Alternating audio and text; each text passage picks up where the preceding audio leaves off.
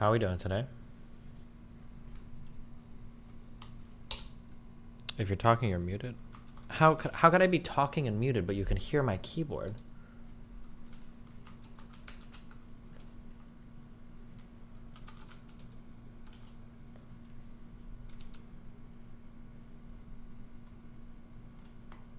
Morning, people happy.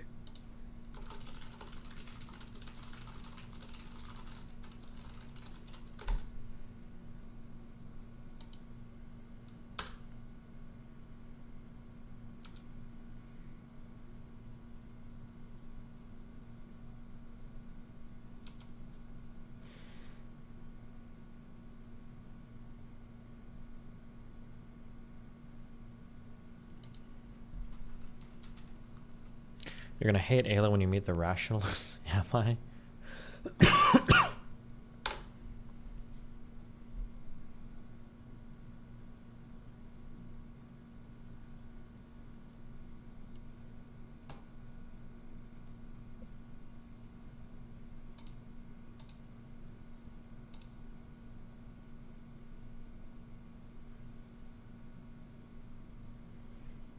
Watch out.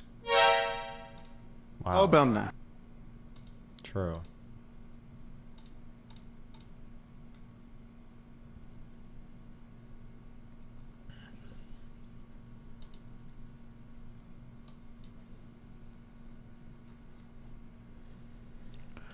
I had a dream about you and you were teaching me about Adderall. Wow, great. Why do you think everyone has a nuanced opinion on everything when their actual interaction with the subject is minimal and they're uneducated, vehement about their beliefs?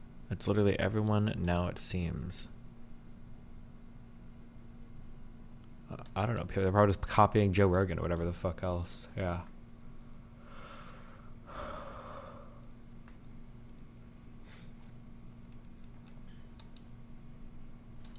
Husky discussion.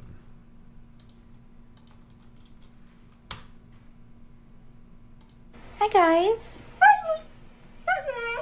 I haven't even said anything yet. I was gonna ask you a question. Can I ask you something? Do you wanna? Oh. Okay, well, do you wanna go to the park?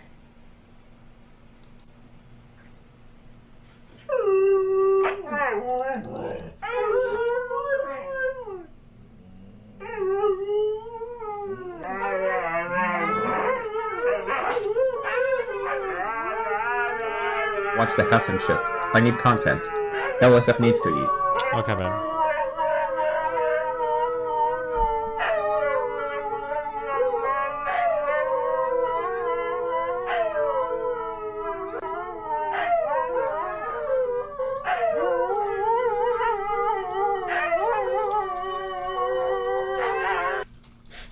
Okay.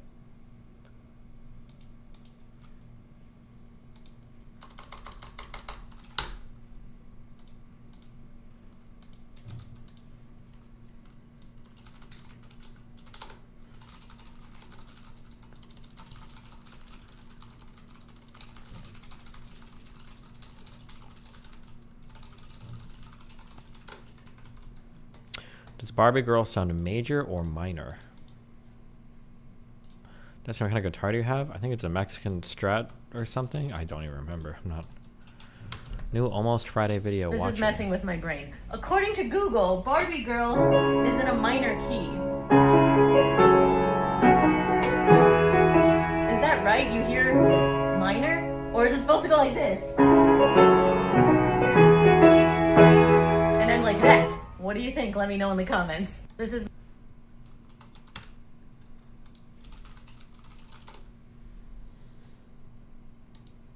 Hiya, Bobby. That sounds minor as fuck. Hmm.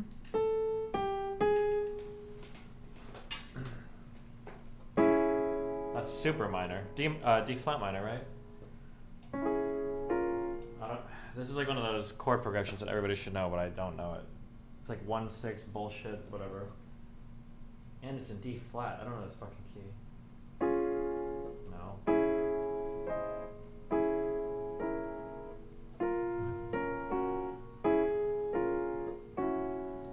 Dude, who? I don't even know who would write in this key ever. Oh my god. But it's definitely D flat minor, right? Hiya, Bobby.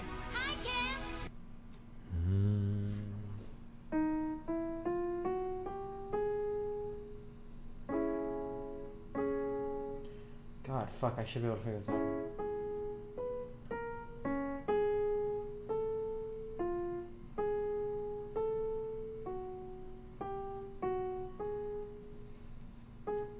You know what? It's early. We are gonna figure this out. Hold on. So it's D flat. This is the first one. That's not right though. Why is that not right? It's definitely not that.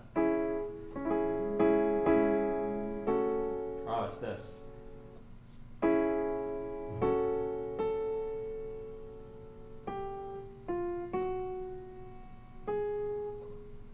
B? Ah.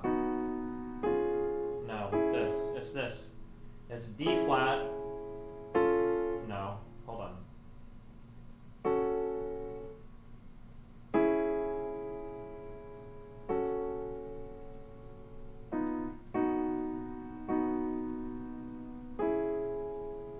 It's this. It's that. Okay. It's D flat. Boom. It's this. And then it's this. Like G flat, I think. G. No, that's not right. G flat.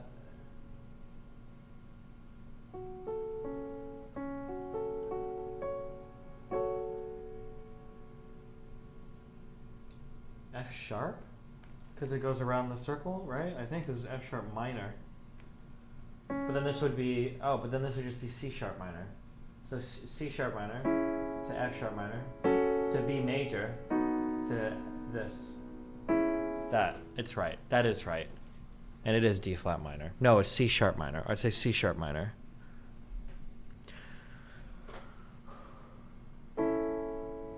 Wait, that guy says A for the second chord? Wait, is it?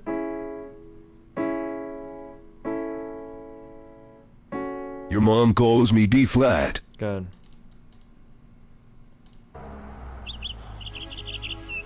Hiya, Bobby. Hi, Ken. You want to go for a ride? Wait, I have the last chord wrong. Sure, Ken. Jump in. I'm a Barbie girl in the Barbie world.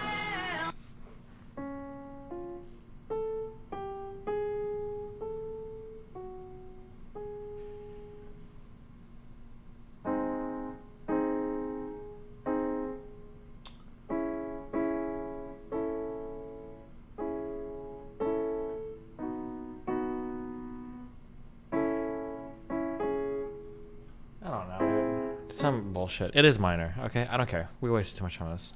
Hi, guys.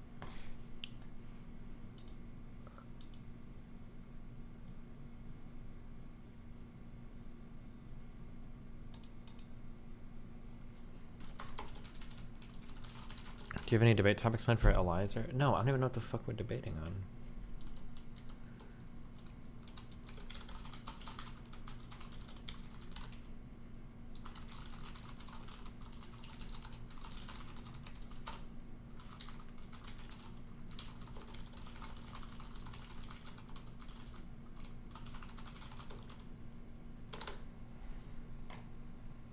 Are you going to create any markets on Manifold? Bro, I don't even know how to use that website, okay? But apparently a lot of you guys use it.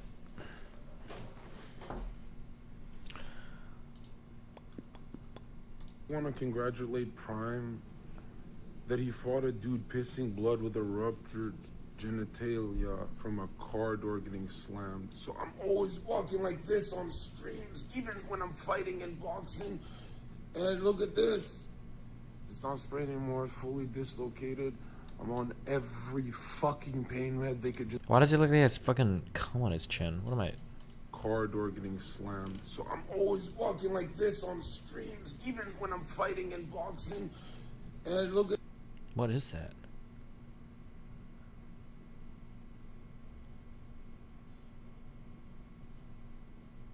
this.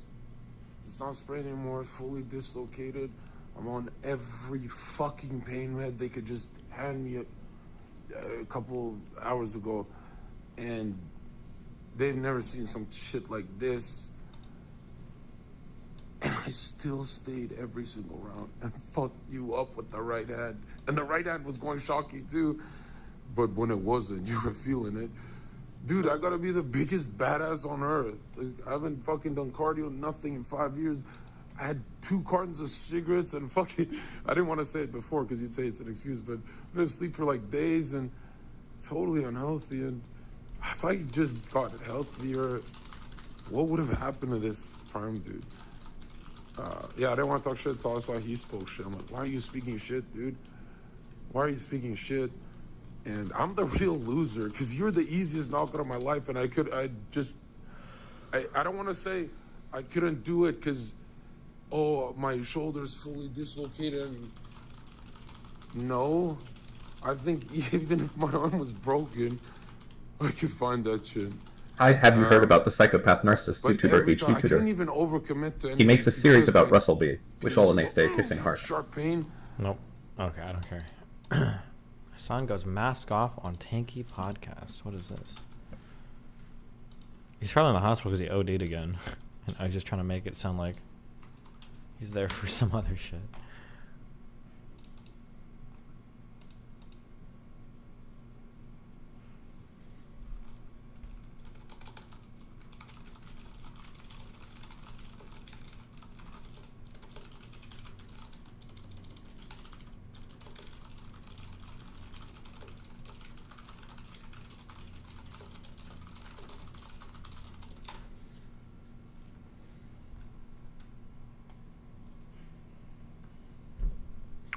Please finish the Merc erudite convo. The ending is so autistic. I need to see your reaction. Is it?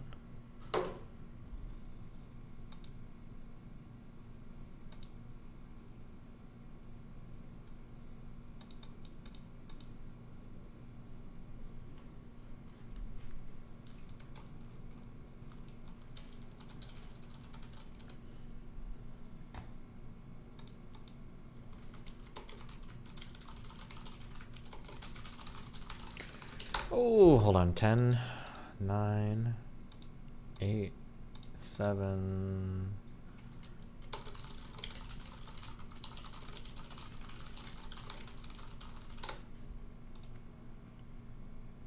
Eight. Oh, hold on. I got another one.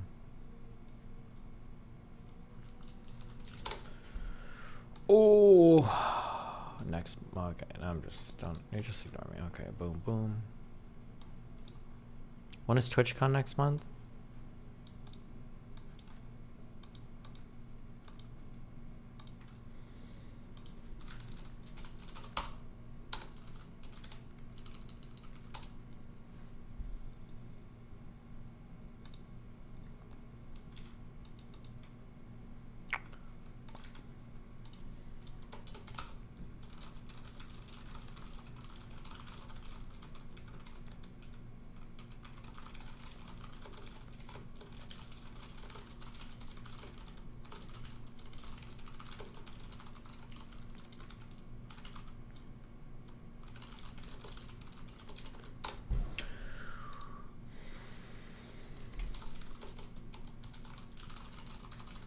Taking an Adderall before stream today? No, listen. I had a lot of reading last night, okay?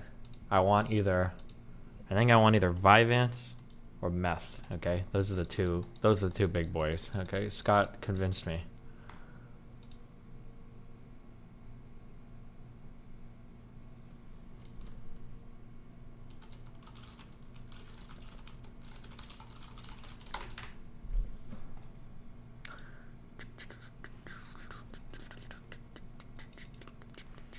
Can you elaborate on why? I think Vyvanse and meth seem to have like the two. I'm literally basing all of this on that Scott article, but so maybe I'll do a little bit more digging around. I mean, it is literally his field of expertise because he is a psychiatrist, but it seems like those two are the most efficacious. Yeah.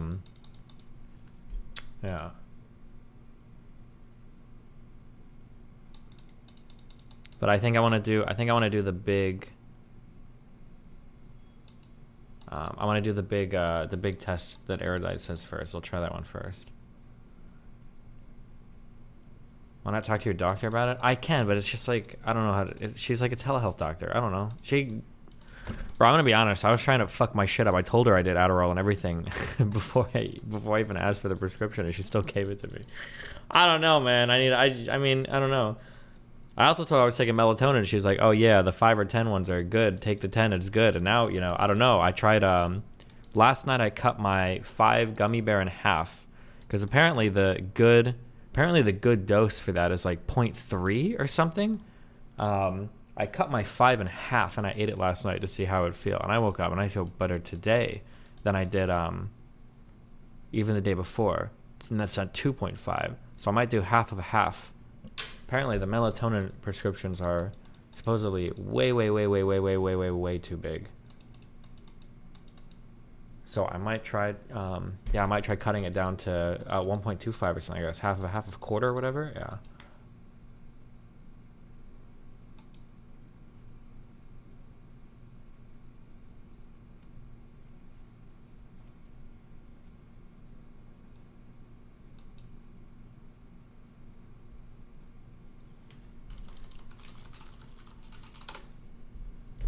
Can you really get an Adderall prescription after one telemeet in the U.S.? Yep, 45 minutes. Well, she said I could ask. She said she gave me 3 options. She said we could do Adderall,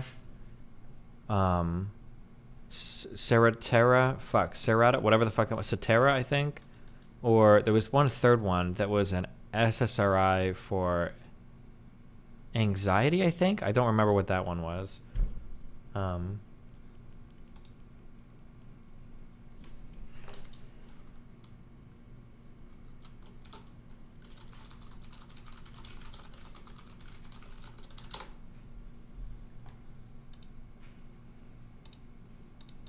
Fuck, I keep getting messages. Okay.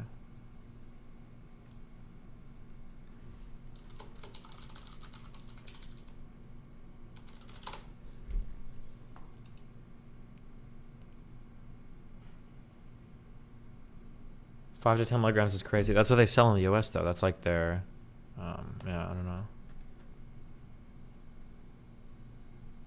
Most pharmacies won't honor a telehealth Adderall schedules for scripts from telehealth providers anymore. How can you not honor a prescription if you're a pharmacy? Wait, I don't understand how that works at all. What do you mean?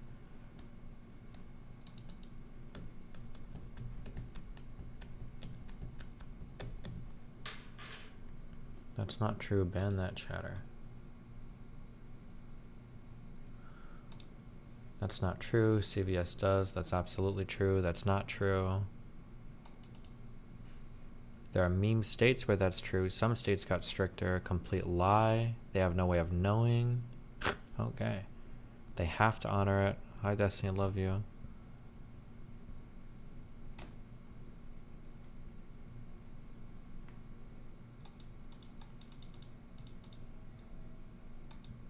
Do you take fish pills? No, but I might. We should do reading on that too, okay? I feel like when I researched like multivitamins and supplements and shit in the past, I feel like basically everything looked like bullshit with the exception of the omega-3 fish oil pills or whatever. Those seem to be like the only things I could find that had, I think, a robust amount of research supporting them, showing like being beneficial.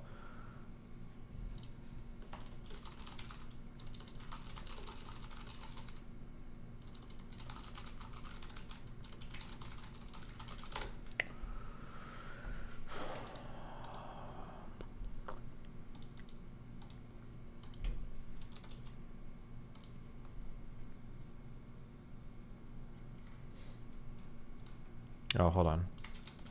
The pharmacy lady recommended, or the lady said Adderall, but I want to see how she feels about Vyvanse. I wonder if I suggest the meth one if I come off as being seeky.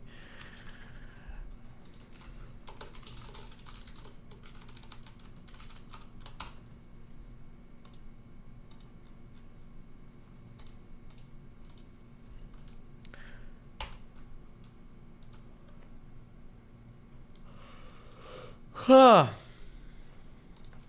feel less groggy today on the smaller melatonin thing. That's good. Okay, boom, boom, boom.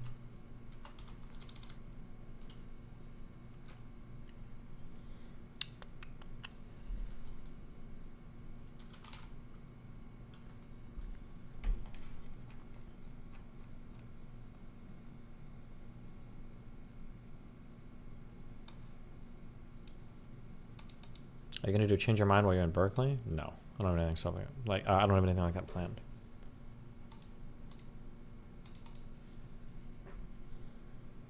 How much caffeine do you take a day? I drink a Red Bull or 2 a day, but honestly, the caffeine has negative effect on me. I think I don't know if I drank too much Pepsi growing up or what, but I feel nothing drinking caffeine. It has literally zero. I don't even know if I have the right receptors in my body to feel caffeine. I just don't know why. Just never.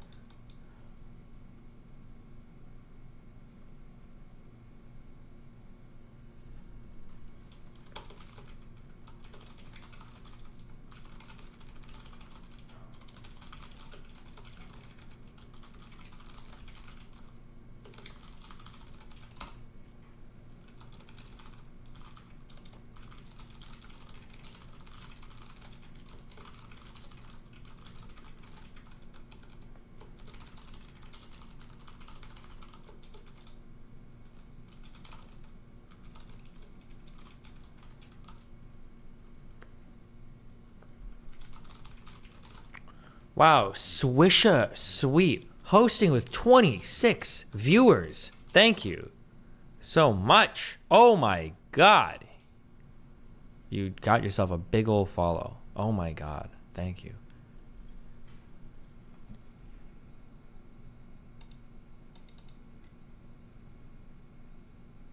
Vyvanse patent ran out. They'll have cheaper generics available soon. Yeah, we'll see.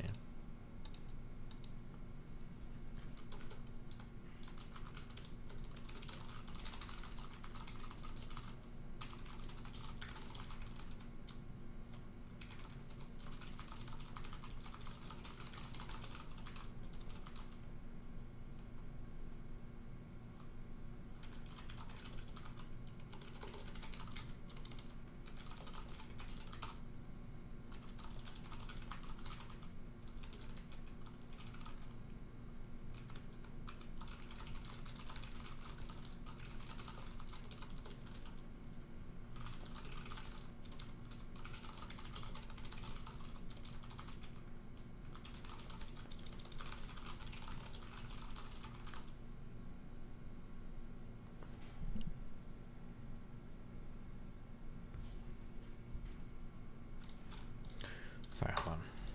I just started my stream early so you guys could be with me while I did my emails, you know. Can you mute your keyboard mic? No, radio math.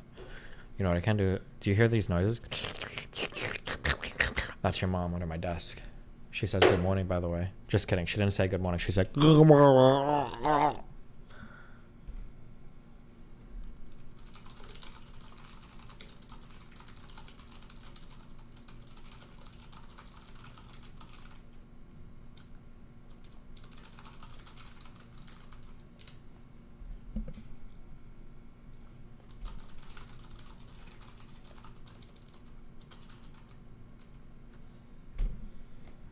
You're getting less funny over the years and it makes me feel sad. Seriously? You want me to go back to 2011 funny Destiny? I'd get permabanned on every platform in 2 seconds.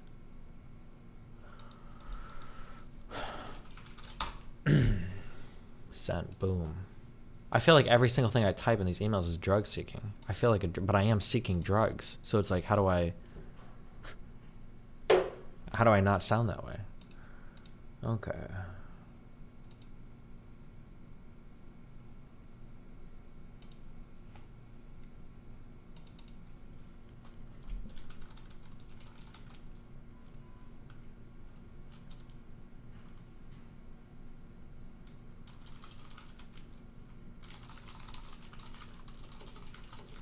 Gonna visit UC Berkeley? Probably not.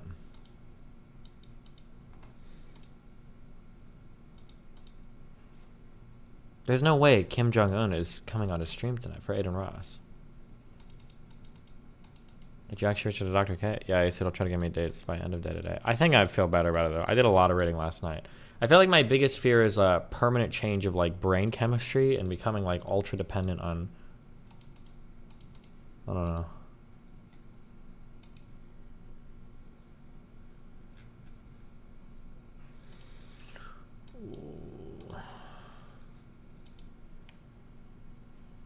It's the impersonator, dude.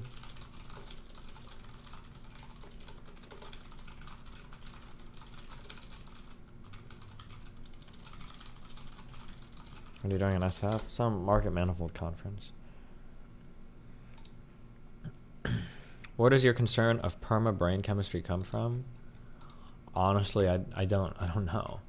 The thing is that like I have an exceptional life in terms of the things that I deal with because of my online stuff, but I have an exceptionally good baseline. That's like my biggest fear. I think 3 or 4 days ago when I came off of the Adderall stuff for 3 days, I had a pretty bad, I had like a chemical depression night. Like I could feel my brain was like fucked. But then the next day it went, I'm fine again. Like my baseline for returning is very high. So like fucking with that by taking pills and like messing with that over a long term is just very scary to me because I've never had issues like that in the long term. Would you not be concerned about meth affecting your dopamine receptor? I mean, meth or Adderall, amphetamines, it's all going to be part of that, right? Do you notice mental changes and brain clearness for the rest of the day after morning cardio? Cardio and working out are literally, I do it because it's good for my body and good for what I do, but it never ever helps with my mental clarity or anything like that ever. I've never felt that way ever. Didn't feel that way when I did cross country, didn't feel that way lifting, doing cardio, anything, never. I don't know why. Some people talk about like runner's high and feeling grip, blah, blah. I've never felt any of that ever. I just do it because I'm supposed, yeah.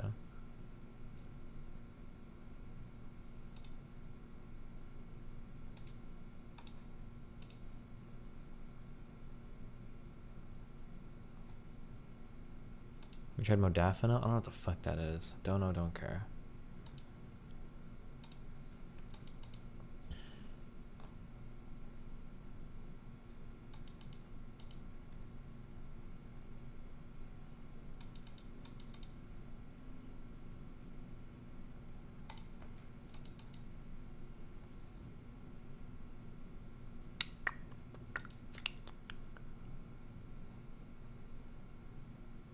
Okay, hold on. 3 more things.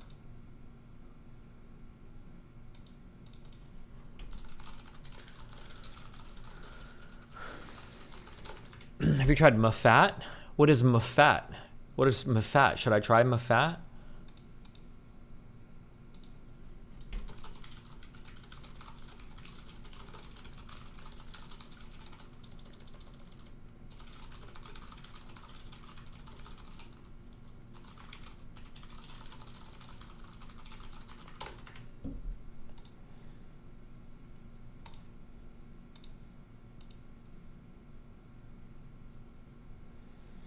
Boom. Okay, messages.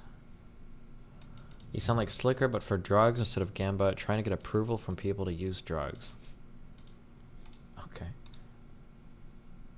I don't know why you think I would need approval from anybody to use drugs, but okay.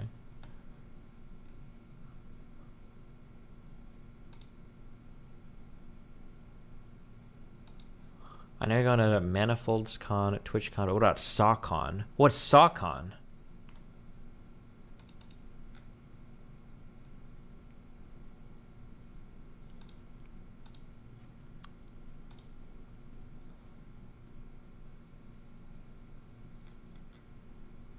Jesus Christ, please make these. Sounds good. I'm about to travel, so if you can make these e-docs that I can sign, that would be amazing.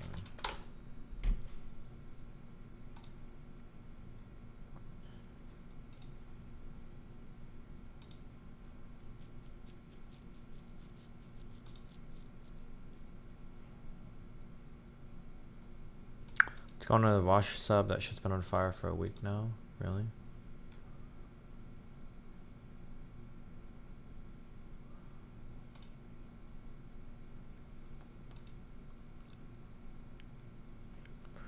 Hi, I'm a longtime fan of your shit. I'm also a UK stand-up comic.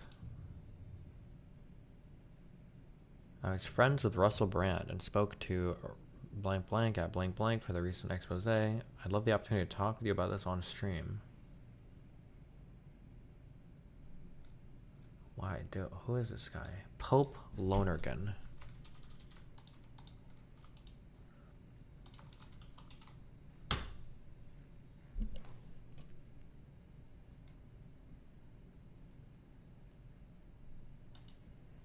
I'm Pope Lonergan. I'm a practicing Quaker. When people think of Quakers, they imagine them to look like a little cheerful porridgey bloke. They don't imagine them to look like the kind of person who sells ketamine to children. Very much the aesthetic I'm going for, right? Before doing comedy, I actually worked in care work, and I really loved that job. You become an extension of their family, become enmeshed in their life. Very rewarding work. I actually do something called the Care Home Tour, which is comedy specifically tailored for people with dementia. Quite a repetitive show, but love of mine nonetheless. And I'll tell you a quick story about the Care Home Tour. So when we go into care homes and do comedy for people in care homes. And one of the acts had this idea. And it was a little bit conceptual, but he thought, I'm going to bring in an empty wooden box and pass it around amongst the residents, and they can fill it with their cherished memories, the stuff they hold dear, the stuff they hold in their hearts. But they misunderstood and started filling it with their loose change and wedding rings, which should have been a lovely afternoon, becoming an inadvertent mugging. weren't invited back to that one, but if you're in the market for cheap wedding rings, I've got a whole fucking box full of them, mates, okay? When you first... Okay, nice. All right, hold on.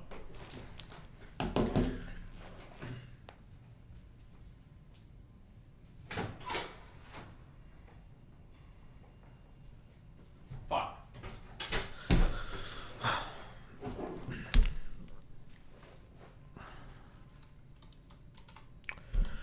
Do. Now I got that dumbass fucking Barbie song stuck in my head.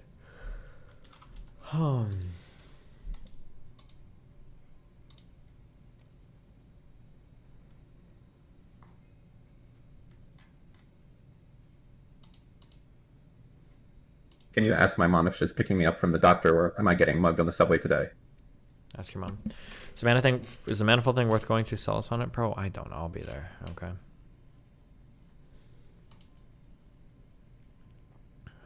Turkish lore and the Hello, poverty dear cult. listeners. Editor JT here. We are very excited to announce that the secret project we've had in the works is now... Oh, wait. Is this the guy? Why do I know this voice? This sounds like the dumbest fucking guy. Who is this guy? Now officially live. We just launched our new YouTube channel, First Thought, a bite-sized... Oh my god, it's the Second Thought guy. Oh god. Oh my god, what is this show gonna be like? Oh god. Hold on one second.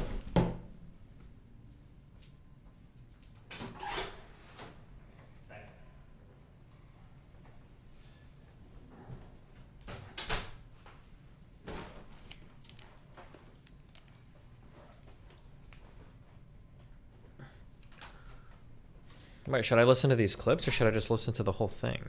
It's only an hour and a half. There's gonna be a lot of drama to farm in here.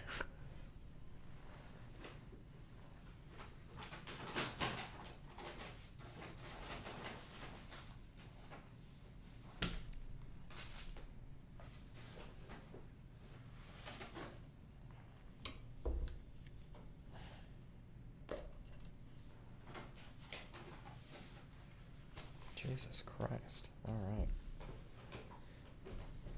The other host is Hakeem, big tanky guy.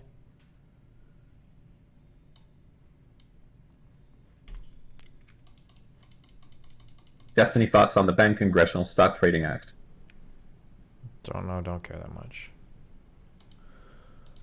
I don't even know what the proposal is. It's probably good to ban it because people get ultra mad about it, even if it's not as big a problem as people think Corey it is. has a theory. It's not a theory. That you can turn Chopin into jazz with accents.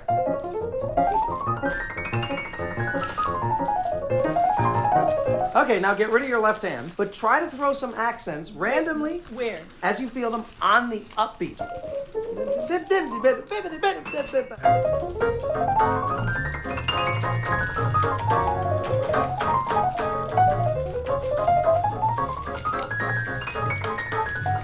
That was great. That was great. Your part is jazz, not this. You got to get better at how you do the accent. Now watch.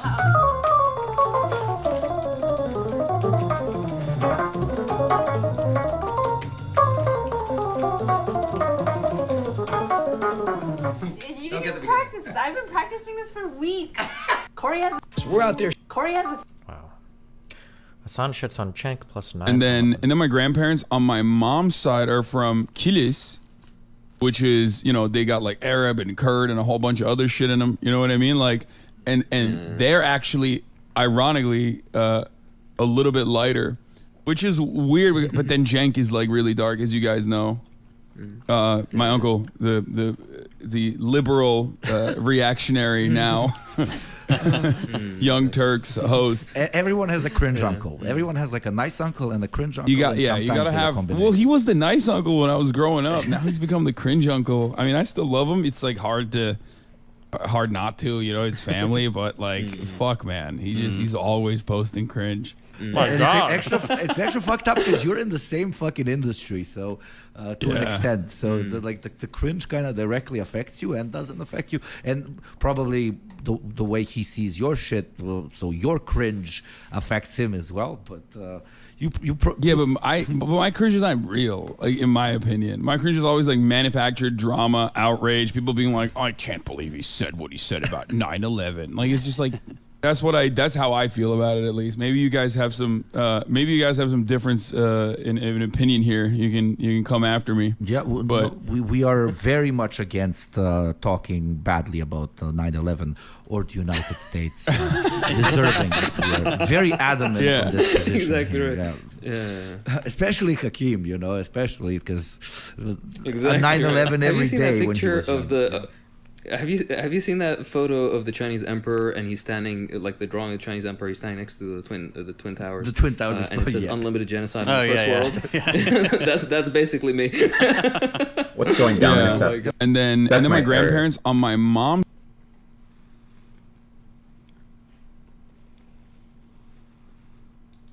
That fight is purely fought on aesthetic grounds, which is inherently, one, a mystification of class politics, and two, very liberal.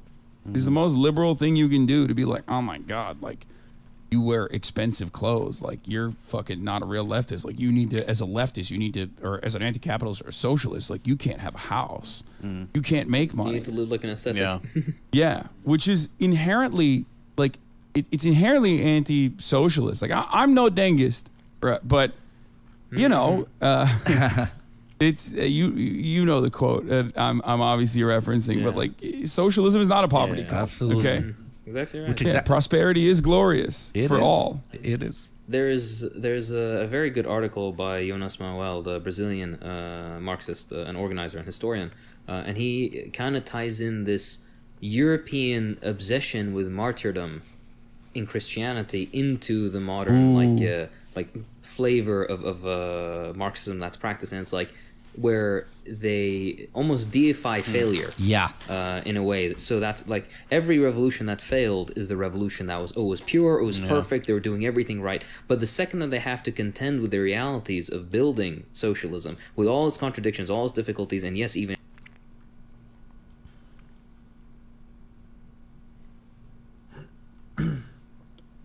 Hakeem and Second Thought. I can't believe somebody even do a podcast with these guys. What the fuck?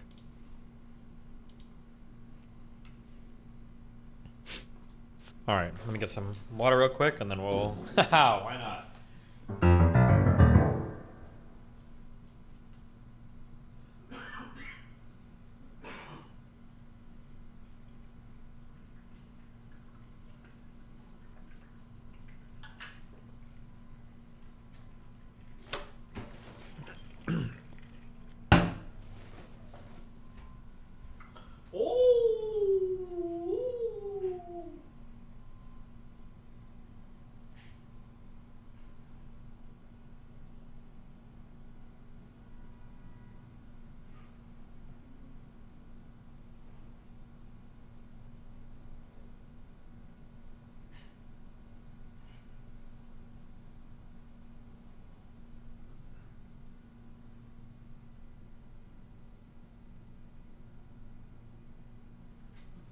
Ooh, what if I was just a husky in my past life? I could just make those noises all the time.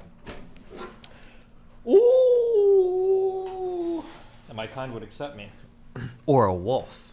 Oh my god, I'm like a signal wolf, right? Isn't that the noise I make?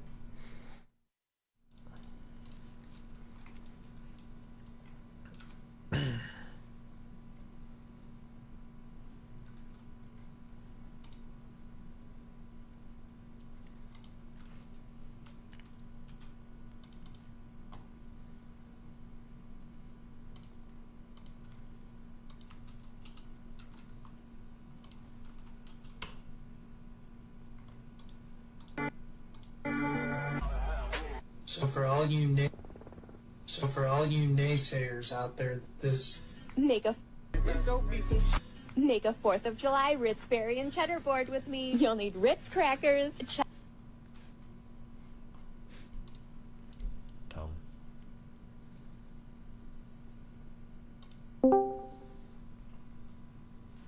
Merc going dumb versus Erudite highlight. Okay, kick chat. What do you want?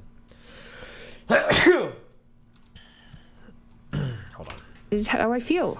I don't know. Oh, 5-minute Merc clip to start us off? Yeah. Hello.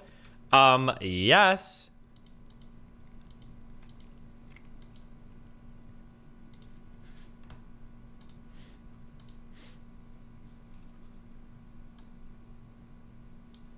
what else to say. Okay, sure. Okay. That makes sense. Okay. What happened? I'm just reading chat because I don't know if, and I don't know. No, between us, like you definitely there's like some sort of like tension now between us. No, there's not. No, I'm talking about like making sure I'm not like making sure I'm making sense, and like everyone looks at their chat to see if they're making sense, and I'm not saying anything wrong. They're getting what I'm saying, so it's like it's always this kind of frustration. It's like, well, if my community understands me, why can't anyone else understand me? That's when I get frustrated because I want to be understood. I think I am understanding you. To be fair, I think I am understanding you. I think where maybe my hesitation's coming in. Sorry, what? Sorry. Should we?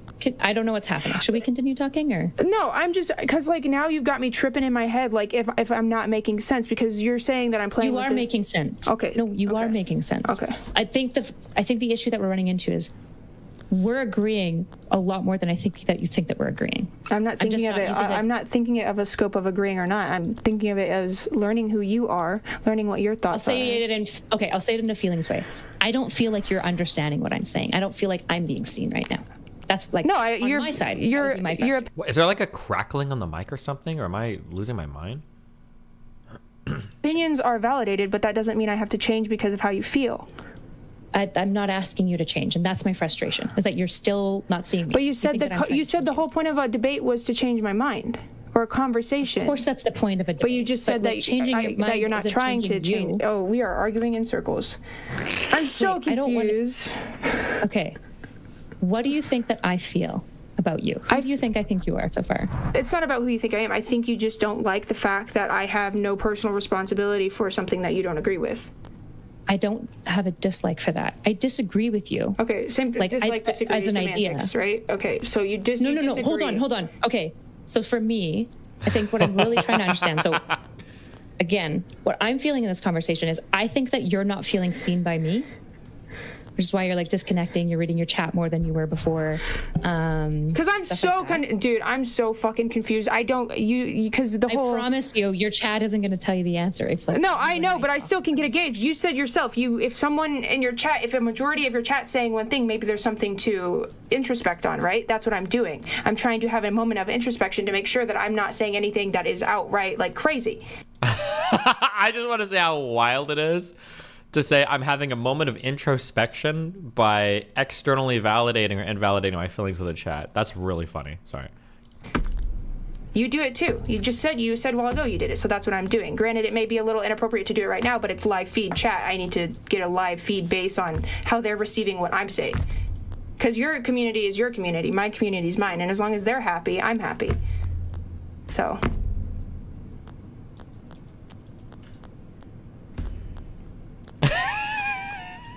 What is happening right now? What? Oh, she's doing the max strategy. I'm just kidding. The same kind of point. I don't think you're seeing me, and I'm really trying to communicate to you that I'm trying to see. Okay, I say it's not productive, so we move on. Agree to disagree. All right, next part of the topic. And I'm not trying to rush you or invalidate you. I don't know what we're disagreeing on. Oh. Okay. Oh. You said vulnerability and all this stuff is like a part of your thing. If you'd like to stop talking, that's fine. It's not that I want to stop talking. I'm just fucking confused, dude. I'm trying to explain it, but if you keep yelling at me... I'm not... Oh, and now... Okay, you know what? I promised myself I would set a clear boundary. I do not like the way you're painting me right now. You can think about me what you wish. I feel like this conversation is no longer productive. It's unsafe and it's unhealthy. So I think it's not... I think it's past the point of productive. So either we change the topic or we call it a night and I go get ready for my other interview. That's the most... Oh my God, her other interview. She's making the circuit right now. Healthiest options I can think of right now because we are not seeing eye to eye. You're trying to gaslight me or whatever you're trying to do to make me feel some type of way. I'm not triggered. I'm really not. But why are you saying I don't understand? Like what? Why? I'm telling you my feelings. I'm not telling you. Okay. And I'm telling you that I don't get what you're like. I'm confused and now I understand that. And now you're trying to say I'm yelling, which you. is trying to paint me as an aggressive person. I know exactly what you're doing, and I'm not going to stand for it. I don't think that yelling makes you an aggressive person.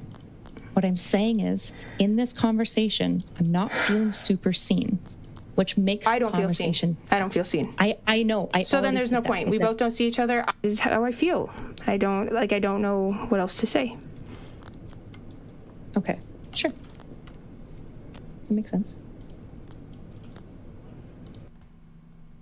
Okay. We looped. All right. Good luck. Explicitly socialist news show you can watch on a work break or on the job if you want to steal 5 minutes from your boss. We upload 3 times a week, so you'll always have the most up-to-date news from around the world, including the stuff that the mainstream media won't cover. The lamestream media, thank God. First Thought is available right now on YouTube and, as another little surprise, on Nebula. Make sure to check it out, and we hope it's a welcome addition to your daily routine. Now, onto the show. I'm a little bummed that we're not doing the camera on right now because I am currently wearing a Dua Lipa shirt. I did wear my Dua Lipa shirt on purpose. We are all Albanian on this day. We are. Exactly right. You know, she is. I mean, obviously, I shouldn't get started with the ball composing this early, but you know, just wanted to let you know that I am currently wearing a Dua Lipa shirt. Honestly, Exactly right. even the staunchest anti-Albanian, Serb or Montenegrin or Bosnian, when they listen to Dua Lipa, the Yugoslavia starts re-emerging in our dear souls, which includes Albania. Yes. People forget the bunkers. If she was a Tito, she would be unstoppable. Oh hell yes, hell yes. Exactly right. Shame she was up. Wait, did they? Why? How is this? How is this not broken yet? Did they get rid of the short circuit shit or the overloaded circuit because people were complaining too much? Albania, not some mixing of all your ethnicities. Then she would have been actually the Exactly. new No, Tito. Why she's not? probably have she's you seen the super photo? mixed between all the other ones, and our Albanian listeners are probably going to lose their shit. I know a shit ton of Albanians, right? JT, they're all Turks. Man, I was bro. getting lucky. I got Exactly shit right. faced last night with an Albanian. This dude was like meter 60, 65, so that in American freedom meter units, I have no idea how much that is. But all Albanians are very, very short motherfuckers. But the closer you go towards Kosovo, and the closer you go to Serbia, the taller they become. And as we all know, Dua Lipa is a very tall Albanian Do you woman. hear the race realism yes, that's coming hardcore. through right now? I'm sorry. I'm about This is legit like skull I was going to measuring. say, I hear the calipers it's coming height out. measuring. Okay, there is no difference between people based on head size. I think Hassan will approve this because he's a small baby boy. Actually, you're not. But the closer you go, the closer you go to Serbia, the taller the fucking Albanians become, which is why obviously inter-ethnic Hold on. mixing. So basically, my argument is, no matter how much Dua Lipa does not want to admit it, her, just like all peoples of this world, are also part Serbian. Oh, can you explain that? Actually, Hassan, since we actually have you on the podcast, could you explain you having a small head meme? I don't get it. You have a regular sized head. Is there something I'm missing? Thank you for saying that. I have PayPal'd you. Oh wait, PayPal doesn't work in Iraq, I think. So I will be using what the fuck could you use as a payment processor? International wire, and then afterwards basically be harassed at Or the bank. G-Bucks, yeah. Yeah, Exactly that's awesome. right. No, yeah, I work with one of my editors. Like I work with mostly my fans, right? That become editors, and one of them's in Pakistan, and it is such a bitch to pay him. Like it is so. And like that's a CIA client state. Like what the fuck's going on? You know what I mean? At least let him have PayPal. You know. But it's so frustrating. Anyway, that was random. No, JT, it's proper because JT, for example, has me and Hakeem by the balls. Actually, this is a new podcast, Lord, and maybe all the listeners don't know, because it was extremely difficult to like organize a legal entity in which we are like all members of. So basically, we were registered in front of the state and in front of the world as JT's literal employees. So if at any point he wakes up one morning and he's like, "Oh, I'm going to make this podcast mine," which is impossible because the podcast is literally the three of us talking into a fucking microphone, he would basically legally be able to do it. We're what are we even classified as, Hakeem? We're like the contractors. That's the fucking I have term. no idea. So. Basically, no pension plan from JT. From Second Thought Enterprises or whatever. Second Thought Inc. There's a reason I've got you boys locked in the basement and producing content for me, because I know that this requires all three of us. And then, despite my legal privileges as your big scary boss, you need to be contained, otherwise you'll flee. Man, with these fucking chatbots, Exactly you right. probably can take like 500 hours worth of content that we've already made into a chatbot, and it's gonna recreate us perfectly. Which for Hassan, that would be probably even easier. And no, Hassan, I'm not calling you vanilla. Just you literally have what, like 100,000 streaming hours or some shit. Just plug all of that. Before this started popping off, like chatbots and whatnot, like my editor Ostenox had already made Hostenox. I gave him permission like 3 years ago, I think, to start like basically stealing my voice and recreating it in artificial intelligence. We've been doing that at Twitch for years before it like started becoming way more mainstream. Are we even talking to Hassan right now, or is it just fucking Ostenox Some created? guy who's typing very quickly. Yeah, you can never know. I mean, I think like that technology is not as terrifying. It's at its infancy, so it's pretty obvious when you're talking to a chatbot. Like I try to get it to do some shit every now and then for content, and it's like so fucking boring. And it's never interesting, unique, clever, and it's overall very liberal. Is it though? Yeah, straight lib answers. Is it? Because like when I ask it anything like fascism related, like I want to make a video or whatever fucking essay, it immediately does not want to give you any like pro-fascist arguments. But whenever I ask it to, that's why I say it's very liberal. Yeah, no. But when I ask it to like explain something from a quote Marxist perspective, it doesn't just give me the 100 gorillion dead Stalin big spoon vuvuzela. It actually like gives me proper like Marxian like views and analysis, blah blah blah. But that's probably because I feed it the question from the same sources. Exactly, right? but I'm just waiting for somebody to edit that out and force it to give the same sort of prompts that it gives whenever you ask it like questions about fascism, right? So they're probably gonna go in that direction. So you get the typical Wikipedia page fucking answers. I was gonna ask a very controversial question for a Turk. All right, let's hear it. What is your preferred topping on lahbajin? Oh, it's not that. I don't think it's that controversial at all. All right. I mean, first of all, I'm a raw boy. I only do onions. I think that onions is the best. Like I'm a purist in that sense. Maybe a little bit of lemon. I'll hit it with a dab of lemon. What's maydanoz in English? What is? I don't know what it is called. The green shit. What is it called? Maydanoz. What would you say? What is it? Parsley? Is that what it is? Yeah. I was gonna say, would you absolutely stuff it full of parsley? No. to unlock the. No. All right. Yes. Yeah, no. So here's the thing. A lot of people do that. Blood. A lot of people do that in Turkey, and I don't fuck with that. I think like lahmacun, the meat, the minced meat, like all of that is perfect. Like I want everything else to be complementary to the meat. Why are we listening to this? Some guy had like 7 clips picked out of like interesting shit that he says, but this is just very fucking boring right now. And I feel like when you put the parsley, when you just load it up with parsley, I think it's too much. Some people put tomatoes in there too. I don't know. That's why I said like onions. The spiced onions that with like sumac. That's as far as I would go, I think. And a dash of oh my god, my mouth is watering, bro. I haven't had lahmacun in years. Really? Dude, make it at home, man. It's not that hard. No, I don't got time to make lahmacun, bro. Dude, you can stream it. You could literally stream making lahmacun and get paid probably to do it. Just well, yeah, that's true. I definitely would. That would pop off. Dude, just fucking. It's a lot of fun to make too, and you get to mess about. Like, if you like it a bit spicier or less spicy, depending on your taste, then you can play around. I'm a socialist Hassan fan and watched this all. You won't like this. The clipper got only the good parts. Is the rest of this just? I don't know if I can listen to the whole thing of this. This sounds incredibly fucking boring.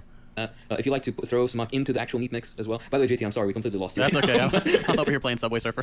Even I'm like hanging on by a thread. I'm basically almost one of these fucking people, and I'm like, what the fuck? Yeah, exactly right. Not, like I don't know. Parsley's looked very down upon in like Western Balkans, especially. I don't even know why. It's looked as a cheat code to actually give additional taste to meals that already can have it without it because it's so intense. Parsley tastes like healthy but good. I'm not the biggest parsley fan, straight up. I mean, I'll have it. I'm not against it, but yeah, I'm not.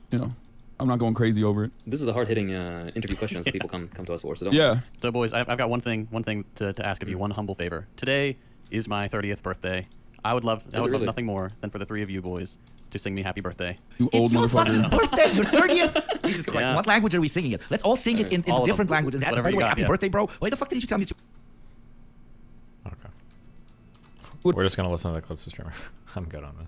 Would have developed very differently if it wasn't for recognizing that the American dream was a lie pretty early on. You know what I mean? Same here. Like I had a perspective on American foreign policy that was negative, just like everyone else on the fucking planet. Even if you're in Europe, even if you live in Europe, for the most part, you don't really like the fact that like America dominates everything and America controls the conversation. Even if you benefit from it dramatically, you know what I mean, by being aligned with the United States. Like that's why you hear most Europeans be like, "Oh, fucking American pigs," you know, they're so loud, they're awful, they're animals, and I feel like it must depend, maybe. I'm not sure. I'm really curious what like the broad opinion is about like I know there's like the memes, but I've been to a fair bit of European countries now, traveled around a bit, talked to a few people. It's very obvious when I'm American speaking. I don't think I've ever in my entire life had somebody okay. Now in South Korea, a couple times with Naniwa, yes.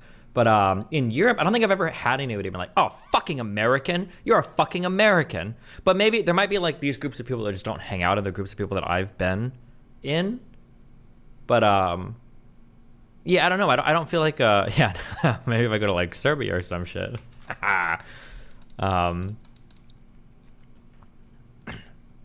don't know. Or maybe it's like young like college kids maybe are like that, but. Someone linked this in the thread. What is this? Travel to like 15 countries. You guys are loud as fuck, and most people are probably too nice to tell you to your face. Are Americans louder than other people in other countries?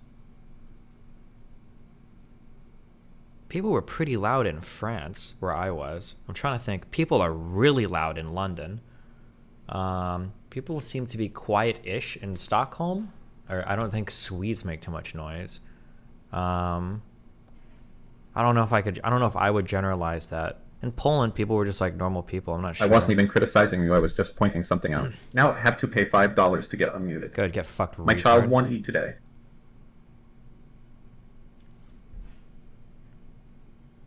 I also wonder how much it's just like tourists being obnoxious in general. But I'm not sure. Who knows? I don't know.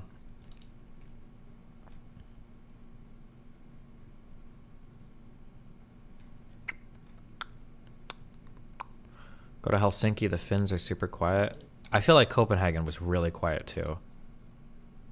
So it was like, I think every place in Sweden was quiet. Maybe Nordics are quiet in general. I'm not sure. This is favorable versus unfavorable ratings for Americans. Oh, Poland is where I was at. Yeah, I never had any problems in Poland. I've never had any problems anywhere.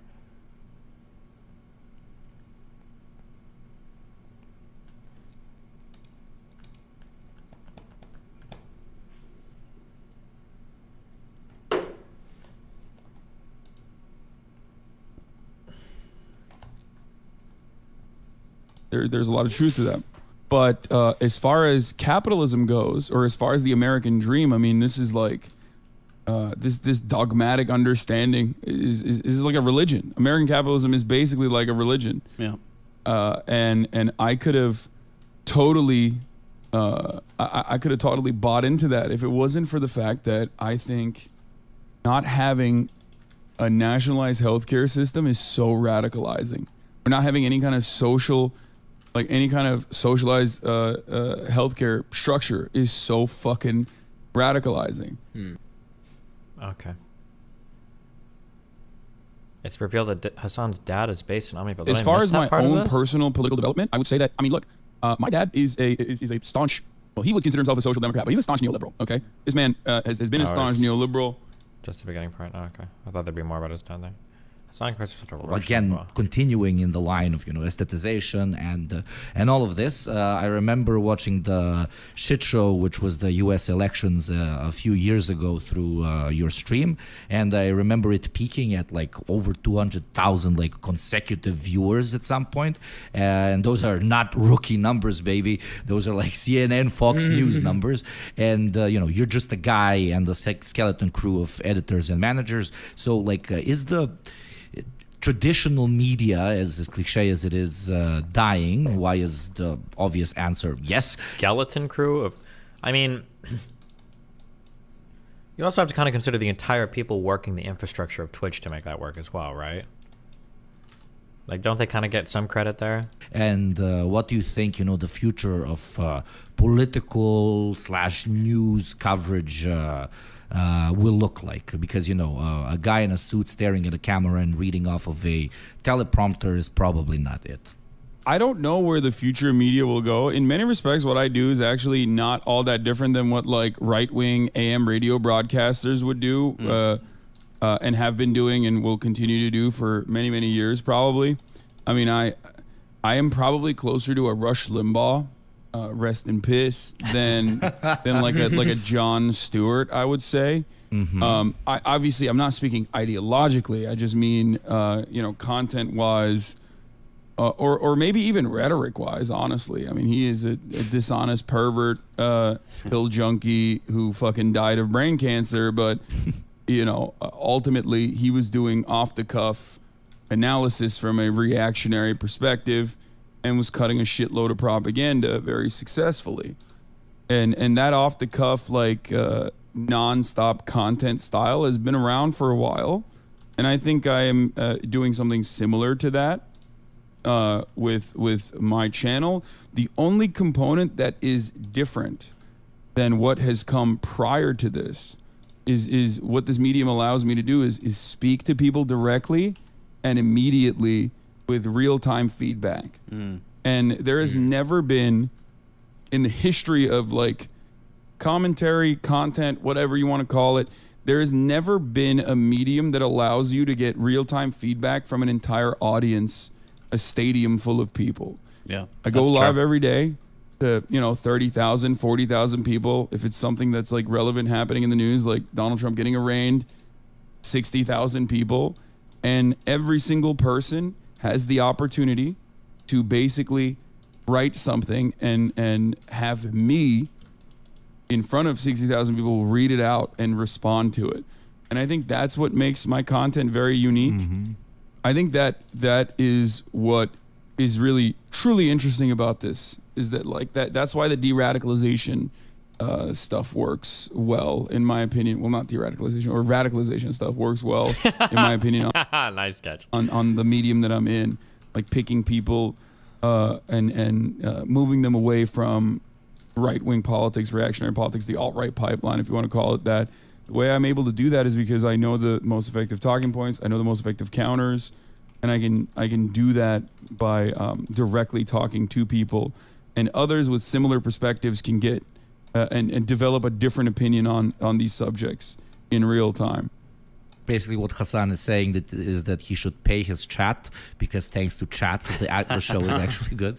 But it's pretty incredible that people like us, have found a model in which we get to like put food on our table while we spread our ideas and trick the market into quite literally allowing us to grow bigger and faster by the month, so that we can proliferate more and more anti-capitalist rhetoric. The capitalist will sell us the very rope we will hang them with, blah, blah, blah. And some have been, and I proudly say deservingly, super successful at this model, such as yourselves.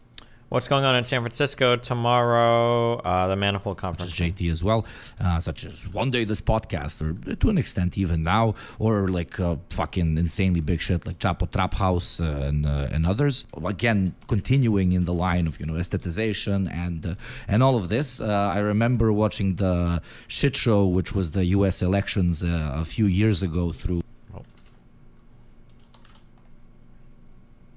That fight is purely fought on aesthetic grounds. We already Hey, Destiny, what's going on in SF tomorrow? Also, appreciate the content. Very nice. Keep it up.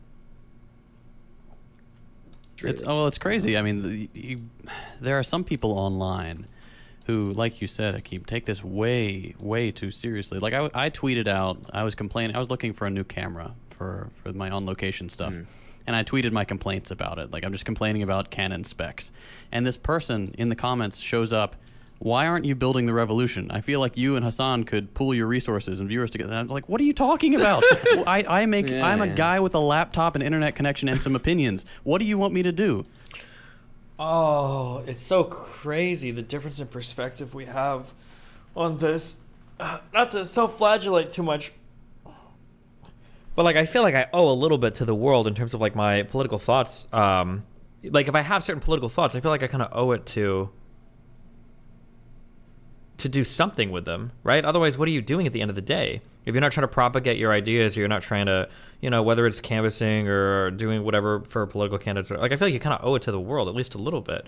The idea that these guys, their minds run to the exact opposite direction, like, well, who am I? What could I possibly ever, like, what do you mean, who are you? Like, you guys are some of the most popular influences on the internet. What do you mean, who are you? Like, the millions of dollars that you earn every year is not motivation to do anything? Like, join an organization, join CPUSA, PSL, FRSO, whatever you want to do. Like, you guys have more collective voice than a lot of these organizations do, like, just on your own. Like, it's such a weird refusal to accept responsibility for anything. It's so bizarro. Don't look to the talking heads on YouTube or Twitch or whatever to be, you know, the leaders of this vanguard. That's just, it's... So who is? It's bizarre. My favorite is when someone who thinks that they're like social democrat even, but like really they're just fucking neoliberal, will come and be like, Hassan. I'm glad that these guys are at least honest now that like sock dems to these guys are basically fascists. Like they don't pretend anymore. Remember when Hassan was initially on my stream and he pretended so much to do that sock dem bullshit when in reality he was just fucking tanky? Ugh. Why don't you start a super PAC? To like bring about socialism in America? And I'm like, they're like social democrat even, but like really they're just fucking neoliberal. Will come and be like, Hassan, why don't you start a super PAC? To like bring about socialism in America? And I'm like, brother, I don't think a single billionaire could even do that. And that motherfucker has billions. And so nothing? So there's just nothing? Or what is the... I like how they laugh at the idea of doing something.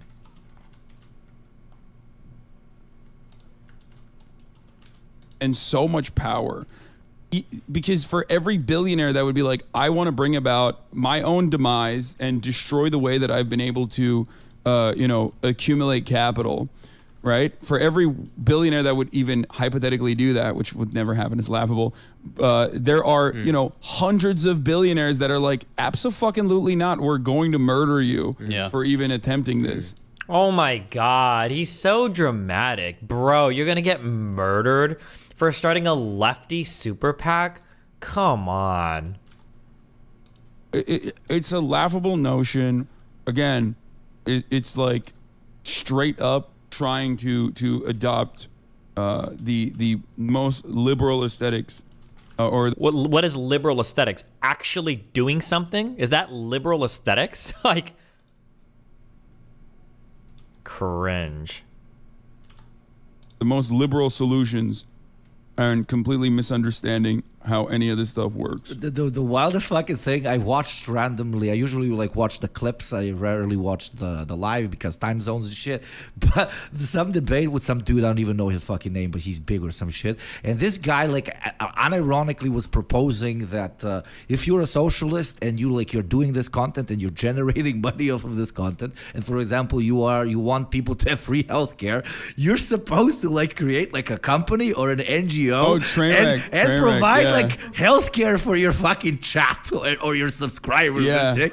That was absolutely incredible. I mean, like, isn't there something to be said for proof of concept creation of like co-ops and stuff for people to buy in and do healthcare? Isn't that kind of the whole point of mutual aid? These guys might be so far that they don't believe in mutual aid, or they think all of that is stupid, and they literally just sit in their bougie homes making millions of dollars waiting for the revolution, quote unquote, and then that's it. I fucking love that shit. That was like a proper it was great awesome, thing to watch but while like so many drinking. people It was feel great. that. So You many think people so? believe that. You think so? Yes.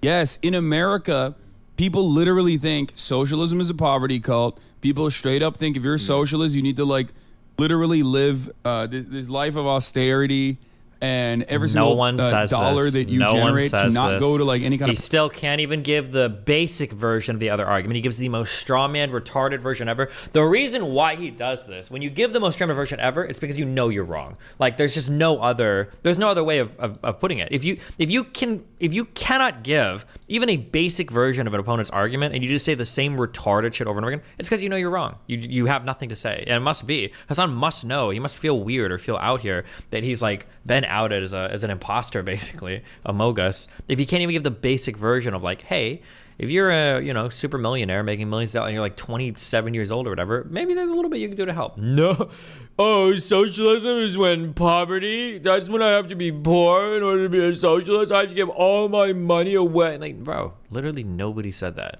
Nobody's making this argument anywhere. I have no idea where you got this argument. I don't think I've ever in my life somebody make that argument before. But okay, Chief. Personal consumption, because that's fucked up. If you're a capitalist, you can do all of that, by the way, which I addressed in that conversation where like, I work with labor unions in my merchandise when I make merch out here.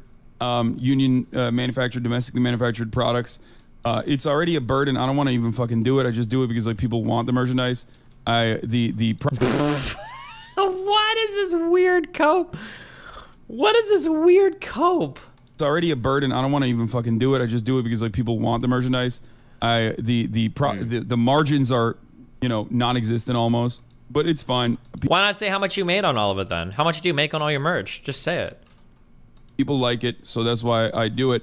But the guy I'm talking to is like using Indonesian child labor t-shirts that he's marking up to the same price that I'm selling my fucking t-shirts at. And I turned around and I asked him that question. He was like, "Well, I'm a capitalist, Yeah, I get to do it." Yeah, no, it's a ridiculous point to try to basically to say that, hey, you shouldn't be allowed any enjoyment under capitalism because those are quote unquote the fruits of capitalism. As a socialist, your, I guess, ideological outlook should be the fact that you should sleep underneath the bridge. It's crazy. I mean, there are some people online. It's such an unbelievable. I don't know anything about this Hakeem guy, what his lifestyle is, but it's so funny that you've got three leftists. The optics of this, I don't know if any other political movement could survive such horrible optics. On one end, you've got, Twitch darling superstar millionaire, hyper-capitalist, hyper-consumers flying in private jets to Burning Man wearing $2,000 outfits with a ring on every single finger, leftist Hassan Piker, okay? Flying back and forth between his $3 million, $4 million West Hollywood house, okay? Then you've got Second Thought, who literally, who literally runs an alternative channel where they test drive supercars, where somebody linked this guy's other channel.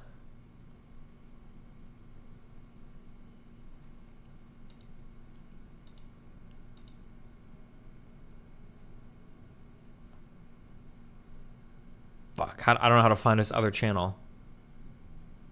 Second Thought? Yes, people don't know this. Second Thought is another channel where they test drive and they critique supercars. Fuck, I'm not gonna be able to. Second Thought side channel. It's Grand Test Auto.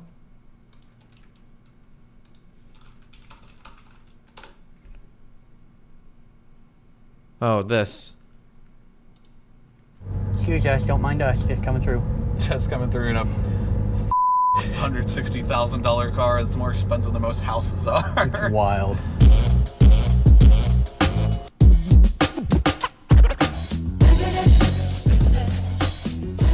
Hold on, I'll be able to hear the voice. All right, ladies and gentlemen, what's the car saying? Car is lowering suspension. Nice. If you can't tell by the fancy lowering suspension automatically and the loud noises coming from behind us, we are in a very fast and oh no, it's got to be this guy. It's got to be this guy. It's got to be this guy, I think. So car today. We are in a McLaren 570S. Very, very excited. I have never been in a McLaren. Neither have I. This is my first time I've ever even set foot in a McLaren. It's the first time I've ever sat down in one or been in one or touched one. It gets obscene. It's just so funny that like these are the people that you have like representing your socialist movement, while simultaneously telling you like, guys, what do you expect us to do? Like, we can't. You really expect us to do anything? We can't do anything. Like, Jesus Christ.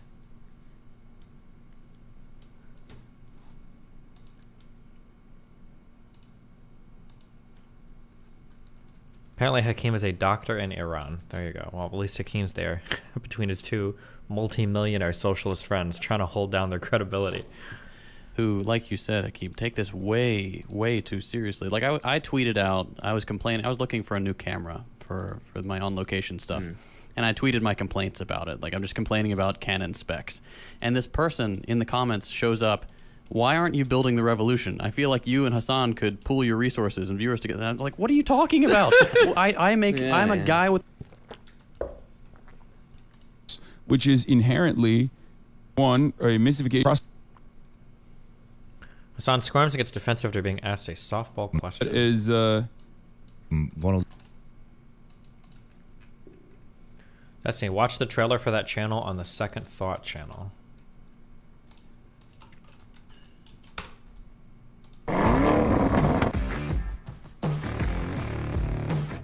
If you've been on the channel for a while, you've probably heard me mention the secret project I've been working on with Joseph from Real Life Lore. Well, after almost a year of planning and shooting, we're finally ready to launch. As of right now, you can catch our new car show, Grand Test Auto, right here on YouTube. We review everything from muscle cars to electrics to autocycles, supercars, and of course, the Toyota Corolla. Grand Test Auto will always be free and supported by sponsors here on YouTube. But if you'd like to watch the show ad-free and see new episodes months before everybody else, you can sign up for an account on Nebula and watch Grand Test Auto along with tons of other original content from your favorite educational YouTubers. Am I the only one confused by the irony of a channel heavily dedicated or devoted to class struggle and climate crisis awareness making a channel about testing or test driving wildly expensive and extremely wasteful vehicles?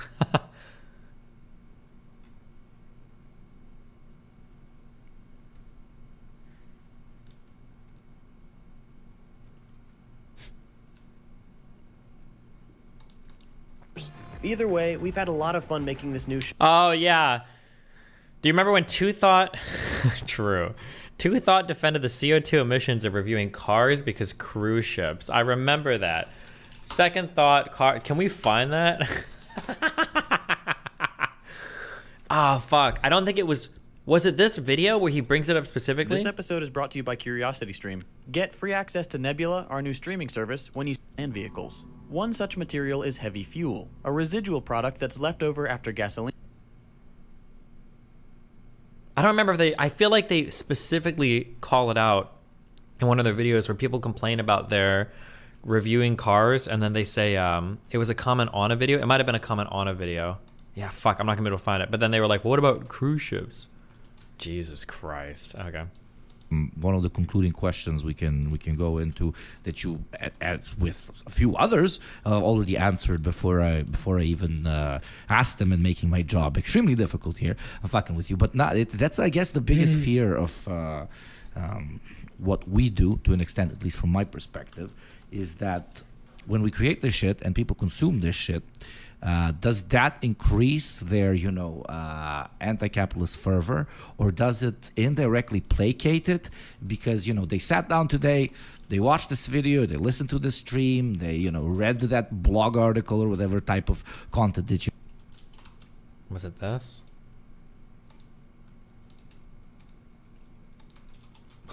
Oh my god. Hold on. Somebody found the comment. The fuck? After so many vids about climate change, you're going to upload vids about supercars? Am I the only one who sees the hypocrisy? Do as I say, not as I do. Don't be ignorant. The 6 biggest cruise ships produce more emissions than every car on the road. Focus your anger where it counts.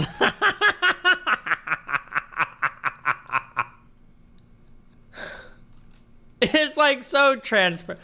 Bro. Sneaker was right. I need fan bases like this, okay? I need fan bases like this. Don't be ignorant.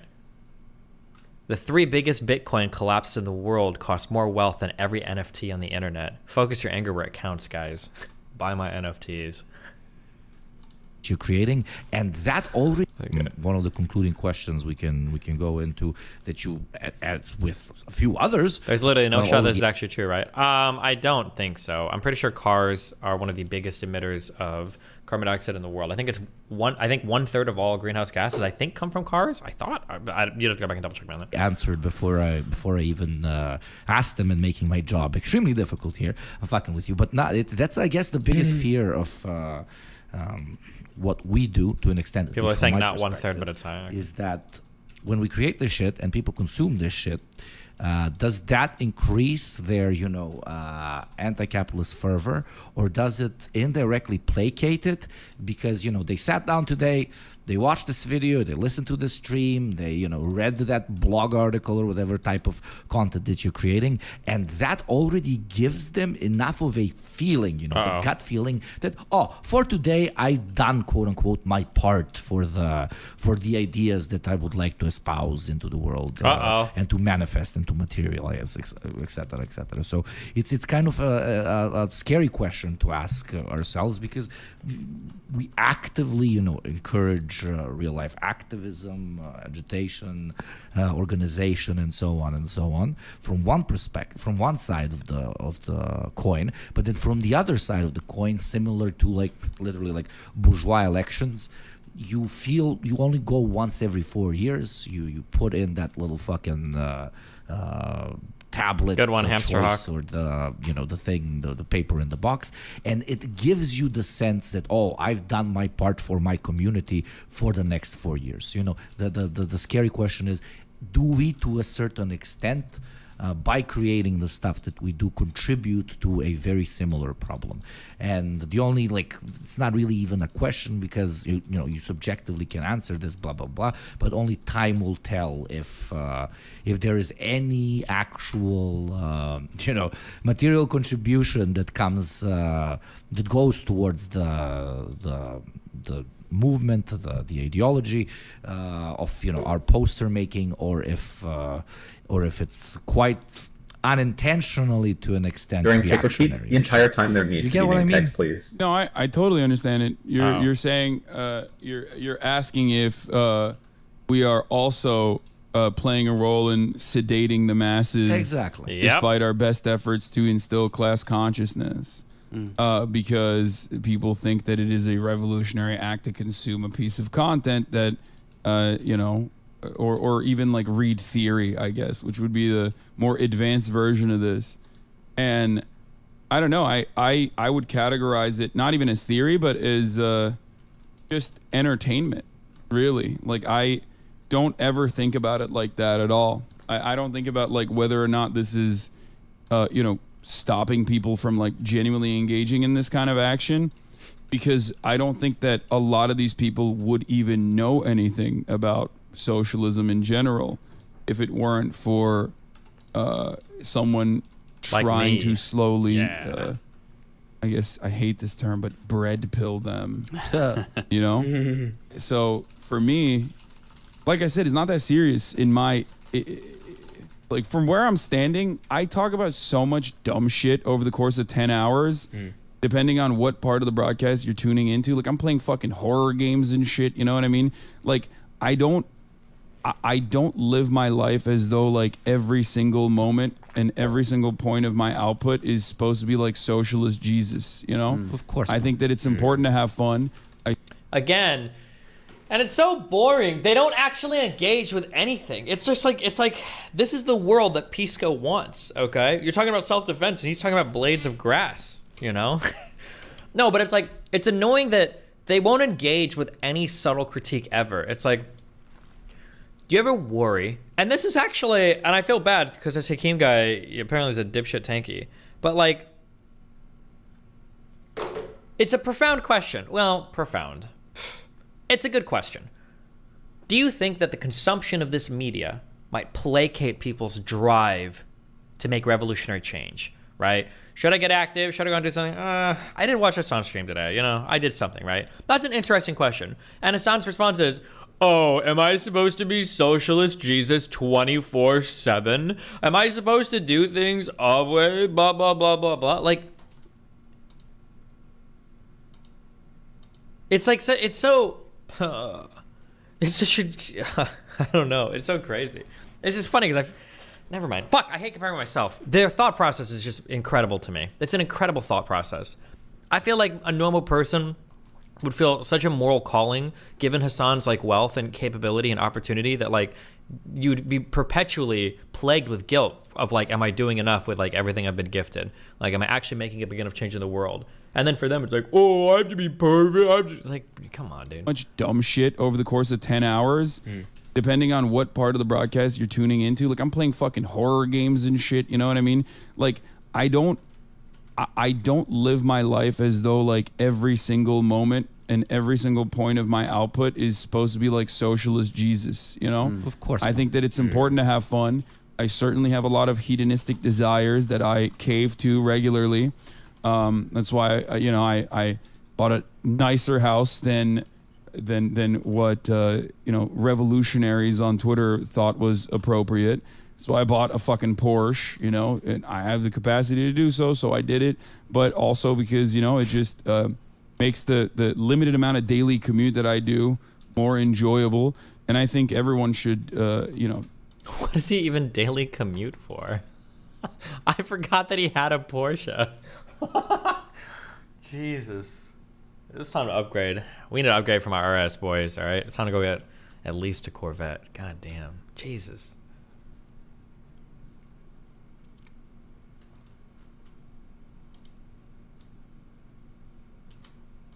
do things like that if they have the capacity to the gym. Yeah. Do so. Ultimately, though, it's just I'm an entertainer. I'm an entertainer first. I'm not a revolutionary activist. I'm not I'm not a leader in the movement. I just do entertainment. Like, how sad are you when like your largest voices online, your biggest voices online say they're not leaders in your movement? I'm not a leader, not a revolutionary. I'm just a guy that likes nice cars, big houses, and nice clothes. Like, Jesus. If there is more value in that entertainment for someone that feels like their worldview has changed, and that's great. That's definitely a goal. But ultimately, it's educational entertainment, edutainment. Absolutely fair enough. Very, very nicely put. It wasn't nicely put, really? Okay. Okay, Dad. I do stress it, though. I do stress the importance of doing shit in the real world all the time. Just not for me. I think that, if your interest in improving your material conditions begins and ends with consuming content, then, you're not going to get anything done, and you're not going to feel the positive impact that you might have on your community or in your own personal life by engaging in these kinds of actions. So that's something that I try to instill in my audience regardless. Look at the room overlay button. Something I always... Yeah, hello, I'm a fucking professional, okay? Next to the radiation. I don't know what the fuck radiation is. Do they add that? Listen, I know what I'm doing over here, okay? Repeat on my broadcast is that society prospers when old men plant seeds for trees that they will never sit in the shade of, right? I'm sure you guys have utilized this before as well. I think that is what's important. Wait, what? How did that quote apply here? Wait, if you scroll correctly, you get to 4 minutes and 60 seconds. You see that on this? What the fuck? 460. Wow, the DJ, thanks for gifting 521 subs. Your material conditions begins and ends with consuming content, then, you're Which not guy gonna who get anything owns done. Portion pronounces it wrong. Bonus mean. Clueless. Wow. And you're not going to feel the positive impact that you might have on your community or in your own personal life by engaging in these kinds of actions. So that's something that I try to instill in my audience regardless. Something I always repeat on my broadcast is that society prospers when old men plant seeds for trees that they will never sit in the shade of, right? I'm sure you guys have utilized this before as well.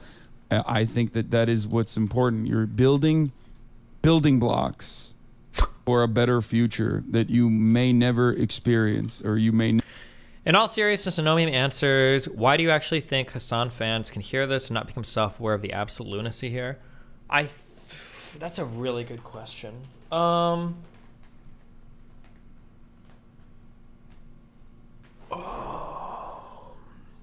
That's a really good question. I would have to, it'd be interesting to like grab like 20 Hassan fans as a focus group and be like, how do you feel when you hear this? I actually don't know.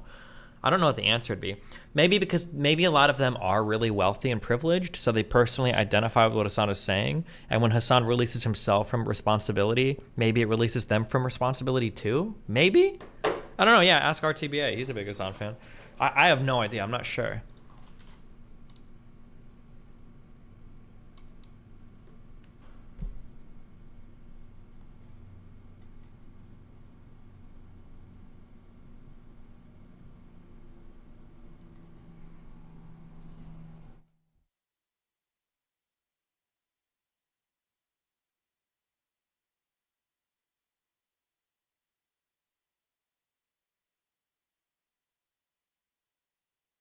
Oh, 8 eggs 03. Welcome to the Super Clever.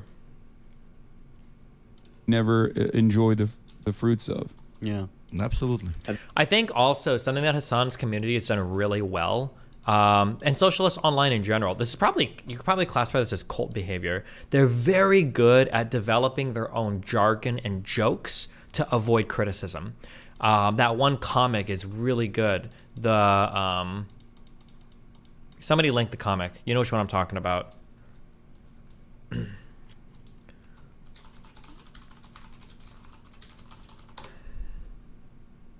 The We Should Improve Society Somewhat.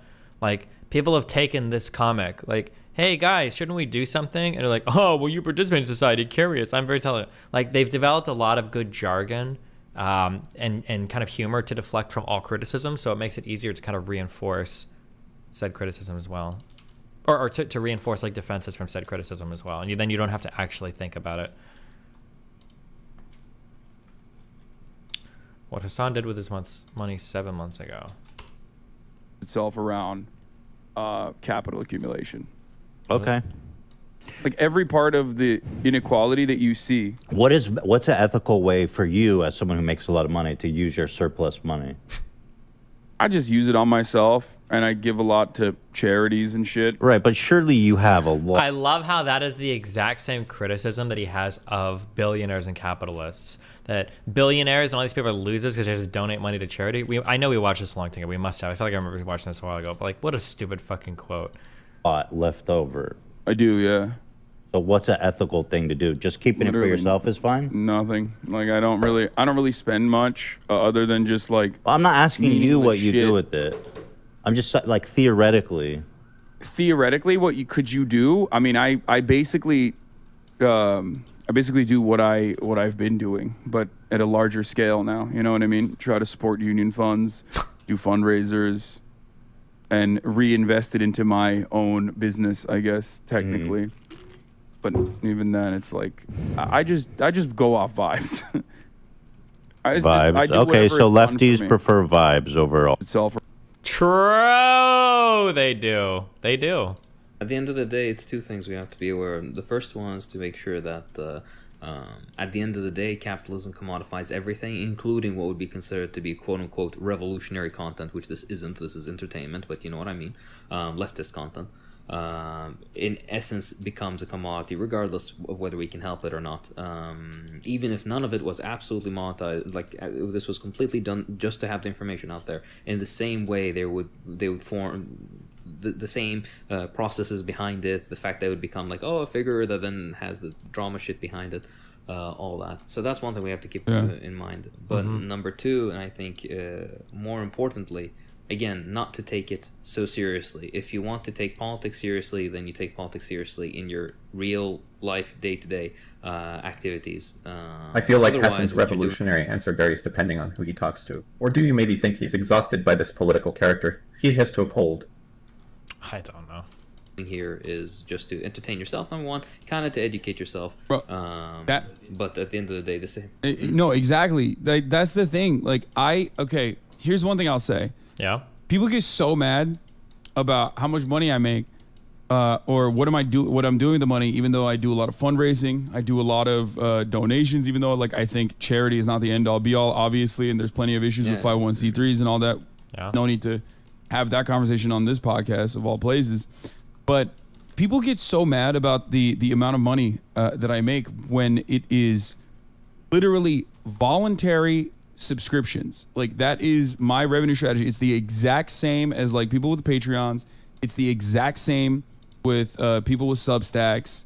Half the time the people chirping at me are literally people with Substacks. They just don't have any subscribers. Like that's the only difference. Damn, the jelly haters. Like, the way I'm generating income is identical to the way that they are trying to generate income while they're angry. And that's what I try to explain to people regularly. We're like, you don't even need to fucking pay a subscription. Everything is free. Not only is the content free, but the IP in and of itself is free as well. If you want to use it, if you want to fucking watch it, there's like 1,000 fan channels out there that, cut and re-upload this content. Sometimes don't even edit it at all. They just like literally pump it out. And I see a lot of value in that. The reason why I see a lot of value in that is not because like that audience expands and then they come back and watch me and then subscribe to my channel or anything. But my goal always is to get this kind of information in front of as many people as possible.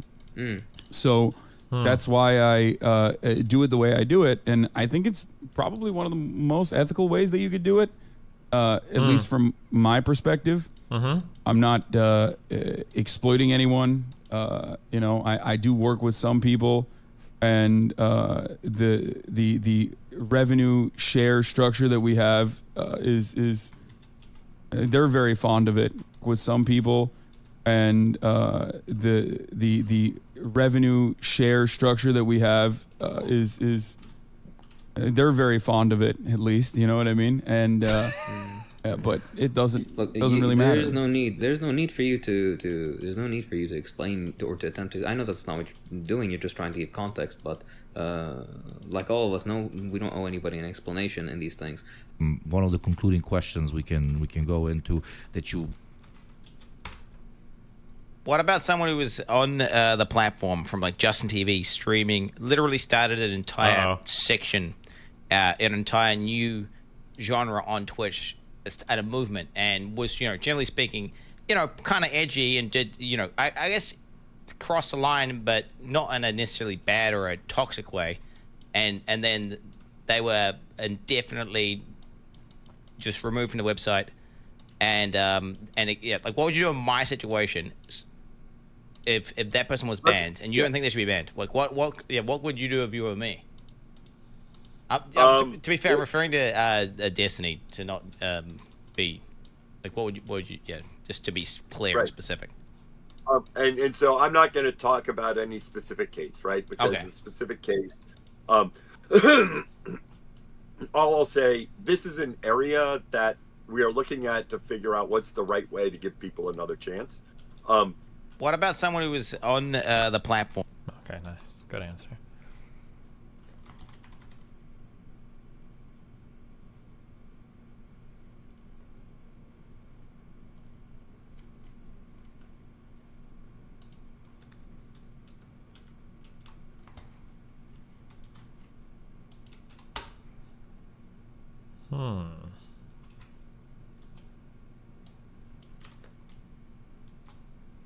Perfect counter to that famous yet you live in a society political panel. Yeah, I mean, I've seen this, yeah.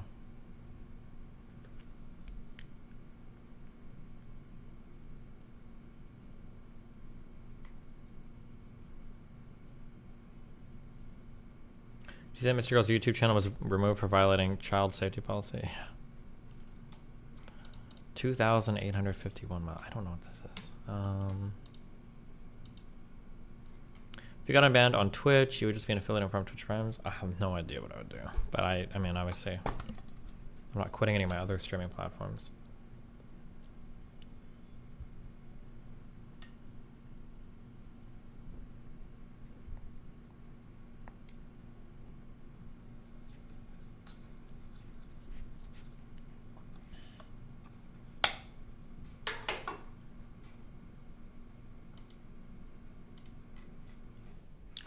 Time to soy out. はい、皆さんこんにちは、小島秀夫です。今僕はですね、クライテリオンさんのとこにいます。はい、もう天国みたいなとこですね。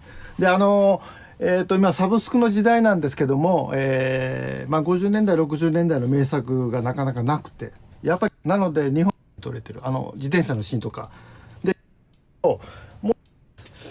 でこれ珍しい、っていうか日本ではブルーレイになってないので、これぜひ見ていただきたいと思います。はい。あとは何ですかね。勅使河原さんの、砂の女。Oh shit, hold on. More important. Back in 2021, we... No, not that.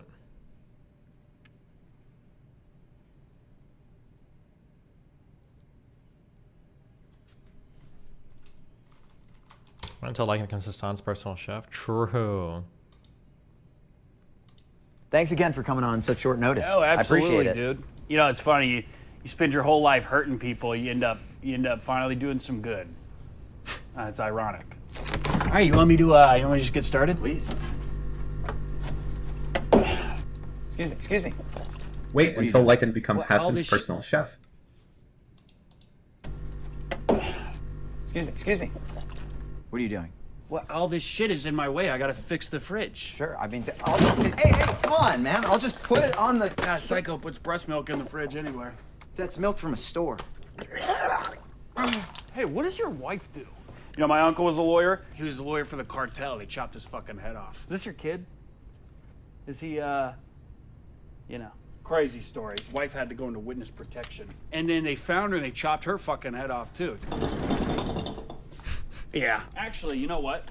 What are the odds you got a Phillips on you? They aren't even real women, but they sure as hell feel like it. Hey, put that back. Put that down. I thought put there was it down. a safe behind there. You know, it's funny. I'm so good with all these machines. But I can't fix my marriage. You need to leave. You need to leave. This is not worth it. I'm just... Great. I'll go back to the motel I live in. Yeah. You know, the only reason I took this stupid job was for my daughters. Be the change you want to see in the world. That's what they say. And I wanted to change their future. And this fridge is the only way I knew how to do that. Those are daughters? Yeah. That's Marcia and Shelby. They look just like you. They're a handful, but I really do love them. Okay, you're here. I really need this fixed today, so... You still up for the job? You'll be remembered for this. Hey, yeah, I'm gonna be about 15 minutes late. Could you let the client know? Yeah, I'm sorry. Okay, great, thanks. Thanks a lot, buddy. Oh, come on.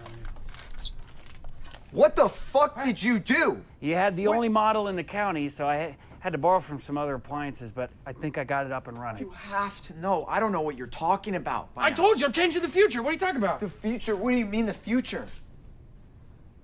This guy plays Unhinged Look, I Psycho swear to God, it works. a little Look. too well. True. Wait. What do you mean the future? This is a time machine. Look, I swear to God, it works. Look, gotta type in your coordinates here. Oh my God, what the fuck? It works. Holy fuck, it works! I gotta close the loop, okay? Simper Phi. Holy shit. Okay. Now I'm gonna do it for real. Dude, what did you... I'm gonna actually change the future now, okay?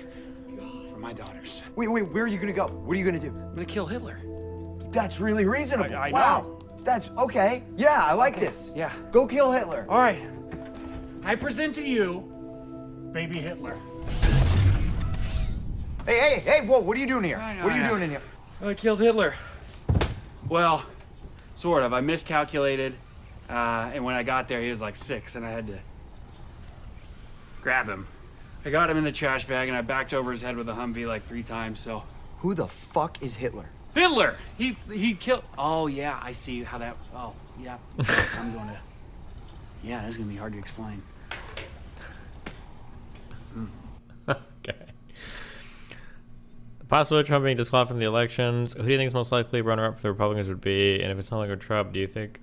I don't even know. I don't think Trump is going to get disqualified via those Section 3 memes. Apparently, there's another huge paper that was published in response to it. And also, I just don't think. I think that if you're beating Trump, it's probably going to have to happen at the polls. Probably not going to happen in court. It's probably not going to happen with... Probably not going to happen with Section 3. It's probably going to have to be with our friends, the American people. Huh.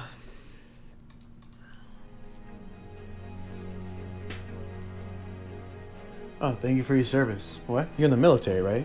No. Oh. Then why do you use a 24-hour clock? Oh, I don't know. I guess I just got used to it. In America. Yeah, you know, it's really convenient and easy if you get used to it. Convenient and easy. Okay, what time is it? It's almost 17 o'clock. And what does 17 o'clock mean to you? 5 o'clock. And what does 5 o'clock mean? It's when most people get out of work. Right. See, the correct answer, the first answer should have been 17 o'clock is when most people get out of work. You needed that extra step to get there. And for what? To seem cool? Do you think you're different? I don't know, man. It makes me quirky.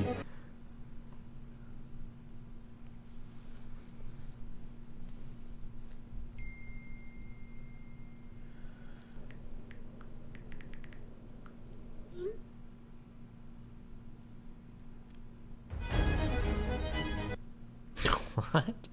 Okay.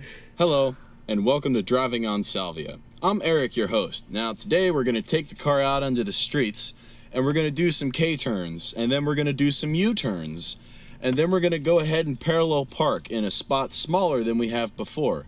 To start it all off, however, we need to take a hit of our Salvia.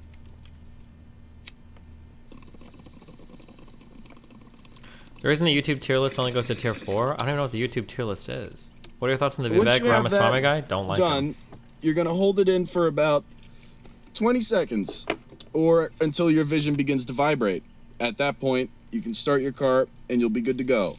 In the meanwhile, check your mirrors. Make sure that they're pointing in the right direction. Oh, like my tier. Oh. Why does it only go to tier 4? Oh, I don't know. How many tiers should it go to? Jesus.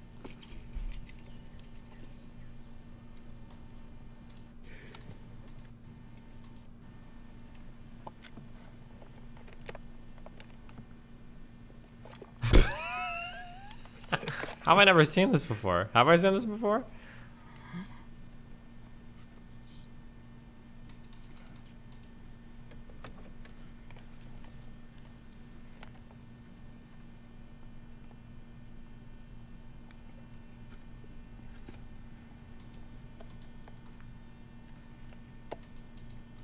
Unfortunately, it's confirmed fake. Wow.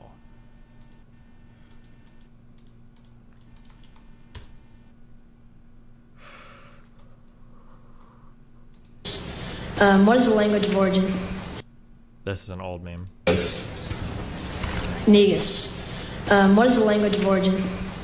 Ethiopian to Amharic. What is the definition? A king. It's used as a title of the sovereign of Ethiopia. Negus. Negus. Could you use it in a sentence? The Negus ruled Ethiopia until the coup of 1974. Negus.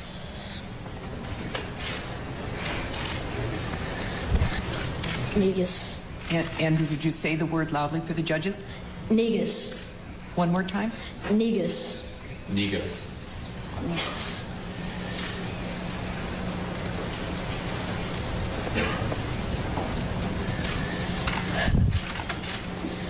Negus.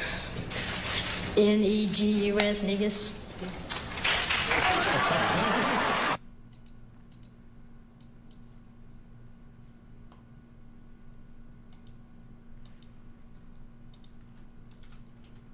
Oh, thank God. In case we hadn't had our Hassan fix, now we can get Abba and Preach talking about Hassan too. Whatever the American perspective is. Let me grab a Red Bull 1 sec.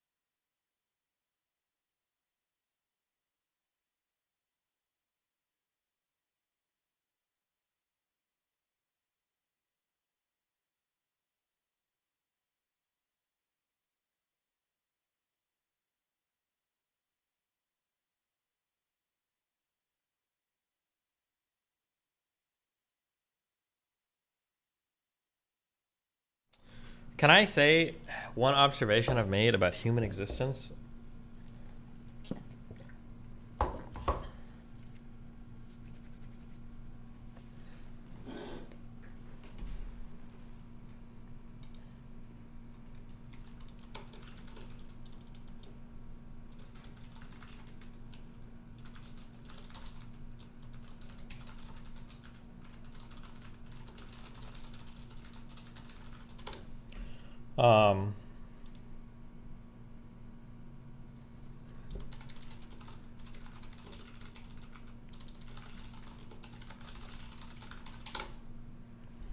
Good friend of the stream, Quinn69, is everything to see with Twitch, and he brought up your band situation. Yeah, we saw. Something that I made a comment a lot when we talk about like makeup and shit is I always say like I've always lived with, I've been pretty much dating since I was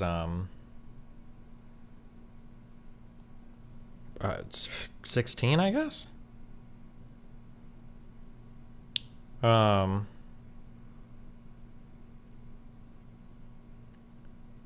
Now that because Melina's been out of town for a while and I don't have people over that often, living alone is kind of lonely. It kind of sucks. It's kind of a lonely existence. Oh my god. Jesus. It's kind of I'm gonna be honest, it's a little bit depressing. Holy shit. I'm trying to imagine like what's it like, you go to work, you come home, you watch streams, and then you go to sleep and you're like alone every day when you go to sleep, and then you wake up and there's not like anybody in your house to like, you know, cuddle with or hug or hold on to or do things with. I feel like this would fuck my head up over a long period of time. I'm gonna be honest.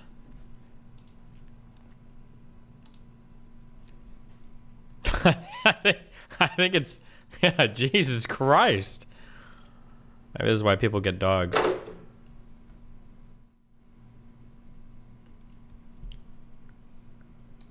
And you really won't say?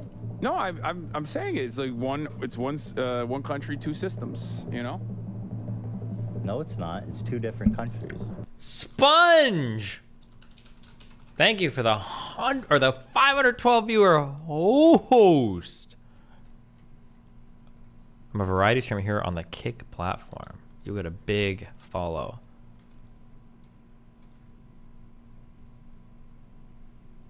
Enjoy the 400 viewers, I guess. Oh wait, are you getting... Did a bunch of people spam view you or whatever? Whatever. I have lived alone for almost 10 years. I'm moving with my girlfriend in the next couple months, and the transition out being alone is a little terrifying. Oh, I definitely like my alone time. Yeah, living with somebody who's like oppressive, who needs to be around you all the time, blah, blah, blah, that's way too much. I don't think I've ever dated anybody like that. I've gotten really lucky. I've never dated people with those problems or like hygiene problems or weird shit like that. Thank God. Really? Taiwan and China. Is that according to American foreign policy? No, what's your opinion? You love China. I think China... If you love China so much, why don't you marry it? Hassan wants everyone in Taiwan to be... because he loves China. He's a Xi Jinping. That's what I heard. The next day. Our boy Ethan Klein been getting canceled by his own fans. Well, the thing that I didn't appreciate is just how crazy and insulting and like just insane people got because I dared to be a social democrat and not a full-blown socialist. I was called a class traitor. I'm not radical enough for you, then you... Do you put Elon Musk in the same class of loser? I don't like that for the most part. You shit on Elon constantly, rightfully so sometimes, but he has unironically changed the world for the better. How is you call him a loser when all he does is take action, especially action that makes the world a better place? I mean, first of all, pretty sure I always qualify. How many times have I given Elon credit for SpaceX and Tesla? I feel like I've said this so many times. He's just a crybaby on Twitter or X. Everything he's done there is fucking retarded.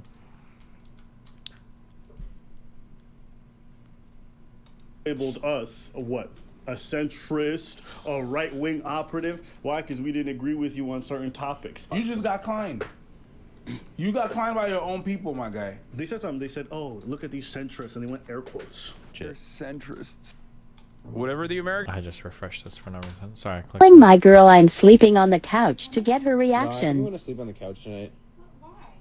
Just kind of feeling like sleeping by myself. No, why? I don't know. Just I kind of feel like sleeping by myself. What I do? Are you mad at me? No, I'm not mad at you. Are you sure? Yeah. Love me. You have to. I hit the guy jumping over. Oh, I'm coming on yellow train. Go forward, go forward, go forward. Go forward, Dad, forward, Dad. How close are they, dude? I feel like there was a better one of these where the guy's in a hoodie and he's playing League.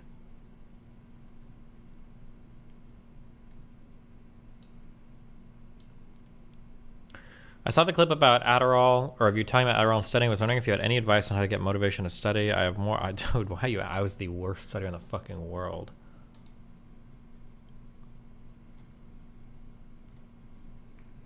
If you want tips on studying, debate somebody at the end of it. That's what gets me to study. What's up, Sponge? I'm doing great. Okay, sorry. Perspective. China. That for you, then you've got no allies. Zero. You have zero allies. You labeled us what? A centrist, a right-wing operative. Why? Because we didn't agree with you on certain topics. You just got climbed. You got climbed by your own people, my guy. They said something. They said, "Oh, look at these centrists," and they went air quotes. They're centrists, you know. Yeah, and we know what that means. Kind of. People look at you. It's not that you're an imperfect ally. You're just an enemy. Ethan Klein's been having some disagreements with Hassan Piker on their podcast, The Leftovers, on the topics of socialism versus capitalism. So him and Hassan have this podcast, right? And they've been butting heads. But Ethan's been doing his thing. You know what I mean? As a solid hater, yeah, I've been like, oh, okay, Ethan. These are some pretty decent arguments. Like very sound, very balanced. You're not a hater then. If you're able to do that, you're not a hater. No, I'm a hater. No, there's some things you hate. No, I'm a hater.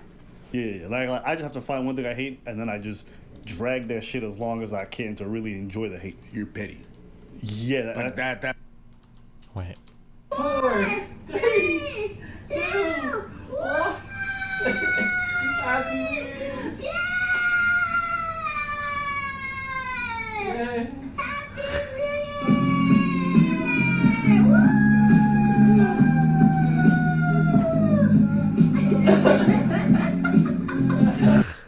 Stop.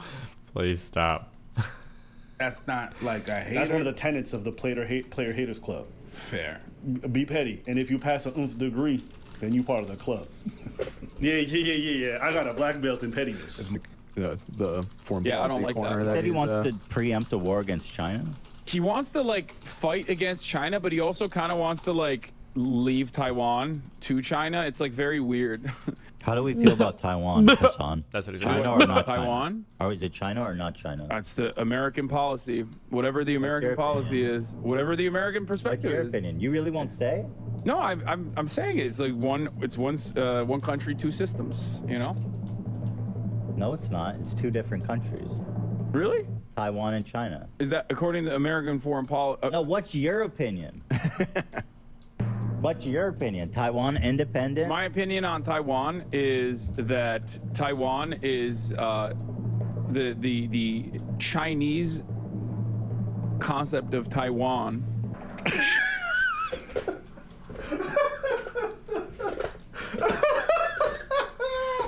No. It was processed them moi. I really thought it was me. I listened to that and I thought I was having Hassan is talented at using a lot of words to say nothing and then look at you like you're the idiot for not understanding the fact that he said nothing. Bro, I really thought I was having a stroke. I'm like, why am I not understanding what the fuck he's saying? Yo, and shout out to Ethan. It's like, yo, what's your opinion? America's one country. No. What's your opinion? Should remain in the hands of the people in Taiwan who believe it's independent. Who, for the record, for the most part, just believe to not disrupt the ongoing relations with. Wait, is there no more ice biome? Because I know that there's gonna be a subreddit. Issue. There's gonna be a subreddit post with like a million fucking comments being like, Hassan wants everyone in Taiwan to be because he loves China. He's a Xi Jinping. That's what I heard. That's what everybody heard. Just say say what you see. This is a problem with hoax, right? Now they become so scared of the reaction to whatever action they're about to take that they don't take any action. He said nothing because he knew if he said something, it would get a reaction. That's all he was terrified of. And I'm like, bruv, you're a political commentator. I could understand it from the regular man. This is your goddamn job. It's your money. But this dude wants to rub hands with people and be so diplomatic all the time. That's why people kind of look at him. He's like, he's a big phony. He's just so concerned with the perception of everything he does when his job is to take political stances. You're not a politician. You're a political commentator. Do your job. And even Ethan, that's not his job. He's like taking a stronger stance. He's like, stop being a coward. That's what it's already over. You asked me that question, like in jest, and it's gonna already No, I go was there. genuinely curious. Are you letting heat into the base? How am I supposed to keep heat out of the base, you cuck? My cold generator is making heat. Usually you can find cold shit. There's supposed to be ice biomes. Did they get rid of ice biomes on the map? I don't know how to make shit cold without ice biomes. Think about it. I think that I think that overall it's contemporary history is complex. At the end of the day, if the Taiwanese citizens would ever put this up for a vote and we're like, we want to fucking be an independent nation, it's up to them. You know what I mean? You can't. No, there is no. No, what Hassan said is true from everything I've read. That most people in Taiwan nowadays support just keeping the status quo. Yeah, they probably do because they saw what happened to Hong Kong. They probably do because they don't want China to barrel in because they know nobody gonna stop them. If you being honest, most countries want to be independent. They don't want to have to be dependent, but they also don't want to see their family members get murked. They don't want to see their whole villages get razed to the ground. So they acquiesce. Oh yeah, most want. Why do they want to maintain the status quo? Is it because they're happy being part of China, or is it because they don't want to disappear? Like the original inception of the country is Taiwan, is a fascist dictatorship that America recognized as the real China until Richard Nixon normalized relations with China, and that's where they implemented the they call it strategic ambiguity, which I call lying. Strategic ambiguity. You mean what you're doing when you're trying to answer a question? True. Taiwan is already independent. That's what I'm saying. People don't want a formal declaration just because they don't want a fucking war. But they're not wanting to be Hong Kong and be consumed by the Chinese party. You don't want to be Hong Kong? What happened in Hong Kong? Am I saying the right place? No, but overall, if you look at the situation in Hong Kong right now, it's like they claimed that it was going to be devastating, and that has not happened. Not that we know of, because they have no freedom of speech anymore. Okay. They can't talk. They lost that their part right. is true. You're right. Having said that, you can just go to Hong Kong, and you can just go to every part of China pretty much and see for yourself. This is no longer like the North Korea style hermit kingdom where like I don't think anybody's saying it's North Korea. They're just saying it's really, really fucking evil. It's not because it's like when you know some dude's beating his wife, and you're like, no, they're fine. You can go there for dinner and everything's calm. She's not dead. I didn't see any bruises on her. Yeah, because he punches the tits and the body where nobody sees it. Jesus. We have regardless, we have a shit ton of Chinese people that live in America. And regardless, a shit ton bro, of it's American not people that live that in China. they had rights. They don't have rights now. They lost a lot of rights. But whatever. I mean, you're. This is interesting that you're very soft. You're very soft-footed around the issue of China. You love China. I think China. If you love China so much, why don't you marry it? See, tell my childish. If you love China so much, why don't you suck its dick? Yo, shout out to Ethan. This is the most based he's been in a long time. Actually, no, that's a lie. Him and Just Pearly think is also great. But this is amazing. Overall, that kind of mechanism of control is one that I do not appreciate personally, which is why I choose to live here. But as far as like cruelty, oppression, like what you're talking about with respect to Hong Kong, the promises that Western media overall made about like how China was going to crush Hong Kong under its like ruthless, oppressive thumb has not happened. I don't think that was the point. I think the point was just that there's whoever was, vocal about wanting to maintain certain rights in Hong Kong was probably thrown in a secret prison and never heard from again. I mean, certainly there was political dissidents are definitely. Oh my God. Hey, shout out to Ethan. Why is he so scared, bro? I gotta give him some credit. Okay. Also, we got a Discord. We got a Reddit. Yo. Links in the description below. Go check them out. Otherwise, we also have a video editing contest. We're hiring an editor. If you want to be part of it, go to and basically edit your own video of Abba and Preach, upload it to TikTok, right, with the caption Abba and Preach video contest. And from there, we'll check you out. We might hire you on full time. Remote job. Let's go. Great luck.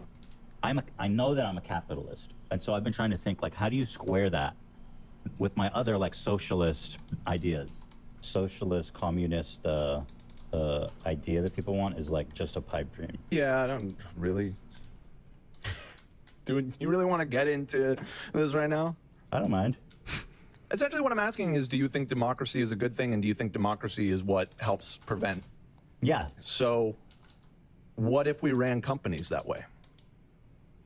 Because companies aren't democracies; they're totalitarian. First of all, usually how are companies made? Usually. Are you saying like an entrepreneur starts a small business? Like Apple. Let's just take Apple or Google. Right. It's made by 3-4 people. Apple, and over the years, it's growing.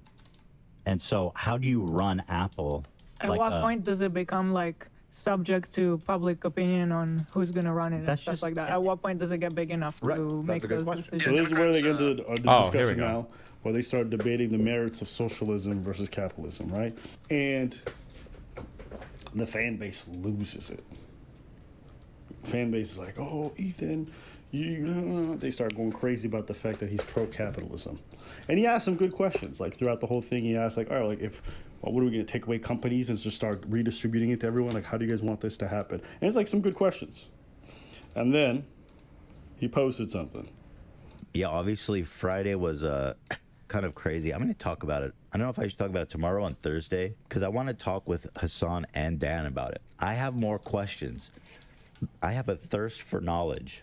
As you guys know, I am I'm just a voracious learner, and I care about the people.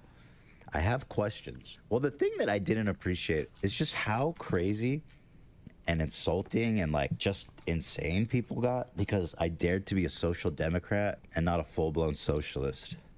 And so to some people I was called a class traitor, I guess.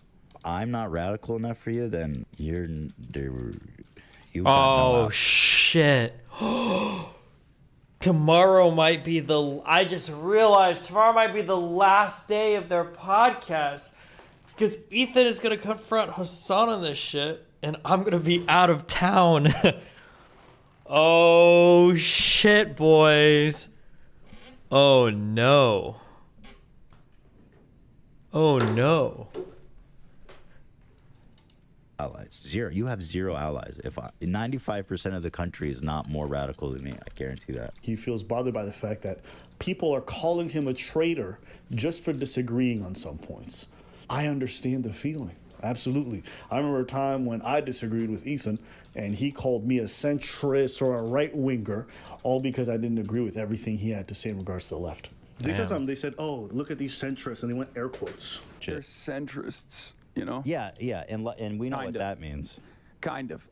When they say centrist like this with yeah, that's what you're saying. They're trying to say they're not actually centrist. They're saying we're right. We're right. Yeah, you're right. The irony of all this whole thing is that politically speaking, we have way more in common with these two people than we would with anyone on the right. Right?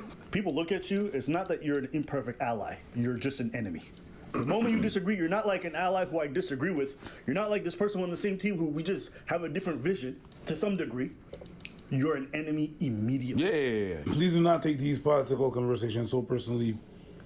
Being called a class traitor 1,000 times because I'm only a social democrat and not a full socialist makes me not want to have convos like this anymore, which is probably the least productive outcome. Funny. Very funny that you say that because I think it's whack that people are doing that, whatever, but that's what you do. That's you. That is 100% you and the people that are following you. You labeled us what? a centrist, a right-wing operative. Why? Because we didn't agree with you on certain topics. Now all of a sudden you disagree with your fan base on something a little bit political, and you get cast aside as some fucking bigger or whatever it is that they're calling you right now, right? It's just interesting how that mirrored a lot. You just got climbed. You got climbed by your own people, my guy. Like, that's what you do. That is 100% what you do. Absolutely. So whenever we don't agree with something, and then after that, you're gonna do some you're gonna do some intellectual shortcuts, not watch videos, and make your opinion on some. At least they saw what. At least the people that are calling you a traitor and this and that and whatever, actually listened to what you said and then called you that. You, on the other hand, what you do is you go on calling people whatever, not watching their content. You're worse than these people. They actually listen to you, my guy. Here's the thing. Today, I'm not going to be petty. This is what I will say. I'm not. We made that video before. What we said was, we can't be an imperfect ally. We have to be the enemy. I think that was like the title of the video. We talked about how we felt very ostracized politically from the left because of people like Ethan Klein and a lot of these people who've co-opted. You're not gonna find Ice Biome? What's this up here, bitch? And who routinely kick people out for not agreeing with everything. Yes. Now you're going through the same treatment. I'm not going to wish it on you. Even though it feels kind of good on the inside, low-key, I do think it's whack. Because at the end of the day, I do think you were advocating for positions that made sense and that were strong. And it's a shame that they weren't even open to that and they were convinced so much that they had the right idea that they immediately went to mock and laugh at you, right? Or to ostracize you or to call you names. I think that's whack, personally. Because beyond my petty feelings, I do think a lot of what you're saying right now makes a lot of sense to me as well. Yeah, hopefully you don't stop talking about these things because I think you're fostering an audience that is becoming more radical in terms of its socialist ideas, and it's good to have a bit of balance in terms of a voice that's different and not just some echo chamber to be like, redistribute the wealth, bro. I think it's good to have people involved who feel differently and share that perspective. I don't care. You did this. That's you. That's what you did. You created and you fostered these people and then you made them grow into this. And now they turn on you. That's just you. You was a parasite that made other parasite and now those parasites are chomping on you. That's what you did. Okay. You want to give 10 more metaphors for the same thing? I got a couple of more. Watch. No, I'm just kidding. But yeah. That's what you did. So I don't really care. I'm not wishing on you. I don't have to. What do you want in here again? Oh, hello? Okay. Metalloid, you've made it. Holy shit. What do you want? I wanted to talk about more econ shit. What econ shit? So I was here for your last two discussions about mergers and acquisitions. But one of the things that I was really interested in, because you have a very hard stance in it, and I understand when you went through with Econ Boy, but I'm interested what your opinions will be if I give you some scenarios where I think the mergers and acquisitions were like instrumental to like holding that industry or the sector up. So okay, can you just repeat back my take real quick before we waste all of our time? So from what I remember, sorry, I don't remember it specifically, I didn't like watch it back, but from what I remember, you don't like it because you think that it's a bad idea to have like mergers and acquisitions because it ends up in like the sort of society that we have today where companies will acquire loads and loads of other companies and it will basically just eat them all up whenever they appear, and you don't like that sort of monopolistic like nature. Do you think I think that all acquisitions are bad? No. Okay. No, Do you think I think that acquisitions can have benefits sometimes, that it can be good? Yes. Okay. So why are you about to give me examples of positive acquisitions? What exactly are you changing my mind on? Well, I'm interested. You said that you see like you see benefits in it, but yeah. Like I literally use my whole life is like fucking vertically Google integrated, from my phone to my emails to my computers to my laptops to other devices I use. So I mean, like, yeah, I see But from what I remember, you said that you think overall you think it would probably better, because I remember you specifically asked Egon Boy like multiple times, like is it a net benefit having this? Like, do we actually like overall is this a better thing to have? Okay. Or am I wrong? Or I guess I feel like you're about to give me examples of positive mergers or acquisitions, and I'm going to agree with you. I'm going to say yes, and then I'll go, I'm sure there are positive examples. There are a lot of vertically integrated products that I use that I think are really good, but I don't like the general environment now that's been created in the United States, where the goal of companies, I think it's incredibly toxic that the goal of any new startup in San Francisco is to be acquired by a larger firm. I think that's bad. I think that's unhealthy economically. But if you want to go ahead and give me your positive examples of mergers and acquisitions, I'm probably going to agree that they're positive examples of mergers and acquisitions, right? Yeah, I know. I guess I came off with the wrong understanding of your opinion, on like that sort of level. Mm-hmm. But like I want to go make a business. Like people like here, I'll get personal. You know Dan, right? Yeah. Like people like Dan shouldn't exist, I think. Like people who just try to start a company and sell it. Like I feel like we should have business owners that want to like maintain companies and run companies and do that. And the idea of like just all of these companies existing for CEOs that start companies, sell them, and then you get the endlessly huge companies that just acquire everything. I feel like that general. Yeah, I don't know if that's healthy economically. Do you not feel like that's the ultimate kind of efficiency of the like the market, like and I don't mean that in the way that like where it's like, oh, it's better for the big companies because it makes, I mean it more like in the net benefit for everyone, that these companies get acquired and then their ultimate potential is then is boosted up by a larger company which can scale them faster. Sure, but then that logic basically says that the most efficient form of market organization is one giant monopoly, because that could be ran more efficiently theoretically than literally anything, right? Not necessarily, because really, if I could Google integrate like my people are doing it. People are literally creating entire households now with Google or Amazon integration, with Alexa, with your lights, with your locks, with fucking everything, right?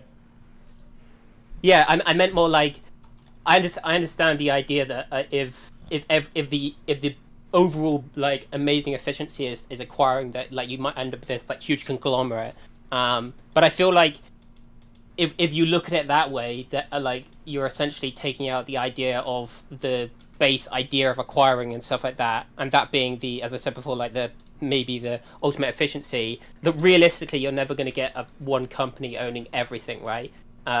You always have like a breaking point where if it's something like, well, Standard Oil would be a good example of like if it has too much of a hold on something, it cannot survive, right? In the modern day. Wait, why not? Well, because it's I guess maybe I'm being pedantic because oil is like commodity and it's like super on people's minds, but if you were to have like, for example, Microsoft like buy up all of the game companies in existence, right? Put them all on Game Pass, and then they just kept raising Game Pass prices. Like I feel like what about like how many IPs are now owned by Disney in the theater industry or the movie industry? Oh, a lot, yeah. So wouldn't that be like comparable? Why is that so impossible or inconceivable that could happen? Well, it depends if you view a market in monopolistic in nature, in the way that the ownership of IP or the amount of wealth that is in the overall market share of the market, and then like how much they take from the rest of it. Because the way I view it is like, if you can create a company, like if Netflix can be created, or if Paramount can enter the online streaming world or stuff like that, and they can all like I guess Paramount's a bad example, but I bet Netflix would be a better one, maybe Fubo and stuff like that. If they can enter the market and they can push their thing in and like make more efficient in it, and they can boost their own subscribers and maybe potentially beat Disney, I wouldn't really view that as like a kind of, I guess, but like, has anybody moved in to compete with Netflix that isn't already like a fucking blue chip company? No, they're like the biggest by far. They're way bigger than Disney now. Wait, in terms what? of like Who's online way streaming. bigger than Disney? No, Netflix is. No, but I'm asking in terms of like other people being able to enter those spaces and compete. Yeah, I agree with you. There isn't any. Yeah. Okay. Yeah. It's Paramount, Netflix, Disney, and Amazon Prime and shit like this. Yeah, that's it. Amazon Prime. Amazon on Prime, I guess. Yeah, but they were there. Yeah, what you said. Yeah, blue chip. They're not like. But yeah, So would you say that you don't think that like large monopolies will not be broken up like eventually? Do you think that there's actually a possibility that they just like? I don't know how. I don't understand how certain acquisitions can take place. I don't know what is the guiding principle for. Is the SEC the organization that does? No, that's the antitrust? FTC. It's the what? FTC. The FTC. I don't know how they allow things like Microsoft buying more game studios or like the Activision Blizzard merger. I don't know how that's allowed to happen. I agree. Or how Facebook was allowed to acquire Instagram, or how Facebook was allowed to acquire, was it WhatsApp? I don't know how these acquisitions are allowed to happen. I don't understand. So in an environment where those can happen, I don't know what the goal is of those regulatory bodies. It feels like I don't understand current antitrust thought in the United States. I think the problem with like electronic stuff, like if you're on the internet, the problem is the FTC and basically every single person has a very hard time measuring the actual so for example, let's say Google market share of searches is 80%, right? And it's basically been that way forever. So if you were to look at that, you could never ever in any world say, okay, Google is not a monopoly. That would be impossible. But when you're looking at like Instagram, I could say, well, I could look at Snapchat, I could look at TikTok. Like, how do you like segregate these things into certain things so I can say, oh, this is a monopoly on this, when I don't know how to like group them, so I can't say like. And the way I would like put that over is we like to Instagram and WhatsApp, like how do I say that they're being monopolistic, or how do I say that this is hurting the market if Meta is buying them? Because technically Meta doesn't have a product in that space. They should try to make their own, but we also don't know if they're affecting the overall market competition and like livability by buying them. Does that make sense? Yeah. I think like there's questions over who is considered a competitor to a certain product, right? Yeah. And then people will, from those arguments, branch out and say, look, I'm not a monopoly. I might be 80% of searches, but I'm only 22% of like, if you include like Reddit search and like, forum search or some shit. Yeah, I understand you. Yeah. And the other thing I would say is it's also really hard with with the big companies, because they specifically Meta, Google, Netflix is not really one of them. I wouldn't really classify them. And Microsoft and Apple, they have basically like, if one buys or starts a field somewhere, or Amazon as well, then the other ones will also come in. Like for example, cloud, like Google Cloud, Amazon. You've got Amazon, and then you've got Azure. And I mean, Apple doesn't have their own because they don't really focus on that sort of stuff. But they all pretty much go into it. So you never really get that sort of like, well, if like let's say AI, right? Like Google buys up DeepMind, but at the same time Meta is going to buy up their own one. Does that make sense? Like you can never, like with the situation we have right now with so many the 5 big companies, we can never really like. I'm just saying that like if you want capitalism to work for people, like at the end of the day, we really are still need to be talking about like competition, right? Like that's important. That's a really important part of like setting prices and everything. But I feel like when the goal is here is buy, acquire, that pretty integral function of like why capitalist markets are desirable starts to disappear. And when the goal of every company is to just buy out all the competitors, and the goal of every company is to sell to a competitor, I don't know, it just feels kind of weird. It feels like a not healthy way to run your markets. But yeah, one of the things that I was thinking about is when I came to this conversation, I like I said before, I was going to bring up ideas that I thought that like get your opinion on, and like you said, you might agree with them.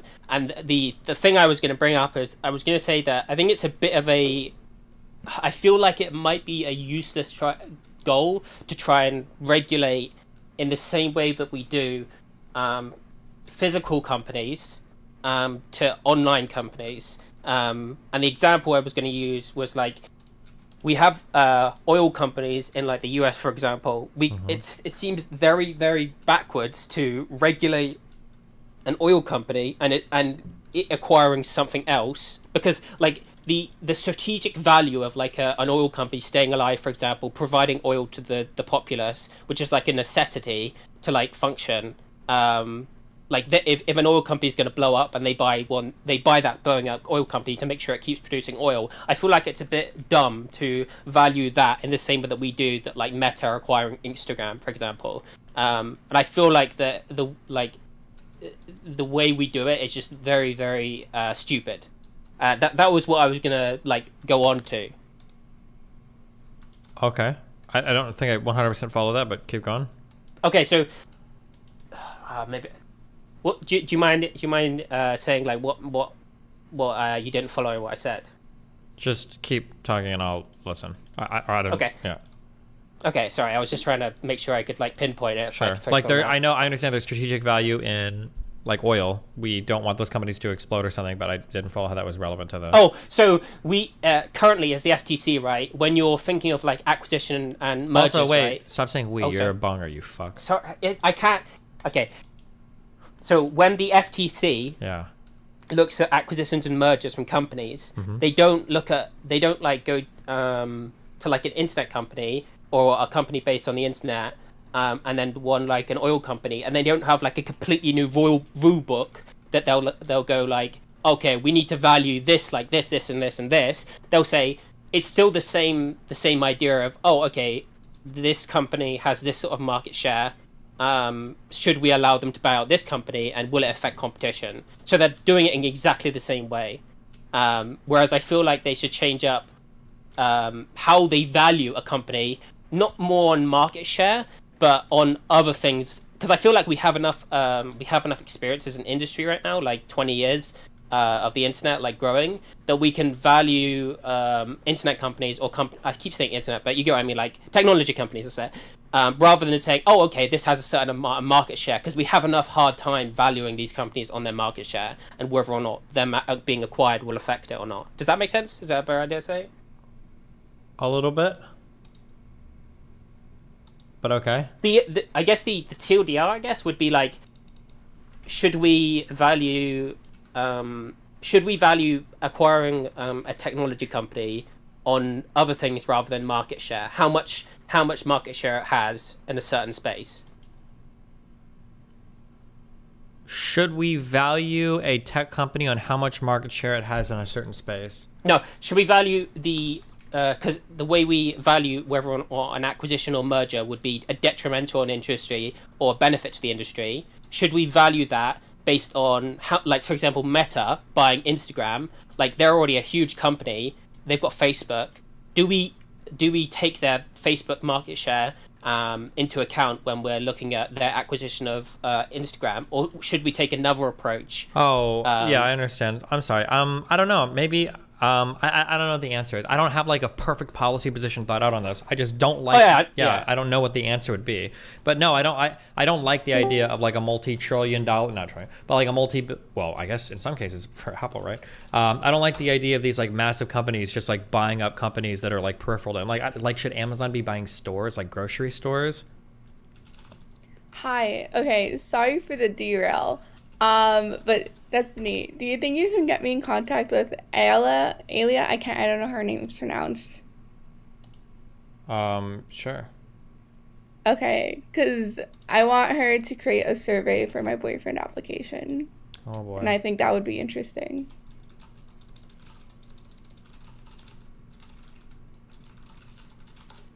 There you go.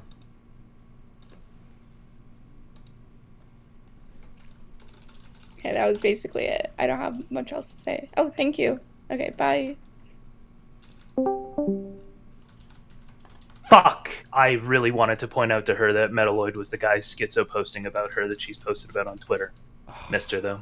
Next time. Alright, good one, Metalloid. Alright, anything else? Well, if you don't want to talk about it, I'll leave, but, no, I did have something else, but... Go for it. What do you got? Yeah, talk to us. What do you got? Okay. So... Yeah? Sorry, I'm thinking the best way to say this.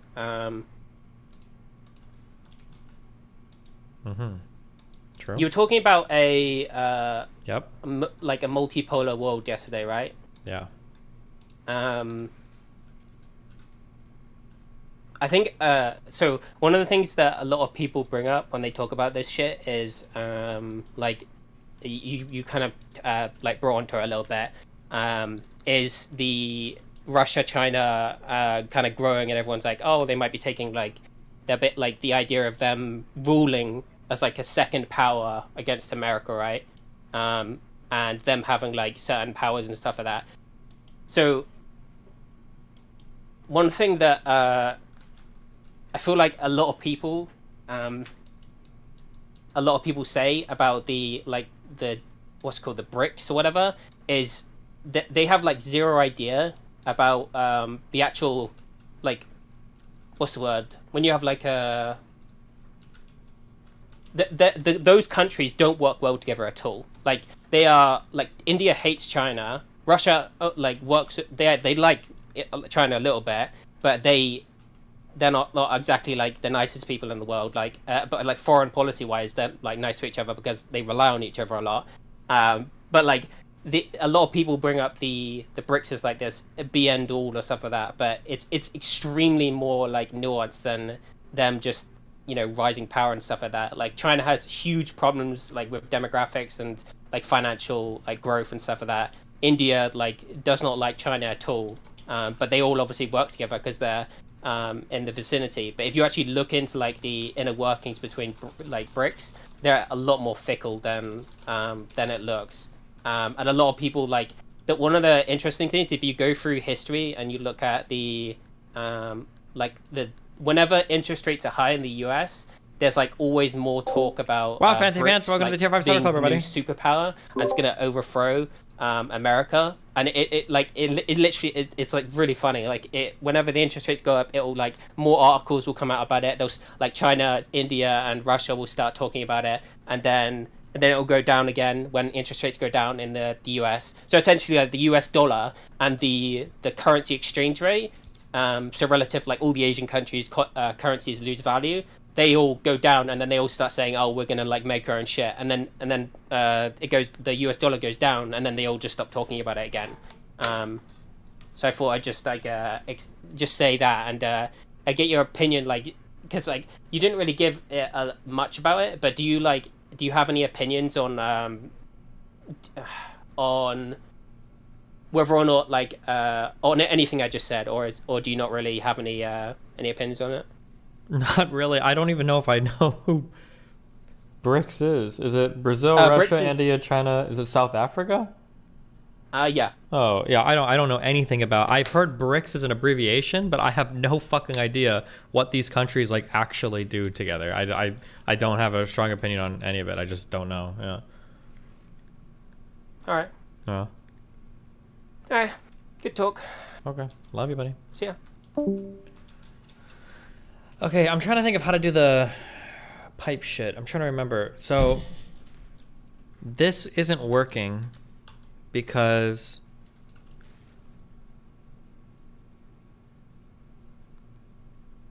it doesn't want to go past this. It's not going to go past here. Why?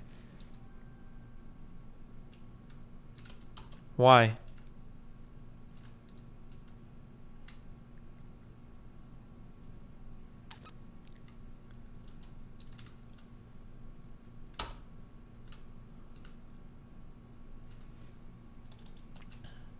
Spacing issue? No, there was a way to do this.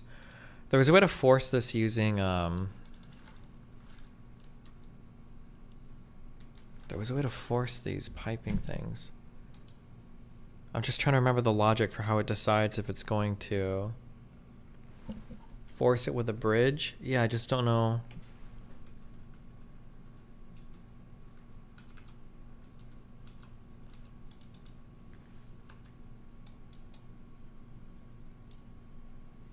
Oh, it might be because I've got an out here that's confusing the flow. That might actually be it.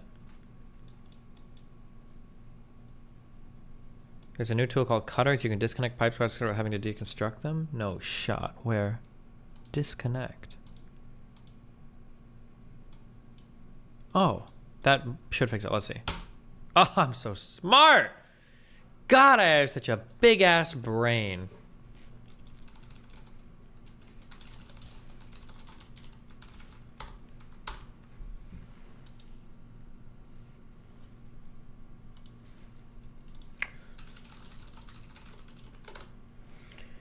Ooh. Hello. What? Hello? Hey, Hi. did you watch the Kyla and Merc conversation? I watched like the end of it. It seemed a little schizo. A little Did it seem schizophrenic. a little schizo, or are people like primed to not like Merc, or to see like schizo in Merc? Probably a bit of both, but I think she was also being, yeah, a little schizo. Why? Because I can't tell anymore at this point. I think I'm a little I think my mind is a little poisoned on her, and so I wanted to see. I feel like what she was a other little bit people thought. wacky at the end of that conversation. I only watched the end. I didn't watch the whole thing, so. Why? Do you think Was that she? people were being unfair or what? I do. I get a feeling like people are being unfair. I think it's because it's easy to punch down on her right now, because she got that crazy ass fucking tattoo of XQC. Yeah, a little bit, but I also think that I think she definitely gives off a like main character vibes, like I'm the main character, and she's like definitely like romanticizes and heroes her own life. Yeah, but isn't that like a streamer? Not to the level that she does it, and probably not when you're just an upcoming, been streaming for a month streamer as well. So. Oh, that's true. Maybe. She's done really good for just streaming for a month, though. She has done pretty well, but then, yeah. Wouldn't that warrant, like, a main character feeling? Possibly, but then that would also warrant people not liking her, right? If you see somebody with that kind of attitude that early on, I think people would probably get reasonably, like, pretty irritated. And she's also a little, yeah, she's just a little bit wacky, too, I think. I understand people's feelings better, yeah. Yeah, it makes sense why they feel that way. But the question is she doing something wrong? You can understand why people have an off feeling, but that doesn't make that feeling I think the issue is she's got like very 2012 like 16-year-old vibes for the internet. Like when somebody's like, oh well, everybody's racist, well everybody's got problems, well everybody can do anything, and that's just my world, and we should all be allowed to do whatever, and I'm just on my journey, and blah blah, like that kind of thing. Like probably a lot of what she says comes off as kind of like platitudes and not very well thought out opinions or positions on things, and then people hear that, and then if she starts arguing against somebody with a little bit more well thought out position, or somebody like Kyla or whatever, people probably just get irritated like listening to her. Yeah. Did you watch the whole conversation or just like the last like 5 minutes? Do you plan on watching the whole thing? Not right now. Why do you think it's worth watching? I think it is. Because I think those last 5 minutes are just, like, up in the air. I feel like it could go either way, but I'm more inclined to believe that, like, Kyla is good faith.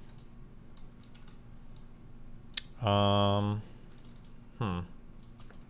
Does that make sense? I feel like the way that it ended, in my opinion, it doesn't make, what's her face? It doesn't make Merc look bad to me. But I think from the start of the conversation, I get the opposite vibe. Huh. That Merc is more in the right and Kyla's in the wrong?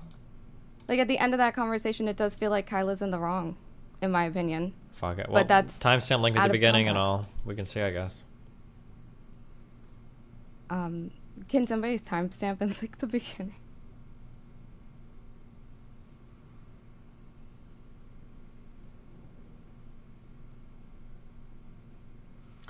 Cherry, call it erudite. Say it. You're dancing around it with destiny. Uh-oh. First of all, August, when I'm dancing, you will fucking know. Okay? It'll be like an earthquake. But, Is like that I a said, fat joke? like I said, I think the end of the conversation, I think Merc makes Kyla look like she's being a gaslighter. But I think from the start of the conversation, I think Kyla was good faith throughout. Yeah, It's okay. just, I just feel need like those last 5 minutes look really bad, in my opinion. I just need the yeah, I need a timestamp, and I guess I can find out. Yeah. Okay, I'll find it. I think it's only on Kick though. I don't know. I'll find it and link it to you. Or try to Okay, link bye. it. Yeah. Mhm.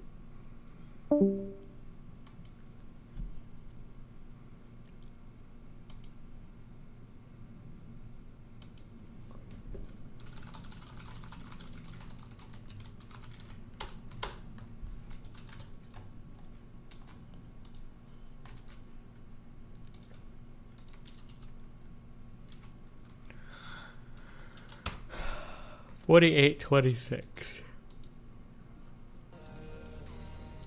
I feel like, don't you hate like gay LGBTQ stuff? I feel like you're No. stealing valor right now. You don't? No.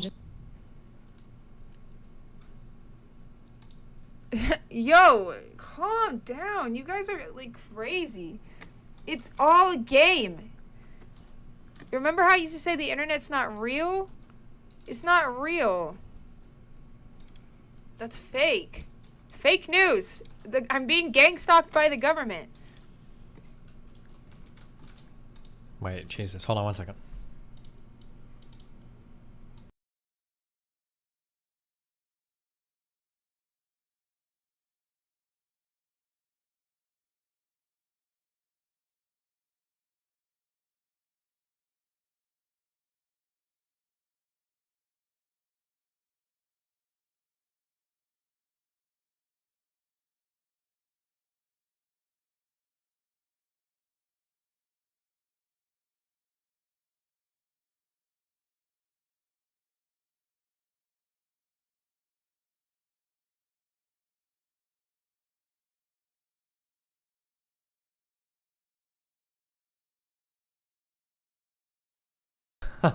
Jesus. Okay, sorry.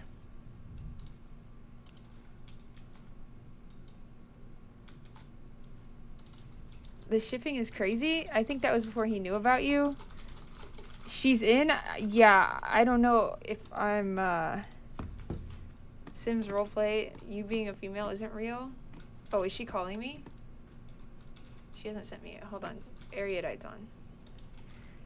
How do we say it? Erudite? I want to make sure I'm saying it right. Erudite. Yeah, erudite. Sims would go hard. What? Fuck Sims. Might as well do it IRL. You know what I'm saying? Rick is to erudite. Erudite.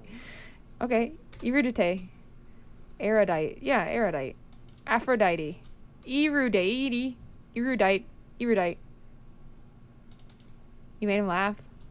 XQC wants me. She does Sims off this. Actually, I don't, because they, Erudite. Aphrodite. Eric Tunko. Hermaphrodite. Bro, this bug is Analyze keeping the us laugh. awake. Yoruditi. Yoruditi. Yoruditi. Yoruditi. Yoru. Erudite. Etubrute? Yo. Etubrute?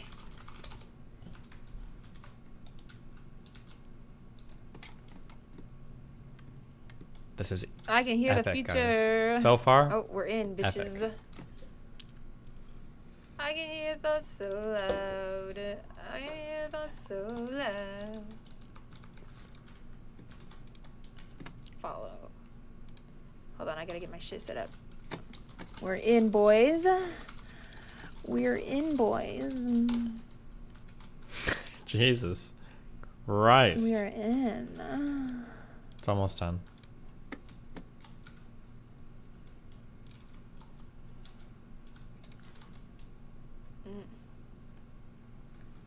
Verify.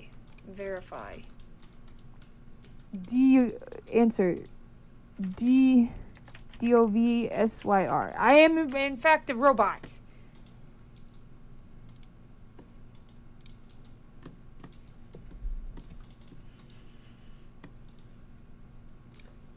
I'm in fact a robot. Robo bitch. Robo bitch.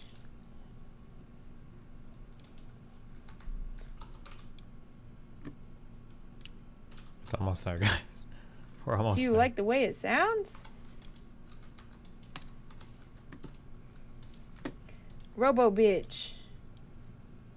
What is she doing? What? I feel like I'm in a schizo server, or what is happening?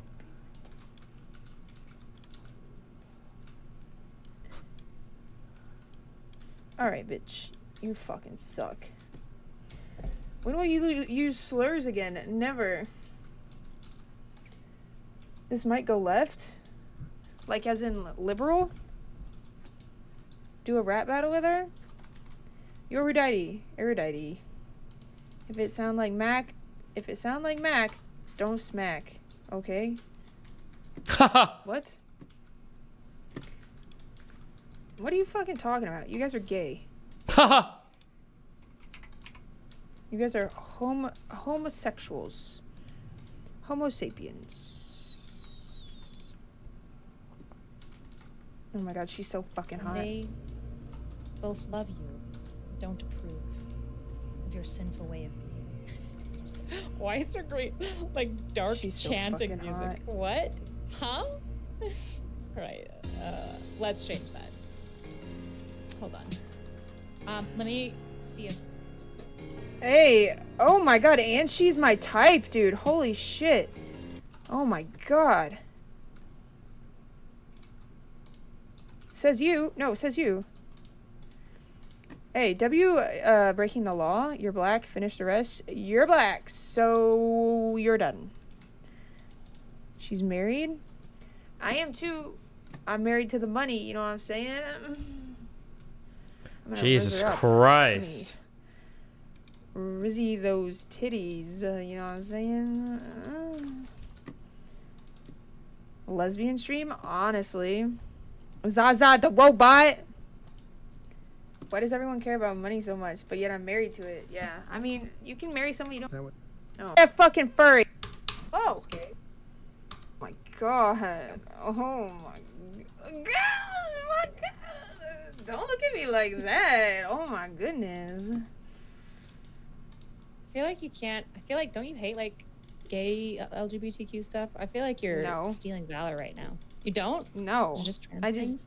I just joke about shit. Okay. No, I've been with women before. You know, I've tried to peg my ex-boyfriend before. You know, I'm into all that. You know, he didn't let it happen, but I tried.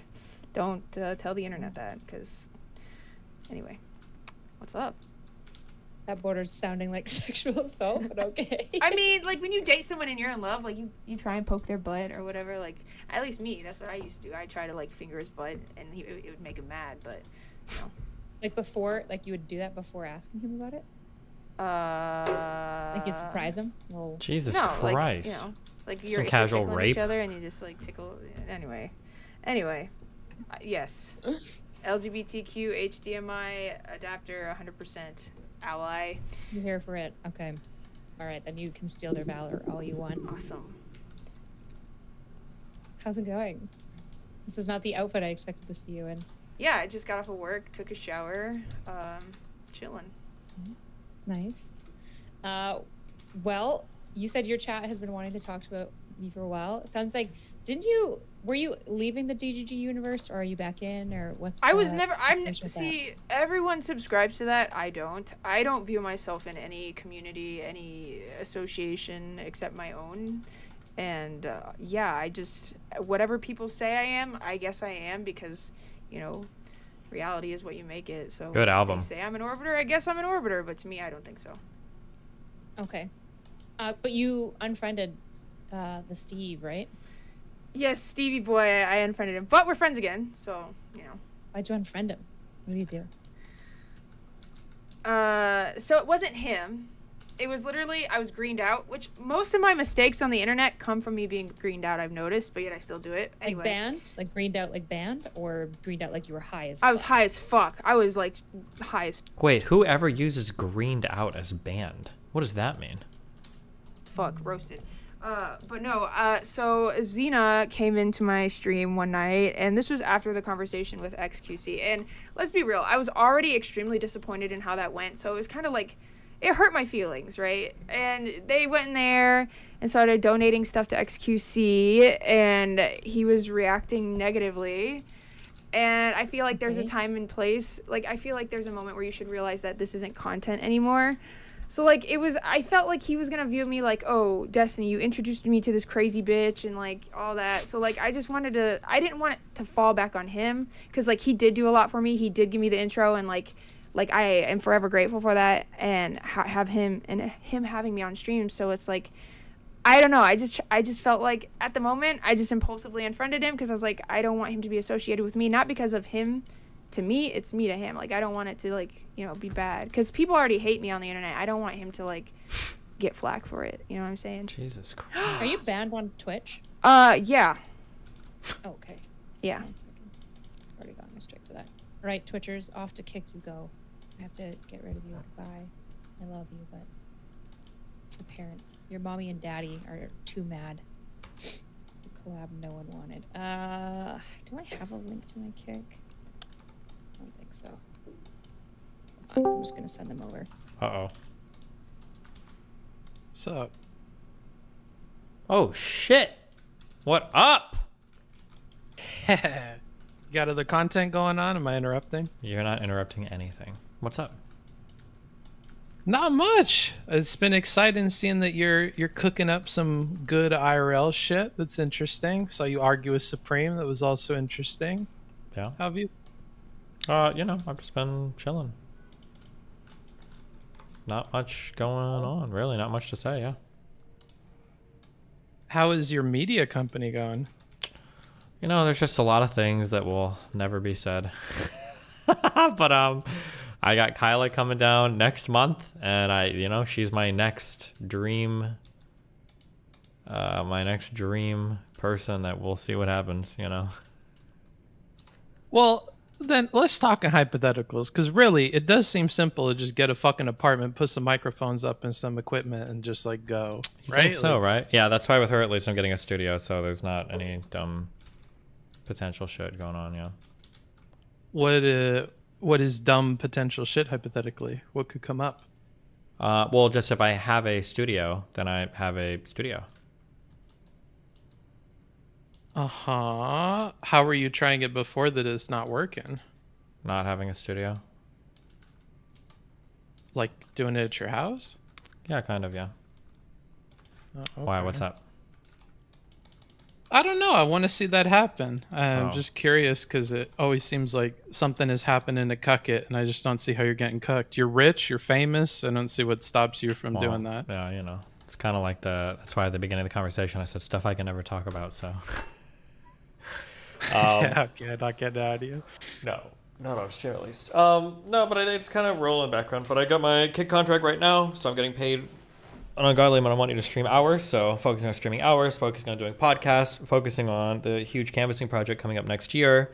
That's just kind of been my and then focusing on like kind of like these life improvements that I'm trying to make. I'm trying to become a better human being. So yeah, improving personal habits, offloading more tasks to employees. I've got liking cooking, expanding responsibilities to people, et cetera, yeah. You know how it goes. Speaking of which, yeah, poor Sejin. He's trying to make shit happen and make connections happen, but you seem to just be intent on starting shit. Is kind of my read. What do you mean? Me and Sejin are doing a lot of stuff going on. Or what do you mean by that? So my read is you're trying to do this progressive alliance, whatever thing with this organization, and part of it is you have to try to get along with these people to sway them to your cause a little bit, right? A little bit, yeah. But then you're talking shit about all these people in the same exact YouTube video. Well, I mean, they're kind of sort of hardcore going off on me. So, I mean, we'll see how it goes in person, you know. It should be okay. Yeah. Are you going to keep talking shit leading up to it, or are you going to try to, like, sing their praises a little bit? Or I'm like, not what's the singing plan anybody's for- praises while they're simultaneously railing on me. But, you know, hopefully they'll get a little bit better, and then I'll get a little bit better. You know, we just kind of keep moving like that, yeah. Well, they're real smart people. Vosh is a real smart guy. You got Brianna Wu in there in the mix. Yeah. So Vosh a I real didn't smart know guy she now? was- I mean, are you saying he's not? Because I think he's at least smart. Okay, Destiny. You say he's smart. I don't see why that's a... Destiny does you say know, he's like- smart. I would agree. He's a smart guy, yeah. I'm not going to disagree with you there. Okay. Does Stephen Bonelli have a different opinion about that? No, he's a smart guy. I just wish he wouldn't use his, I wish he'd use his intelligence for good instead of evil, you know? Well, if he's as jazzed as you are about this collaboration, I'm sure that he will. I'm sure he'll put those differences aside. But you're not getting an apology out of him. That's fucking crazy. I kind of have to, but, you know, we'll see what happens. We'll see how it goes. What if he just does it in private over dinner? It has to be in public. Because if this project is going to work with us working together, the fan bases can't think that I'm literally Hitler 2.0, right? It doesn't work that way. It can't work that way. Well, you're more like Mussolini, you know? Yeah, I don't think I can be any of those fascist figures if we're supposed to come together and work. Yeah. To be fair, everybody's a fascist figure to those folks, right? I mean, and I mean, that's kind of sort of the whole fucking problem, right? yeah, well, sometimes you need a few Nazis to crack a few fascists, right? You know. You guys got to work together. Don't think that's a saying at all, but okay. What's up? What have you been up to? Where are you even at these days? I'm in Vegas, Bing chilling. I've just been doing not stream stuff. That's been fun and nice. Yeah, it's been whatever. Oh, I was coding like as a for fun thing to put on my resume, like a kind of like BGG version of DGG, trying to like make it from scratch and shit. Okay. It's been coming together. Nice. If you Chat's hard. Yeah, if you feel like that project's going really well, you should suggest some changes to our code. Jader definitely needs some help. I think he crashed the website again yesterday, so. Nah, fuck all that. The way Cake talks about it sounds like a nightmare. No thanks. Wow. Well. You're not releasing 2.0 to everybody. I heard that. That's Yeah. interesting. Probably smart. Fuck these guys. Yeah, that's not very coalition building of you, I gotta say. Yeah, Vosh and everybody else already built coalitions off of everything, okay? It doesn't seem like it's helped the coalition too much. So. Well, he's getting real people out there in the world. That's great to hear. That's Is all I he? care about. Is that He happening? did before. Did he? When you talk to the people there, they like Vosh and he inspires them to do stuff. Did they? Oh, okay. That's good. If that's true. He's going to be a valuable asset to your coalition. He's going to get a bunch of people out. I hope so. I hope he does. That'd be exciting if that happened. Well, I'm way more inspired when I think Republicans are out there killing trans people in the streets. There's some rhetoric that gets me going. That's good. I'm glad you feel that way. Okay. Do you have anything you want to actually bring up, or what's up? What are we doing here? Okay. Is it the passive-aggressive book smarts hour, or what the fuck are we talking about? I'm always passive-aggressive, baby. Your conversation with Supreme. I feel like you had one of those moments where you don't like answers to questions, and so you interpret them in like the worst way possible. And he's out here trying to be Mr. China, and I feel like y'all were kind of shitting on him. That was sad. Okay. You regret that at all? I feel like you would have played it a little bit differently. No, I mean, I think I went pretty aggressive. I feel like he was pretty aggressive. I think we had our conversation, and then yeah. Were you swayed at all? Could you kind of, after, you know, sleeping on it a little bit, see how like, well, I mean, Hassan definitely knows more than the average person about this at the very least, right? Like, Didn't I literally say that in that conversation? yeah, I'm just checking. Yeah, I'm just then I don't checking, think that just would have been an making sure. after conversation revelation I would have had if it was a feeling that I had explicitly during the conversation. So then I would say, no, I didn't feel that way after the conversation. My feelings on that didn't change. Okay, well, here's one that I didn't really agree with you on. Mm-hmm. Do you see how there's a difference between, like a significant difference between Crimea and Taiwan, and that comparing the two is probably going to rightfully trigger Supreme? Well, it depends on how you're making the comparison, or it depends on how the comparison is coming up. I mean, any two things theoretically can be compared. If I think back to the comparisons between Crimea and Taiwan, I think for the purposes of that conversation and the arguments that Hassan was making, I think it was fair to have those comparisons. Because of the ethno-state arguments? Yeah, just because Hassan was just giving arguments given by China, kind of like how you could just give arguments given by Russia instead of actually stating his opinion on anything, or yeah. I mean, he gave opinions, you know. But he no, there he was explicitly. We can go back. I'd have to bet money No, to let's waste not. my time on this because I'm so correct. It's not even worth it unless you're going to pay me money. There were multiple times where Ethan called him out and said, "What is your opinion on this? Why are you giving China's opinion on this? What is your opinion on this?" So no, he wasn't giving an opinion. He was avoiding and ducking as much as he possibly could. But Well, I mean, the Reddit's shit on him. You know how that feels. It's not fun. who, Hassan? Yeah. Okay. And he's had some bad takes in the past, like how I've had him in the past. And that He's kinda not turns having you a off bad from- take though. He's intentionally being a fucking coward. I think Well, there's a difference. he gave opinions there. I could come away with what his opinion was. You came away with what his opinion was. Well, We just no, had he didn't different even ideas he of what didn't the even opinion want to was. actually give his opinion. He kept hiding. That was the whole problem. And do you think he's hiding because he has an ethno-state argument? No, I think he's hiding for the exact reason I said before. I think he's hiding because he wants to he wants to simultaneously please his tanky audience while not giving what would be like a mainstream politically unpopular take. And the China stuff is probably one of the very few things where he has to be careful how he speaks because the take that his audience wants is probably going to be mainstream, pretty politically unpopular. I see. How do you think it's going to pan out when they revisit this topic? It all comes down to how Ethan wants to handle the conversation. But Hassan, for Cloud, is not going to contradict Ethan much.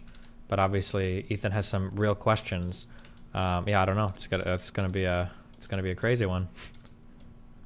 Yeah, he's good at pressing the attack. I don't think Hassan can hide. I don't even think he could have hid in the conversation that you guys listened to. It sounded like he got A answers little out of him. bit, but when you say Ethan is good at pressing the attack, Ethan just knows the areas that Hassan is going to be like a spineless weasel fuck on. It's not like Ethan was going hard.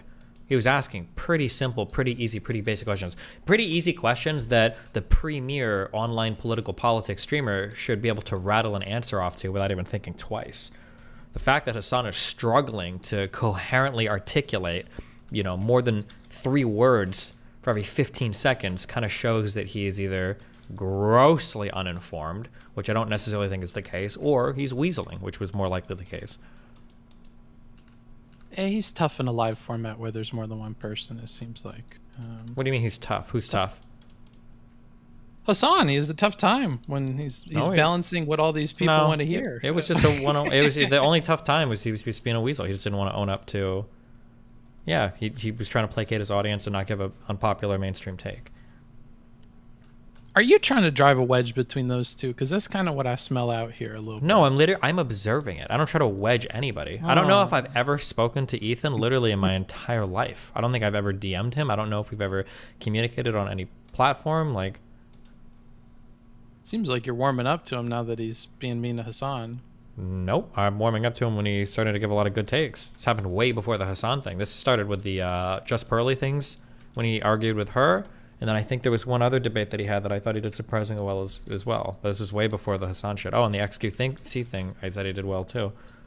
To be fair, it sounds like you the kind of other have guy a just narrative went in with your that. head, and you're just kind of like completely running with that because you have been keeping with the peripheral stuff. And now that you've kind of got this story in your head of me just hating Hassan, and that's where my whole appreciation of Ethan comes from. It's kind of tainting and coloring your entire perspective, maybe. Oh, I watch all your uploads, bro. Come on. Well, I'm just saying. I'm it watching kinda- all of it. I see a trend. I see a trend. Why are my wires not exploding when they're overloaded? I don't understand what they changed in this game. Oh, why are you playing this trash? What happened in Satisfactory? Boring. I can't. 3D shit. Not for me. So you're done with it now for good? I think so. Maybe I'll play a future version or something. Huh. Rip. It was fun watching you drive trains. It was nice. Oh, yeah? Yeah, it felt like Minecraft again a little bit. Somebody called him and threatened him. How come Moot and Dank don't come on anymore? I think Mooten is rolling with real life shit, and Dan, I think, is also doing real life shit, I think. Well, that kind of sucks. I miss that content. That was good stuff. Well, the eras come and they go. We've been here for a long time, and, that's just how it be doing.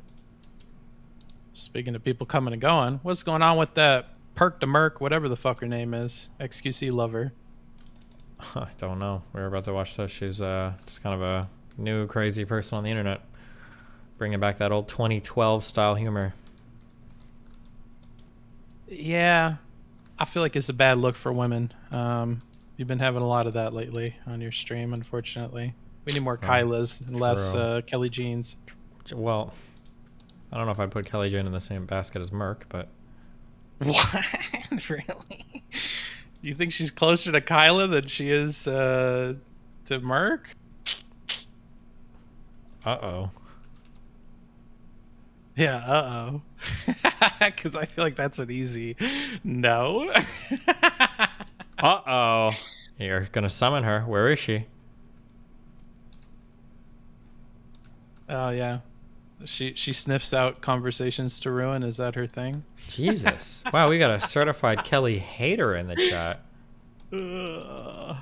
I was talking about Mark, but yeah, Kelly too. At least Kelly's more quiet. I like that about her. She only intrudes so often and doesn't have to get her full point off, and everybody can talk over her. I like that. My God. Wow. Do you get a little bit sweatstinny when you have somebody big like XQC on, and then you have like 8 people come on and they're all attacking him? Nah. I think it's a good wake-up reality check. I don't like the idea of like having like famous friends and they just like are looking for people to suck them off all day. I think XQC is okay with it. And if he's not, then he's not or whatever. But like just because somebody's famous, I'm not gonna treat him differently or let him slide with saying dumb shit or whatever. You know, it's all part of the battle arena, the battle royale that goes on in the DGG Discord. So. Why do you think he sucks so bad at arguing?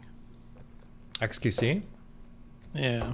I don't know if I would say he sucks so bad at arguing. More so that like he's just not particularly good at it. But like I don't know how good is the average person at arguing. Probably not good. But he talks for a living. Well, he doesn't argue for a living. To get better. Yeah, I guess so. But he keeps doing them. I mean, that's more than we can say for some other people. True. And he probably enjoys it. But I mean, yeah, you've got like English as a second language. He's, I'm sure there's other things he's working through. Yeah, that excuse maybe years ago would have been okay, but he doesn't seem to improve very much at that. Well, how often is he like flexing his debate skills? Like how often does he have opportunities to improve? Is this something he's like... I was talking about his English skills. Oh. But yeah, debate too, as an extension of that. He seems to just kind of get tilted or like take for granted that people are just going to agree with him. And then he gets really mad when they don't, or the argument doesn't go the way he likes. Like he gets mad at it like at a meta level and then attacks it as like, these are such dog shit cop out answers or arguments or whatever. And it's like, bro, you got to make that point though. You can't just say it. Yeah, I mean, he has issues with that. I'm not going to lie. Yeah. You can't just say this is dog shit over and over again. I agree. Okay. Well, who is your like project the way that Hassan was? Like, who are you? Seems like you're grooming Ethan, but do you have any other candidates that you're trying to inspire, I guess? Nope. I don't think I groom anybody. I let people do. I'm here to watch the chaos unfold. Do we have any exciting up-and-coming orbiters right now, guys? I don't know if we do on stream, do we? I like Turkey Tom. More of him lately. Turkey Tom is interesting, but very, very, very old-school style internet humor. It gets you laughing. Yeah, I mean, well, sometimes. It just depends on what it is, yeah. You two are cute. You're doing the Gangnam Style shit now and stuff. I like a good meme. that. It triggers people.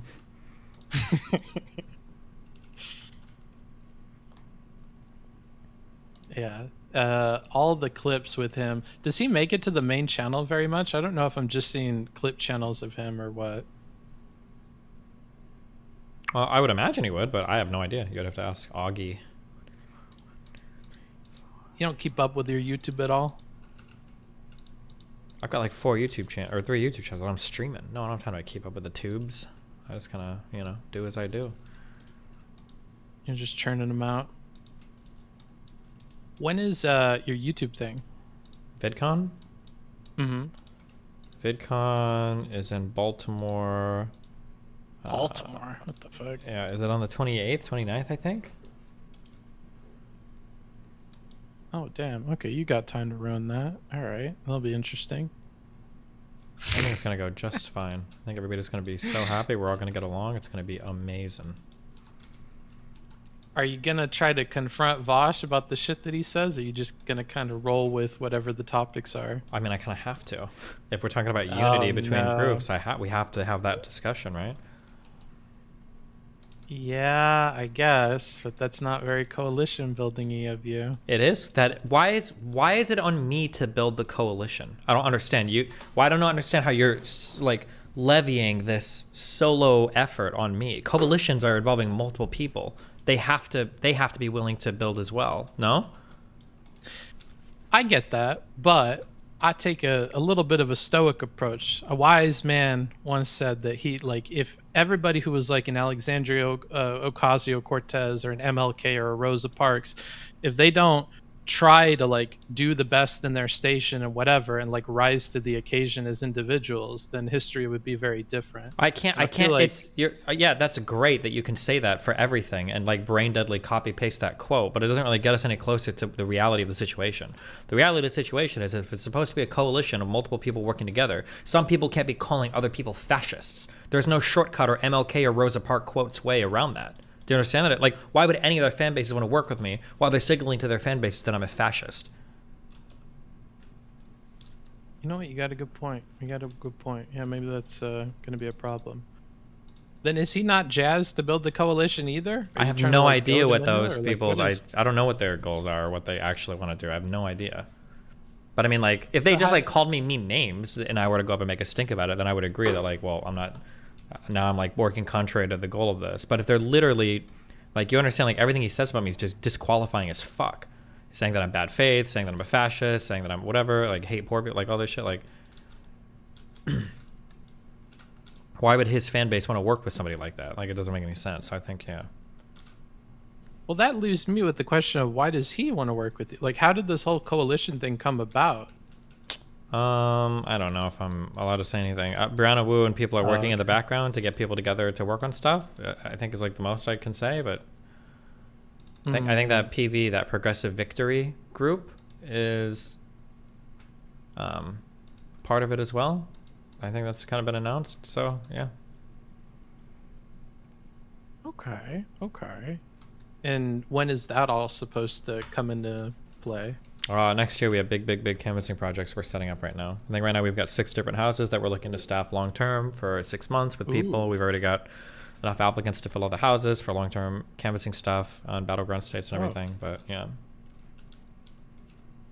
Okay, so that's why you're confident, because you're kind of chilling on your own if you've already got stuff filled out. Well, kind of, but I mean, it's going to depend on how some of this coalition stuff goes, because I'm hoping that those organizations are going to fund this for me, because I don't really want to pony up the money myself for this one. Well, as Brianna assured you, you won't have to foot the bill for stuff. She's going to figure it out, VCs and whatnot, which is awesome. Sure.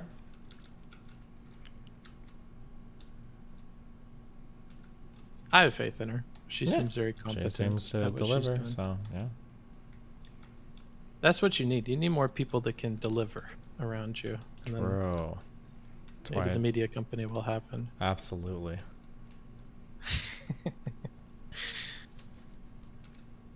I did see a thumbnail, but I didn't watch it because you know how I feel about Farha. But wait, no, I don't. Do you hate her? Or? I owe you money. Actually, I have to send you a bet. I didn't know that you were moving her in, fucking girl next door style. That was unexpected. Jesus Christ. Wait, what do you owe me money on? Own Fresh and Fit? Oh, good. You don't remember. That's great. Nope.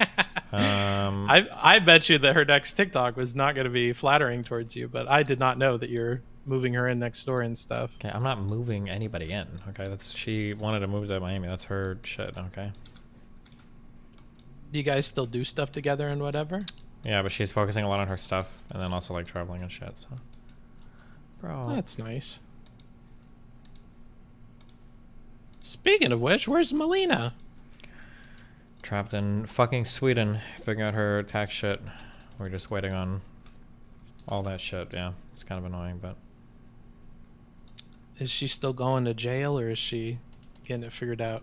We're getting it figured out. It's just all very time consuming, so. What about Nathan? Any cool stuff planned with him? He's another fun orbiter. He was here for a week, I think like a month or two ago, and then I'm going down. I don't know if I'll do it on this trip or at the end of or middle of next month. Five Nights at Freddy's movie comes out, so I'll probably do that, and I think Halloween one. Yeah, should be fun. That's nice. Transitioning gracefully into something tangential to your son. How is your relationship with Sneeko at this point? Non-existent. He got cut out a while ago. Yeah. Damn. Do you think he's gonna 180 on this Muslim mark? He already has. You missed it, yeah. Well, I saw that he's like, you guys want me to live in a fucking mosque. Yeah, he's done with that. Now he's just back on the DGNR because he hang out with like Aiden Ross and everybody. Do you see Aiden's gonna have Kim Jong-un on his stream? Yeah, I think it's somebody in chat was saying it's gonna be like an impersonator or something, so who knows? We'll see how that goes. Yikes, that's a fucking scary thing to wade into. I would be careful with that. That's Why? What do you mean by that? He might get a handshake from a spy and fucking disappear. I don't know. It's freaky. I wouldn't fuck with North Korea. I don't think North Korea is sending agents into the United States to hunt down U.S. citizens. That would be unfathomably fucking wild. But I know what you mean. I mean, I saw Japanese people beat up a Somali boy, so... Oh, well, that's basically the same thing, I guess. Yeah, true. Okay. My bad. My bad, my bad. Do you know what happened to him? Is he okay? Who? Which guy? Who are we talking about? His name is like Dr. Somali or some stupid shit. Oh, wasn't that in Japan? Yeah. Oh. Yeah, people beating people up in their country is a lot different than another country sending assassins to another country to kill people, citizens there, I think. Yeah, potato, potato. Who knows? That's what North Korea is missing, is they need more citizens everywhere to do their bidding. Oh, yeah? Like the Indians that killed that Indian dude in Canada. Jesus. That happened? You see the news? Nope. Oh, no, yeah, I did actually, yeah. The that killed some, was it a Sikh dude? Yeah, poor guy. That was wild, yeah. Yeah. Yeah. That's why I'm scared for Aiden. How are you? Yeah, next thing you know, he's going to be talking about Pakistan and India and Bangladesh and, you know, it's freaky. And then you got that state guy fucking egging him on, which was also strange. Eddie? Or Weird somebody else choice. on the platform? Pretty sure it was Eddie. Yeah. Does he ever do that with you? Try to get you to do stuff, poke you with a stick? Like that? No. Oh, so not like that? There are other ways it happens? I mean, other than telling me to like drive chat engagement, no. But he's not like dictating content to me or anything, no. Oh, that's interesting. Out of curiosity, like, what is your strat to do something like that? I try to click links through KickChat or respond to them if anybody tags my name in there. I'll always try to respond, stuff like that. You know, whatever organic chat engagement I can get. What am I doing? And have you solved the moderation thing? Yeah, I think they generally do okay now. Can you tell if people are subbed to you in this chat? Yeah, they've got little symbols next to their name. Oh, Oh, I'm seeing a lot of not symbols. Come on, party people. They're working on it, okay? You got to work on that chat engagement. How long has it been since you pushed subs? I feel like that's an old Destiny thing. Yeah, I mean, I used to do it for Twitch subs, but now I'm just kind of, yeah, you know. Have there been any exciting additions to Kick lately that you can chill out? No, I think they're just in general working on the site and still doing talent acquisition, I think. But I think the site's become more stable. The view counts are more legitimate now. Not that they weren't before, but you can definitely tell that that the view count is more accurate. 1, 2, 3, 4. Yeah. I think the mobile app has gotten a lot better. That's good. That's good. I got another hard question for you. You ready for this? I'm all about those hard questions, baby. Okay. So you recently, in a clip that went viral, were Yeah. hinting at people that you know. Oh, I can't that talk have about tried any of that, to. yeah. But what about it? I can't give you names if that's what you're gonna retardedly try to mine from me. Oh no, I wouldn't dare. But how do you like navigate that? Like, do you warn other people in private? Like, what Yeah, what do you absolutely, do with that of course. information? If I know people in private that are hanging out with certain people that I know are rapists, I'll tell people beforehand, like, hey, don't get raped by this guy. Yeah. Huh. And how prevalent is that among like the people that you hang out with? Very prevalent. People will always talk about people that they think are creepy or rapey or weird. Yeah, that's pretty common. When they say in those articles that like comedian women talk about guys that are creepy, well, I totally believe that because it happens in the streamer world too. Yeah.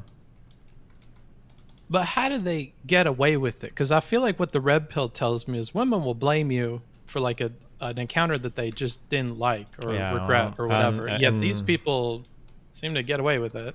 Well, out in the real world, nobody really wants to be associated with that shit. It's toxic as fuck if you're a woman to have like the reputation of being like a rape accuser or anything like that. In the red pill space, I guess it seems like the women get super crazy rewarded for it, and it's based and awesome to accuse men of rape all the time. But yeah, in the real world, it's just you don't want to carry around that stigma. Nobody wants to do anything with a woman that's made rape accusations, even if it's true. Nobody wants to deal with that. It's just too risky. So generally, you just don't say anything. Why don't like journalists or like drama streamers get on like anonymous stuff and like protect sources and just like drop it? Because everybody's too busy clout farming. Nobody wants to make enemies with anybody. Huh. Not even somebody like Keemstar? I mean, think about it this way. Besides, remember the big Adriana Lee drama when you had Mizkif, Mitch, and then Train and XQC? How many people outside of the people that were immediately affected? How many of those people, how many people said anything? I got a lot of DMs from a lot of people that didn't want to say anything publicly. Whether it was anybody that wasn't directly implicated in this actually say anything. Like nobody really wants to say anything if they're not like directly implicated in any of these things. It's just yeah, it's just too spooky. Why? Like you don't want to burn bridges, you want to hold on to your connections and all that shit, yeah. Could it be because they aren't super certain about the allegations themselves and just are tangential people that want to say something? Like that they are not 100% sure on and maybe that's why they don't want to come forward, or is it for sure clout? No, I mean, like, we could say that, but it's mainly just like, why would you want to be involved in throwing those types of accusations and shit around? And when you don't have like maybe 1,000,000,000% proof, or, you know, when it might cost you a lot career-wise, right? Like, And how often are people like engineering responses and shit like they were in the behind the scenes? What do you mean engineering responses? Well, I feel like once people realize that the little red exclamation point has appeared over the heads of other people that are picking up on stuff, they seem to get people together and try and war game it a bit.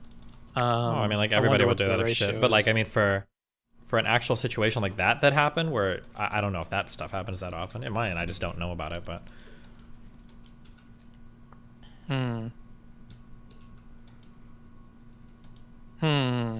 And unless it directly involves you, you're not willing to like burn witnesses that comes forward, right? No, yeah, you can't really, because then nobody will release any of that information to you again, or to anybody, so it all works out in protecting kind of the worst people involved. Yeah. Do you regret like doing that with the Bob 7 stuff, or not really? Nope, not at all. Fuck it, I burned all those bridges, but I'd rather burn bridges than lose my reputation. Fuck that. Fair enough, fair enough. Yeah, I guess once you're out on their word, then they're kind of sinking with you, if you sink. Yeah. Any shit brewing right now that you think might surface? Anything good? Right now, not really. No, I don't think so. I think everything's pretty much on the up and up right now. Yeah.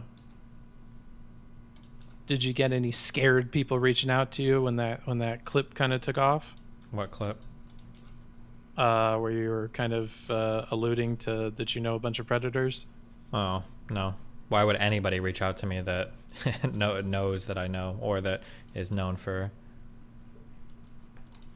doing shit? Well, if I was a victim that told you, I would be like, bruh, what are you doing?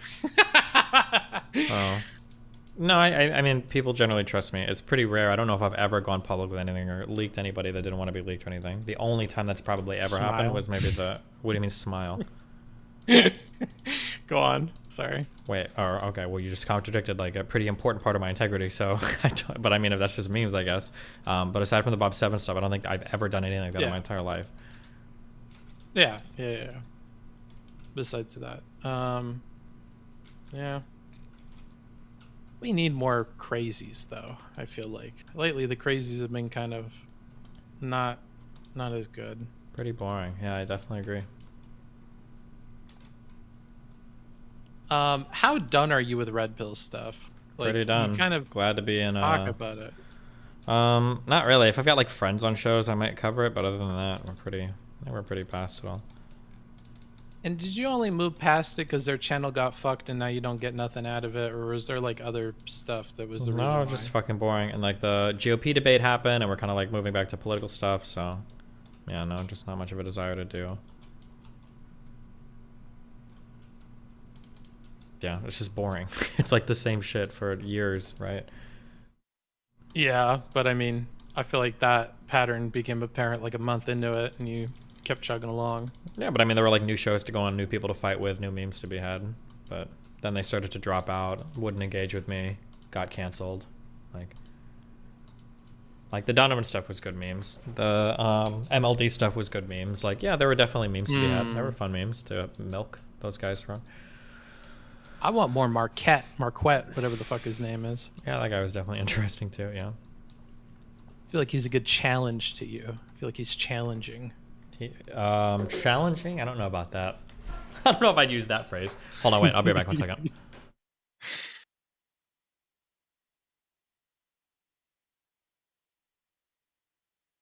That fucking dude. Yeah, that fucking dude. I love it. I love it. Like, especially when he mixes with that cowardly red-faced dude, whatever the fuck his name is. The dude that's like, I wouldn't punch somebody, I'd go to jail. I live in Japan, dude. Whatever that dude's name was. That's hilarious. I love seeing those two personalities clash. That's funny. Even Destiny and him, I feel like, was pretty fucking good. Because that dude just goes hard in the paint. He'll just steamroll you if you let him. Like, that was funny. I gotta say, that handsome boy, the handsome right-wing dude who runs not SOS. I think maybe it's like, no, I think it is SOS. The dude that's on that panel full of people that believe in crazy fucking conspiracies, who polled the audience and that was very disappointed with the results, whatever that dude's name was. It was pretty fucking funny. Joe Rogan? No, he needs something else. Yeah, PBD. Yeah, the PBD.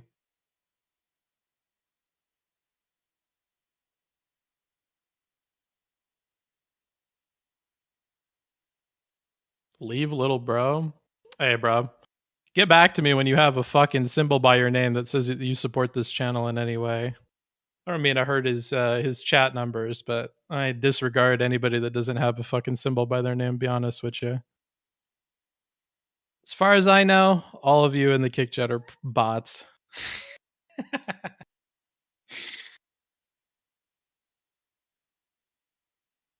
Who even are you, though? Well, I'm the dude that has perms, so fuck you. How does it work that people even get in here? I see people waiting all the time in these tier rooms. When does he decide to bring them in? They just wait in there all day muted?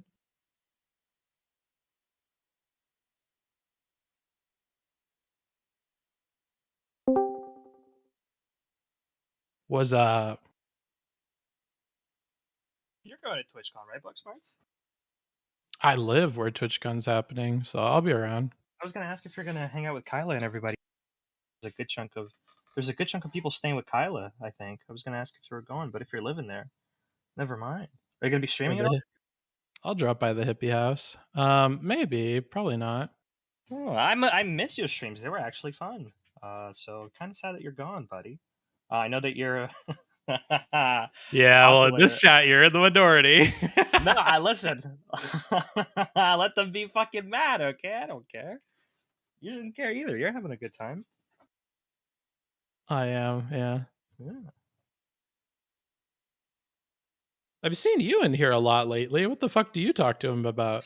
I just I don't know. He talks about anime sometimes, and it fucking pisses me off. Movies too. Don't like any of his fucking takes. So sometimes he gets upset enough to bring me in here, and after fucking fighting for a while, he was like, "Oh, I'll just give you perms," and now I get to come in here and just yell at him, which is awesome. I love it. Yeah, good luck with that. I don't think you're fixing that broken sense of taste that he has, but good luck. Well, it's not like okay, hold on. I don't know if you got much room to speak. Okay, Book, your You don't takes know aren't. shit about what I like. We've we've talked a couple times, and listen, I got some heavy disagreements with you too. Okay, but at least you'll make like a 2-hour stream talking about why you like stuff. Some Destiny will just do this thing where he comes in and he's like, "Oh, this is shit," and then you talk to him, and he's like, "Well, it's actually X and Y," and you're like, "Well, you fucking baited me by being an absolute mongrel," and then I come in here and you're reasonable. What? Well, I mean, you're talking a lot of shit with the big man not in here. I'm not afraid. You think I'm scared because he's getting like a soiler or something? You think I'm not going to talk about him? He's not. Wait, what bad anime takes does he have? He doesn't even. No, he doesn't. Okay, he did. No, he doesn't. I don't know. He has some takes that I don't agree with anime. It's mostly been movies, some video game stuff, but with anime stuff, I don't think he watches a whole lot. People in the chat were trying to recommend him a bunch of shit that he's probably never going to watch because they probably have no fucking idea that this guy is not going to commit time to watching long-term series like Jujutsu Kaisen or whatever it's called. He's not going to fucking watch any of that shit.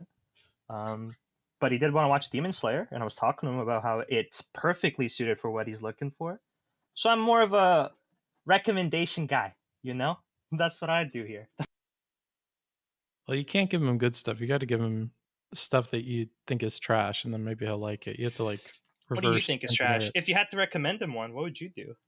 I mean, Demon Slayer's pretty bad, so I guess that's an okay choice. Why is it bad? You see, you say shit like this, and it kind of upsets me. Why is Demon Slayer bad? If you're drawing one fight out over like fucking a whole arc, that's pretty fucking slimy. I don't know. And the flashy shit is just a giant epilepsy warning that's animated. I don't really like that too much. Wait, well, I guess it's just a taste thing. See, this is what you're doing. You have a taste, which is like flashy animation that's like actiony and very well crafted. Epilepsy. Edge Runners, really like giant epilepsy warning as well. This is too much. Edge Runners is overrated as fuck. Yeah, Edge Runners is hella overrated. That show drops off like crazy. It's insane. Yo! I just came in to ask really quickly. Did anything Booksmarts said the entire time he's been on here, has any of that been true? Because like first he came in and he was like, "Oh, Destiny hates Hassan," and that motivates all of his reasoning, and you couldn't substantiate that whatsoever. Did I say that? Well, you could restate for me if you like. What was your point about Destiny going after Ethan? Oh, I didn't even say he went after Ethan. I'm saying he No, I'm saying like speaking positively of Ethan. He's like rainfall in the winter. He finds cracks in rock and he just gets in there and freezes and thaws and cracks it open even more. I think that's he's trying to erode their little relationship that they have at any opportunity. I'm there for it, but that's just my interpretation of it. So how did agreeing that XQC lost that debate with Ethan, how did that help? Or you're saying that was a part of his plan to fuck with Hassan? Well, that doesn't have anything to do with Hassan, in my opinion. Well, it has to do with him speaking favorably of Ethan and like a general trend in that relationship, right? Crimea and Taiwan. This is like, yeah, there's some thing there, but not what I'm talking about. No, I'm literally just asking, like, why did you basically ignore everything he said about how he's been liking Ethan more and more over time? No, I think he has been liking Ethan more over time. It's just that's not what I wanted to focus on. I wanted to focus on the wedge driving. I think that's more interesting. Why is it wedge driving though? Well, because he's stirring discontent between the two of them by covering it in the way by that he observing is what's happening. I love that. Yeah, by observing what's happening. Interesting. Do you not see how like your personal like feelings and thoughts on Destiny's entirely what builds that narrative? Well, it does. It is my opinion, and it comes from my brain with my emotions. So yeah, for sure, I wouldn't deny that.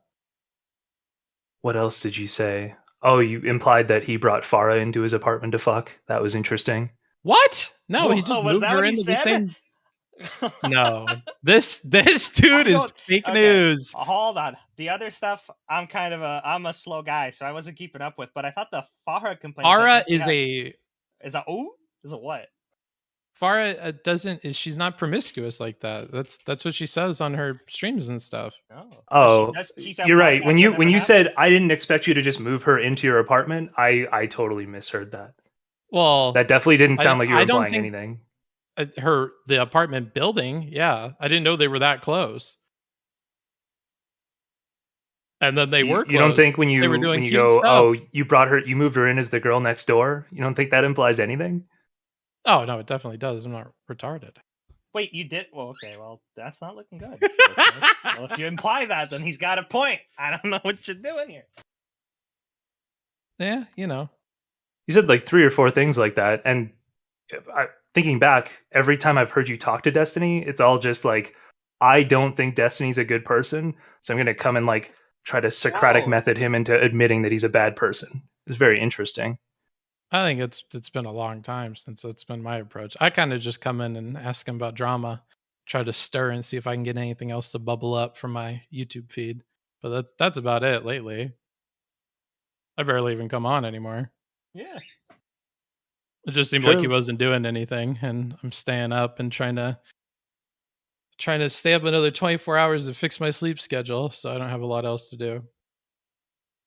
Okay. Yeah, it's really interesting because I criticize Destiny a lot, but most of it's from a place where I like actually think he's a decent human being. Okay, maybe I'm off here, but if Booksmarts comes in here, fuck it. I'll say it similarly to how Dan comes in here to shitster, right? Same attitude, right? Is the automatic impression that he's trying to take him down or shit on Steven? Dan is chaos, though. Dan goes in every direction. Okay, Booksmarts goes in one direction. Okay, well, Dan is chaos, of course, but when Booksmarts does it, that's a targeted harassment. I mean, yeah, because he's the only guy in the room. Just talking to him. And to be fair, I threw stuff at Farha. I threw stuff at fucking true. Perk to Merc. I threw shit at Hassan. Excuse me. You're not listening. Yeah, that was actually what kind of set me off was when you went after like Merc and Kelly and were talking shit about how they would just say shit and they didn't know anything. But you were also doing that yourself with the Ethan and Hassan thing. Ooh. That was interesting. Was I? Because I watched all of it. I don't know if there's something I missed, but did you watch all of it? You I know, watched all of it, Destiny and then you said it, came so to a you just conclusion that believed Destiny was it. trying to pry Ethan away from him. Ooh. Well, he's driving a wedge. I think that's clear. Wedges.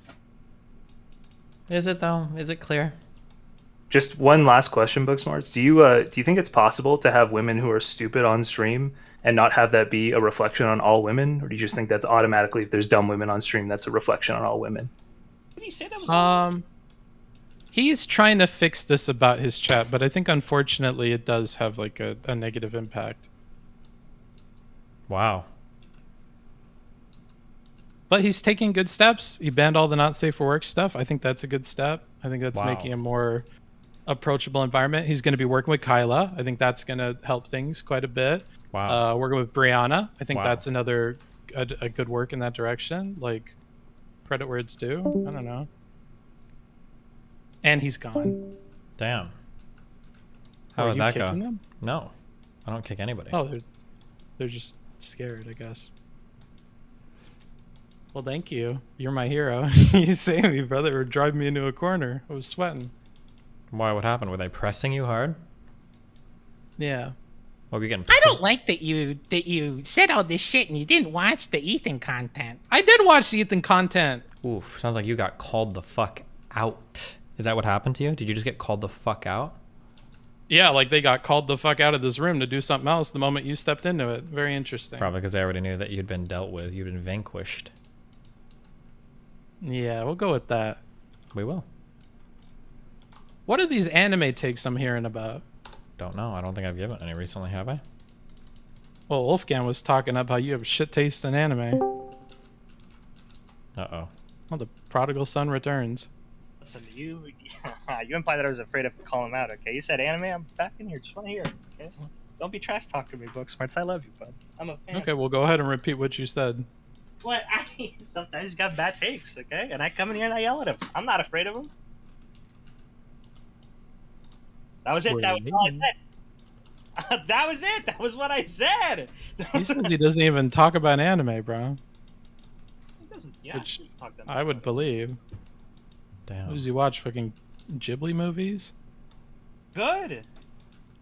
Are you shitting on Ghibli movies? Is Yeah, that a thing would now? be a dumb No, thing but that's to the make. kind of thing I could see you watching. I What are don't, you I don't know if talking you're about? How watching old are you? Aren't you like real anime. 21? I've been watching anime before you were even fucking born, kid. 21? The fuck out of here. Ghibli. I said Ghibli, actually. What? Well, what were you talking about recently? I still have no fucking idea. What, me? Yeah. I don't know. I don't know how anime came up to you guys at all.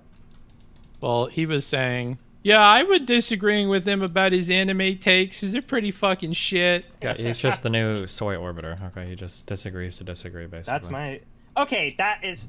You're so fucking wrong. That's not true at all.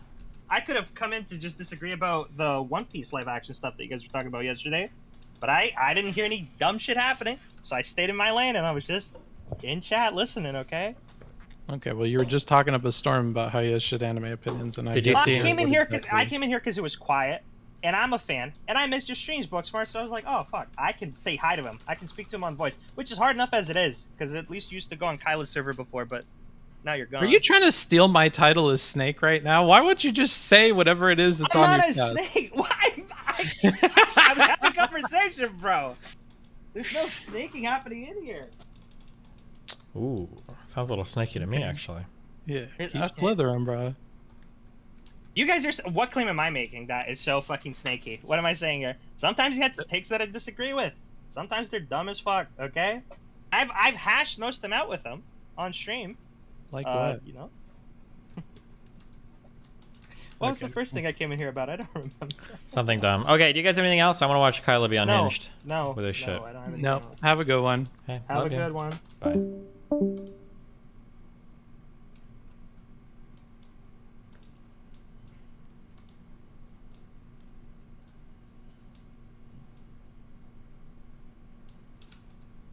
What is this? So the guy, the client, someone called him on the phone and threatened him. So he's like scared of his life, but then he's calling you guys like, oh my God, come to my head and you do something. I think he's a little off a little bit. If you guys want to still talk to him, you guys can still talk to him. No, he's by himself. He's by himself. That's why I came to meet you guys first. Okay, Nadine. Sorry. Listen to me, Nadine. I have all his stuff.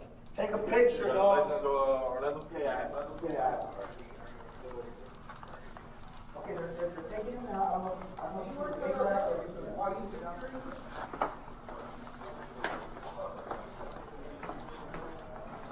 This is a while ago, right? When he got arrested? Like a few weeks ago?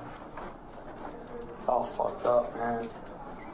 75,000 people watching. You guys fucked up. So who is this person that you said I'm not is talking to you anymore. I need a lawyer. You're fucked. You're not arrested. You're gonna get Baker acted. Yeah, but you guys are fucked. You guys just You're gonna get Baker acted, damn. fucked up in front of 70. I swear to God, in my mother's life. I'm a good person. I'm a civilian. I'm sober.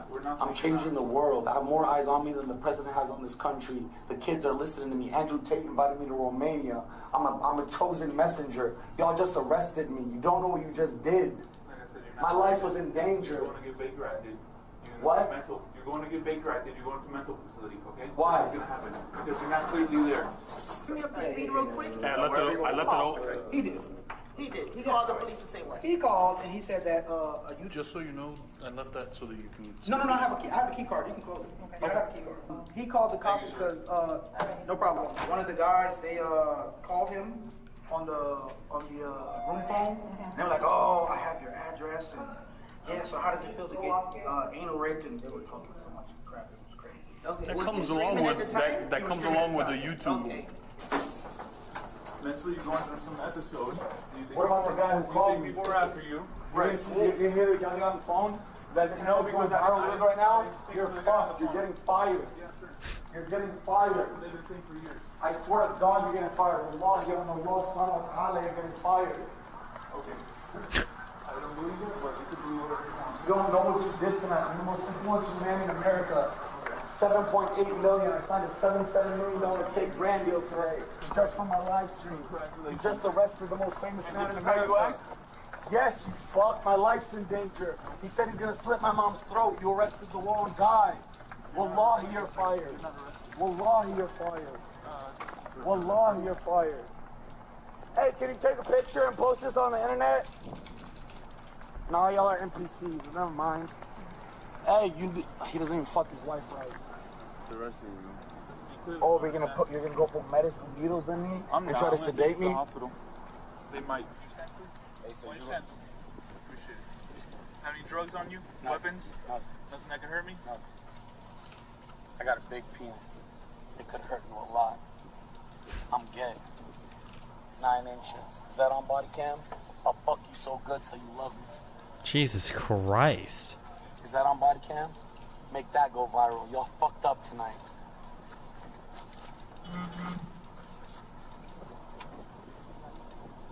Y'all fucked up tonight. I'm looking at you in the eye and telling you, you know you did. You know. Your friends don't know. You know.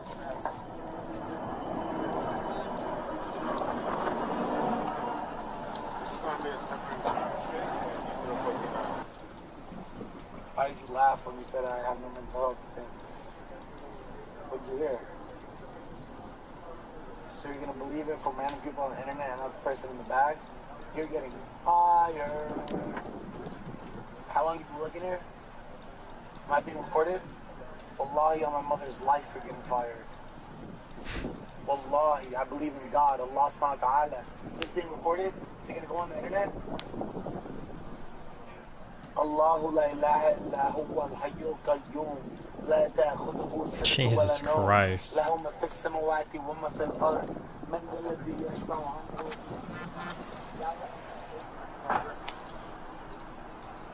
Which one of you fucks want to touch me? I bet it's you. I bet it's you, faggot. Oh my God. You are gonna touch me. Look at that.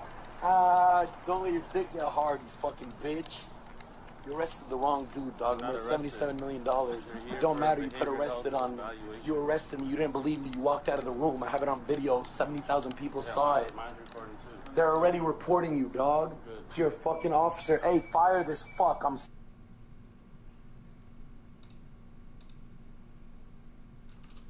All right. Anyway, back to this. Our friend. What did you do to get banned?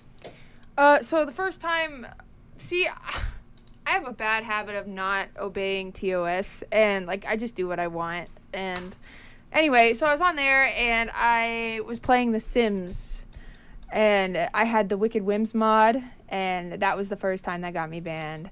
The other time was for hate. The Wicked Whims mod. It's where your Sims get naked and like you can fuck in Sims and shit like that. So you know, yeah, okay. yeah. Anyway, that was the first time. Second time, I was like apparently having hate speech or something because I made a comment about transgenders. And then the third time was because I went completely off the rails, crazy, and like had a full on, like, not even like just a meltdown. Like I was like driving crazy. Like it was bad. It was bad. It was bad. It was whenever my boyfriend had broken up with me initially and it got really dark and bad. And then, yeah, found my way out of it. So. Okay. Interesting. Okay. So you're banned on there. Okay, now I'm off Twitch now, so we don't have to worry about that. Sorry, I'm just trying to get my chat working. There we go. Holy shit, this has been such a nightmare. I got this new chat system, and it's great because it has this fun TTS system. But yeah, it's a nightmare sometimes. Okay, we got it. We got it going. What should we talk about? What do we have in common? I don't really know any of your viewpoints on anything, and now hearing that you're a very green-walled memer, that creates an even greater layer of mystery. Well, I can either be honest, because I've actually been enjoying coming onto people's streams and like having real conversations and like dropping the act, because I feel like that's very important, because people, the whole point of streamers and like viewers and stuff, I think, is to feel connected to the world, to feel like they're a part of something. And the more vulnerable you are with someone, the more connected they feel. So I really have been enjoying like opening up and just being who I am and just hanging out and chilling lately. I think so. I had somewhat of a business model, not really a business model, but like a plan for how I wanted to come into streaming. And I think I executed it perfectly. Came on saying hard R, saying all these slurs, doing things that were kind of like, holy shit, like, who is this girl? And why is she? Yeah.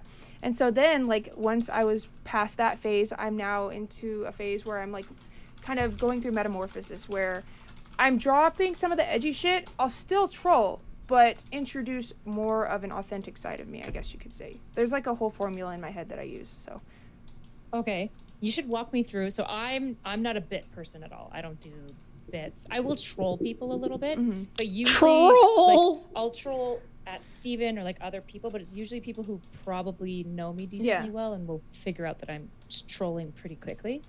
Except for my chat. It doesn't catch on when I troll people. They're starting to, they're getting better. What goes through, what's like the psychological process where you go, I'm gonna make like a persona that's really eye-catching and do that on the, like, what drives you? And I'm not talking like negative about it. I think it's pretty neutral. I just like, it's just not something I feel like I can commit to. Like, I'm like, what if I drop my persona like half the way through, you know? So for me, it's like, it all comes very naturally. Like, it's not something I have to practice. It's not like when I used to do theater or musicals or anything. Like, it just happens naturally. And like, I develop these thoughts in my head, like, okay, well, this worked, but this didn't, and then this worked, but this didn't. So it's like, I kind of formulate that in my head where it's like, this is what I have to do. And, you know, I just do it. I don't really put much thought into it. You know, I'm a very, like, I trust the universe a lot, and I'm very, like, spiritual. So it's like, I don't know. I feel like as long as I'm feeling good and I'm feeling happy and doing things with the right intention, which is to entertain people, that I will be protected. And, you know, I do things offline that definitely help protect me even more on the internet. But, you know, people aren't aware of that. They just think that I'm crazy and dox myself and do all these things. But in reality, everything I've done so far up to this point has been intentional. Wow. Okay. Interesting. So then I guess what are your like goals for streaming? Like, what do you wanna...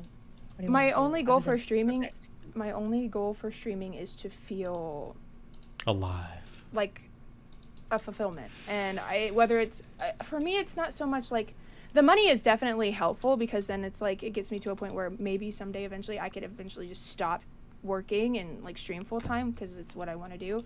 But like for me, it's just it's hard to explain.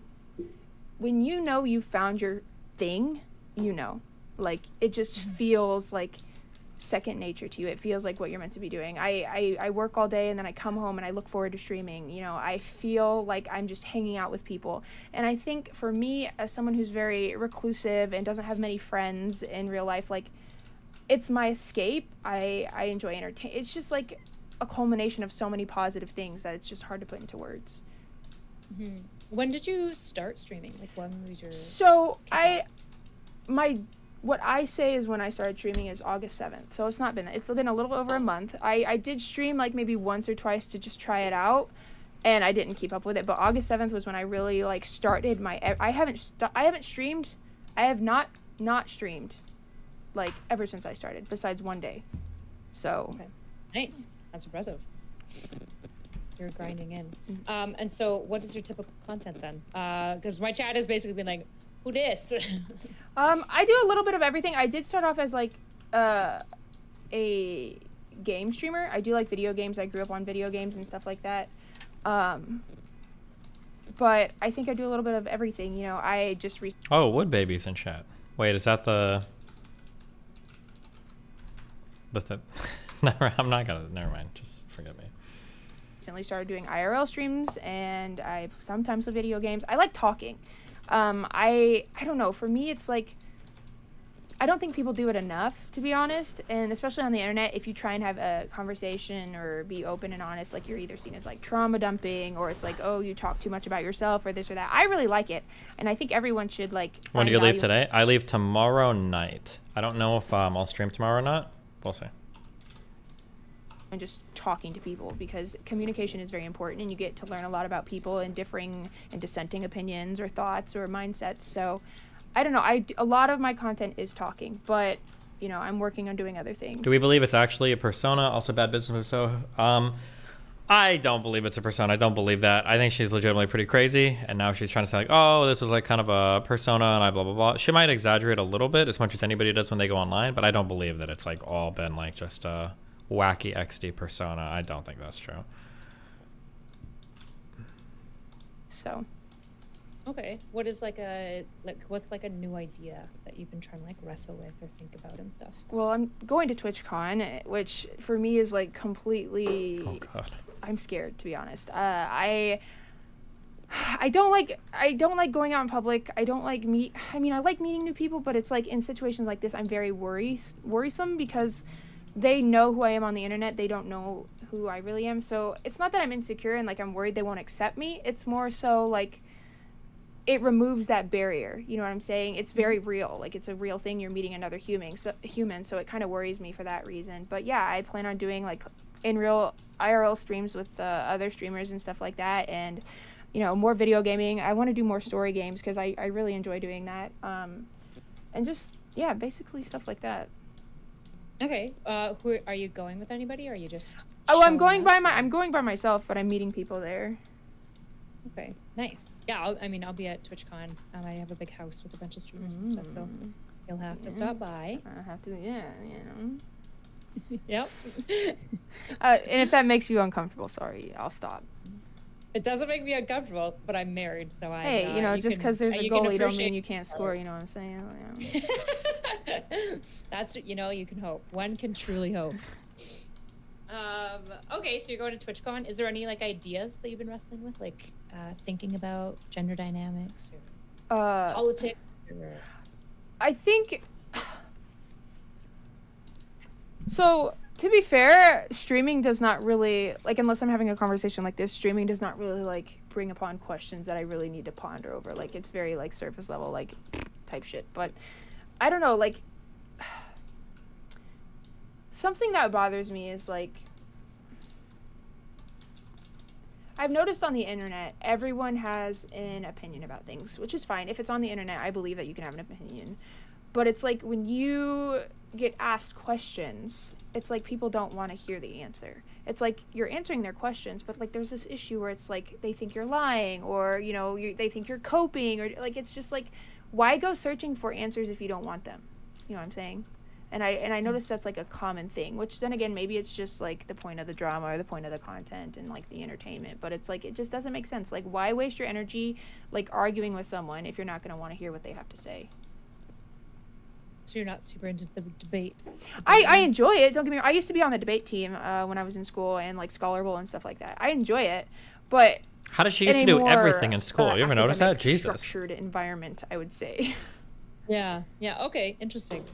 So you're mostly here to have a good time on stream. You want to have like good conversations. What is your like troll persona? Like, what have you?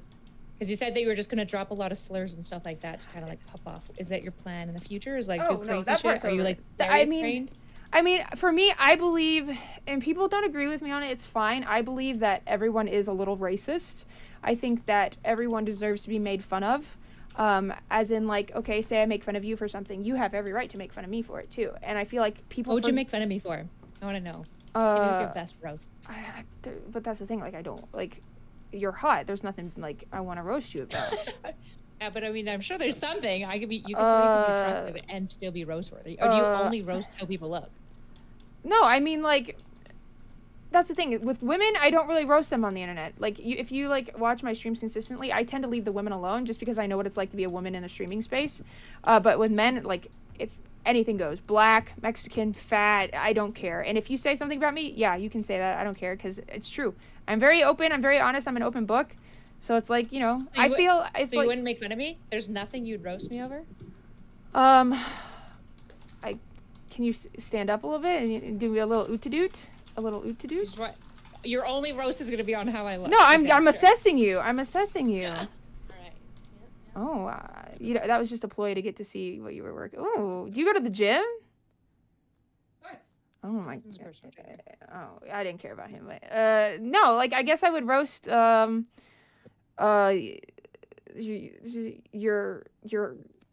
fuck, I don't know. You're perfect. What can I say?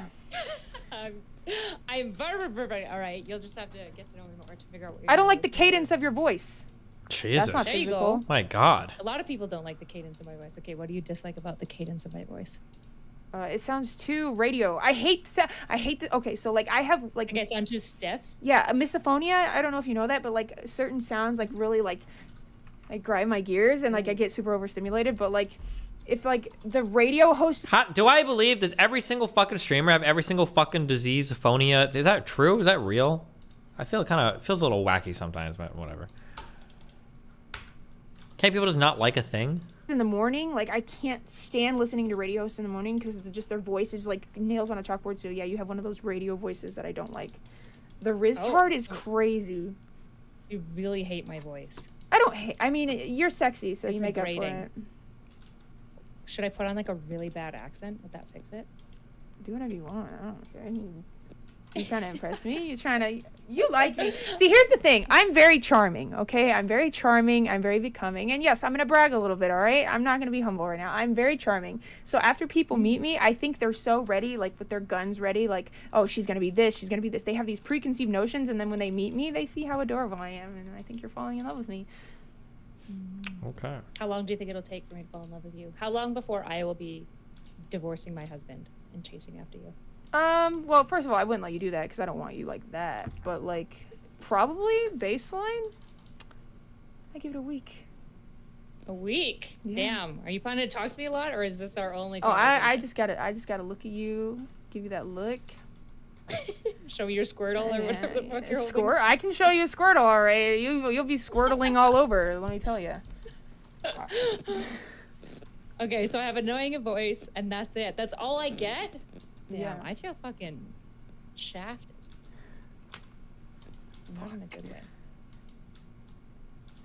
Yeah, I'm already let down. I was expecting some like brutal roasts. No, why would I Why are we watching this? I don't know. People said it gets unhinged. I don't know how long we have to go to get past I don't this. wanna, like, roast someone and sit here and like, sure, I'll joke with you about how hot you are, but like, I'm not gonna sit here and like demean someone even jokingly because you and a few others are the only ones that like. Oh shit, hold on. My telepharmacist okayed me for Vyvanse. Hold on.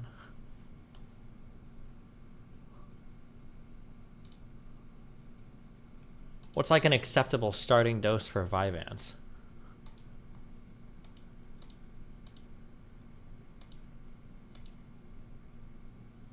$30 milligrams. That's way higher than... Do you need more of that than Adderall?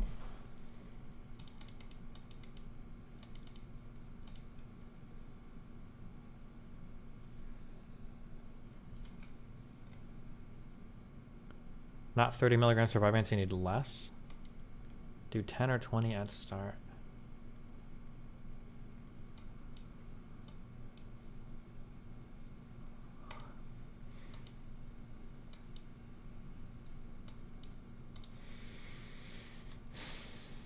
Okay.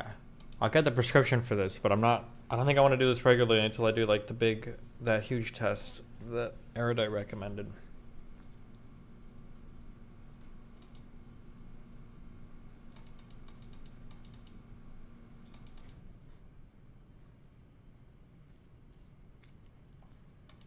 Wait, is Vyvanse really expensive?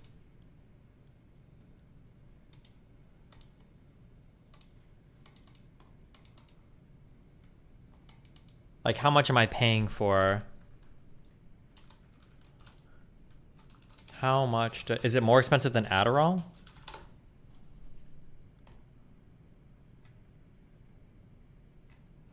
Destiny, look at the molecule, they're basically the same shit. Yeah, but the Vyvanse stuff is supposed to release more gradually over time because your body has to metabolize that. Is it lysine? Whatever the attached molecule is. Although the Adderall XR uses, doesn't it just cover it in some other shit so it kind of digests as well? But the Vyvanse seems better. Everything I've read makes Vyvanse seem just better. Vyvanse just seems better than Adderall. I don't know why. Whoa, careful for taking medical advice. But after reading all the patient reviews and shit, I don't know why anybody would take Adderall over Vyvanse or meth. I need to get the prescription for that next, but I think I'm gonna seem hella drug seeking if I push on that.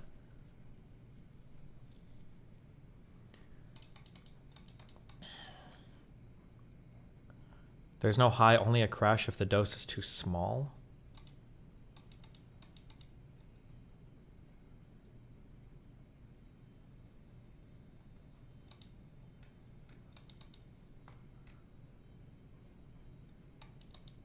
Vyvanse was $275 a month. Oh, that's nowhere near as bad. I thought it was gonna be like $1,000 a month or something. Okay. So I just reply and say I want Vyvanse, and she's just gonna prescribe it to me. This seems like such a weird interaction.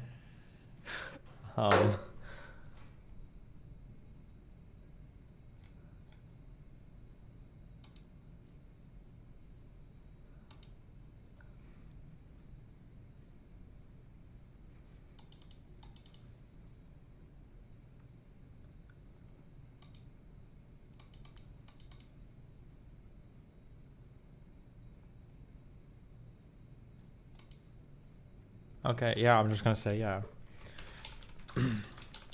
I've heard from a lot of people that they don't crash or spike as hard on Vyvanse. So I think I just feel like I'm talking to a guy that sells me MDMA. That's what it just feels like. It feels like I'm talking to a drug dealer. I think I'd like to try that initially if possible. Am I like hedging too much?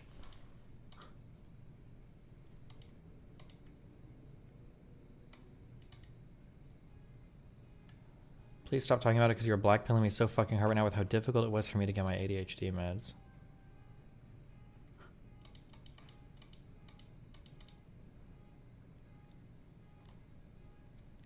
Is Vyvanse the same as dextroamphetamine? I think it's lisdextroamphetamine, I think.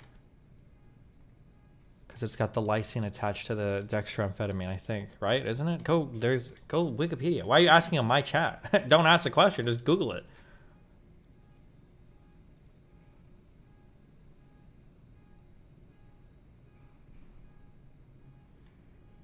How is it difficult if you're diagnosed? I don't know.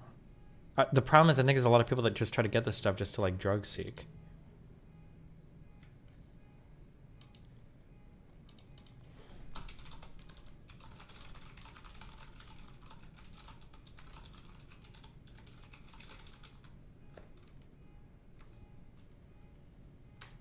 Boom. Okay, there we go. My dealer's sick. Okay.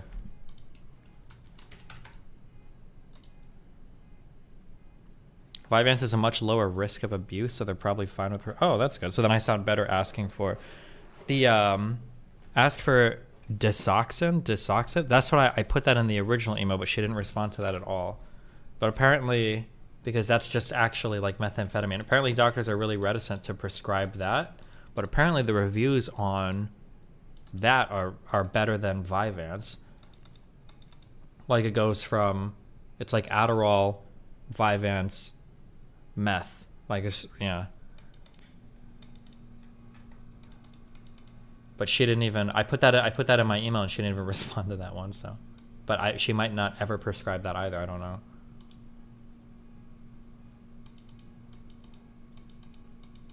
Is this your therapist or your primary care doctor? No, I don't know. Some lady that I booked an appointment with. And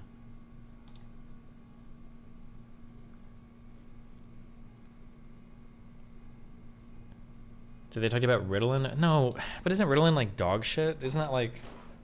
It's incredibly hard to get... How do you pronounce this? Desoxin? Desoxin? Why? Apparently it's prescribed for, it's like indicated for ADHD. So I don't know why it's so hard. Oh, but apparently the FDA discourages people from prescribing it. How many appointments did it take to get diagnosed? Like 40 minutes. I did it yesterday.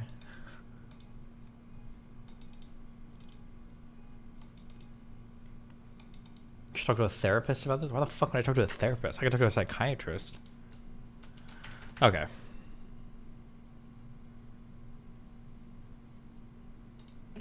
Actually, okay, Destiny.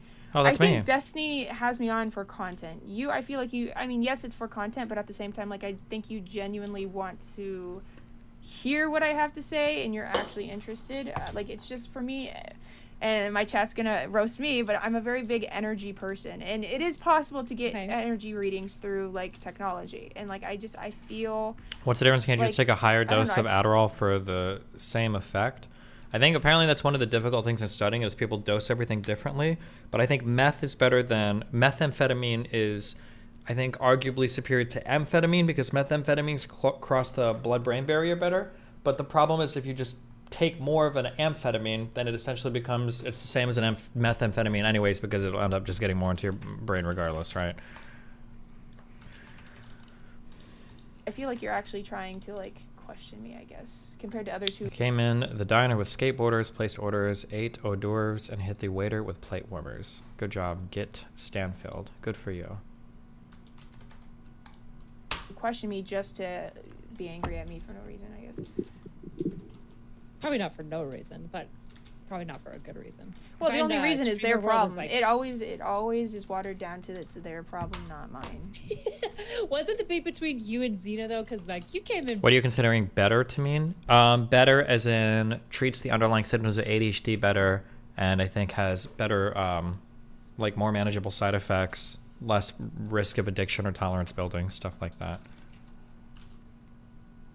Did taking Adderall feel similar to when you took meth? No, but that's because with whatever amphetamine I took or methamphetamine I took in Amsterdam, my dosage for that was way higher than whatever a therapeutic dose would be, right? For Adderall XL, I've done 20 milligrams or 30. I don't know what my Vyvanse prescription will be. Whatever amphetamine I took in Amsterdam, that was 200 milligrams. So that was way higher than whatever therapeutic was. It felt good, and I was obviously fucking wired, but the euphoric feeling was super fucking high. But that's because I was ultra high. I'm still not sure what amphetamine I had, but whatever amphetamine or methamphetamine I had in Amsterdam, that dose would have been way higher than anything you would take at a therapeutic level. Pretty hot. At Well, least me and I her remember being there. No, me and her. Are you guys like, good now? We've always been good. There's never been any issues. Oh. Yeah. I feel like the one time I was. Meth over long-term use fucks with your brain. It's slow, but causes a lot of people to almost freeze and have anxiety for doing productive stuff.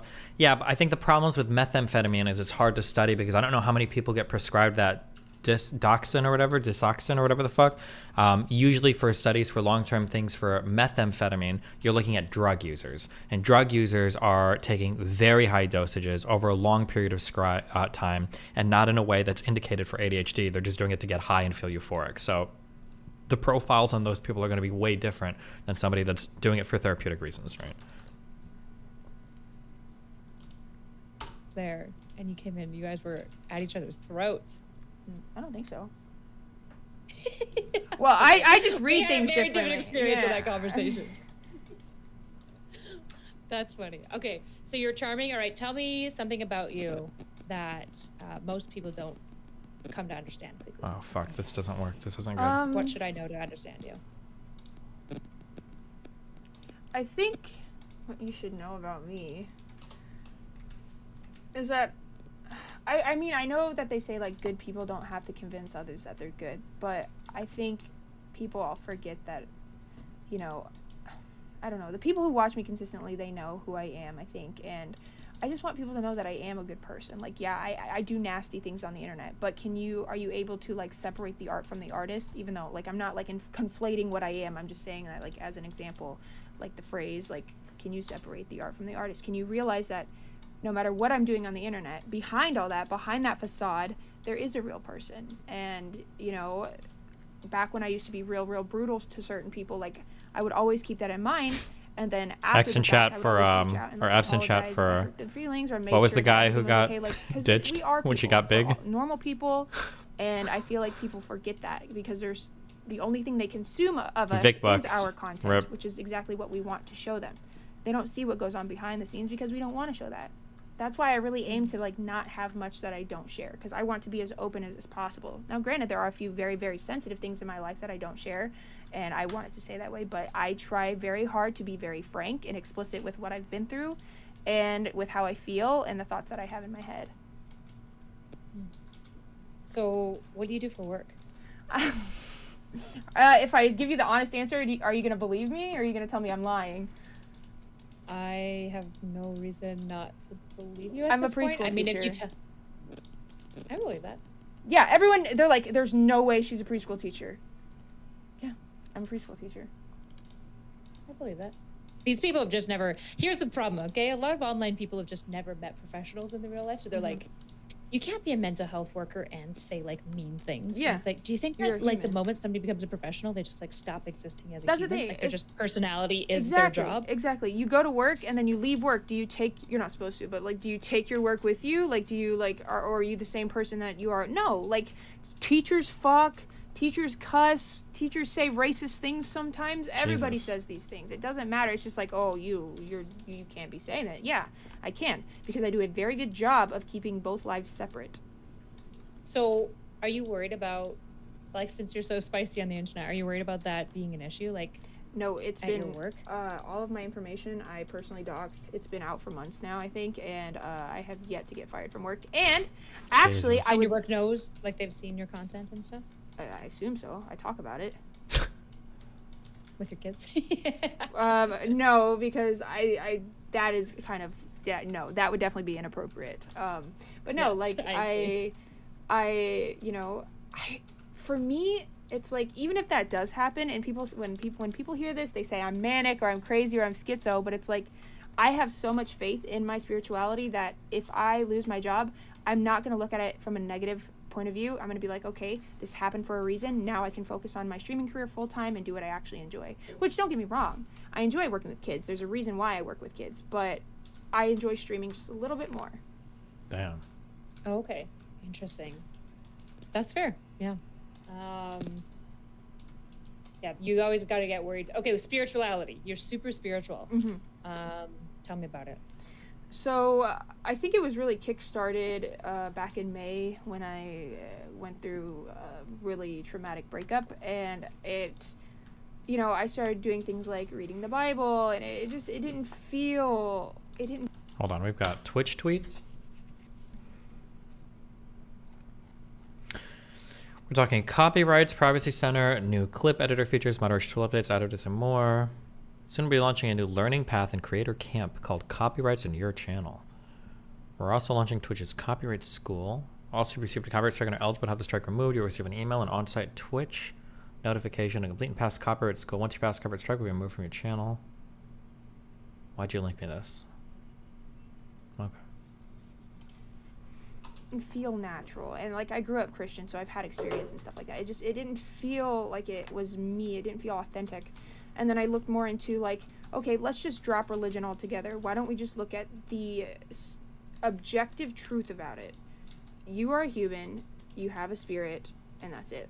Forget Satan, forget God, just be a human.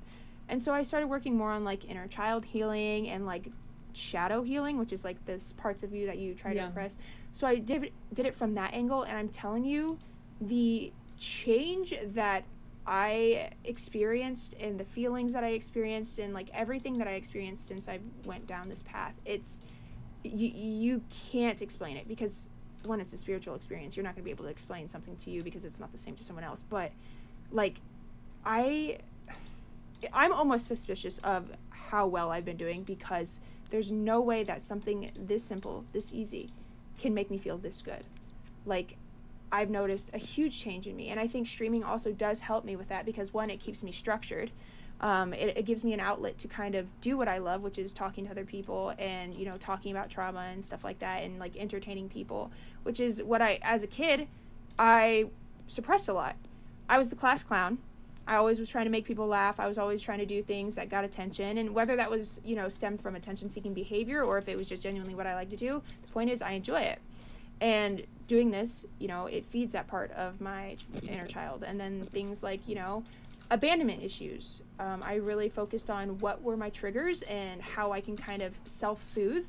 So a lot of like, affirmations, talking to yourself, a lot of mirror work, looking in the mirror, talking to yourself, and like, just it's easy, but it's also hard work, because, people want to stop because it is hard, or because it is challenging, or because it is traumatic. Like, there was a time when I came home and I did some shadow work, and a bunch of traumatic experiences that I had never thought about before or known existed came up. And a lot of things that happened to me as a kid, like I was seeing mental images of it. And it was very, very hard to see that because I didn't know about it until I started doing that work. These memories started to rise, and then I realized exactly all the shit I went through. You know what I'm saying? And so it was like, it was very hard, and I didn't want to do it. It's not, nobody wants to see like their worst memories played over and over and over again, but it's what needs to happen in order to change. Wow. And I you know, I give myself credit, but I also like, I don't know, it's just, it was like a divine experience, and I just, it's amazing how much it's helped me, I guess. So, okay, so you had a big breakup. When you say spiritual, is there a specific religion that you're attaching to it, or is it more like a new agey energy? I don't like using the word new age because it's like got a negative connotation associated with it. I would definitely. So does Christianity, in fairness. Well, yeah, but like. Wait, where's my Christianity, I think, is more Weezwort seed accepted or still wort than seed? The compared fuck? To new age, like Wiccan and all that, and. Can I not put that in a flower so for pot? me, I don't really label it. I just say spiritual because I don't like to acknowledge religion. I think religion is a mechanic of the government to control people. I Nice. don't believe in like dividing people by religion, and that's exactly what it is. So I don't use a term. I mean, spiritual is a term, but I think it encompasses a lot. Okay, fair enough. So then, do you believe in like a divine god, or is it more of like a life force? It's more of like a source, like and life itself, energy itself. I believe that we are like all interconnected, and like if I had to like bring Jesus or like God into it, I would say like they're a form of like an ascended master. Research like car someone who's fertilization went unless through their planted on a karmic natural tile by journey world and, gen like, or one of those cat they have things. I completed mean, I their can journey, fertile. 'cause I do Like believe it has to in go on like a farming reincarnation. I tile, or believe what do you that, mean? You know, matter cannot be or energy cannot be created nor destroyed. So like it's like a philosophy like that. I believe that, you know, it's just energy. We're all here, and you know, whether it's divine, whether it's this, whether it's that, polytheistic, monotheistic, I don't care. It's what I feel, and I just address it as such. Okay, fair enough. Understood. Has to be a planter box. Okay, so a major spiritual shift, and because of like you kind of like trust. So basically, for you, is it like an amor fati kind of approach to life? Like you're like, if I got Furniture? fire, What is planter box? that's just like what is like divine for me. I guess. Do you Most believe definitely. in like Because karma and predestination and stuff like that? I believe you do have a say in your destiny, right? Let's say like point A to point B, that's destined for you. You can choose. This better get good, guys. Bo Blacks gets roasted by Brenna Wu after he throws shade at Destiny's organization for Democrats. Americans are so political fuck that they think giving power to popular Twitch streamers is the best way to represent the country's best interest. Well, you feel that way because you understand jack shit about political organizing. I agree that what you do is useless, which is why you're not invited to anything the pros are doing. Oh, well, that's Jesus. I mean, does he even want to be though? That's like not his purview, right? I need phosphorite. To, you know, this way and take a different route, but it'll be harder, or you can take the easy route. And I think the entire purpose of life is to realize that life does not have to be hard, that you can obtain happiness, that you can feel loved, that you can feel all these things if you just let go. And I noticed the more I start letting go, the easier my path got. Now, time feels extremely slowed down compared to when I felt like I was zooming through life. I feel like I can enjoy the moment. I feel like I can be grateful for the things I have in the present. And it feels like I'm just floating. And when I say this, I don't want you to think that, oh, I just don't do anything. I don't make any choices. You still have to make the choices. It's just, are you making the right choices? Are you following the guidance that is given to you inherently? Yeah, okay. So you're kind of, you believe in fate, predestination, and like stuff like that. And so you kind of trust that like things will work out at the end of the day. Okay. Because you believe like the divine, whatever it is, has good intentions for you. Okay. Understood. It's like kind of like amor fati, but who is that? You can use the cool geyser to cool. I don't think I can. Type? Yeah. This thing is a salt slush geyser. I don't think I can like desaltify the water or anything do you not yet. like? I don't find him attractive, no. Oh. Hey, Nick. Can you come here for a second?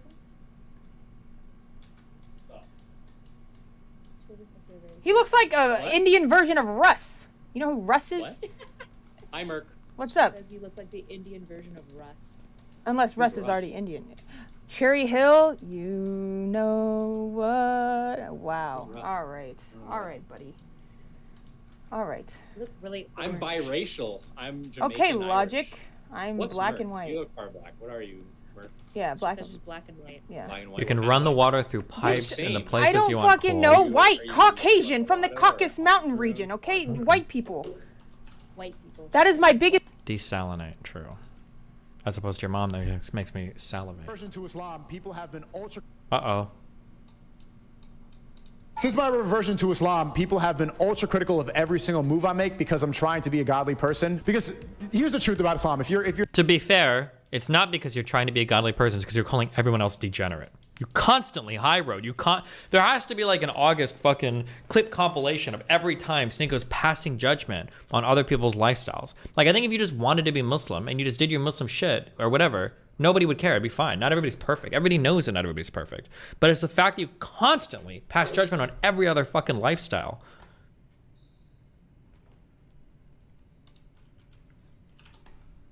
If you're curious about converting to Islam or becoming a Muslim, this is how the religion works. Islam is perfect. The Quran is perfect. Islam is perfect. Humans are not perfect.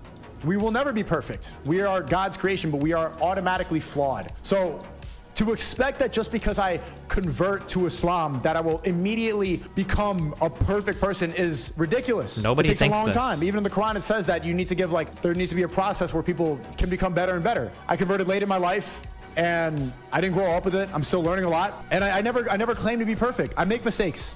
I slip up. I was listening to music in the beginning of the stream. Sometimes I flirt with girls. There's mistakes that I make, and you're not even supposed to. It's a sin to even confess your sins, but It's not even that he's making mistakes. That he's trying to collect virtue from too many different places at once. You can't have contradictory sources of virtue and collect all of it at the same time. It's fucking cringe. this is my life because so much of what I do is public. Everybody is always watching under a microscope, and they're looking for a reason for me to slip up. So No one is looking at you under a microscope. You're live streaming it all, bro. Jesus Christ. realize that too. When you start leveling up in life, more money, more problems. Biggie said it back in like 1993. I thought I was going to be able to be exactly the same once I started making money, once I became a millionaire, once I...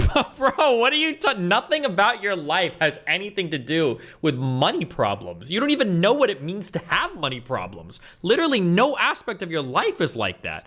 What if you were to talk to these people, what do you think money problems mean? I had more influence, and I thought I could just be me, and then people would accept it. People would understand my true intentions, that I wouldn't have to go play the game like chess like everybody else. The truth is, you do. You do, because people are hating. People want you to fail. People want to destroy everything you built. So focus on yourself. That's why every single day I repeat these things, like who went to the gym, who watched porn and folded, because I want to hold you guys accountable when you don't go to the gym, and hold you guys accountable when you take an L and jerk off to porn. Because that's actively making you worse. Every single day we should be striving to become the best versions of ourselves. We should be working really hard. I can't be the same season 1 Sneeko type of one if you guys are in here since season 1 day 1. I can't do the same thing where I just turn on the camera and yell about everything going on in my life anymore, because you see how much influence I have now. Unfortunately, that's the way it is like that, and that compromises the level of entertainment, because now you need to think everything is kind of like a chessboard. So when you start leveling up in life, realize that the higher you climb the ladder, the more the people at the bottom, those little rats at the bottom, are going to be rattling the ladder. Please, please, please. They're going to try to make you fall. They want to get up there too. And they don't want to climb the ladder. They don't want to take the risk to go and go as high as you are. So instead they choose to go and shake the ladder and make you fall, so that now you're on the ground with them. You're on the same level as them. That hurts more.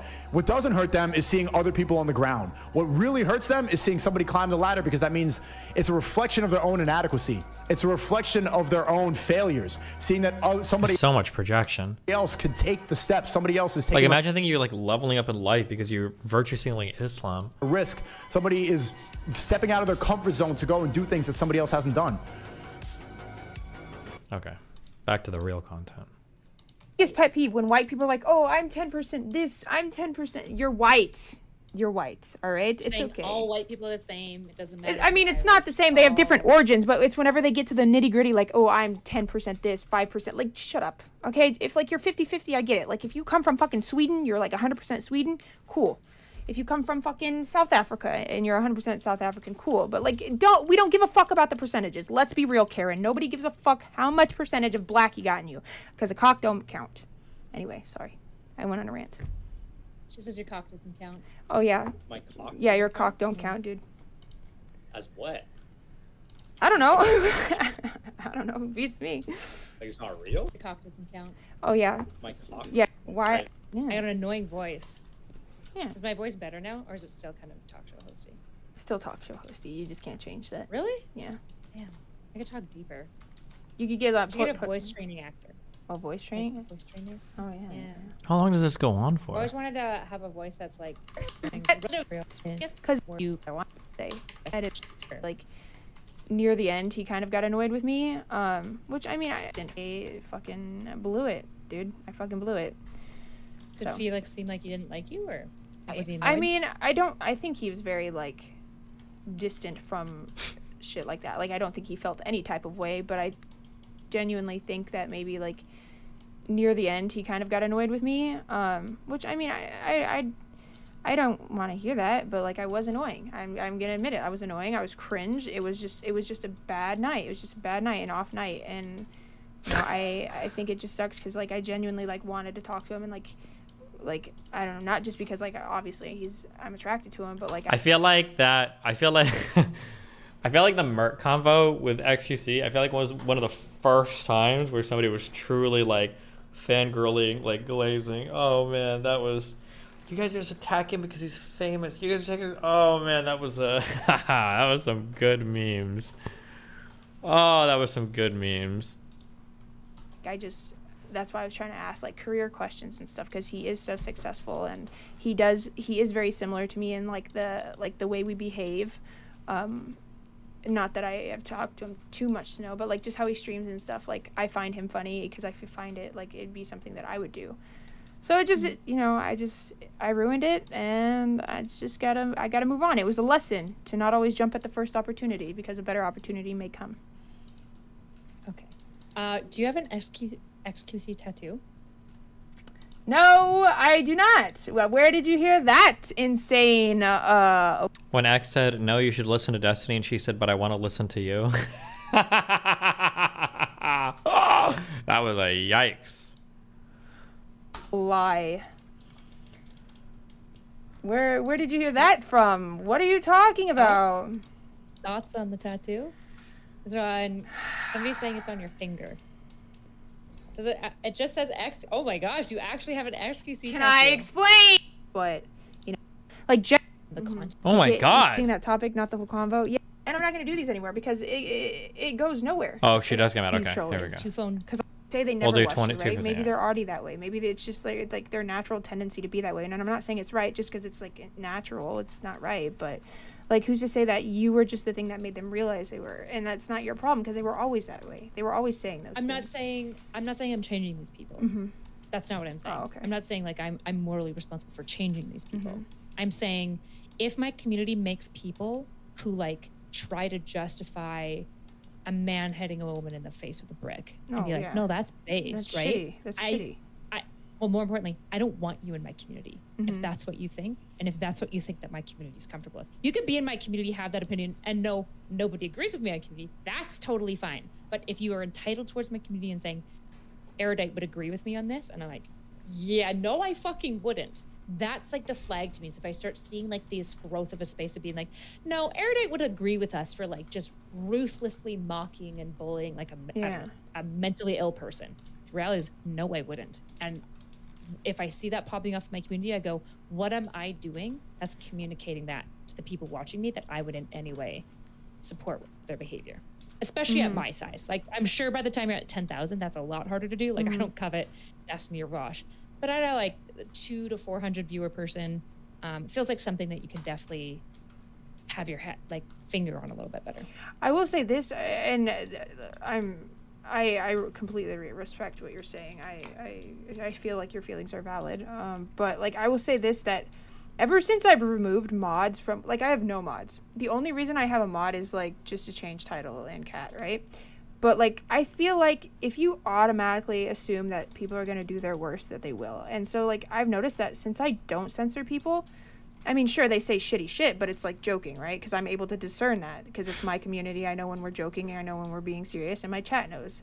And if it's ever been where it's like I'm not joking, like I'm able to, you know, communicate that. But I feel like the less restriction you give people, like the less they're gonna want to bucket. You know what I'm talking about? Like the more you restrict someone from saying these evil things, they're more likely to say it. Well, what about, okay, to phone. You're listening to... Wait, real quick.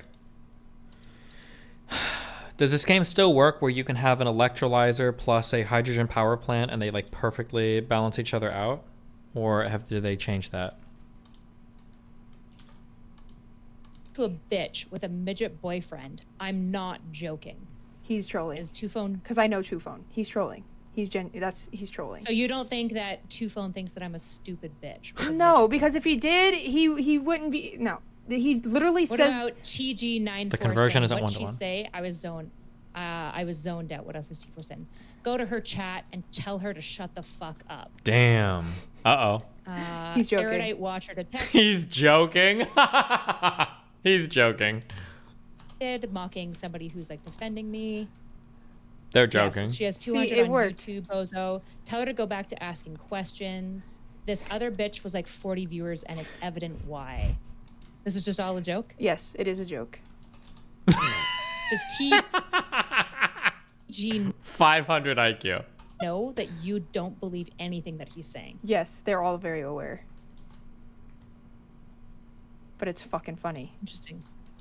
Because they know actually, and I've talked about this explicitly, that I don't treat women like shit on the internet. What does it Erudite, mean if to you read treat... this, you're retarded.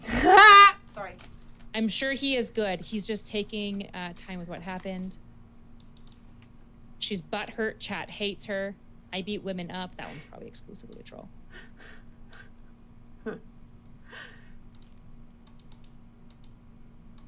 Epic.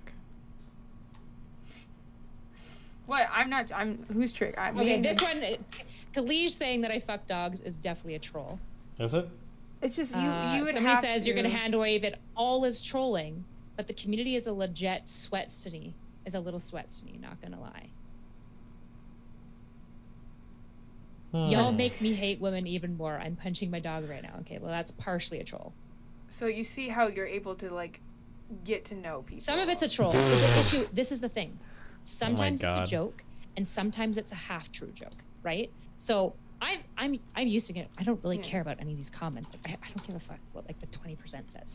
The issue is that like when I read this, so for example, when I have people on my show, and I'm not telling you you have to have the same community as me, but let's be honest, TG94 doesn't like me, obviously. Are you not going to call out how fucking retarded Erudite is being by trying to police another streamer's chat? Wait, what? JSTLK, do you think she's trying to police her chat? Are you fucking retarded? I don't think Erudite's trying to police the chat. She's just demonstrating to Merc that when you say it's all trolls and jokes and memes, these people are going to say things that it's hard to tell if they're actually trolls, jokes, or memes. I don't think she's trying to police the chat.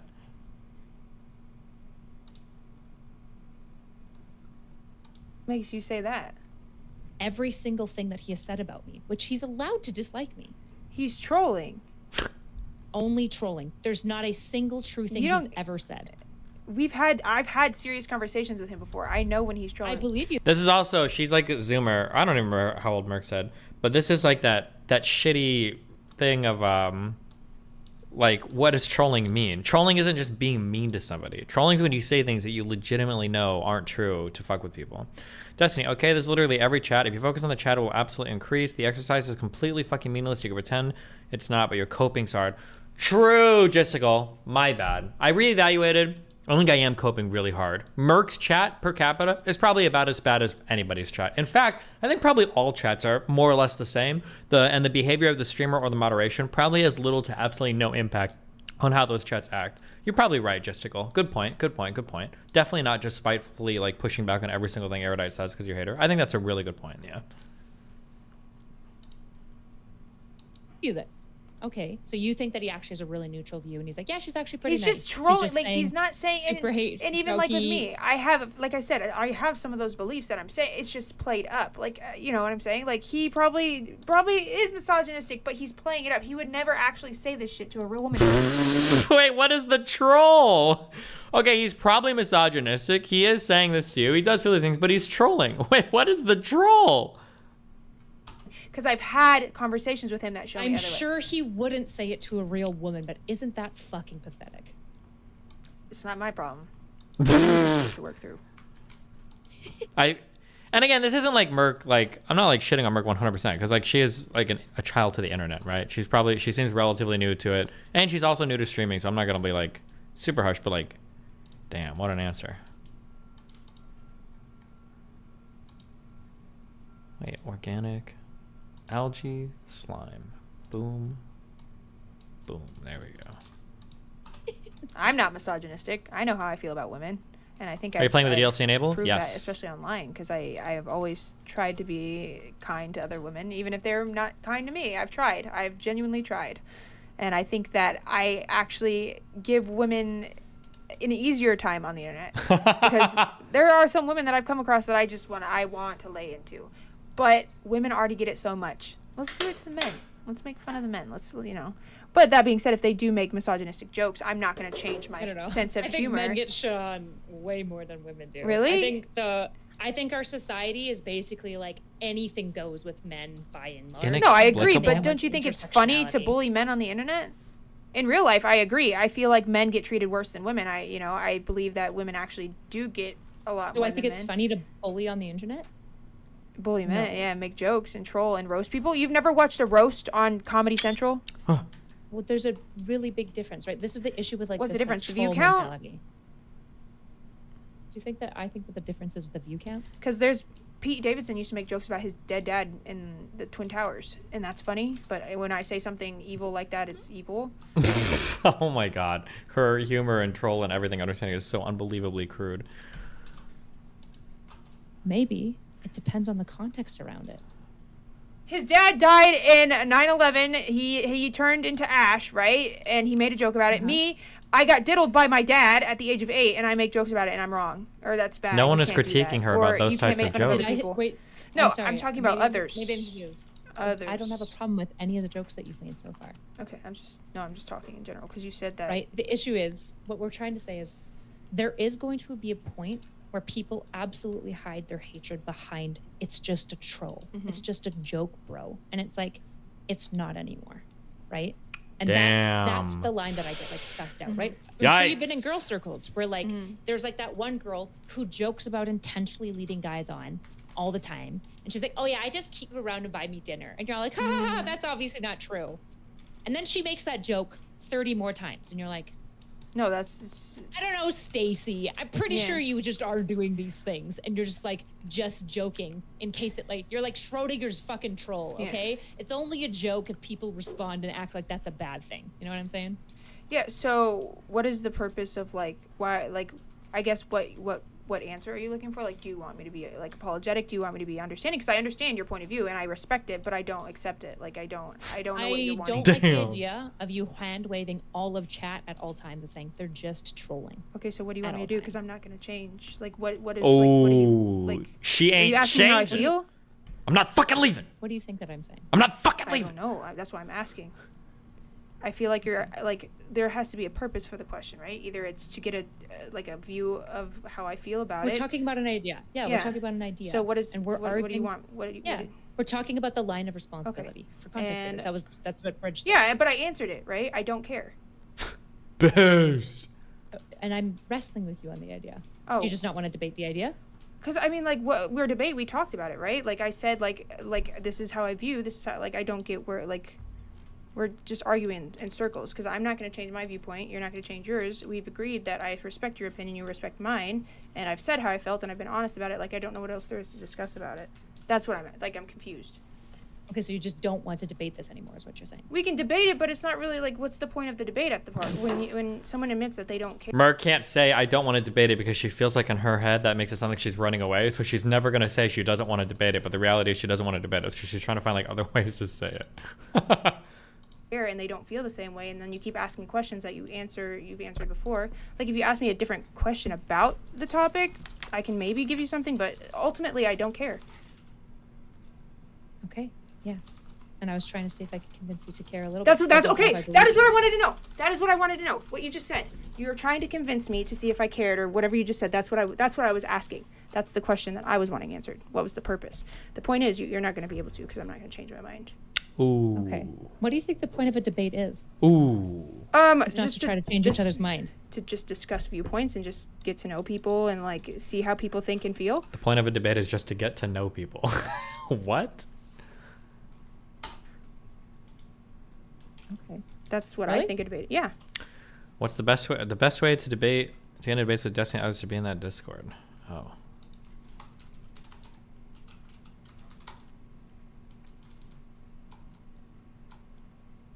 Oh. Making fun of yourself is different than being racist towards others, etc. Oh, yeah. Yeah, that's why I said her understanding of like humor and shit is very crude. It's like, imagine you call somebody the N-word and somebody's like, why would you do that? And you're like, well, I'm just trolling. And it's like, why would you troll that way? And it's like, okay, well, I got raped by my dad and I joke about myself getting raped by my dad. Are you saying I can't do that? And it's like, what the fuck?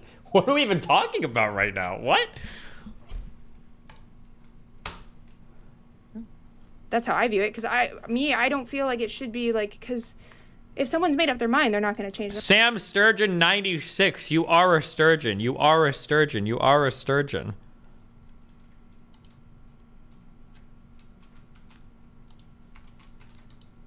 mind. So there's the only other option would be to get to know someone, get to know how they think, get to know how they click, what makes them feel the way they do, what makes them think the way, and don't even change. Because if you're trying to have a conversation with the goal of changing their mind, I feel like you miss a lot of things because your only goal is to change their mind, right? So if you just go in a debate thinking, I'm gonna respect this person, I'm gonna hear how they feel, I'm gonna like get to the bottom of why they think the way they do, I feel like it's much more productive compared to, I'm gonna change your mind. You know what I'm saying? Because you don't really listen. You know, you're not actively listening. And yes, you are, but I'm just saying, like, it's not, do you think that around, my mind could be changed? I don't know. I have no thought on that. I'm not trying to change your mind. So then why were you debating me? Because I'm trying to get the question that answered, and you answered it. You said your goal is to change my mind. So please reach out to Ethan. His subreddit is shaking their boots that y'all will talk. Listen, if Ethan ever wants to chat, I'll do it, but I don't want to, like, one, it seems a little weird to impose myself because Ethan knows that me and Hassan are mortal enemies. I'm not going to do to Ethan what Hassan did to, like, me and Trihex. That's fucking weird, right? If Ethan wants to have a conversation about any of these topics, and I won't even shit on Hassan the whole time we talk. If he wants to talk about any of these things, like, I think he knows he can DM me. He's always welcome to do that. But I'm not about to try to, like, insert myself there to, like, break him and Hassan up or, like, cause fights or any shit like that. That's fucking cringe. Yeah, that's for people like Hassan to do. Not gonna lie, my one fear is that Ethan's gonna talk to Destiny, think he's worth listening to. I've seen some people suggest he should, and it's extremely annoying, especially since Destiny's obsession over Hassan. I can't see him pushing that. Never mind. Where's Ethan? Give me his DMs. Wait, what does it say about your ideology if you're so... Senpai Nanny, thanks for something. You're so fucking scared. Like, what if he talks to Destiny for one fucking time? He's gonna fucking completely... Like, bro, you think we're gonna have one conversation and all of your shit is gonna get unwoven? Unwoven. It's unwoven, right? Unwoven in like 15 seconds? Like, what a stupid fucking... How fragile is your entire belief system if you believe that? That's unreal.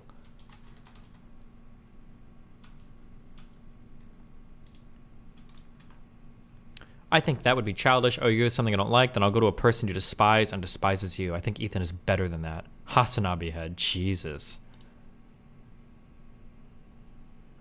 Why would you be afraid? Also, how insulting to baby Ethan, like he's some idiot who'll get infected by Destiny. True. True.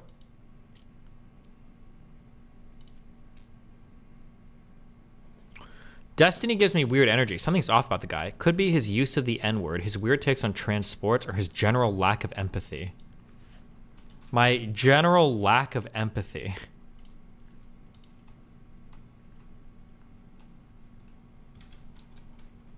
Meanwhile, hold on, wait, where was that picture? Fuck, who just linked that epic fucking Hassan get that bread picture? Damn it, it was in chat.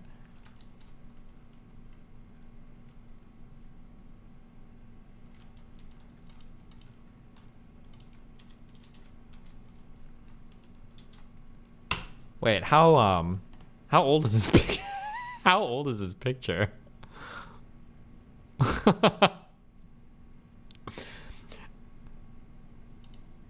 This can't be recent, right?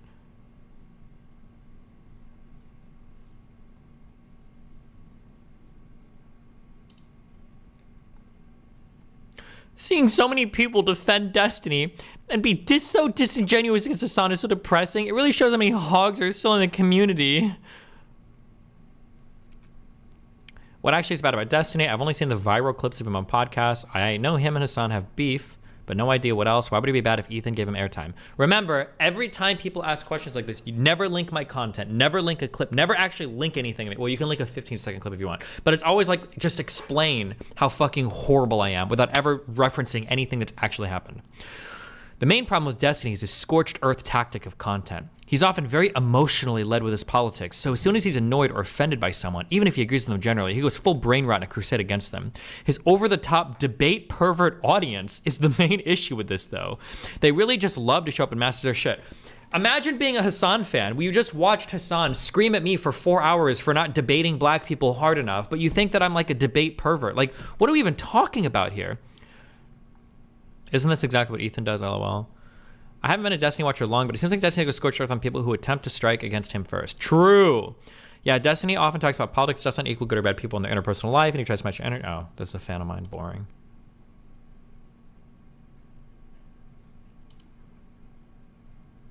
Make people link clips of me. Jesus. Destiny built Hassan's career. Really? Let's not act like Hassan had no active audience when he went to streaming full time. Bro, he had like fucking, what was it, like 50 viewers? His active audience? Oh my god, kill me, fam. I wonder when did me and Hassan first start talking? That's a good question here.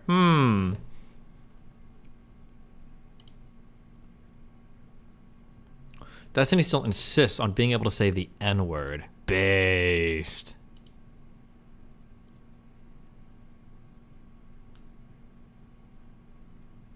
Take a step back and read your post again. You're concerned that a content creator you like will watch a content creator you don't like. Oh my god. Hello. Hot profile pic. And standing me. Yes. I'll truly never understand why people have such a massive hate for Destiny. It gets mischaracterized so hard it's actually unfair. Yes, queen! Him and Ethan share a ton. Okay, never mind. Undo everything I just said. Is this a British spelling? Wipe everything away I just said. Ton of the same views, and I genuinely think that it's a good faith and productive conversation. Basically, Destiny is Sam Cedar and Hassan is Steven Crowder. Destiny is very willing to engage in actual discussion with Hassan and will address Hassan in his videos, but Hassan refused to give the Goblin Cloud. That's so hilariously inaccurate. Remember when Hassan wouldn't even talk to, was it Tumat, I think? When Hassan wouldn't even talk to Tumat because he was so fucking paranoid that I was lurking in the background. You want to know what's actually funny? Is Ethan has plans to bring me on to the podcast tomorrow. That's why I lied about going out of town. Did you know that? He actually has plans to drag me in because he wants to make a whole point. Now, does he actually? Or did I just make this up? Did I just reveal a plan that I wasn't supposed to say anything about? Or am I just saying this because now Hassan's going to hear this, word's going to get back to him, it's going to be so fucking in his head that maybe he's too scared to talk to Ethan about this at all. Or maybe this actually is going to happen, and if I say it publicly, there's no way. Maybe there were like rumors in the background that this would happen, but now if I say it publicly, it's like, okay, well, if Destiny said it publicly, it's not going to happen.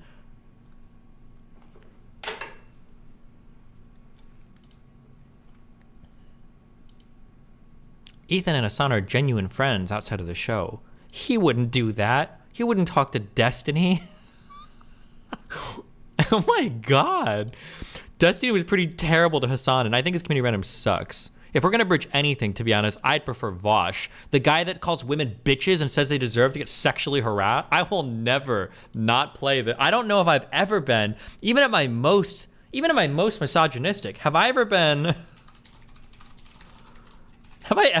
this unhinged? Can somebody please link me the Vosh sexual harassment clips? Bro, this was such a wild clip.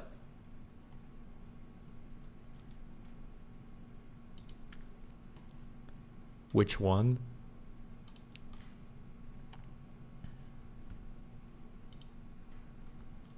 He should talk to Vosh, not Destiny. Why do Hassan fanboys hate Vosh so much, or hate Destiny so much? They're so parasocial. Everyone that mentions here gets dumped into oblivion. I'm sorry, bro. It's a good tweet. Guy asked me if I was allowed to tweet the word, okay?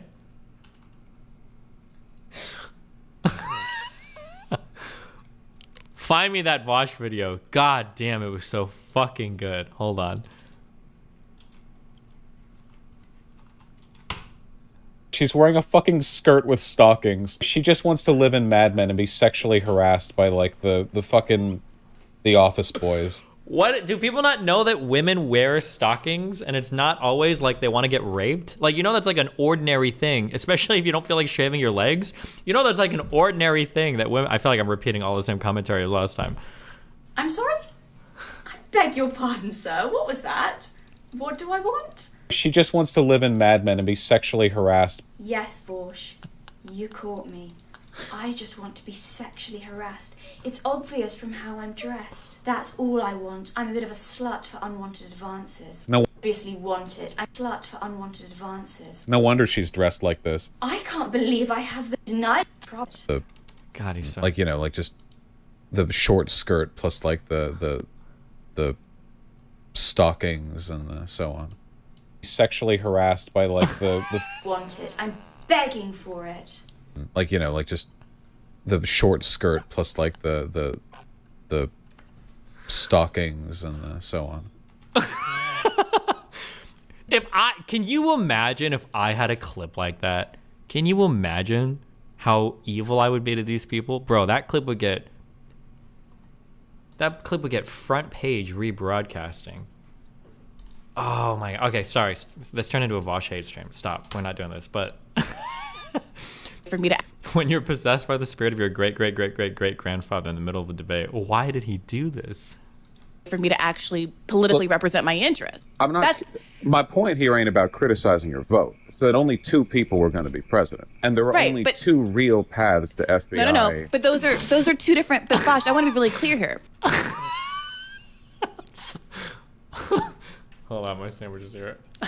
Bro, that's just probably my favorite clip. I think that's my favorite, like, 15 seconds of internet debate ever.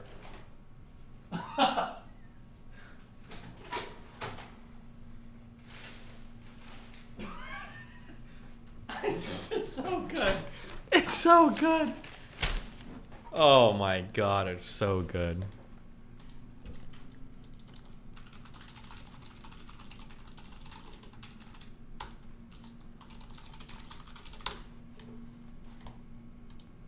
So if you're not going to change my mind, then like let's just talk about it. You're asking questions and I'm answering. You can try and change my mind, but it's not going to happen. Okay, I feel like we need to step like 3 steps back because now we're like. Am I not making sense? No, not totally. Here's my okay. So, the question I wanted answered, you answered. You said, the point of talking about this part, just this portion of our conversation, is to change my mind, right? I would say debating is typically for changing people's minds. Yeah. Okay, so that is your personal like that's your thought. My view on debating is to lay aside trying to change anybody's mind and just talking about it.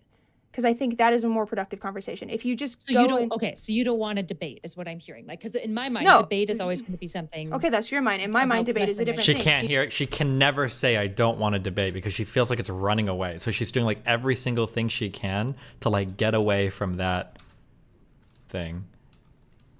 Bro, I'm so sorry. Last one. Yeah, I mean, it's really funny because I'm over here. Just, you know what? Okay, I'm gonna... Here, wait, hold on. I should probably move my webcam down because I'm like blocking their faces. I've been doing it the whole video. I just want to say, do you think it maybe speaks a little bit to the fact that we have a rape culture when we put 6 people in a room together to talk about Me Too, and the 4, when they're like, hey, who of you have experienced sexual assault, and the 4 women sit down and they've all been raped and they all can barely choke out a coherent sentence. Like, do we think this perhaps maybe slightly speaks to the fact that there's a problem? Like, Me Too has gone too far. False allegations are ruining people's lives. Okay, who among you have experienced sexual assault and like every woman in the room starts crying? Like, almost every female friend I have has been the recipient of sexual assault or violence or rape or whatever at some point in their lives. Seriously, it's such a common thing. I think 1 in 4 is probably understating it significantly. I wouldn't be surprised if the rate for sexual assault on women over one's lifetime was as high as 1 in 3 or 1 in 2. We just don't know because nobody fucking reports, because reports aren't taken seriously. That's what Me Too is about. Here, like, I don't think things are on the same level, but things impact you in like bizarre ways. But yeah, like, because the perpetrator wasn't white, and because he was like, you know, part of like a certain religion. Wait, are we being real? And the police were basically just like, we can't because of cultural differences, which I don't feel like is such a good. What? Bullshit! Are you fucking kidding me? Did she turn her fucking rape confession onto how the rape refugees, fucking Ahmed Muhammad, raped her and the police were like, oh, we can't persecute brown people? Bullshit! Bullshit!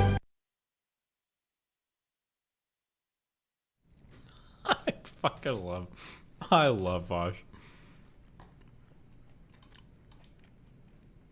We're debating. It's a debate right now, and I'm trying to understand yours, but I'm not trying to change your thoughts. I'm going to use the word blah, blah, blah, blah to mean what you're talking about. Okay. So when I say debate, I mean trying to convince each other of an idea. And when I say blah, blah, blah, blah. So you're I mean condescending what having my definition is. I'm not condescending. Well, I'm blah, saying blah, blah, I blah don't- sounds a lot like blah, blah, blah to me.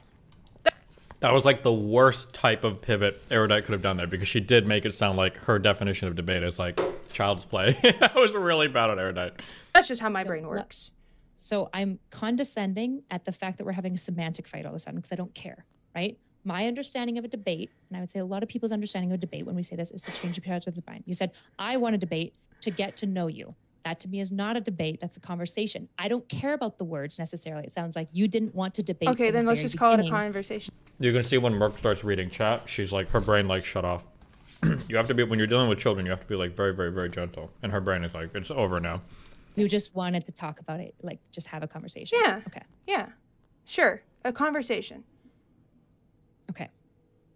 And so what is the point of a conversation? To just understand people, who they are. Because I feel like everyone just listens to people to try and change it or prove something, or like, when in reality, sometimes you just can't. It's best to just look at that person as who they are, love them on a different level, listen to them, and that's it. Like, I don't know why people always feel like you have to change people. Granted, if it needs to be changed, there's nothing you can do about it because a person will not change unless they want to.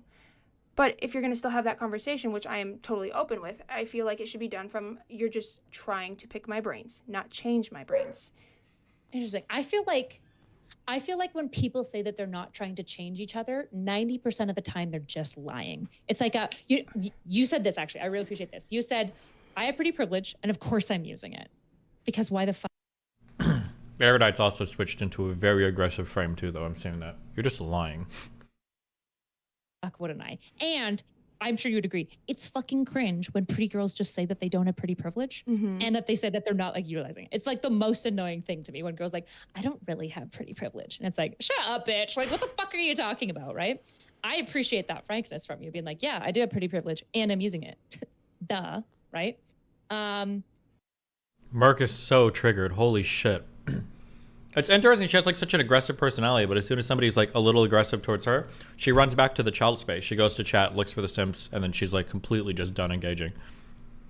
I don't believe most of the time that people aren't trying to change each other's minds. I would say most dynamics between people, there's an element of like wanting to compromise and bend and flex around each other and ideally find like some level of mutual agreement. But if the agreement isn't there, then like hopefully we can talk about it for long enough that we can like come to an agreement at the end, which typically is a certain level of like change or compromise.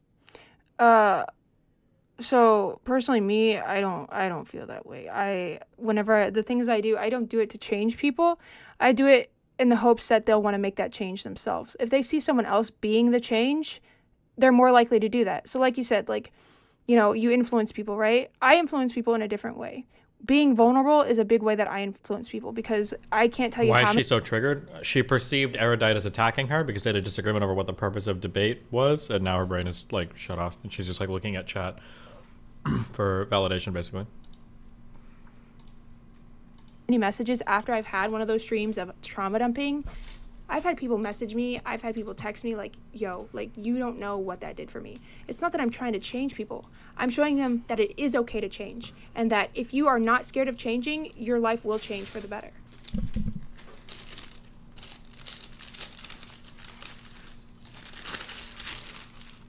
It feels like a really nice way to say the same thing. So maybe help me understand the difference. The difference is I'm not telling people they need to change. I'm just drawing attention to the fact that it is possible. I'm not telling them change. I'm not trying to make them change. They can watch me and they can choose to do whatever they wish with what I'm doing.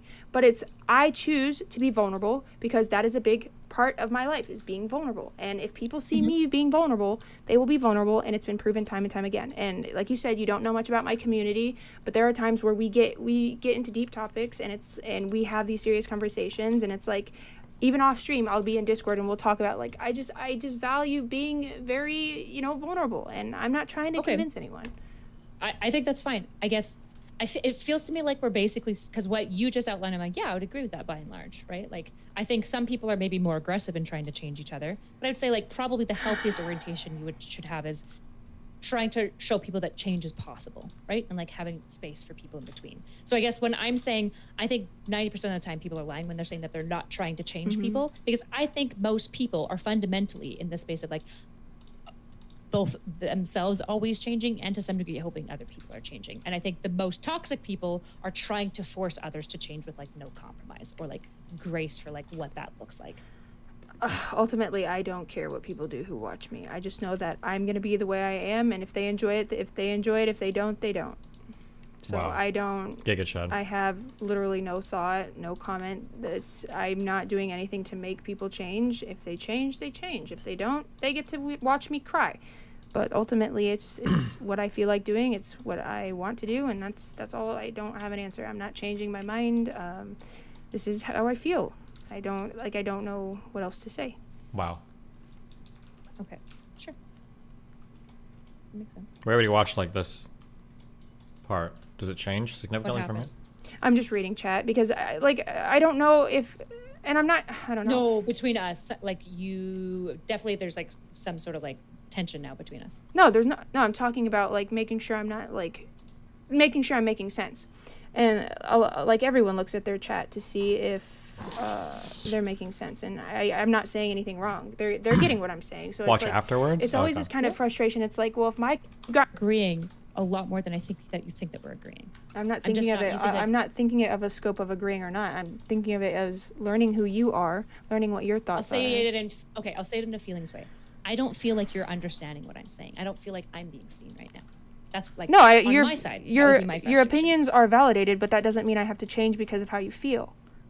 I'm not asking you to change, and that's my frustration, is that you're still not seeing me. But you said the whole point of a debate was to change my mind, or a conversation. Of course, that's the point of a debate. But you just said like, that changing your mind that you're not isn't trying to changing change. you. Oh, we are arguing in circles. I'm so Wait, I don't wanna- confused. Okay, what do you think that I feel about you? Who do you think I think you are so far? It's not about who you think I am. I think you just don't like the fact that I have no personal responsibility for something that you don't agree with. I don't have a dislike for that. I disagree with you. Okay, same Like, dislike, I- disagree, as an semantics, idea. right? Okay, so you just No, you no, no. disagree. Hold on. Okay, so for me, I think what I'm really trying to understand. So, again, what I'm feeling in this conversation is I think that you're not feeling seen by me, which is why you're like disconnecting. You're reading your chat more than you were before. Because I'm so dude, I'm so fucking confused. I don't because the whole. I promise you, your chat isn't going to tell you the answer. If, like, No, you I and know, but I talk. still can get a gauge. You said yourself, if someone in your chat, if a majority of your chat saying one thing, maybe there's something to introspect That's not what that meant at all. on, right? That's what I'm feeling. I don't know what we're disagreeing on. Oh. Oh. You said vulnerability and all this stuff is like a part of the thing. If you'd Yeah. like to stop talking, that's fine. It's not that I What want I'm- to stop talking. I'm just fucking confused, dude. I'm trying to explain it. But if you keep yelling at me, I'm not. Oh, and now, okay, you know what? I promised myself I would set a clear boundary. I do not like the way you're painting me right now. You can think about me what you wish. I feel like this conversation is no longer productive. It's unsafe and it's unhealthy. So I think it's past the point of productive. So either we change the topic or we call it a night and I go get ready for my other interview. That's the most. Just to be clear, the girl said she was on the debate team. Yeah, apparently she's been on like every single debate, every team, every extracurricular, every school, yeah. I don't know her. I don't know if she's pathologically lying or if she just has an exceptional background, or it feels like she's done everything. Most healthiest options I can think of right now, because we are not seeing eye to eye. You're trying to gaslight me or whatever you're trying to do and make me feel some type of way. I'm not triggered. I'm really not. But why are you saying I don't understand? Like why? Are you... I'm telling you my feelings. I'm not telling you. Okay, I'm saying what okay, I'm and feeling. I'm telling you that I don't get what you're like. I'm confused now. I understand that. And now you're trying to say I'm asking yelling, which you. is trying to paint me as an aggressive person. I know exactly what you're doing, and I'm not going to stand for I it. don't think that yelling makes you an aggressive person. What I'm saying is, in this conversation, I'm not feeling super seen, which makes I the don't feel conversation. seen. I don't feel seen. I know. So then there's no point. We both don't see each other. I mean, I see you. I'm saying I appreciate your opinion. I validate you. I don't know what else I can do. That's how you feel. All right? Just like how I feel. It's the same. We're at a stalemate, so there's no point. Either A, we talk about something that brings us back together, or we end the conversation now. Whatever you would prefer. I don't have like a specific topic on the top of my mind, so. Okay, so if there's nothing else to kind of bring us back, to bring us into the center, then there's no point. Okay. Okay. I mean, it was nice. It was nice talking to you. I guess I have no idea what to say. I don't know, but yeah. It seems like there isn't something that I can say to you right now. It feels like, if I'm being honest, it feels like. Am I autistic if I don't know what set Merc off? My guess is gonna be is Merc is probably not used to. So like when I had a conversation with her, it went pretty well when she was talking a lot. But the issue is when I talked to her, I didn't challenge her really on anything. I just kind of like let her go. And I think Kyla was trying to have a little bit more of a back and forth. And Mark seems like the kind of person where if you challenge her on anything, she'll shut down. So that's probably what happened is when Kyla wasn't even really challenging her hard, but if you try to like question anything, it's all over. Yeah. So yeah, if you yeah, I think she's just, there's like, I want to say especially girls, but it's probably guys too. There are people like that where if you challenge them on anything, they just kind of like shut down, and you're kind of done at that point. Everything that I'm saying to you is like backfiring, and I don't know why. I'm not sure what's happening. Okay. Yeah. You're valid to feel that way. So. How do you cope with the fact that Mike from PA has more viewers than you? Wait, what?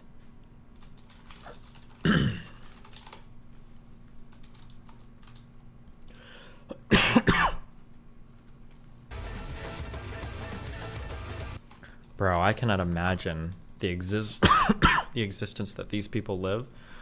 The last time I checked, so his concurrent viewership is pretty good. 2,000 to 3,000 viewers, right? That's a big stream. That's a big Twitch stream.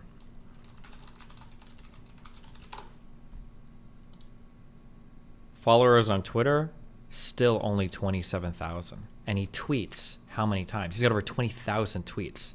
This guy's audience are entirely Hassan watchers. It is insane how horrible he's done converting his viewership to literally any other platform. I think he tried to do a YouTube channel at one point in time. I don't know if it still exists or... Oh, Hassan? 10,000 subs on his YouTube channel. Did he stop uploading? 5 months ago. Yeah, he just couldn't pull it, yeah. His audience is insane. He somehow has 5K subs and 2K viewers. I think he's got a few whales, I think. But it's just entirely a Hassan waiting room. Him and Denims fight for Hassan waiting room status. Denims has boobs, so that's helping a bit more, but... Wait. Oh, fuck. What is it? Denim... I thought it was Denims TV. Oh, it might just be Denims. Oh, she's... Oh, I thought she was going faster than this.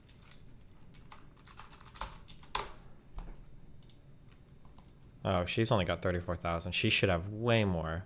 as like a for what she does. But both of these guys are the sad thing about Hassan orbiters is Hassan doesn't help his orbiters. No free clout. So he won't ever interact with them, even though these people like put Hassan in every stream title. They talk about him every stream. They time their streams around him and everything. Like, jeez. I don't buy, I guess. I don't enjoy the conversation. Thanks for allowing me to come on, I guess. I don't. Oh, all right. So yeah, thanks for the opportunity. I did enjoy talking to you. There's no personal feelings. This was fun until I like got super confused, and now you're making it into something that it's not, and I don't appreciate it, and I feel violated right now. So Violated? I'm gonna go for my health and safety. It's nice talking to you. Bye, everyone. Like, what? I think that, like, I say this cautiously because, no offense if you're a guy, you're probably a piece of shit. So I say this cautiously, but I feel like it's a, I think at this stage of my life, if I hear a girl using psych terms, I consider that like a red flag. Like as soon as I start hearing somebody say like gaslight, emotionally abusive, like all triggering or whatever, like when I hear shit like that, I just instantly assume that's a red flag. And I'm like, I'm disengaging. This is too stupid. But What am I doing? What am I doing wrong? What? Oh my god. I'm so confused. And now you guys are trolling me. Alright. Alright. Okay. Well, that was fun. I was being irrational. No one's trolling. I asked her to...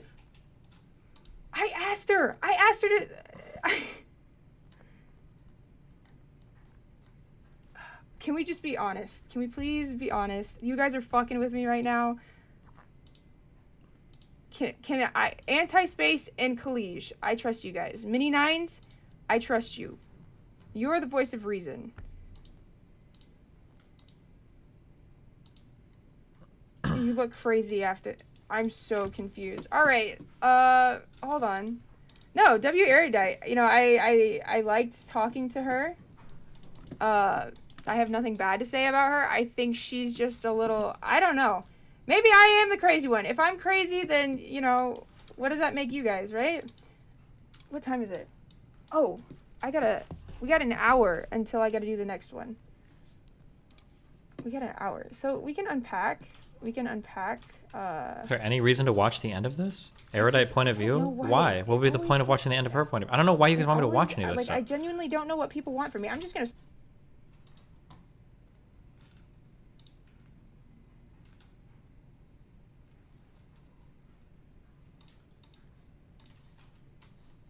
This live event is no longer available. Okay, we're done. I don't know what else I'm supposed to get from this. Oh, Cherry wanted to watch. I mean, I think that Erudite maybe got a little bit aggressive, but I don't think it was like insane. I just don't think, Oh.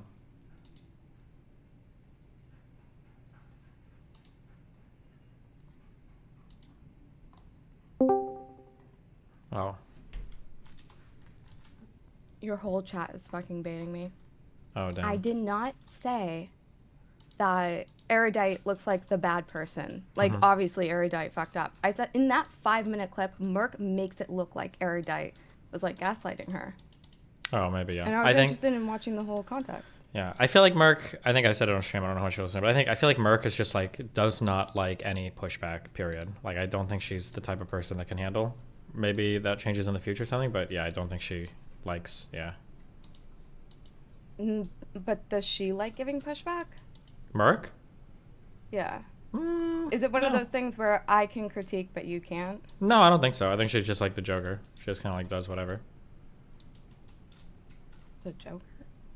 Yeah, like an agent of chaos. She just likes like memeing about. I don't think she's like super. It's not like Sneeko. I don't think she's like Merc is out here giving all sorts of criticism to people. I think she's just like, oh well, people can do whatever they want. You know, that's basically what she is. Yeah. Yeah. Okay. That's your whole takeaway? Yeah, basically. What else can I say? Or what else? I don't know. I'm just looking for something to be interesting. Oh, I don't think she's very interesting. So I don't think there's much to be interested in. Yeah.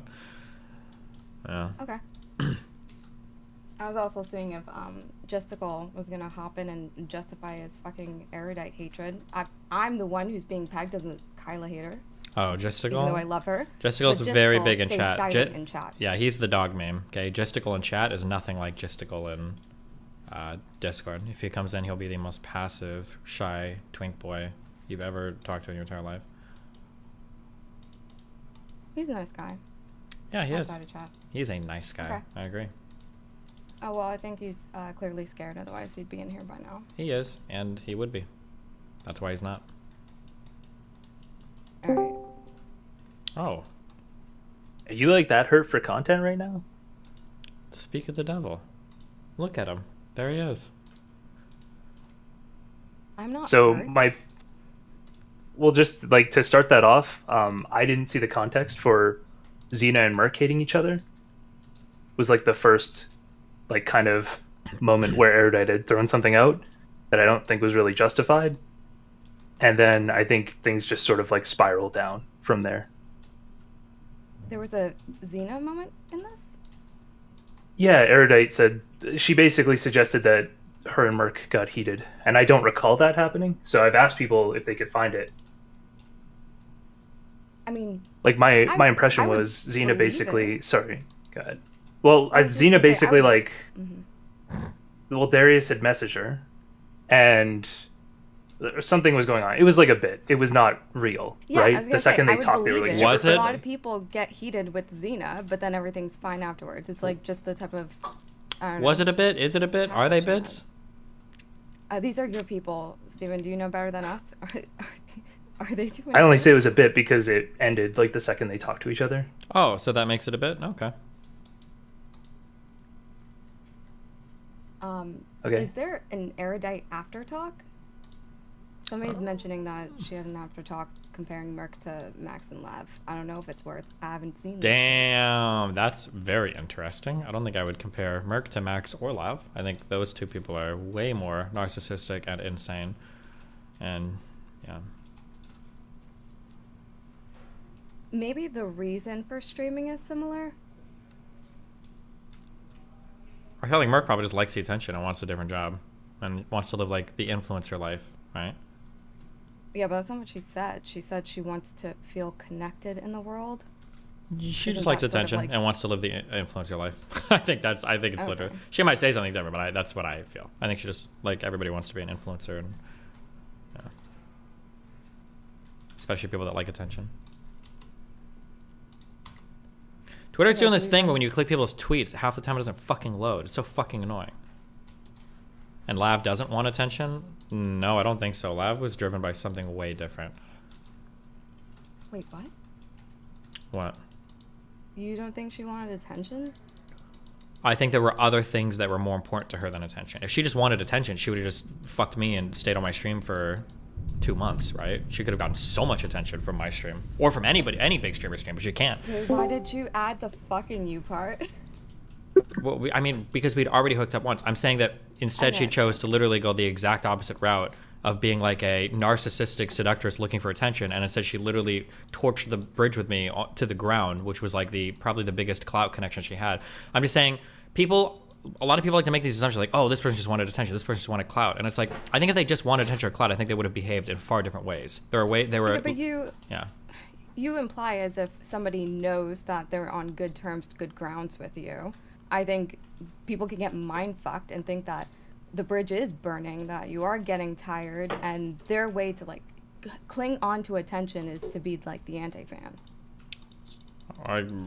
Oh, now we're running Well, into did it the work? Lav is smart memes, because I feel like Lav is No, smarter no, than that. I don't think she's No, smart. I think I don't she's think she's smarter than that. I think she would have been Oh, smarter than that, but who knows? Maybe I'm just wrong. I don't know. I'm just saying, if Lav wanted clout, her and Mr. Girl, I think that they went about it in literally the worst way possible. Like, I don't know if there are. But they literally tried it. But Max lied time and time again, implying that he had like this bigger pool of victims than he did. A couple people trolled him and fed him false information, but they really thought that they had something. Maybe. Maybe. Well, maybe. Maybe they thought that article was going to do way more.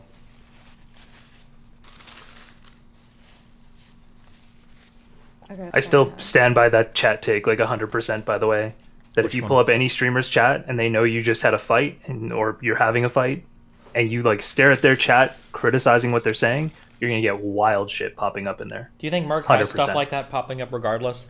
Or do you think that's the only time, Gisticle? Sure. Okay, No, cool. she That was definitely the whole has crazy point. stuff Yeah, popping up all the time. That was the whole point. But what is the point? Are you trying to say that she like molds her audience? I don't think she molds her audience. She's audience captured from like moment one. But it's a repeating cycle. Do you think her audience makes her say the hard R? No, but hasn't she like basically stopped doing that? Yeah, now she has. Okay. You don't think her opening her content wait, like that? wait. Did that conversation just happen, or did it happen before she came on your stream? I think it just happened like a day ago or something. So like after she stopped saying it. Yeah. Okay. So she made the change. Oh, she's being so the criticized audience for what? changes instantly.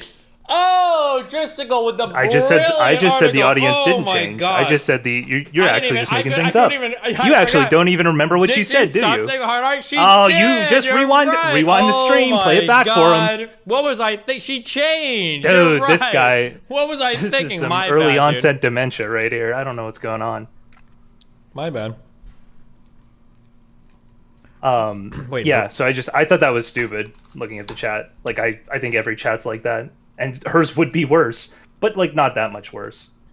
There are things you can do as a streamer to like limit that stuff, but it's pointless. What do you what? Does that? What are you talking about? It's pointless to try to moderate your audience? No, your audience is just going to be like you. Like there is some feedback loop there, Yeah, but that's your the audience whole is just going to be point. like you. Yeah. That's why banning NSFW was fucking retarded, because it's not going to get rid of any misogyny. People are just going to act like Destiny, but an exaggerated version. And Destiny's never going to stop his ironic misogyny, so nobody in chat will stop actual misogyny. Oh my god, I don't think it was babes. to get rid of misogyny. No, it right? was. That was step one in all of them. That was the entire anti-misogyny 2.0, because I thought if we just banned not safe for work, it'd be all good. He's webbing? Yeah, this guy does web. No, but Jessica, you understand. Oh, look that. at Destiny Like, got having lost in not the safe for work conversation, and now thing- he's reading chat for answers. He's just like Merc. It's True. just like the Nick Literally Fuentes every debate streamer when he does was on that, his Jessica. phone. Crazy. Absolutely true. You really think that getting rid of not safe for work is like a dumb thing in his chat? Wait, sorry, you got to say that again. My headphones are dying really quickly. He was too busy reading chat for a response. No, my headphones are actually dying. Do you think that getting rid of not safe for work is like a dumb thing in chat? If you have any goal of like making women feel more included, I think it was probably not a huge difference maker. I think you could have easily just gone and set the filter to auto on, and you would have had the same effect. Okay, but the type of person that would be posting that stuff, you don't think that that's kind of like keeping them in a pretty like bad place?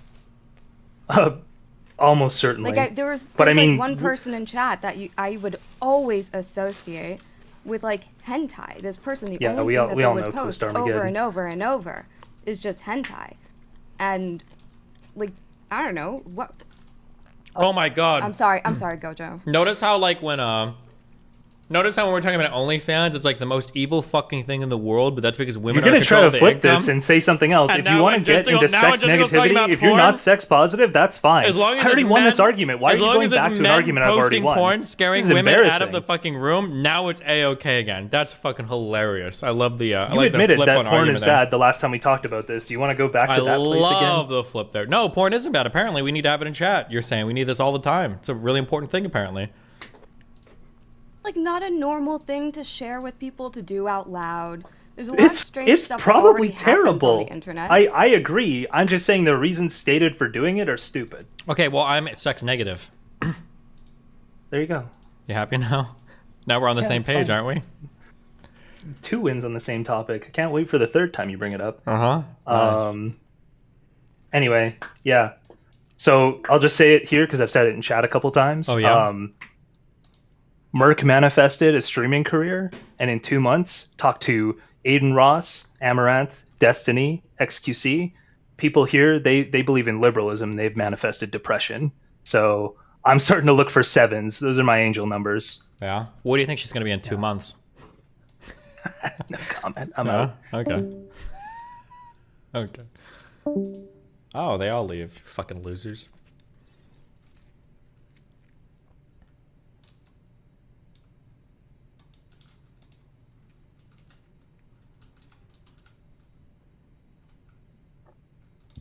I'm tired of that fucking gisticle guy. Somebody said Forreston's on a good run. Truly evil. Oh shit. Okay, Merrick will still be there. Hold on. My heart can only take so many Forreston throws, guys. I don't know how his fans survive this. It's actually hard. It's hard. It's difficult.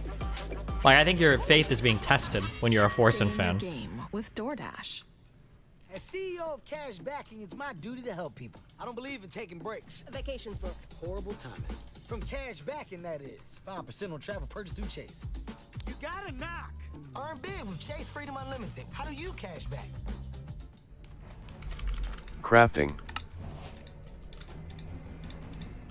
Crafting. Is he on a run right now? Is this run alive? Don't shoot into the tree. Game options. Mouse settings. Options. Google Send LUL. Options. Control. Mouse settings. Control. Options. Crafting.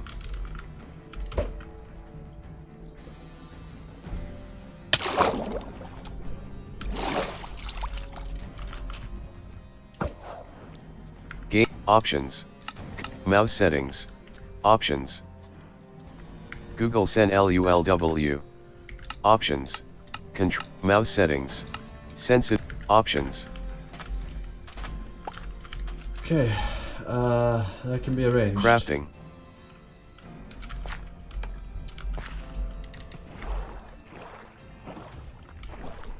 I'm gonna use the boat as much as possible because we don't have infinite food, but we do have enough, I think, if we just...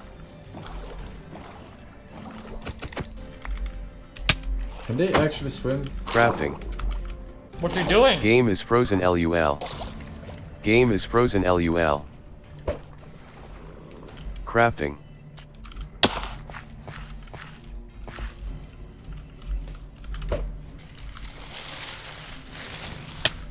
Did I not sleep? Crafting. I'm asleep, just in case I get fucked at the digging down part. What? Crafting. Alright. Game is frozen 11. LUL. Game is frozen LUL. Crafting.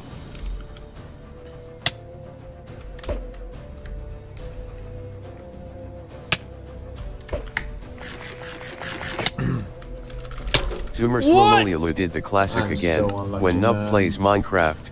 I looked down at my so phone for 2 unlucky. seconds. What happened? I was just eating. Oh my god, so unlucky, man. I'm so unlucky, man. Culture, Media, and Sport Committee. Dear Chris, I'm writing concerning the serious allegations regarding Russell Brand in the context of his being a content provider on Rumble with more than 1.5 million followers. The Culture, Media, and Sport Committee is raising questions of the broadcast production companies who previously employed Mr. Brand to examine wrestling the use of social media. While we recognize that Rumble is not the creator of the content published by Mr. Brand, we're concerned that he may be able to profit from his content on the platform. We would be grateful if you confirm whether Mr. Brand is able to monetize his content. If so, we'd like to know whether Rumble intends to join YouTube in suspending Mr. Brand's ability to earn money on the platform. I am super uncomfortable with this. I feel like that's really fucking weird. I feel like that's super ultra fucking weird.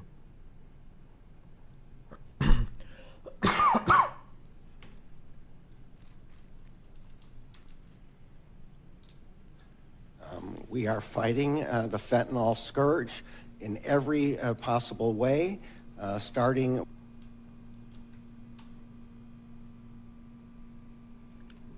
Isn't it just what the US government did with Twitter? They're only asking, right? Excuse me. The US government's asking to demonetize people on Twitter? Or ban people for political opinions? Or because somebody got like somebody got like a rape charge, they said you have to ban somebody for getting a rape charge?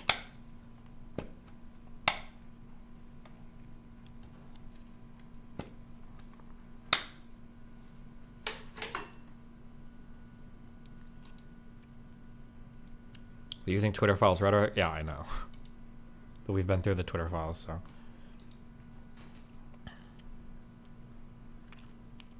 The first human patient will soon receive a Neuralink device. This ultimately is potential to restore full body movement. In the long term, Neuralink hopes to play a role in AI risk, civilizational risk reduction by improving human to AI bandwidth by several orders of magnitude.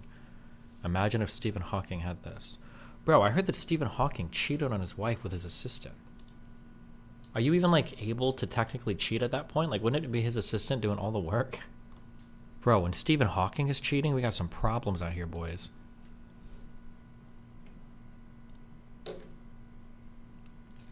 Let me use the restroom real quick. Hold on.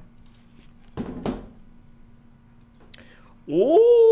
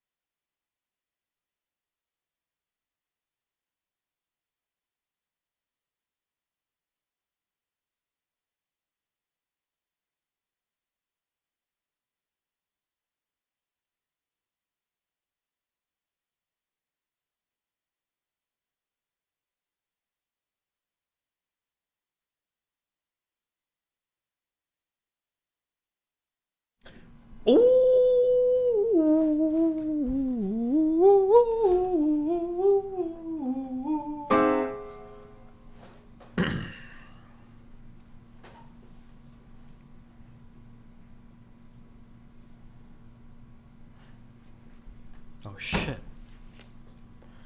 Do you know that Hawking loved strip clubs? I did not know that.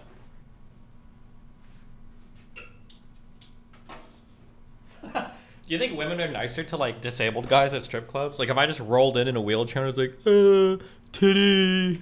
Like do you think girls would be like, aww. Always Sunny? Is this an Always Sunny episode? Fuck me, my bad.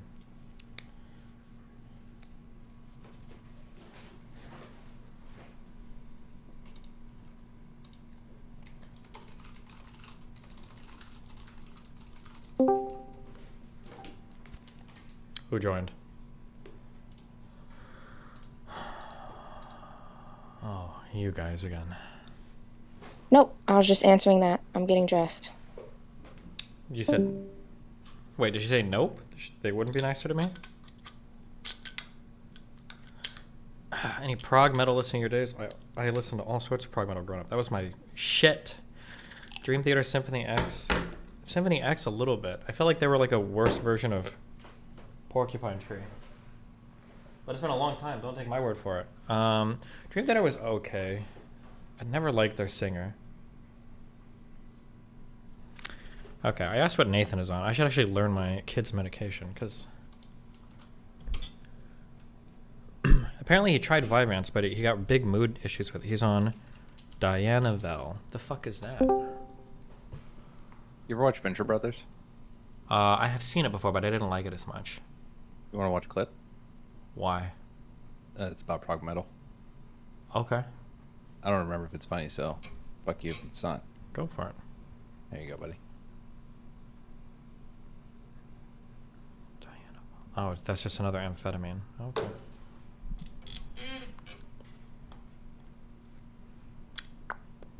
Wait, do you live down here yet? Moving Friday. Crazy, bro. Movers come tomorrow. Get shit loaded up. I'm eating Chinese food and getting drunk tonight, finishing up packing, and then we good. Based. All right, let me listen to this. The egg. It is the symbol of creation. And since I was your age, it has hatched all my greatest super science ideas. No windows. Pay attention, Dean. Now sit down. You're about to meet my muse. Mommy? Progressive rock. Now, normally I'd start you off with Asia or something more accessible, but I think you're ready for the primo Just take a gander at that cover art and try to pretend you're not already inspired. It's like something out of a dream. Painted by our greatest living artist, Mr. Roger Dean. Hey, that's my name! That's no accident, boy. Maybe now you have some sense of the gravity, nay, the destiny of this moment. This is your birthright. Golly, I don't know what to say. Just say yes. Hey, what's this one with the face? Oh, that? Oh, no. You're not ready to step into the court of the Crimson King. This stage in your training, a album like that could turn you into an evil scientist. Buckle your mind, Dean, because it's about to get... Okay, that's like the most accessible King Crimson album. Okay. blown. Sorry.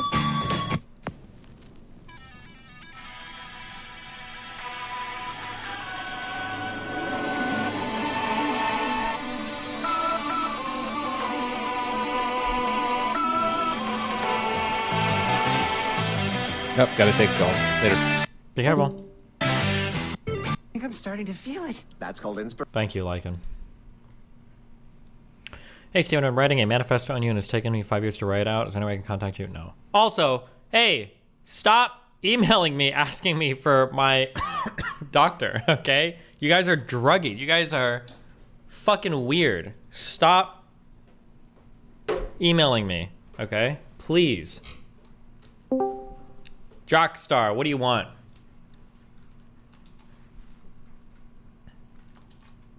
Yo. Yo.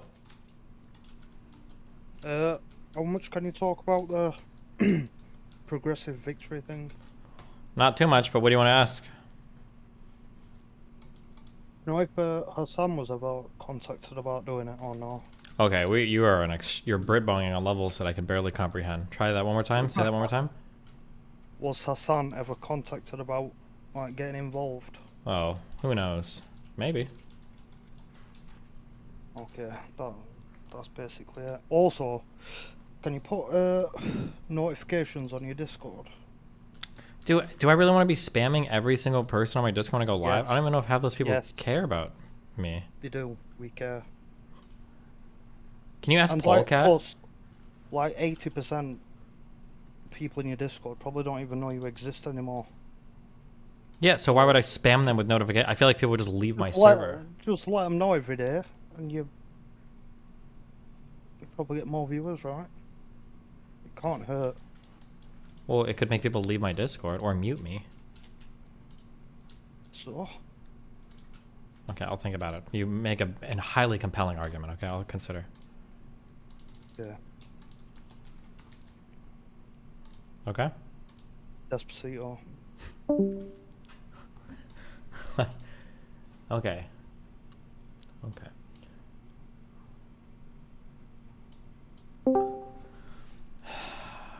damn it. The European Union fucking shit. Okay, what do you want? Hey. Hello.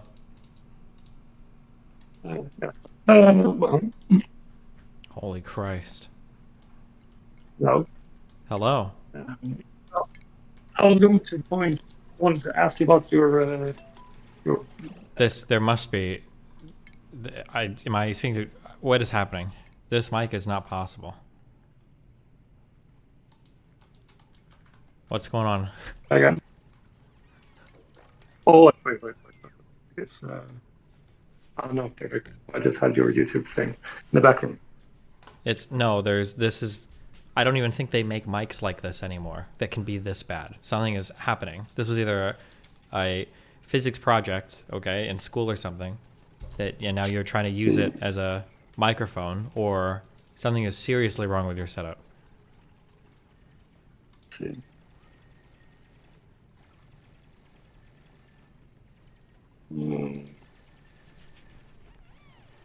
How about now? We can try it. All right, what do you got for me? Despacito. I was going to ask you about your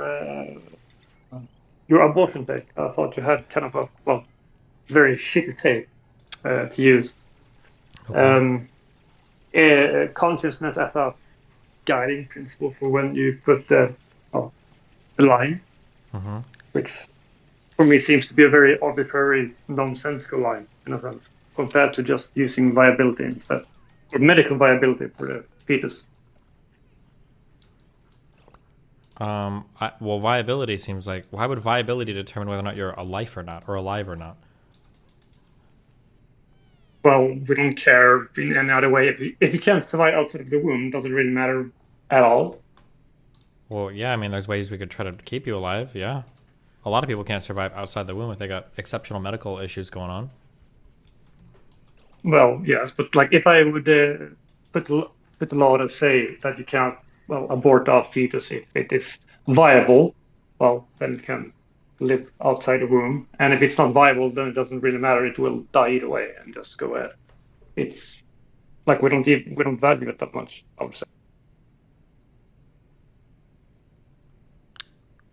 Okay, this is you're challenging me. This conversation is very difficult. I think you need to listen to stream later. The microphone is... I can barely make out what you're saying. I do have a better mic at another place, not currently. I would love to do a more proper challenge in this pod. So you could.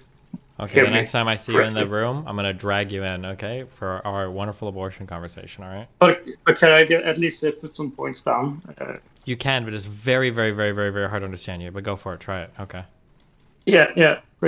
One interesting point is, imagine that we discover children doesn't have consciousness until they're like 2 years old. Okay. We just boil them and kill them. Sure. It feels kind of it feels wrong, like for people to be not very satisfactory compared to. Yeah, it might feel a little unsatisfactory, but I mean, hey, fuck it. I mean, if they truly aren't conscious until that age, then yeah, fuck it. Eat them. Sure. It's more like it doesn't feel very. It could move the next day as well, depending how we define consciousness in a way.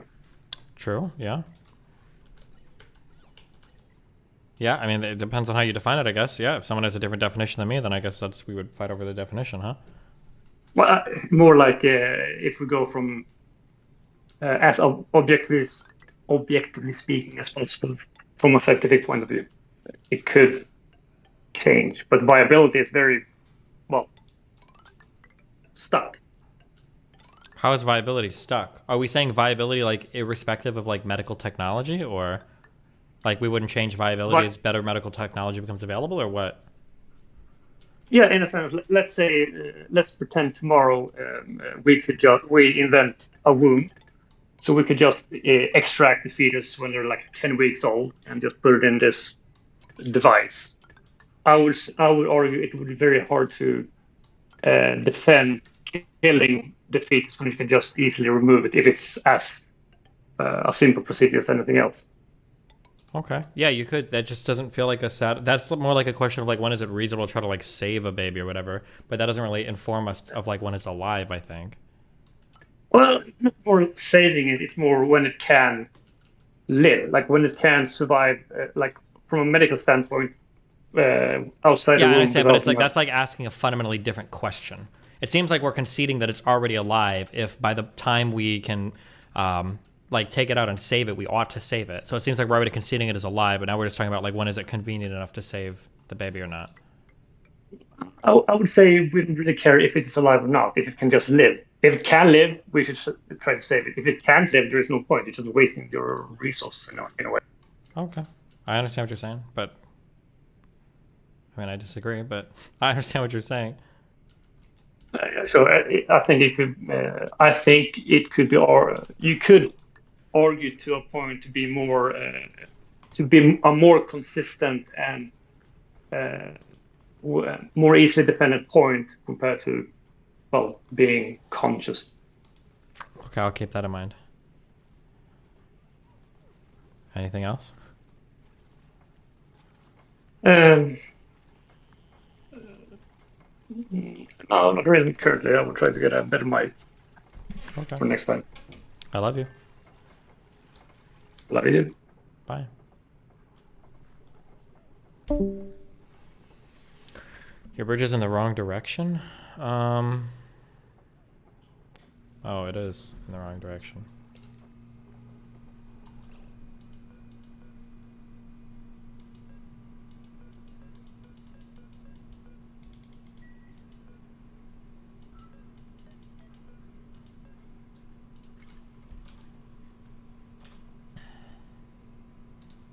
Wes, by the way, getting shit on by ice. Wait, can you not click these links? Am I supposed to be able to?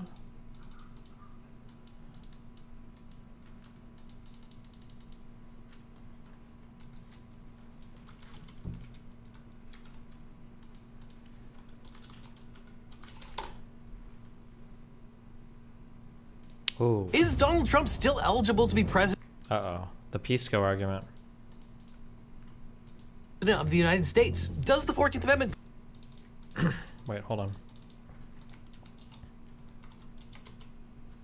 Fucking penthouse. Suck a dick. I mean, how much money could you really have, Wes? Yeah. I mean, what, you have thousands and thousands of dollars? You Just don't... a waste just so we can't stay in a hotel. Okay, you're a weirdo. I mean, honestly, you don't have shit, Wes. That is sad, Wes. You're a sad cunt. Yeah, what Jack said. Fuck Wes, dude. That guy sucks ass. Hey, Wes. Fuck you. Yeah. I'm just kidding, Wes. No, I'm not. He said this time we're getting naked. Oh, so you got... Wait, it's not set up. prevent him from running? Well, as we all know, Trump was indicted 4 times in New York, Florida, Washington, D.C., and Georgia. Prosecutors in 2 of those cases alleged that he tried to overthrow the results of the 2020 election. Lawyers from the Citizens for Responsibility and Ethics in Washington, or CREW, have just filed a lawsuit alleging that Trump's role in the January 6th riot disqualifies him from running for president because of Section 3 of the 14th Amendment, which is known as the disqualification clause. Wow, Pikachu XD, thanks for subbing. This clause says that a person cannot hold office in the United States if they have previously taken an oath as an officer of the United States and have engaged in an insurrection or rebellion. So, this raises unique questions that the Supreme Court has yet to answer. Is the president an officer of the United States for the purposes of Section 3? Did Trump engage in activity that amounts to an insurrection or rebellion? And how would disqualification even be enforced?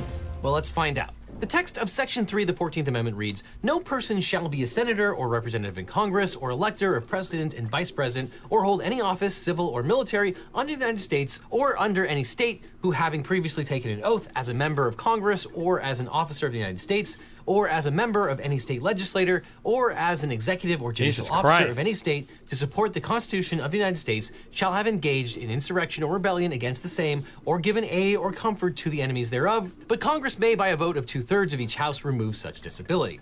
Section 3 of the 14th Amendment was passed after the Civil War. And here's a recap of those events for Florida students who might have missed this particular history. The southern states illegally seceded from the Union, declared themselves the Confederate States of America, and then waged a war against the federal government. After the South's defeat, the people who rebelled against the United States wanted to be involved in government. Men who had violated their oaths to support the Constitution were elected to Congress. This included officers who held positions of high authority in the Confederacy, such as 4 Confederate generals, 4 colonels, several Confederate congressmen and members of Confederate state legislatures, and even the Vice President of the Confederacy, Alexander Stephens. The Republicans who wrote the 14th Amendment thought that the people who tried to overthrow the government by force shouldn't be allowed to lead it. Senator Waitman Wiley of West Virginia put it like this: "We would be faithless to our trust if we allowed the interests of the country and its future peace and welfare to be again disturbed by men who have shown themselves faithless in the past through their insane efforts to destroy this government." And that's how we got Section 3, which prohibits anyone who took an oath to support the Constitution as a federal or state officer and subsequently engaged in insurrection or rebellion against it from holding public office. This disqualification can be removed by a 2/3 vote in Congress. And this removal option is a potentially complicating factor that we'll get to in just a minute. So here's how Section 3 is supposed to work. The amendment is triggered when a person who is a current or former government officer takes an oath to support the Constitution and then engages in covered conduct. This covered conduct is insurrection, rebellion, or giving aid or comfort to America's enemies. If the official commits the covered conduct, they are disqualified for life from holding any banned office. But the mechanism of disqualification might be through a court challenge where a judge decides, or through a state law process where the Secretary of State might decide who's eligible on the ballot, but we're not entirely sure. But in the first lawsuit of its kind, Citizens for Responsibility and Ethics in Washington, or CREW, sued the Colorado Secretary of State, alleging that Trump is disqualified and can't be on the ballot for the Republican primary in that state. Although Section 3 has not been tested often since the Civil War, last year CREW successfully sued to remove County Commissioner Coy Griffin from office. Griffin is a former New Mexico County Commissioner who was disqualified from office after being convicted for his involvement in the January 6th riot. So why did they bring this lawsuit in Colorado? Because Colorado law allows any eligible elector within the meaning of the Colorado statutes to file a challenge to the constitutional eligibility of candidates in the 2024 Republican presidential primary election. Now, other states have different mechanisms for challenging qualifications of candidates before they get on the ballot. For example, 2 Florida residents attempted to get Trump removed from the ballot in that state, but a federal judge and Obama appointee ruled that citizens lack standing in that state to challenge whether another individual is qualified to hold public office. Now, the Constitution lays out the qualifications for president. That person must be at least 35 years old, a natural-born citizen, a resident of the state that he or she represents, and have lived in the United States for at least 14 years. There are also conditions that disqualify a person from running. The 22nd Amendment prohibits a person who has already been elected 2 terms as president or served more than 1.5 terms from being elected as president again. The 12th Amendment prohibits a president and vice president from residing in the same state. And CREW and the plaintiffs say that the 14th Amendment is another type of disqualification. They argue that it applies to Trump because he previously swore an oath to support the Constitution and then engaged in an insurrection. Now, it's up for debate whether the 14th Amendment acts as another qualification for president, like the age and residency requirement, or whether it functions as an after-the-fact defense. But was Donald Trump, as president, an officer for purposes of the disqualification clause? Well, the Constitution does not define the word officer. However, the Constitution refers to the president holding an office 25 times, including the oath of office clause. The presidency is an office in the executive branch, which makes it an office of the United States, and one who holds an office is an officer. So according to CREW, Trump became subject to disqualification under Section 3 when he took an oath to support the Constitution of the United States upon assuming the office of the president. CREW points out that Trump himself has conceded in court filings that the president of the United States is an officer of the United States, and point taken, but Trump's opinion on this matter is not dispositive or consistent. Here's what he said the other day, quote, "Almost all legal scholars have voiced opinions that the 14th Amendment has no legal basis or standing relative to the upcoming 2024 presidential election. It's just another trick being used by the radical left communists, Marxists, and fascists to again steal an election that their candidate, the worst, most incompetent, and most corrupt president in U.S. history, is incapable of winning in a free and fair election." Now, that being said, there's a lot of debate among legal scholars as to whether the president is an officer or not for the purposes of the 14th Amendment. Now, Michael Mukasey, Attorney General under George W. Bush, argued in the Wall Street Journal that the president is not an officer under the 14th Amendment. He argues that the term officer of the United States in other constitutional provisions shows that it refers only to appointed officials, not to elected ones. In U.S. versus Muat in 1888, the Supreme Court ruled that, quote, "Unless a person in the service of the government holds his place by virtue of an appointment, he is not strictly technically speaking, an officer of the United States. And Chief Justice John Roberts reiterated the point in a case where he said, the people do not vote for the officers of the United States. And Mukasey also argued that the presidential oath in Article 2 would be, quote, superfluous if the president's oath were required by the general language of Article 6. And for what it's worth, Mukasey's argument was enough to sway Federalist Society founder Stephen Calabresi, who had previously bought the disqualification argument. Colorado Secretary of State Jenna Griswold, the defendant in the Colorado lawsuit, slammed Trump as, quote, a liar who has no respect for the Constitution. She also said, quote, if the Constitution disqualifies the former president, we have to uphold the Constitution. But another Democratic Secretary of State seems skeptical about the effort. After a group filed a lawsuit to keep Trump off the ballot in Minnesota, Secretary of State Stephen Simon released the following statement saying, quote, the office of the Minnesota Secretary of State does not have legal authority to investigate a candidate's eligibility for office. In the case of presidential candidates, the major political parties will submit names of candidates to our office for the presidential nomination primary by January 2nd, 2024. Those submissions will appear on the ballot for the March 5th, 2024 contest unless a court says otherwise. And he said the matter has to be decided by December 14th to comply with state law. Meanwhile, other challenges are being filed, including a lawsuit filed by one of Trump's primary opponents. Texas Attorney John Anthony Castro is running an extremely long-shot bid for the GOP nomination against Trump. And he filed a lawsuit in New Hampshire seeking an injunction that would force New Hampshire Secretary of State to keep Trump's name off of the ballot. That lawsuit is expected to be decided in the New Hampshire Supreme Court by October 23rd. And 2 Virginia citizens have filed their own pro se challenge to Trump's appearance on the ballot in that state. So you can see how complicated this is going to get as different states have different primary deadlines and disqualification procedures and powers, apart from the legal issues. But assuming the president was an officer of the United States, that brings us to the next question. Did Trump participate in an insurrection or rebellion? Again, those words aren't defined in the Constitution. Crew and the petitioners argue that the insurrection has a general public meaning. They state that a Civil War-era jury charge by Supreme Court Justice Stephen Field, sitting as Circuit Justice, explained that the, quote, existence of the Confederate Rebellion was a matter of public notoriety, and like matters of general and public concern to the whole country, may be taken notice of by judges and juries. Justice Field explained that public documents such as proclamations of the president and acts of Congress were sufficient proof of the Confederate Rebellion's existence for purposes of charges under a statute. Howdy, Destiny. Thought I would try one last time to tell you that I made the bot you said you want to make in your stream. It gives people with YouTube channel over X number of subs tied to their Discord, certain roles, privileges. Probably get it to. I mean, Jader or Cake would be the ones who would integrate that into the site or the Discord. I don't do that shit. Sorry. Criminalizing participation in rebellion or insurrection. Now, petitioners say that under this interpretation of Section 3, the insurrection is a matter of public notoriety. Trump participated in an event that the public understood as an insurrection. They point out that all 3 branches of government and bipartisan majorities of Congress referred to January 6th as an insurrection, and both Biden and Trump Justice Departments described those events as an insurrection, and so did over a dozen courts. Crew also points to the Griffin case where a court defined, quote, an insurrection as used in Section 3 as 1, an assemblage of persons, 2, acting with a purpose to oppose the continuing authority of the United States Constitution, 3, by force. But one thing is conspicuously missing from the arguments that Crew is making, and that's a requirement that a person be convicted of an insurrection or incitement or that the person used violence. To be clear, prosecutions for insurrection under 18 U.S.C. 2383 or treason under 18 U.S.C. 2381, if successful, would almost certainly result in a bar to holding any office of the United States. But the petitioners are arguing that Trump didn't need to be convicted or commit an act of violence or even be physically present during an insurrection to have committed an act that triggers Section 3.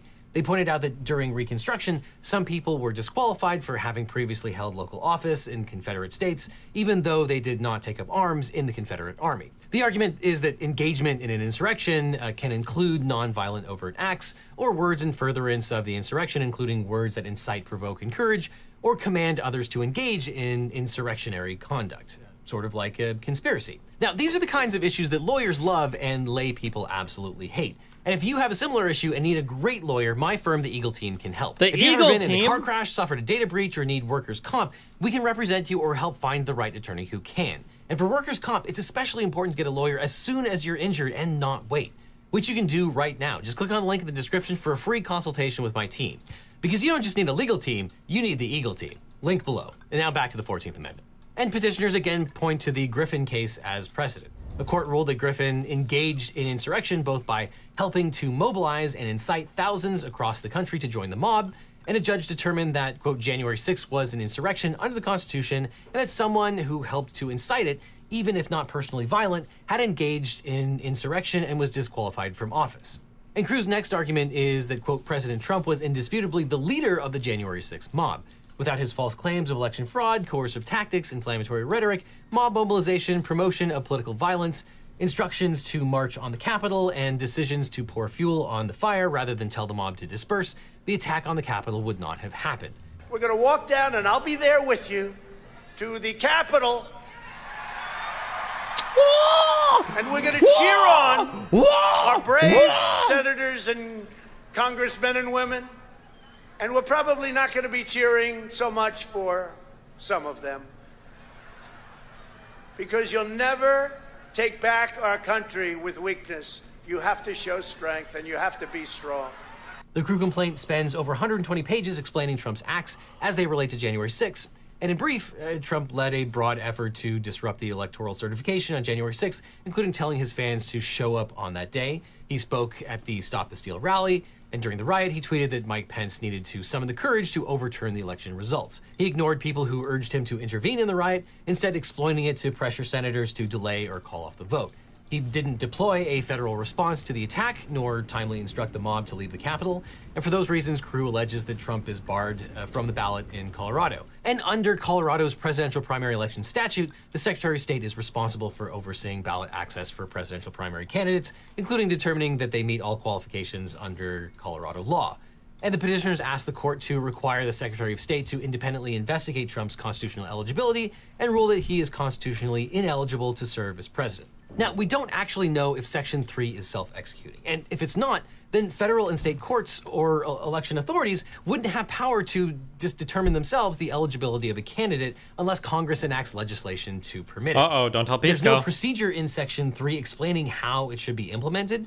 If Congress had to enforce a disqualification clause through legislation, it could set certain guidelines, such as requiring the person to have been convicted of insurrection. And as summarized by a congressional research report, Congress initially provided enforcement of Section 3 of the 14th Amendment through enactment of the first Ku Klux Klan Act in 1870. Section 14 of that act directed the district attorney in each district in which a potentially disqualified person held office to file a writ of quo warranto against the office holder before a judge. However, Section 3 says disqualification can be removed by a 2/3 vote in Congress. And that's what happened when Reconstruction failed. 2 years after the Ku Klux Klan Act, Congress passed the Amnesty Act by more than a 2/3 vote in accordance with the disqualification clause. And the act allowed most Confederates and their sympathizers to serve as government officials again. And Congress could theoretically pass a law removing the bar from Trump or anyone that participated in January 6th. But some also argue that amnesty only operates retrospectively. For example, when a group of constituents challenged Madison Cawthorn's eligibility to hold office because of his participation in January 6th, the Fourth Circuit found that the amnesty given to Confederates does not apply to later insurrections or treasonous acts. But given the lack of case law, there's a lot of debate here, and not everyone agrees that Trump is disqualified by Section 3. Many lawyers claim that a president is not an officer of the United States, and this argument rests on an interpretation of the terms office, officer, and official. Basically, the idea boils down to the fact that one can hold an office without being an officer of the United States. Professor Josh Blackman says that there might be a significant difference between the words of and under, to wit, if a president is an officer of the United States, he can't be disqualified, but if he's a president under the United States, he can be. But that's far from a universal opinion. Law professors William Bod and Michael Stokes Paulson say that there's no evidence that the drafters of the 14th Amendment were really using a secret code in Section 3. But the Supreme Court might be willing to engage. Isn't Ray Epps the one that everybody was saying was like an FBI informant or like the secret FBI guy or something?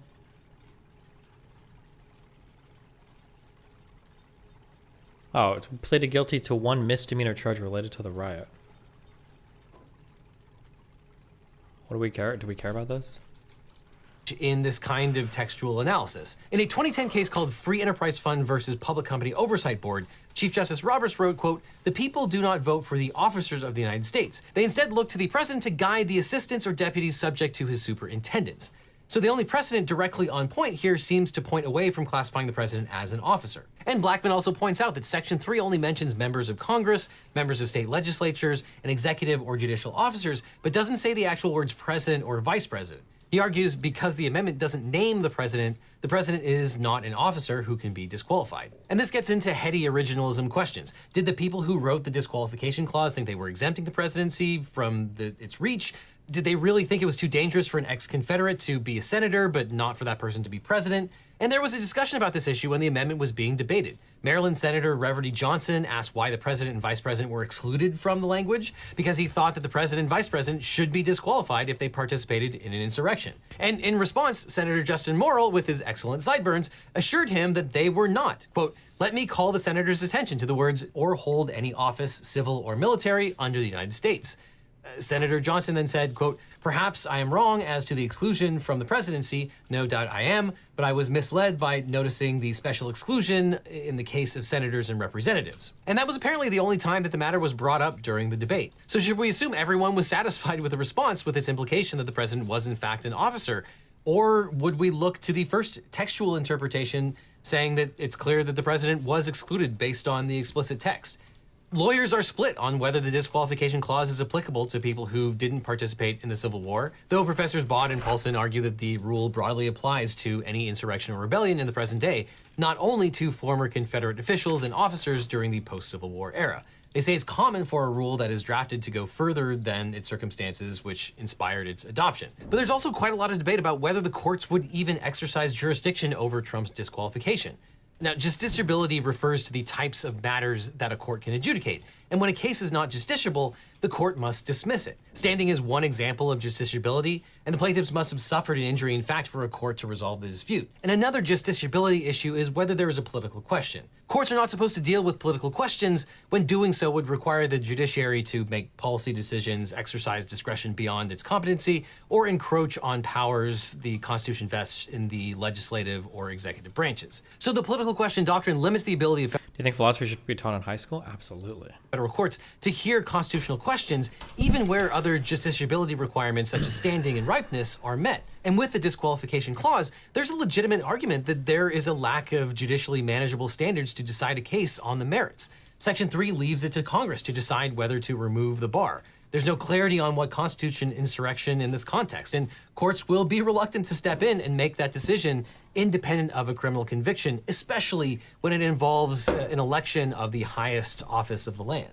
But of course, all this could be moot because it seems extremely unlikely that the current Supreme Court would endorse any view that Trump is barred from attaining the presidency, especially without a conviction for insurrection. Now, obviously, the 14th Amendment could have been drafted more clearly, which the writers of the 14th Amendment could have done with today's sponsor, Grammarly, if they had had AI-assisted writing tools in 1866. Because Grammarly accelerates your writing process by generating and modifying text instantly on demand. You'll be writing responsive, thoughtful emails and posts faster than ever. It's a huge productivity boost. Plus, it's Grammarly, which I've been using for years, so of course it will help you write better than ever. And unlike other AI tools, Grammarly tailors its output for your unique context. It picks up on key details and incorporates them into what you're writing. Now, I can set my voice to be casual and empathetic, for example, if I'm writing to friends, or I can set it to be more direct if I'm writing to enemies, like opposing counsel. And of course, this is Grammarly, so it helps fix poor writing in the first place, not that I would ever do that. And I can give it prompts to make something shorter, sharper, or more exciting. And one of the coolest new features is the AI reply tool, which instantly creates a reply to your emails that picks up on context and responds and follows up exactly how you would want. It's a huge time saver. And as a content creator, I have to do a lot of script writing. And with Grammarly's features, I can rewrite my scripts to be more engaging instantly. And as a lawyer, I have to do a lot of writing and translating legal jargon into something more readable. And Grammarly's rewrite feature helps me communicate more clearly, the way that I want to. Just make sure that you do all the legal research yourself. And you can even use it for ideation to give it a prompt to get ideas about what you want to write about.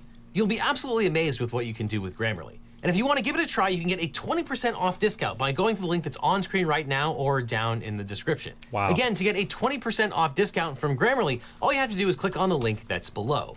And after that, click on this link over here for more Legal Eagle, or I'll see you in court. Zerka returns, upcoming.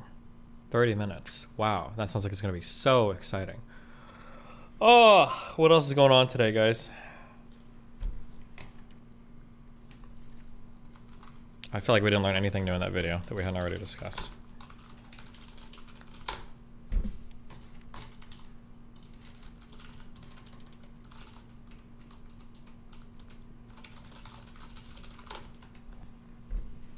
If the debate, you're giving Eliza debate in 3 days. Watch this video to prepare. I don't think I'm debating AI stuff. There's no way. I don't know enough about AI shit to debate that. Why would I waste my time on that? That sounds so silly. Okay, we are gathered here to witness George Hotz and Eliezer Yudkowsky debate and discuss live on Twitter and YouTube AI safety and related topics. Bruce Rivers, he's the criminal lawyer. Criminal lawyer explains the Hunter Biden indictment. You guys already know who George and Eliezer are, so I don't feel an introduction is necessary. I'm Dwarkesh. I'll be moderating. I'll mostly stay out of the way, except to kick things off. This is a good video. It has a clickbait title. I don't know what the fuck this is about. I'm Bill Gurr. 2,851 miles. Tell me what the video is about without me getting clickbaited. I might watch it.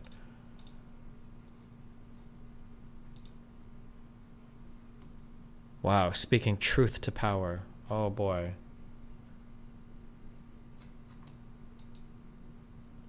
Aiden Ross manager got caught following a Kim Jong-un lookalike, meaning the stream will be fake.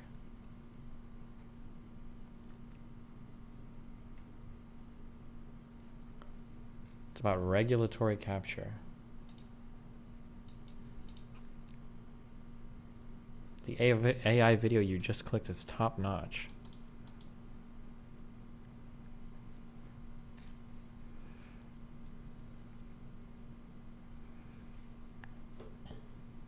This video went missing for more than 15 hours. 2 weeks ago, the MrBeast team released their latest video, and as usual, it hit trending almost immediately, garnering more than 30 million views in less than 24 hours. But just shy of it hitting 100 million views, the video disappeared.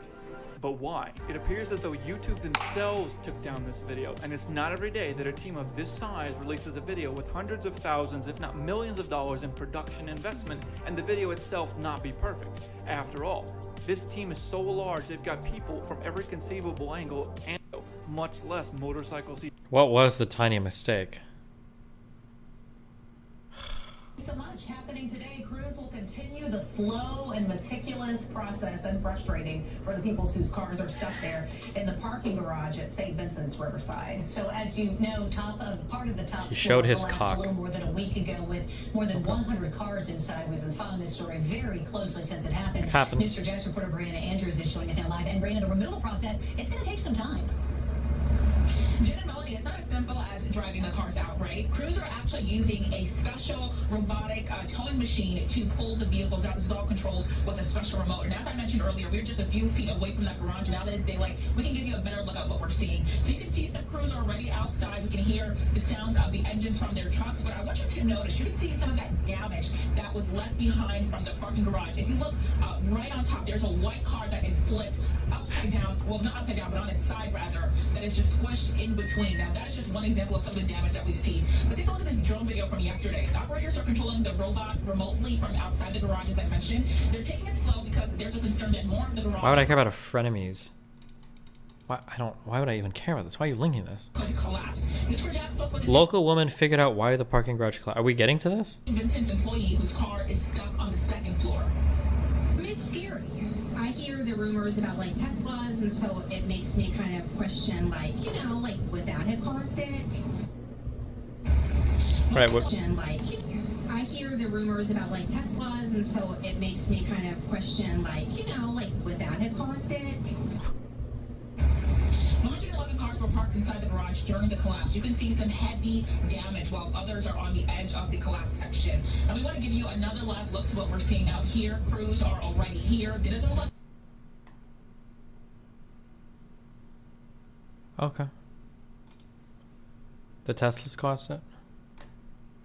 Your friend made the monogonoid super mauled on the Whatever podcast with her takes.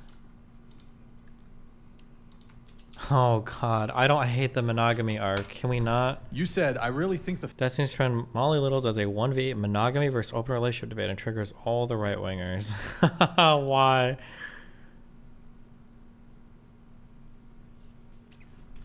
Top Sen with the 71 Vita host. Oh my god. Thank you.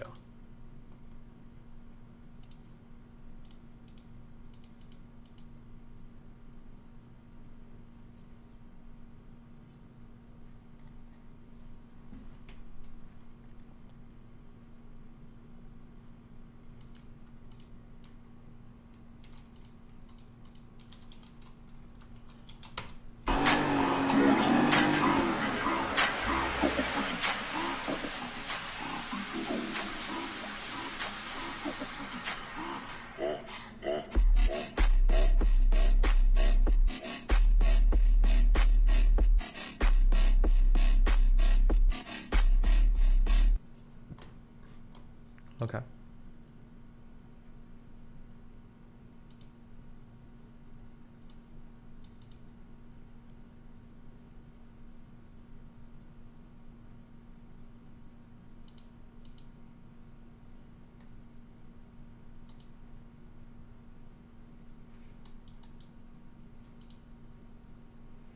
Good podcast, Noah Smith. You want to learn a bit about Taiwan? Blah, blah. No, I don't. Listen, we have 4 videos ready to go right here, okay?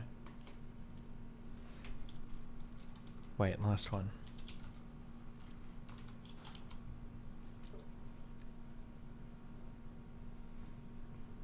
Because you got the single woman tell.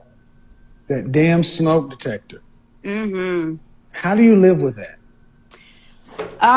The way that I've been living with just being a single woman is No. Specifically, the smoke detector that keeps chirping. How do you live with that? Can you just elaborate more on like what do you mean by the smoke? It keeps going beep.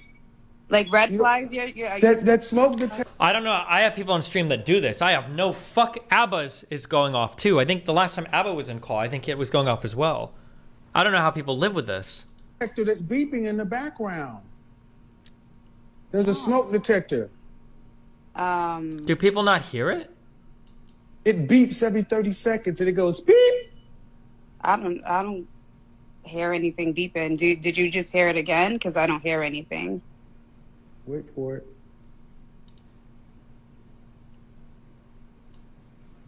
Told you guys they don't hear it after a while. There it was. Hold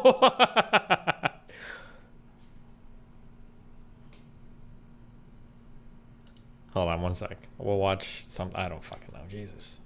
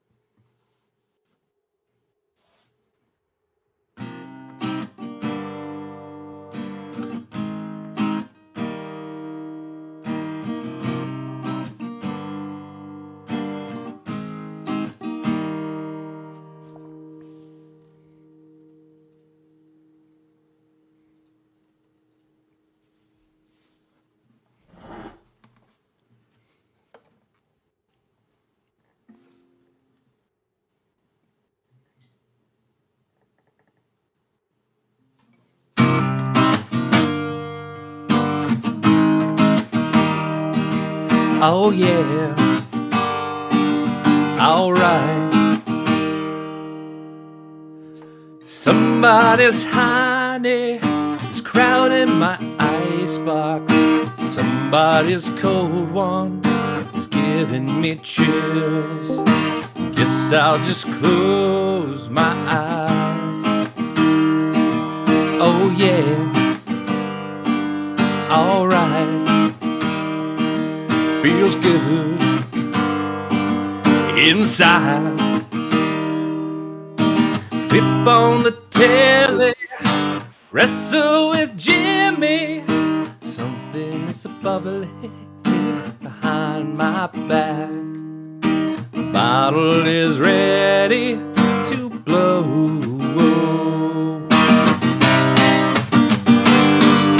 Say it ain't so. Your drug is a heartbreaker. Say it ain't so. My love is a life taker.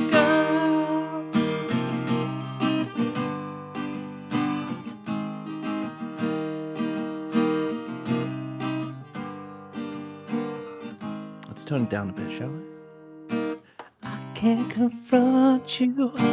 I never could do that which might hurt you. So try and be cool when I say this way. There's a water with me that takes your father every day. So be cool. Say it ain't so. Your drug is a heartbreaker. Say it ain't so.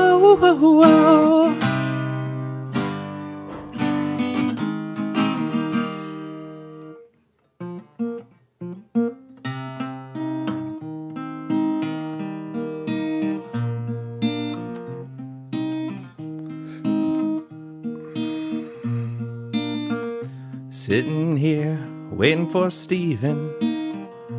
What's he doing? Is he memeing or is he daydreaming?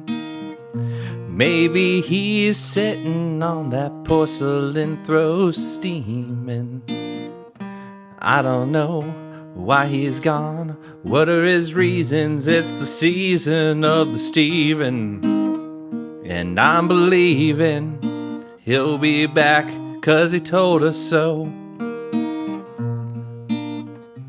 Daddy Steve didn't run out on you or me. He didn't go down to the corner store for a pack of cigarettes, but he really went to leave. No, he'll be back. When he gets done taking a shit, he will wipe his butt crack, and then he will wash his hands, 'cause he's a gnome, but he's a clean one, damn, oh yeah.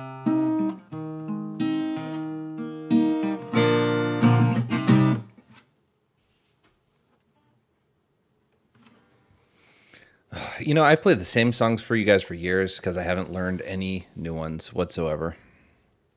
Mike, you should sing at our wedding. Yeah? I've sang at a wedding before. You're gonna sing at mine and Darius's wedding. What song am I singing? Well, you're gonna have to come up with a song about love and shit, but no, it's really good. You sound amazing. I didn't know you had this talent.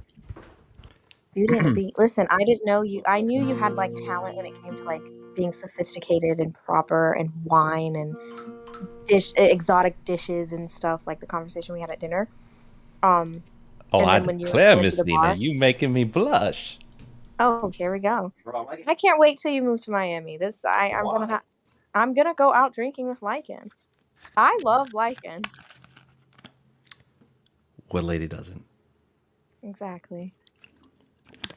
Oh, song. Listen, wedding imagine. song. No. If I ever said this about any other woman, by the way, I would get my ass beat. Do not bring me into this, Darius. I'm just letting this be known. I'm just letting this be known. If I said, "Oh, I love X woman. I'm gonna go drink with X woman," you'd be like, Oh, but wait. But I thought you do that. So what's wrong with you? Oh, damn. If you went out with Pixie and Aaron and Amy, that's fine. We're all in the What same about friend with group. Erin? What's up with Erin? Haven't you hung out with her? Alone? Never. Okay, so basically, it sounds like you have an issue if I hang out with Lycan. No, I don't have an issue at all. Okay, okay.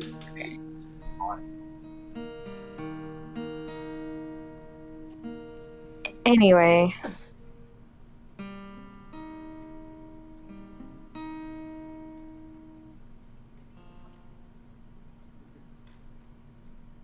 You took a Vyvanse? I got your wedding song. Okay, he walked out the room. Man, I don't give a what. I'm grown. I'll do what I want.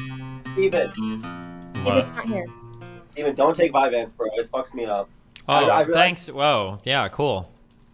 I think, like, I legit, like, I've been taking these 40 milligram pills, and what happens is the next day, I feel like I literally, if I don't take it, I cannot. Okay, you're a drug addict just like Zerka. Can we listen to Lycan's song? Okay, go ahead. So I think I don't think I could do you guys service with a with an original, but I think a cover might work for you guys. That's fine. I like covers, but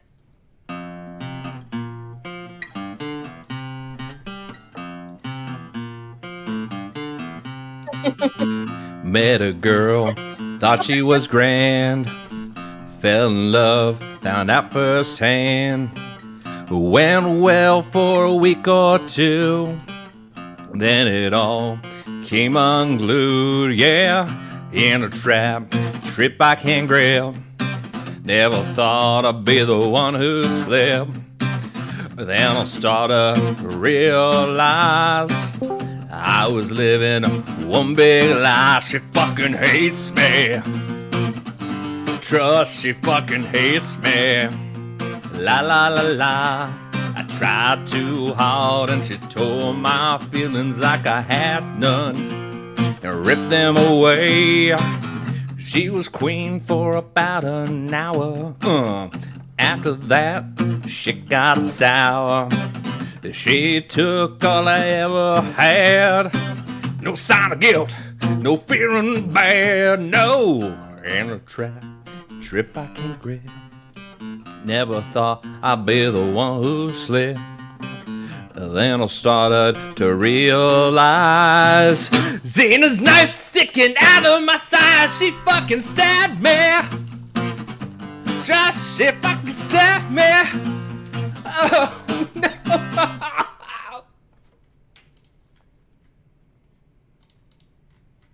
That was a masterpiece. Wow.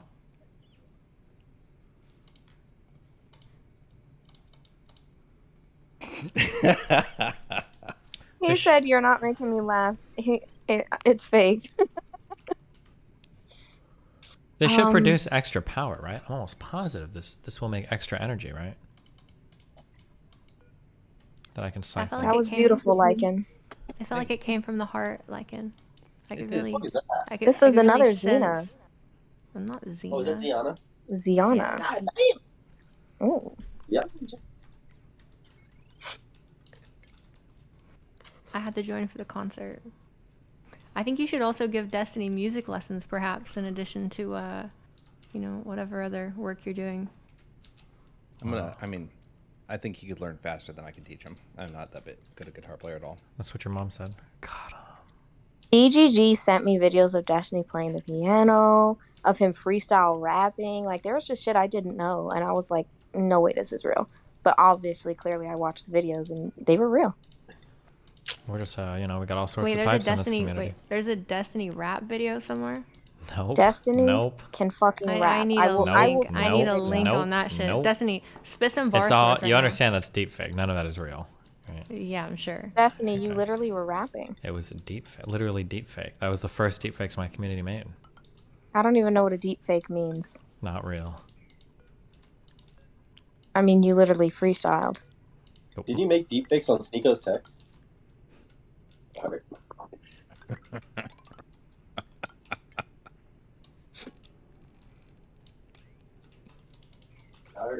Sorry. No, I didn't, because I mean, I can plug up and do it on your stream and get you banned from Kick if you want to play games. Ooh, he does want to play games. He always want to play games. I think that song resonated with him so much. He really wants that knife through his thigh. You know, Destiny, as a voice expert, oh god, I don't. DGG is so loyal. I got the rap video right here. Yeah, I got it. I'm watching it. This doesn't seem like a deep fake to me. I'm Don't make me slap the I'm a fuck out of voice you. expert, you know? I'm really good at detecting really fake will. voices and stuff. Really deep That's fake. real. Really, really fake. I'm gonna send this video to you right now. I can absolutely take extra power from this, I think. I look mid as hell right now, but it's fine. I mean, you are mid as fuck. You got mid dick too. Jesus Christ.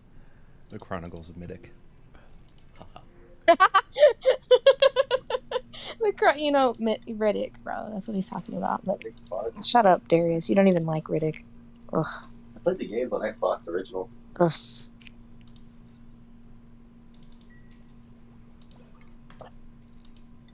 Well, how are you guys doing in Arizona? You guys having fun? Actually, yes, I am actually enjoying my time very much.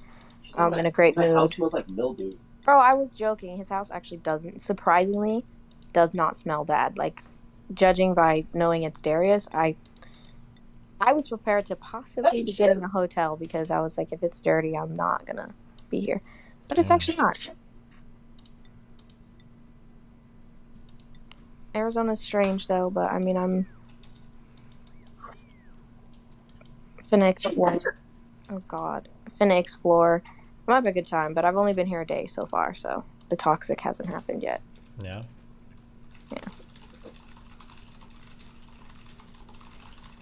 Yeah, I ripped my flashlight up before she came here. Someone asked if she's seen it. I ripped it up on stream. I cut it up with a knife. I did that to a body pillow once. People said I was weird. You did it to a what? A body pillow, he said. Oh, ripped it up? That's cute. You know what I thought would be so funny? If I got a bunch of body pillows based on, female streamers. I did, a bit with them. Yeah, would that be funny? I think it would be. You just like looking with, a weirdo, bro. It's funny. Like, if somebody says you SA'd them, it's probably going to be believable by general take. Ooh, that's a Dr. Kelly That's take. the image Uh-oh. you purpose. No, I'm saying, that's the image you put on. Yeah, same thing with how people believe that you're a manipulative bitch. But I actually am self-proclaimed, so Oh, well, at least you're... come up with a new one, bitch.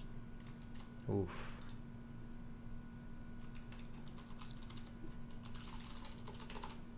Are you ready? Yeah, I'm ready. All right, anyway, you guys enjoy the rest of your day. I just came to listen to the music and chit-chat for a bit. Yeah, where you guys heading off to? I think he's taking me to the mall or some shit. Aw. I'm gonna spend all his steak money. Because I'm a manipulative bitch. No, I dropped. So apparently yesterday, I bought her flowers, and the whole vase fell with the flowers on my. The water on my beanies, sweatpants. So I need to get new ones.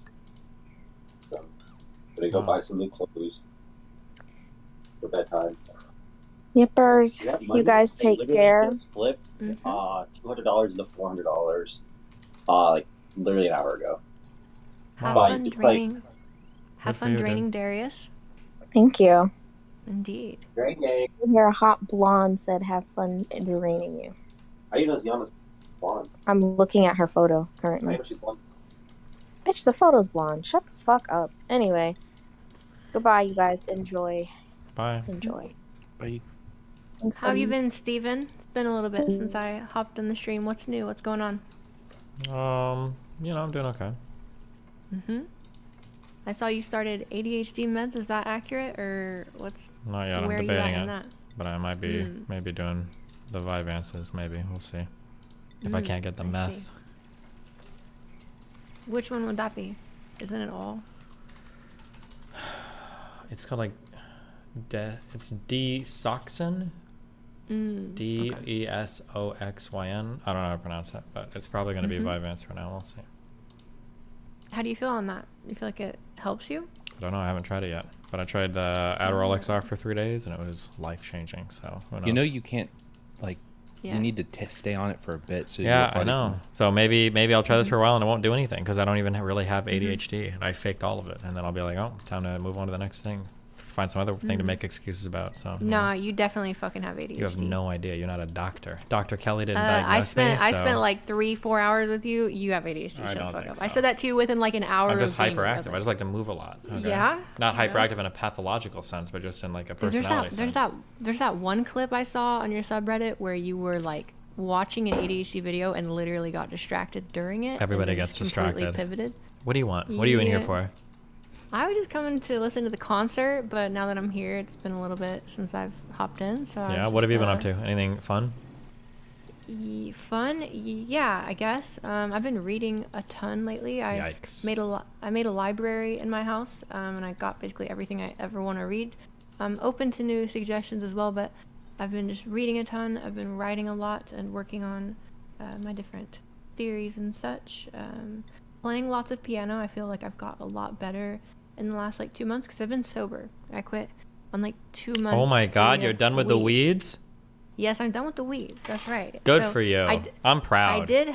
Thank you. I appreciate it. I did have a little relapse moment like last week, but we're good now. We're back on that sober train, and I feel like galaxy brain. Like I can't even describe it. Like that's why like I started reading again. I'm Mhm. reading like two books a week right now. I mean, it's not a book amount. Just like I'm reading a lot, and I'm getting through a lot of material that I've been wanting to read. Mhm. I read Hegel, which was amazing because I hadn't read his work before, but I'm sort of into the phenomenological aspects. I read Aristotle's Nicomachean Ethics, which was great. I've been reading Tyler Burge's Perception, First Form of the Mind. I read Sein und Zeit by Heidegger. That was pretty cool. Lots of random stuff. I read Frege, and I started reading Wittgenstein, but I got distracted by other thoughts. Yeah, just a lot of stuff. It's been really exciting, and my business is doing well, and yeah. I broke up with a girl this weekend. That was good. So I'm single. That's cool. Wow, what happened? Was it traumatic? Well, no, kind of. No, yes, maybe. It wasn't traumatic, but It was dramatic. it was, yeah, for like 5 minutes, and then it became like not dramatic. Like we're still friends and stuff. Like, Cringe. oh, I started learning Chinese too. Why Chinese I've of been- all the languages? Well, because I feel like it's the most different and it has the biggest speaker base, but also it's the most different from English that I could find. And I like the tonal aspects of it. I really like a lot of the consonant sounds that it has, and yeah, so I started learning that. I've been taking a couple lessons a week and then also practicing a lot. So I'm trying to get like to conversational fluidity like within like 6 months, which is pretty I guess over eager, but so far I've been doing really well with like the sounds and stuff. I feel like I can phonetically catch everything at this point. So Wow. that's pretty much what I've been up to, just a bunch of boring shit. So Okay. I've been reading a lot more on occult stuff as well. That's actually, I wanted to have a debate with you at one point on magic Oh boy. or spirituality in What are general. we We've talked debating? about Do this you believe before. in magic now, or? I mean, I always have, but now I feel like I can give you an empirical argument towards it. So I feel like I can give you an analytic argument to support it, and I Uh-huh. think I can convince you that magic is real. Wow, that sounds totally so possible. we'll have to, yeah, we'll have to do that at some point. Not like you're gonna cast a fireball, you know what I mean? But I've always had that kind of core thing, but I've been very hesitant to lean towards it more, especially in like debates or discussions, just because I feel like it's a more personal thing. But I feel I have yeah, I read I read two of there's like the Tao Te Ching, and I read the Upanishads, and I read Bhagavad Gita, and a couple other like old traditional things, and then I read a couple like late 19th century occult stuff, and I kind of realized it's all pointing at the exact same thing, the non-dualist perspectives on it and stuff. But yeah, anyways, I think I could convince you that it's real. Gotcha. Well, between you and Zerka, I'm sure somebody can. Yeah. Oh shit. Is he on that shit? Yeah, I would say so.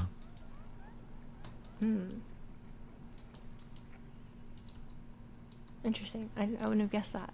I thought he was like Christian or something like that, or You know, he dabbles in a little bit of everything, so. Have you been talking to him lately? No, he's cut. No, Axed. he's still cut from it. Okay, gotcha. Gonzo Garbanzo. What are you going to San Francisco for? What you got The Manifold Markets Conference. That'll be a doozy. Are you serious? What do you mean, am I serious? That sounds sweaty. I'm I bet looking it's gonna for stink. highly it's gonna intellectual. Which conferences or groups of collections of people don't stink? Tell me. Super Smash Brother players. They smell great. Good one. Yeah. They smell fantastic. Yeah, because the people they fuck with don't sweat yet. Okay. Oh my god. Oh my god. Yeah, that was a good one. Okay, fair. Okay, yeah, that's about it. I was just coming to see how you're doing. Chat. But no, specifically that spirituality discussion I want to have with you. I kind of want to we briefly touched on this, but I feel like part of your frame that you operate through when you go and debate other people, like outside of your space or like in very different like worldviews, like red pillars or whatever. I feel like there's a component that's really missing. I know you don't tend to be too prescriptive, but I think it's hard to. I think that an inclusion or greater awareness of spirituality and how that can create fulfillment and meaning for people outside the context of religion or outside the context of some, outside the context of some supernatural component, I think is a really important and valuable addition to a secular world frame. Because I think that it's really what tends to gravitate people towards like red pill stuff or like conservative stuff in general, which is where, like, as you said before, there's like a meaning which is just given vertically to them. And I think that challenge of existentially finding meaning on your own, I don't think that a lot of people are too equipped with the values and skills to find meaning on their own. And I think that there can be some sort of secular frame that allows people to tap into that spiritual channel that everybody has, I think. Gotcha. And I think that can be more compelling. Okay, I'll keep that in mind. All right. Also, have you been practicing your voicings? Nope. I'm ashamed. I said yeah. Oh, you said no. You said no. What? I said yep. Are you gaslighting me? Maybe. Okay. I think you said no. All right. Let's root fifth. I'm gonna hop out of here. Have a beautiful rest of your day. Okay. Have fun. Bye. Yep. Thanks. Cheers. Okay. In order to make this start, I'm gonna have to do I have to vacuum pump this room? Or is there a way to set this to suck up literally only hydrogen? I don't remember. Because I think if gas gets stuck in this that's not hydrogen, I think it gets fucked.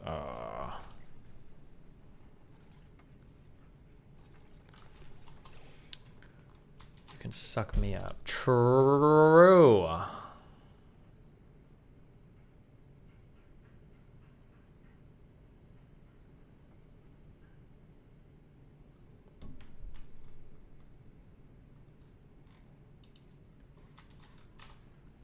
Early. I got to Silicon Valley in about 1990. Vent the gases at start, it'll prime itself. How do I vent the gases? What do you mean I vent the gases?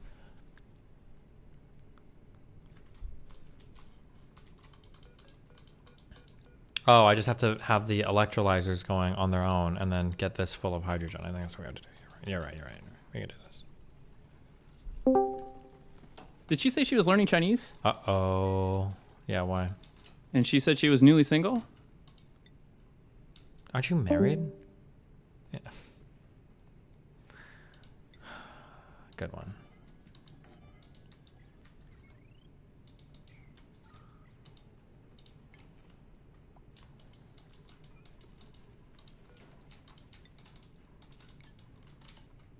'97 and was. I'm Bill Gurley. I got to Silicon Valley in about 1990. 97 and was fortunate enough to become a venture capitalist in 98. Wow. And the entire, first year of my career, I had zero interest in interacting with any form of government. Okay. It didn't seem necessary for what I was trying to do. I was working with founders and software and technology. I didn't see what it would bring me. Until one day where I ran into an issue, which I'll tell you about later, that required me to understand what was going on in Washington. So I checked in with a few advisors. They introduced me to this lawyer in DC. Turns out DC lawyers do a lot of things that aren't lawyering. And he listened to what I have. He said, I'll call you back. He calls me back. He says, Bill, I got exactly what you need. I found a congressman on the committee that matters to what you're talking about, and I can set up a meeting. I go, great, I'll fly out. He goes, no, don't fly out. He's coming to you. I go, he's coming to me? That's pretty nice. He goes, do you have a conference room? I said, I'm a venture capitalist. We have lots of conference rooms. So he said, I need you to get some people together, and here's the catch. They need to bring $5,000 each. Hung up the phone. Started thinking, all right, I got 6 people. We got board members, CEO, $5,000, $30,000. He called me back next week. How's it going? Great, I got 6 people, $5,000 ready to go. He goes, most of these meetings have 10 to 12 people. I said, shit. Like now I'm inviting people that don't even have anything to do with this thing and like having to help them out. I'm up to 60K, I hang up. He called me back a week later. He goes, Bill, how's it going? I go, oh shit, I got 12 people. Everybody's got a check. We're ready to go. I'm losing interest at this point. He goes, do they have spouses? I'm like, what kind of question is this? Do they have spouses? He goes, yeah, let's have their spouses write $5,000 each. I go, our conference room's not big enough for the spouses. He goes, they don't have to come. This is a true story, by the way. True story. And it would go on to happen 2 more times in my life, and then I stopped meeting with congressmen.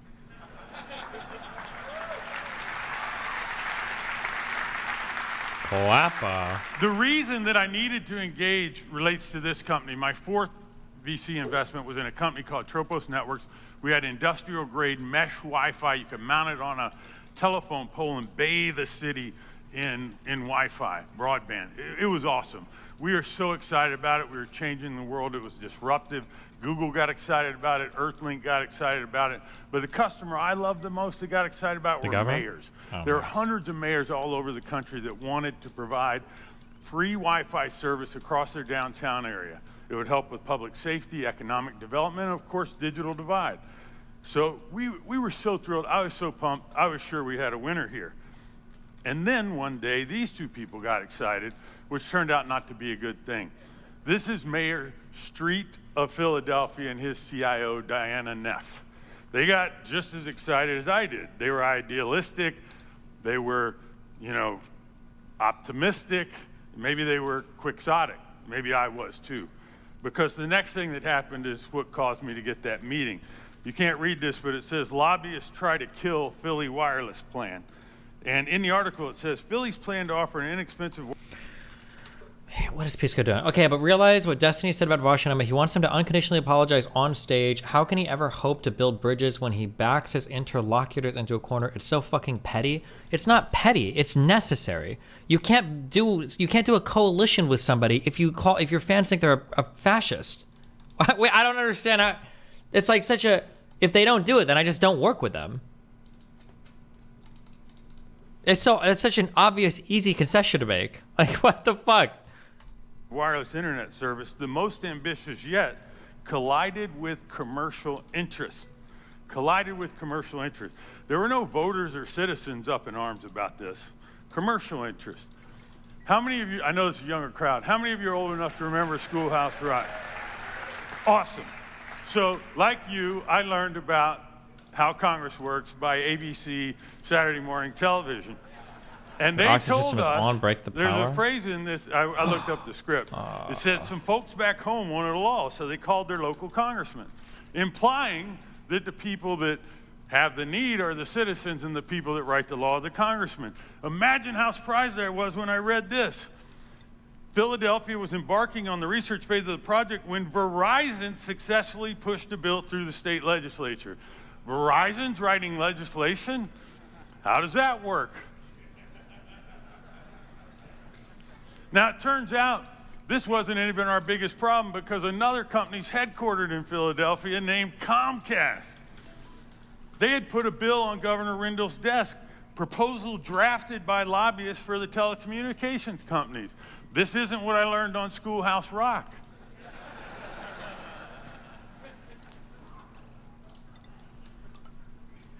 The governor whose bill that was on the desk of is Ed Rendell. He's on the right. Before he was governor, he was mayor of Philadelphia. The gentleman in the middle is named Michael Nutter. He would go on to replace Street and was a longtime council member. But the guy on the left was the real nemesis. This is David Cohen, chief lobbyist for Comcast. Now, David Cohen is to corporate lobbying what Bob Marley is to reggae. He's like, there's no second. The New York Times did a profile of him called Comcast Real Repairman, in which they say he's the most important executive in the whole company, and I fundamentally believe that. It also says he's probably one of the most savvy corporate political operatives in the history of U.S. business. The article on the right from the Inquirer calls him Philadelphia's most powerful unelected official. I don't even know how you can put those words together. So here we are in our little conference room with our spousal enhanced checkbooks. And this is like a second grader challenging Michael Jordan to a game on one-on-one for money. Like we were pissing in the ocean. We had no chance. No chance. Now guess who offers citywide Wi-Fi? That one's easy. AT&T would join this fight. Within 2 years, they would outlaw municipal broadband in over 22 states. They just write it into the books and just took the power of these local decision makers away from them, all in the interest of the commercial interest, not the citizen. I want to talk about another piece of telecom legislation. My partnership back in those days invested in telecom equipment. And so we were very interested in the Telecommunications Act of 1996. This was heralded as the most important telecommunications reform in 62 years. Now this one's simple. I'm just going to use the headlines from Wikipedia. The Telecommunications Act of 1996 had two goals: to promote competition and to encourage the rapid development of new technologies. Let's see how things went. In 1996, the top four had 48% market share. 4 or 5 years later, after this heralded legislation, they're up to 85%. That didn't work. Let's check in on the second one. Were they promoting innovation? This is a chart of VC dollars into telecom equipment. This used to be 15% of what VCs did. Within 10 years, it had gone below 1%, and a year later, the MVCA stopped tracking it.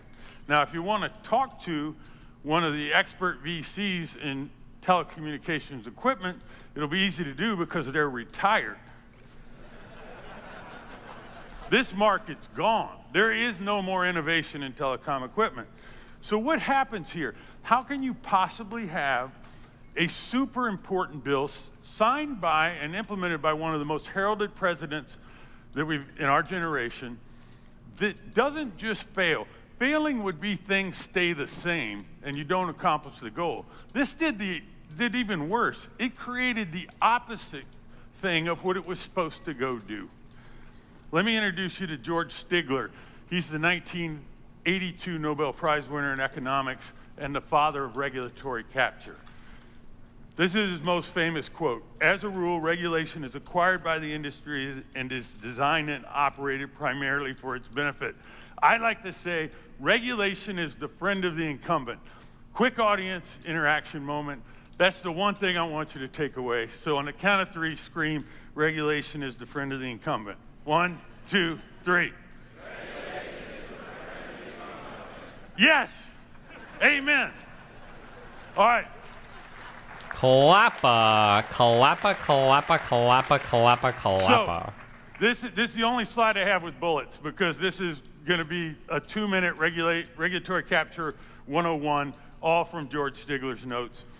The first thing he says, in regulatory capture, a special interest is prioritized over the general interest of the public. Sound familiar from my other stories?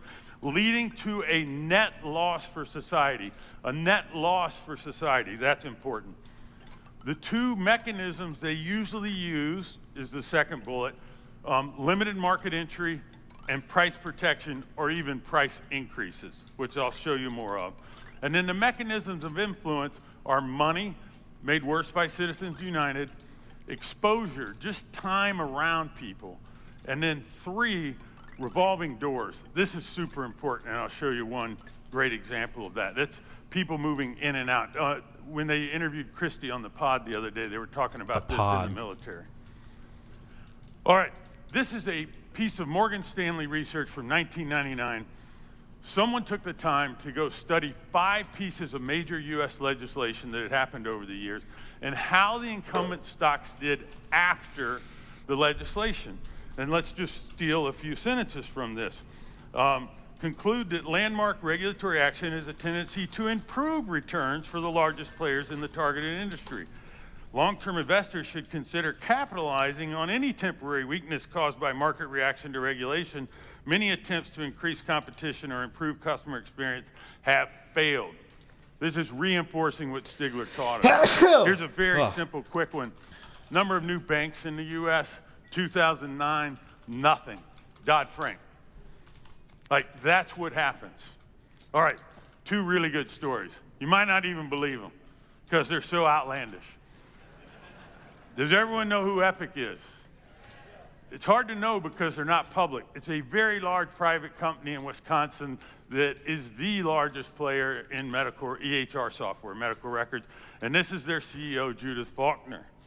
Now, get the year right, 2009, Obama put her on his Health IT Council. She was the only corporate representative. Should not surprise you that she's a major donor to Obama. Now, Obama passed the American Recovery Act. That was his big piece of stimulus, kind of like Biden's Inflation Act that happened recently. And tucked underneath that, easy to hide in this big bill, is an act that was, the acronym's high-tech. It's this health information technology thing. And then they created an agency called ONC that oversaw it. Now, this is the part you're not going to believe. They came up with a brilliant idea. I have to assume she helped encourage this. Doctors would receive $44,000 each if they bought software. $38 billion. This is true. You can look it up. I'm not making it up. $44,000, give it to a doctor, implement some software. Many of you run companies, that'd be pretty cool, right? The government passed a law. If they buy your software, they get money. Make it a lot easier. Now, you may be thinking, are doctors needy? But here's the catch. You remember, this happened because of the mortgage meltdown. Doctors own multiple homes, so they have multiple mortgages. So they probably needed the assistant. Now, there's 2 more things about this act. Why did I get linked this like 28 times? This is like a standard like lobbying bad. These people are there. I feel like this is every single thing I've ever watched ever relating to lobbying stuff. I don't know why I got linked this so many times. They're also unbelievable. First, there's a flaw. If someone said, yeah, I'm going to pay people to buy software, most people would be like, well, you're going to have a problem. They're going to buy it and they're not going to use it, right? Well, they thought of that. So guess what? The second phase, doctors got paid $17,000 more to prove they were using it. It was called meaningful use. Plastered all over the website of all the HR vendors at the time. It gets even better. So the ONC decided the threshold of features you would need for your software to comply with this mandate. And I'm assuming they kind of took Epic's feature set and plowed it into this spreadsheet. But they got the Department of Justice to enforce people that didn't have the feature set that were getting the payments. And you had 3 record fines, 155 million, 57 million, 145 million against the lesser competitors of Epic. Unreal.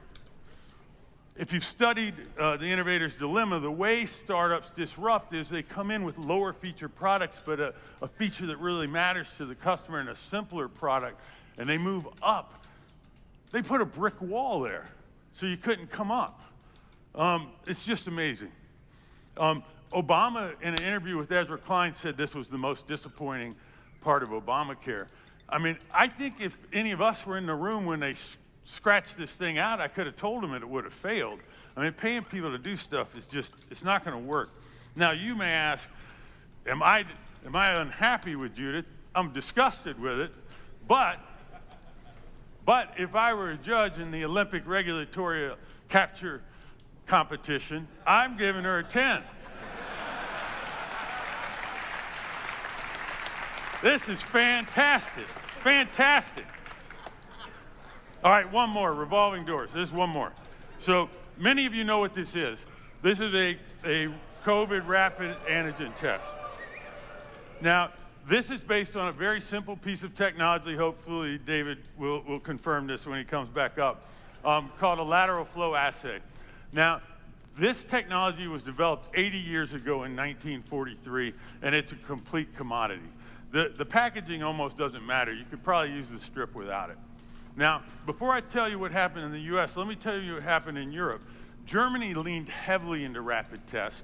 They got their scientists together, and they evaluated 122 different vendors and validated 96 of them. Here they are on the right, 96 different vendors that they okayed. And as a result, in the German market, you could buy 5 tests for 3.75 or 75 euro cents a test. UK leaned in as well. They got them in such numbers and so cheap, they distribute them to people's homes. So what was going on in the US? Around that time, the New York Times did a article like, here's what's going on with antigen tests. First of all, they fought them forever, and I think that may be capture as well. Cause Okay. We got the Hunter Biden memes. We got AI debate. Majority report on VidCon. I love y'all. Mike Babcock, youtube.com/ESPN show. Also want to say, next Saturday, on the 30th, I will be in Baltimore at VidCon. And I'm going to be on a panel with Vosh, who I now know how to say instead of Vouch, which my brain could not for some reason compute that it was Vosh. With Brianna Wu, with Destiny as well. So it'll be an interesting, I really don't know. The only thing I know about Destiny is that his fans don't like me, so I'm kind of ignorant about streamer stuff. But he's been upset with us for some things. Oh, okay. Well, it'll all get hashed out or not at VidCon, but like if you decide to come, I will take photos, I'll chat with you afterwards. I've had COVID, so I'm not that worried about it. So if you want to, you can go to my Twitter. There's a link to get tickets, and you can come for the day. I'll be there on September 30th. Destiny and I had a debate about whether Kyle Rittenhouse was in the right, I guess, for shooting those people, and I should say killing them. And Destiny felt that if Kyle was of a different race, that I would be sexually servicing that person. He's so fucking anally fucking destroyed over that fucking conversation. Holy shit. He's so fucking mad. I'm glad that he knows the difference between killed and shot, though, because for Jacob Blake, he didn't remember the difference, even though that was like the entire left-wing propaganda piece that Kenosha was built on. But it's good that he's remembering the difference now. I'm proud of him for that. I remember in a very dramatic fashion. Yeah, you gotta get people to pay attention to your streams. He thought that I had a problem with Kyle Rittenhouse shooting people dead. So you're anti-white. Because he was white. You're anti-white. Classic. Everyone knows that about classic you. Cedar turn. It's a Cedar X over here. Yeah. So that's enjoy. So I'll be talking to him about that exclusively. Have fun. Have fun with that.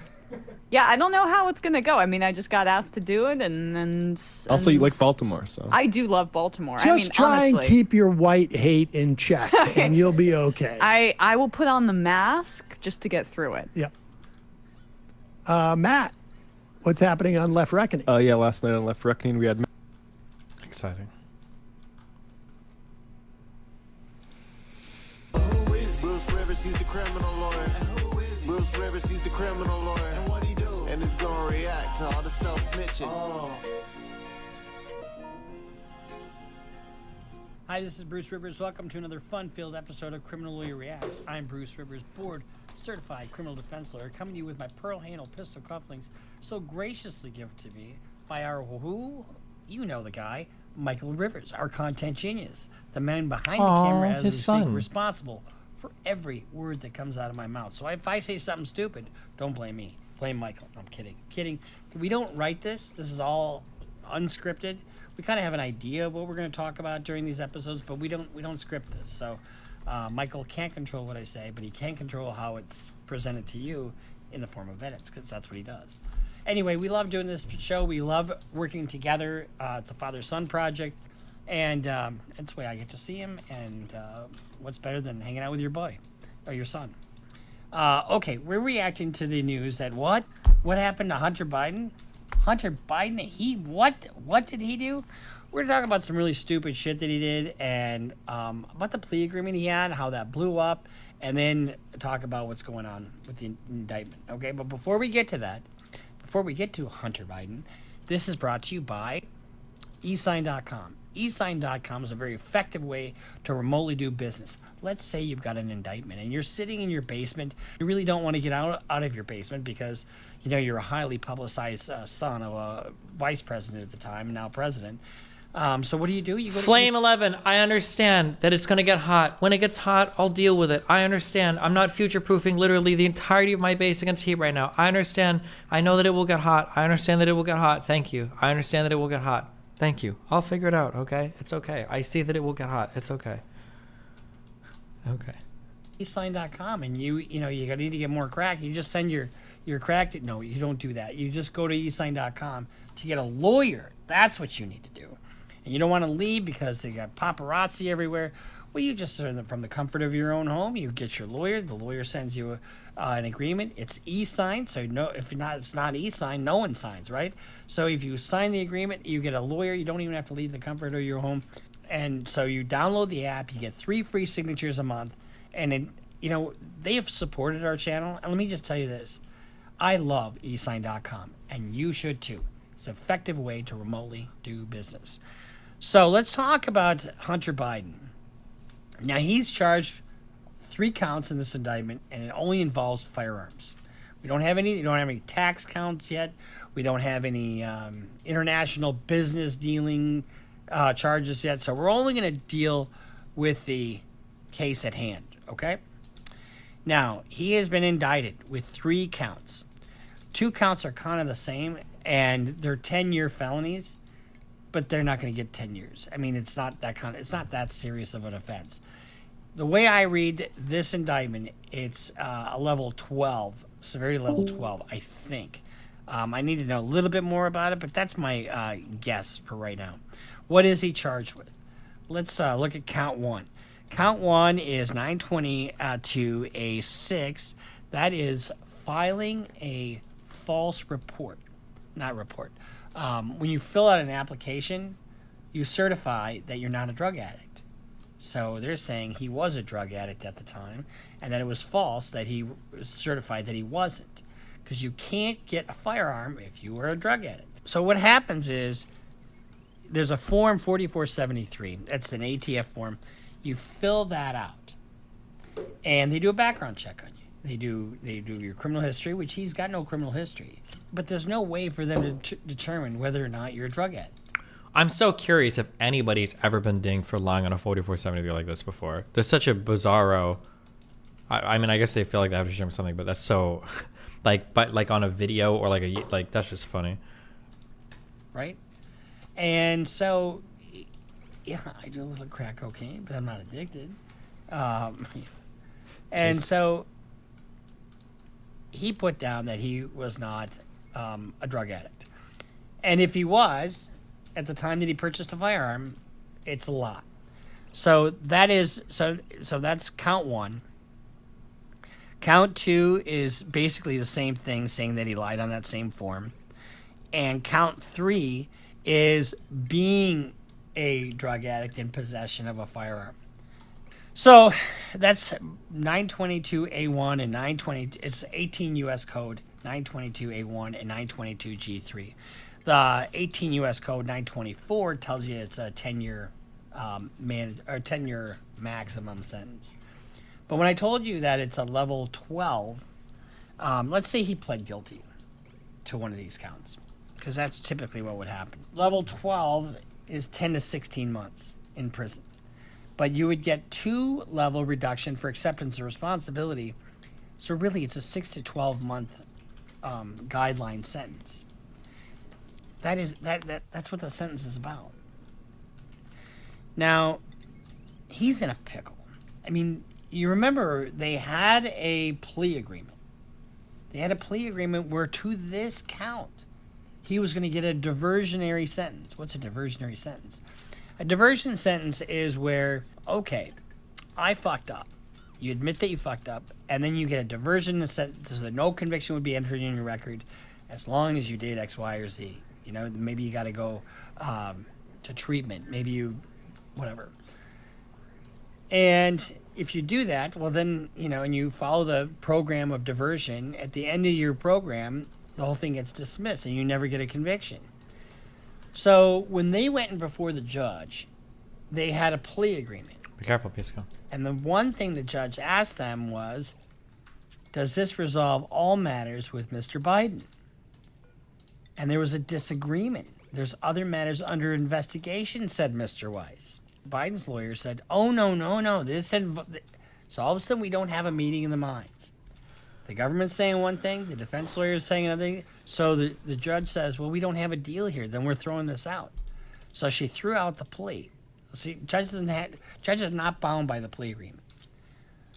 So even though this is a 6 to 12 month sentence, I'm sort of guessing there because I don't know the ins and outs of the actual offense. But we're going to get into some other stuff that he did that gives this fodder. But the government's going to be in a hard position to take a hard line on this case. Why did this even get indicted? Politics. 100% politics. I can tell you in 25 years of practice, I've never seen this particular statute used. I get drug addicts all the time with firearms. I get guys that sell with firearms. Never have I ever seen the office of the United States Attorney charge this out. Does it get charged out? Maybe it does, but it's not common. It's absolutely not common. And he had a deal. He had a deal with the government, and the government agreed to a diverted sentence. And so they are kind of in a box in terms of their argument, because I don't think there's any new facts. All these facts were exactly the same. So let's watch this video. And why you would fucking film this shit is just beyond me. What is my credo? Stop snitching. Stop it. Just stop it right now. You don't put shit on your computer that you don't want somebody to see later. Period. I just weighed out the bag. You got a scale. And you got crack cocaine sitting on a scale. Smoke a little Why crack. would you video this? I just don't know why you would do this. Why wouldn't you? 2.07 without the bag. So who's recording this? And why the fuck would you record this? So I just want to record my drugs. Let me record my drugs right now. How am I supposed to bleed power off this without it overloading the circuit?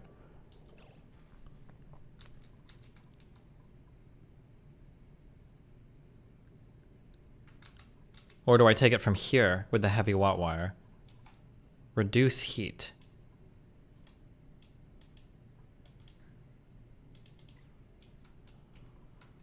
I think I should.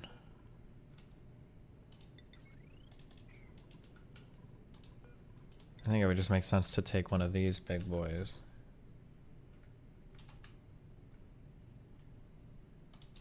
And then route it through the top.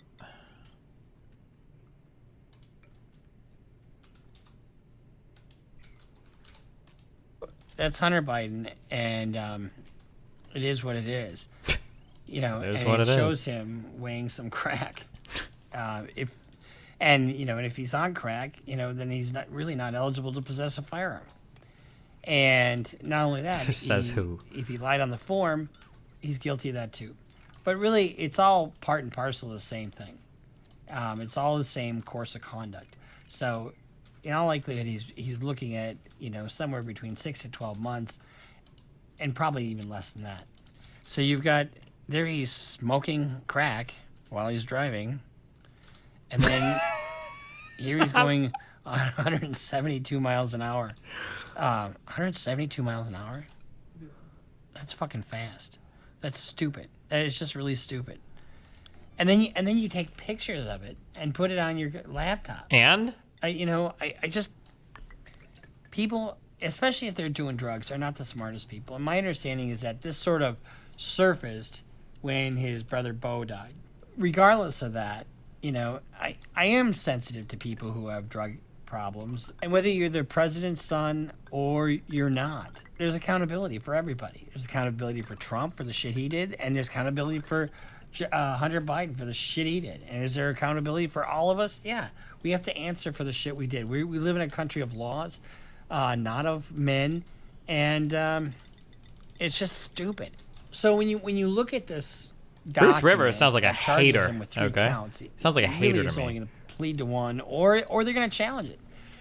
They may challenge the constitutionality of it, and in light of some of these other decisions about the Second Amendment, if somebody's doing drugs, is it unconstitutional to take their Second Amendment right away? Congress certainly thought it was constitutional, and we'll see. I bet you his lawyers probably make some constitutional argument. But my guess is, this has been around for 5 years. 5 years, and they're just getting around to indicting him now. Tell me that doesn't violate his right to a speedy trial. But it doesn't matter. Wait, 5 years and they're just charging him now, right? What is they can take him to charge. How does that violate right to a speedy trial? Because it is a very low level thing. But I think the bigger fish to fry is going to be the other stuff that comes out. He's got tax charges that are probably coming. Does he have any charges coming from his interactions with Burisma? Who knows? They have about a month left to charge him on some of this stuff. Otherwise, the statute of limitations is going to expire. And when that happens, then they can't charge him.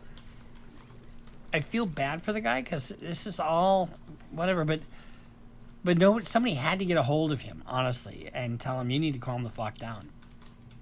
But you can talk to a drug addict till they're blue in the face, and they'll say one thing that you really want to hear, but then they'll go off and do their thing that you don't want them to do. I've seen it over and over again. I've represented so many drug addicts over the years. And the drugs just get a hold of somebody. So what's he looking at? Just on this stuff, not much. This is not a very... If he gets 30 days, I'd be shocked. But we also have the other stuff. Uh-oh. We have the... if he went and had some illegal business dealings with Burisma, which I don't know that he did or didn't, that would be huge as well. So all I'm dealing with is the facts that are before me right now, and what I see tells me that the government has a pretty strong case against him on a charge that really isn't used a lot, but doesn't mean that it can't be used here, because it certainly can be. Just because something seems unfair doesn't mean that, because they don't charge this out a lot. But what seems unfair to me is that they had a deal. Oh, that's for what a he's saying. diverted sentence. Is the and speedy trial. Congress bitched, the judge bitched a little bit, and all of a sudden that deal falls apart. So the government's position was, you've got this going on, go to treatment and we'll take care of it. That's kind of the way this probably should have been resolved. But the problem that he's got a bunch of other stuff that's probably coming down the pike. And so we'll follow it. And here's the thing. Is Trump indicted? Yeah, Trump is indicted 91 times. 91 counts. 4 different indictments. And he's got more coming. I guarantee he's got more coming. And I'm equal either way. Hunter Biden, if you broke the law, let's put up your defense and see where it goes. Trump, let's put up your defense. Let's see where it goes. And, let the chips fall where they may, no matter who is charged, right? I just think it is, it just shows an utter recklessness for Hunter Biden to put all this fucking self-snitching bullshit on his computer. Hater alert! And I suspect it's probably on his phone, and his phone was backed up onto the computer. That's my guess. So it just goes to show you what I've said all along. We have a digital footprint, and that digital footprint is going to follow you no matter where you go. So be careful what you put on your phone and what you put on your laptop, because if something comes to fruition that you don't want somebody to see, you can get fucked by yourself. So don't do that. Don't do anything that you either have to lie about or apologize for. It's as simple as that. So I'm Bruce Rivers, criminal defense lawyer. Thanks for that, Bruce. Let's do a little monogonoid triggering. You said, I really think the feelings of possessiveness that come up in relationships is an interesting topic. Yes. For example, I have sex with men for a living, and my boyfriend knows that and is okay with that. Yes. He even drops me off at their houses. Yes. But when he has sex with other girls, I get jealous and start arguments. Yes. I only want him to fuck me. Yes. I want to know that I have all the attention at all times. Yeah. I don't care if it's wrong or hypocritical. It's how I feel. Yeah. Maybe you should quit porn then? I don't know. But, no. But okay, well, just a couple clarifying things here. So your boyfriend, he does OF2, correct? Yeah. And he shoots scenes with women, correct? Yeah, he started OnlyFans because I do OnlyFans. Revenge. I don't think that's revenge. It sounds exactly. Sounds like a it really sounds healthy exactly relationship. Like a tit for tat type Yeah, of I mean, situation. this just It's sounds super- like isn't this one-sided? No. They both shoot OF content. Oh, this is about to be the most retarded conversation I've ever heard in my entire life. Oh my god, I'm ready for it. Healthy, yeah. this Frustrating arguments. I mean, But I once think you start going down a path of promiscuity, it's like this relationship is doomed to fail. But see, I think where the dissonance in our perspectives is that me and my partner know, me and my partner know that sex work is just work. Sure, It's you can not say for that the all you emotional want, but you connection. Obviously, you both said- you don't said know you it's both have work because you're insecurities. starting arguments over him doing his work, which should be fine. Because you want I'm all the human. attention. You're what? Because I'm you're human, and I'm going to have. Exactly. So we're saying. Never mind. Go. No, I wanna hear- You got the cereal. you're going. Okay, so Okay, look, again. I can already feel all the fucking Reddit posts coming. God, I don't want to do this. This is the last monogamy stuff we're ever covering on the stream, okay? But again, notice the funniness that's like, oh, you guys have an argument over? Clearly this isn't working. You need to uproot and change your entire lifestyle. Whereas if it's monogonoids, it's like, oh, you're having arguments? Well, have you considered trying 7,000 hours of therapy, going to the church and asking your priest for advice and talking to every single mentor that you have in your life in order to fix your relationship, right? Notice the double standards on this, okay? Jesus Christ. Monogamous issues? Have you tried couples therapy for $300 an hour for 6 months before giving up on your husband? You got it. Let's go. Biologically, monogamy is natural, right? When you go against your nature, what does that cause? ideal. Problems. That causes problems. And what does what do that's my problems own cause? An insecurity. unhealthy relationship. And then an unhealthy relationship is what? Barely a relationship. But what do you mean you don't agree with biological facts?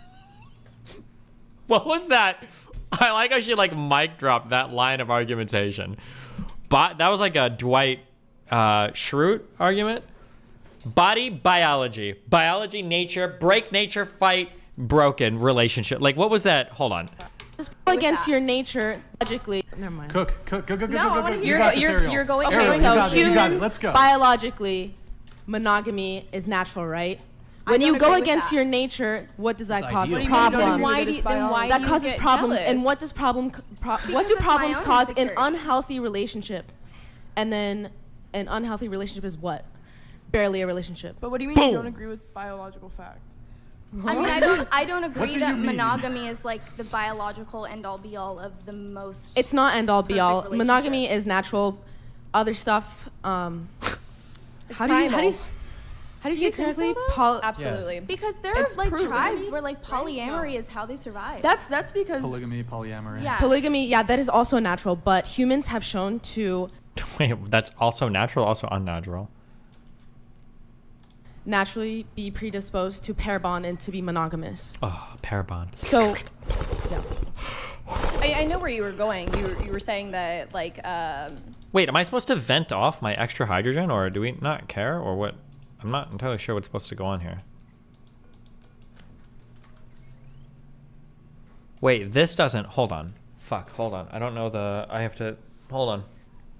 Oh, suck at me dick. Suck at me dick. Hold on. This setup doesn't work. I just realized this setup won't work. If this exhausts all my power and these hydrogen reactors keep rolling, then eventually what's going to happen is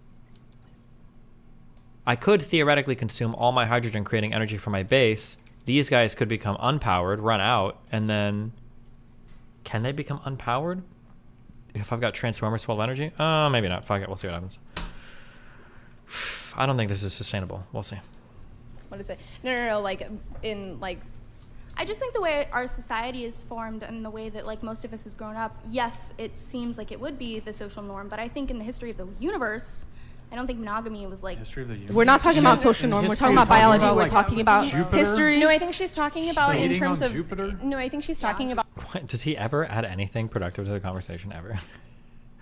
like caveman times, right? Like Well- you're talking about like No, the there's- amount of like you're talking about like repopulation, correct? No, there's still like even in like. So you made the point that some tribes in the world practice polygamy, Yeah, right? sure. Yeah. Okay, should we really model our society after this?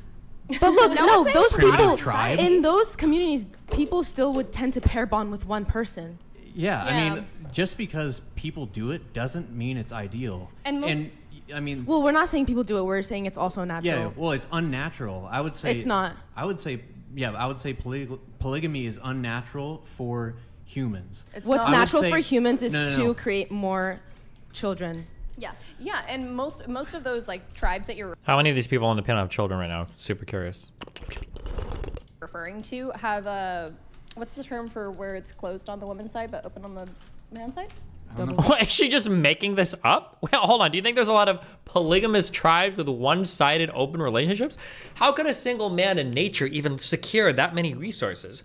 Massive inequality between individuals didn't happen until agriculture started. One person in the real world, even the strongest man in the world, can be pretty easily killed by like 3 weak men. Like in these societies, it's not like one guy can hoard a ton of resources. What are you gonna do? Go kill all the tigers on your own? Like, I like how she was just introduced to this concept and is so confidently just inventing facts about it because she's probably confusing it with like harems that were kept by aristocracies or royalty or whatever, you know, like after not industrialization, but after like civilization actually sprouted up. Standard? I don't know. No. But like most of those tribes, like there is a man that has multiple like wives or women. That's that usually- they, because but No shot, I don't believe that. Like a when harem? it's Are you talking about the harem? No, like a one-sided open relationship. yeah, exactly. When a but that's man- the purpose. It's legitimately for the purpose of repopulation. Right. So, well, unless you're talking about like tribes that go to war and like all the men get killed or some shit, then maybe it could be, I guess. Just that is natural. My point is, okay, so yeah, it's natural for a man to desire sex with a lot of partners. But there is my argument, the natural tendency is for society to fall into monogamy Yeah, and to I'm avoid agreeing with polygamy. Well, I'm agreeing with you. I'm saying even in the communities where polygamy was practiced, people tended to pair bond with one specific person. Yeah. So, kind of going off this idea of pair bonds.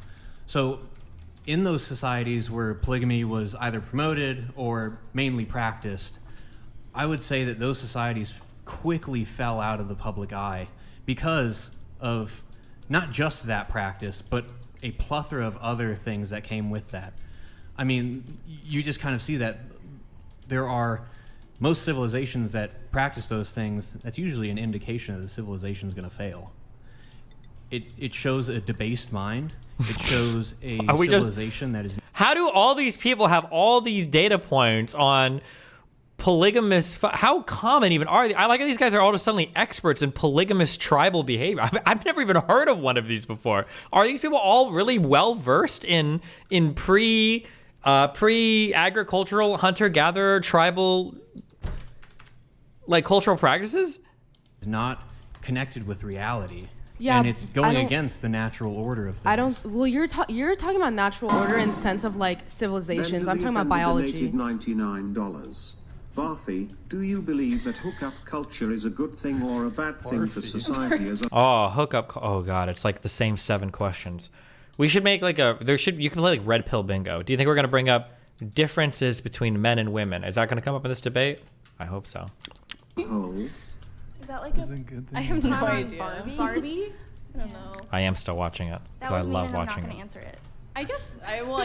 Just ignore the Barfi Yeah, I was part. just So gonna do you say. think hookup culture is a good thing or a bad thing? For society as a whole, yeah, hookup culture, I think it's bad. Okay. Cringe. Just I think hookup culture is bad. Yeah. So this kind of goes into the argument I'm trying to make. So, yes, I'm talking in terms of civilization. I know, but we're just saying biology, psychologically. No, yeah, what so humans are. Let's not have a debate about tribes. I don't think that was her central point, anyways. We were initially talking about this dynamic with you and your boyfriend, right? Well, yeah, but she was talking about being human. That's why I brought it up. Okay, but I think we don't need to linger The on point tribal. that I'm trying to make is I asked a high-level question. Where did I miss it? You have to tag my name. If you asked it, I missed it. How can they know about these cultures when red pillers don't believe in studying liberal arts like anthropology? True. even though I am secure in the fact that I love my boyfriend and he loves me and that my job is just work and that his job is just work, it is still inevitable for me, even though I'm very secure, to feel jealousy because sex is such an intimate thing. And is that okay? Is it though? Is it? Because I think it is. Bro, I think I saw sex with your Twitter, partner son. could be I an saw intimate thing. your Twitter. You're intimate that shit with don't look over intimate 100 to me. people? I completely agree. Sex is the most intimate thing that Yeah. we can offer another human Yes. in our lives. But you clearly don't value it that way. Well, and also, didn't you say that if your partner saw you doing your work, that they're insecure? Yeah. No, I think if my partner saw me doing, and I'm saying I am insecure. I have moments of insecurity. I'm not saying that I'm not insecure. I'm trying to relay the fact that him and I both have the same insecurities for each other when we do sex work. And I get jealous because Who's more jealous, you or him? I think it's me. But in my ideal world, neither of us would have to fuck other people in order to make money. You don't have to. You don't have to. You don't have to. Yeah, you But don't I have to. do because it's don't. what I like and society provides a You job. That's like not a it, good- but you that's not a wish good you argument. weren't That's doing not a it. good It's not ideal, but you like it. Yeah. But you like it, but you wish that you didn't have to do it. I think the argument is she makes a fuck ton of money right now. I think that's the argument. Well, No, she Or said not a fuck ton, but a decent amount. that even if she had a She completely just different. said No, I no, know. yeah, I know, but I circling back to wish an earlier that- conversation. okay, in an ideal world, I wish our society was placed in a way where I Could fuck a bunch of men. Your boyfriend couldn't. Was live not happily offered ever after. You want to live in a society like that? Sorry. Go ahead. Finish your thing. My brain hurts. Oh my god. I would rather live in a society where It wasn't an option at all. Hold on. Let's. where let's let I it- had the so option let to her, do sex work, but where Okay.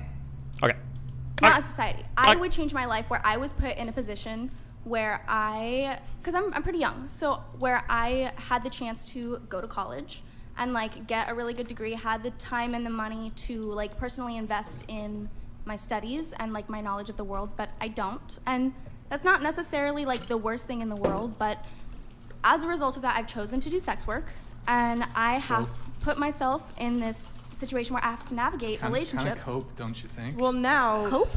Well, you started out as a stripper. You made some guy paid you what, $15,000? That was you, right? Yeah. That's enough to go to fucking community college. I Strip actually on the side. Well, I didn't like it.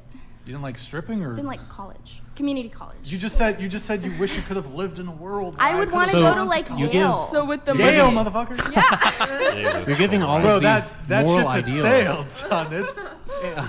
You're giving all of these moral, like you say, like to provide value for society. Like this shouldn't be in there. Me too, but Chief. You're actively contributing to the moral decay of society. I do realize that. Jesus. So, I mean, there are a lot of evil people in But history.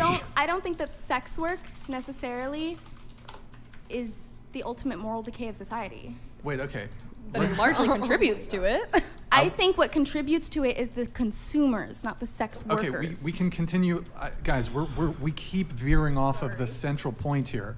We can, if you want, you can bring it back to sex work is bad. Yes, okay, we get it. However, you said I really think the feelings.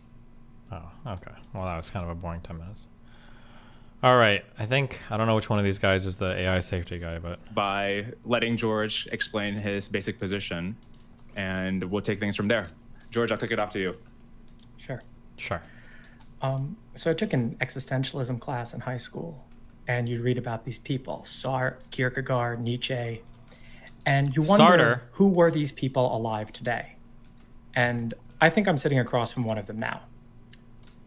Rationality and the sequences, this whole field, the whole less wrong cinematic universe, have impacted so many people's lives in, I think, a very positive way, including mine.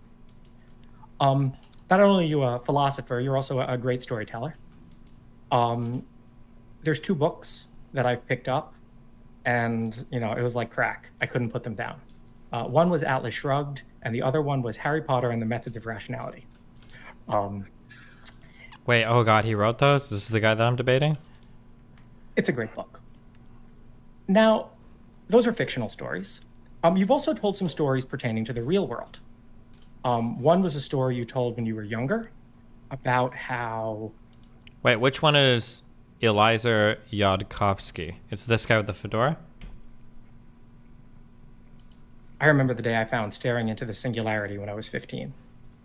And it starts talking about Moore's Law and how Moore's Law is fundamentally a human law that says humans double the power of processors every 2 years. So once computers are doing it, it's going to be 2 years, but then next time it'll be 1 year, and then 6 months, and then 3 months, and then 1.5, and so on. And this is a hyperbolic sequence. This is a singularity, and that's why it's called Staring into the Singularity. Then this document said that we were going to, the AI was going to do wonderful things for us. We were going to go colonize the universe. We were going to go, go forth and do all things till the end of all ages.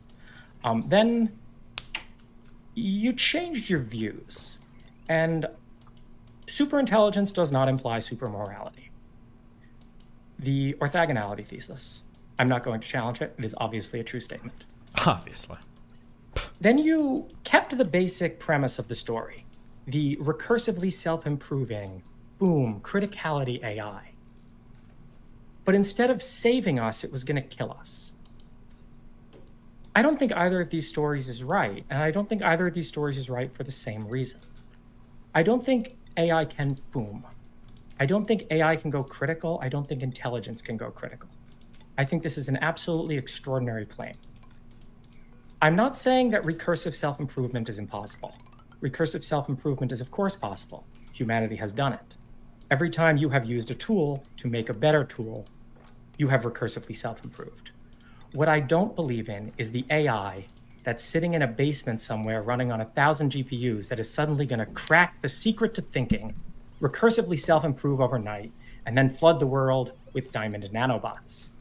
This is an extraordinary claim, and it requires extraordinary evidence, and I hand it over to you to deliver that evidence. Damn.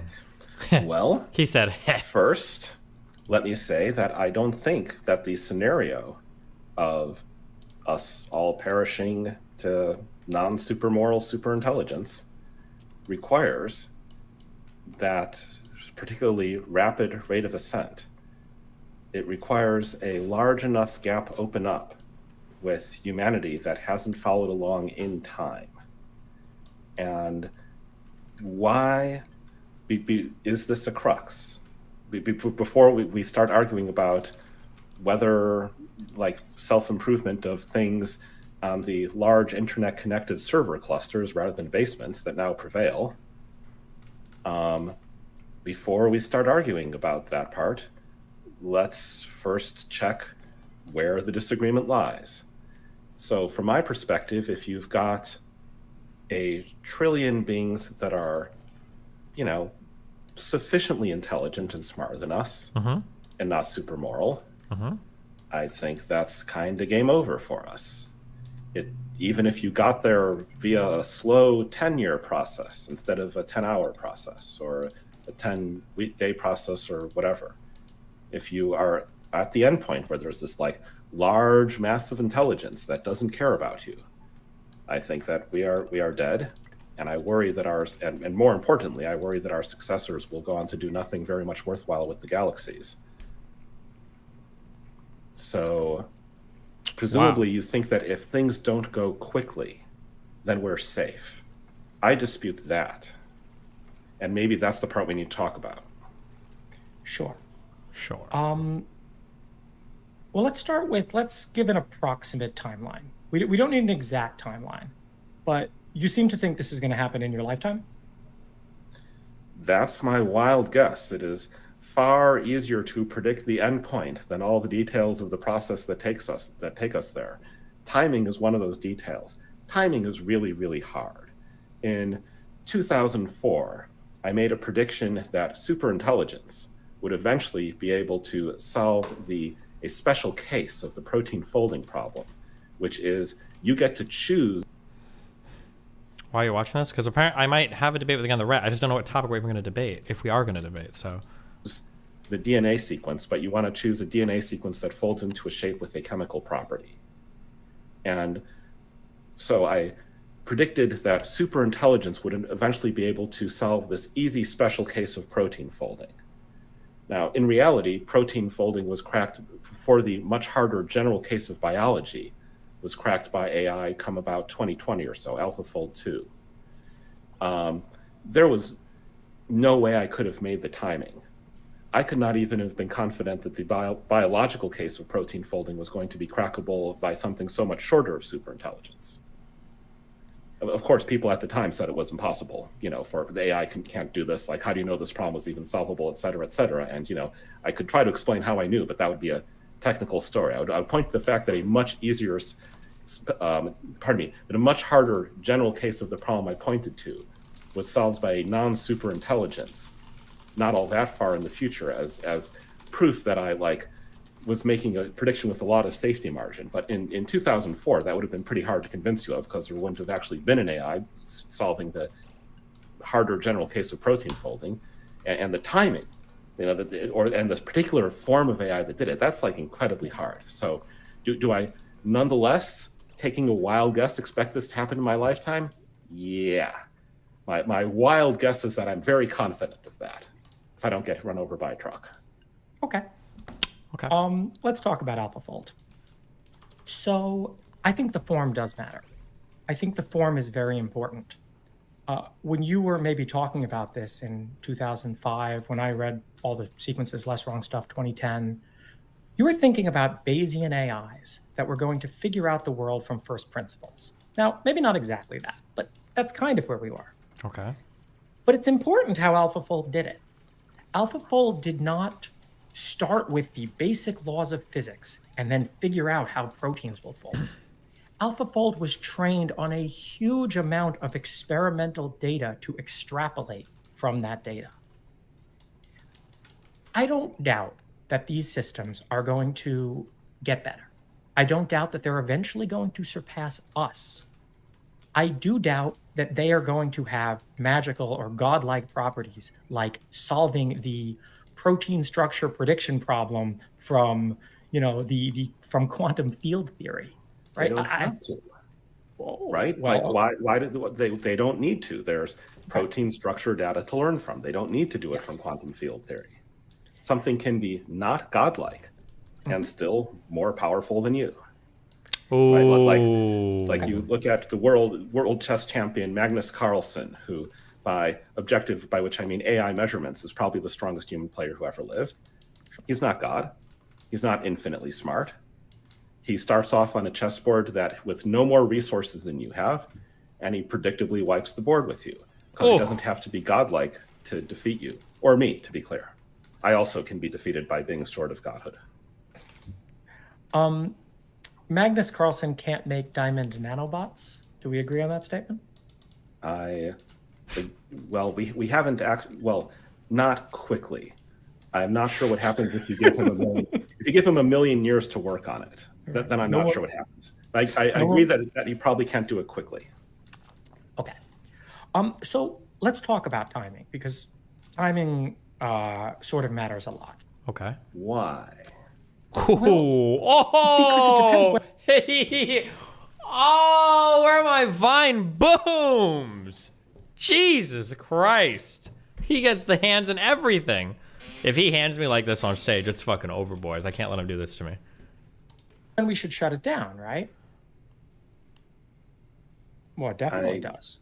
I mean, if there's like if there's some kind of predictable phenomenon where you can like dance around the bullets and know that like things will become dangerous at like this time, but like no earlier than that. And we're like, okay, if we put the following like precautions into place at this future time, Please which dress is not like now, him. and we're sure we're going to do it later, because people sure do talk a lot of crap about stuff that they claim will be done later and that never gets done. Damn. But so you know, like there's Got this him with a possibility that we Despacito? could like be clever and dance around bullets if we knew exactly where the bullets were, and we could actually coordinate on clever future strategies like that, which I don't think we can.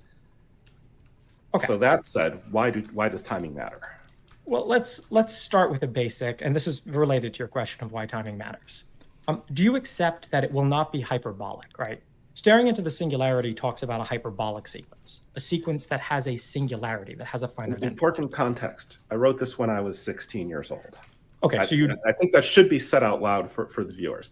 That said, yeah, I doubt it's going to be hyperbolic. Like it could be like very roughly hyperbolic up until a point, or it could be exponential on a sharp exponent up until a point. It could be some other weird curve that was like Yeah, I don't mean to pin, but okay, like I like the timing definitely does matter, right? Because but why? Well, because without AI, we're on the same trajectory, right? AI might be an accelerant to diamond nanobots, but if you believe? I mean, you said this about Magnus Carlsen too, right? That he would eventually get there. Yeah. Humans would get there. Yep. Humans would get there. Great. The end point is much more predictable than the pathway. I don't know when humans would get there, but we would get there. Yes, and I agree with you. I agree that. Wait, before we do all this agreeing, how the fuck am I supposed to cool my base? Before you would go to an ice biome, you'd get like 50 wheeze words, and then you would pipe all of your oxygen through those wheeze words that you're going through your base. You'd cool it all, and then it would come out, and you'd be good. How are you supposed to cool shit now? How do you destroy heat?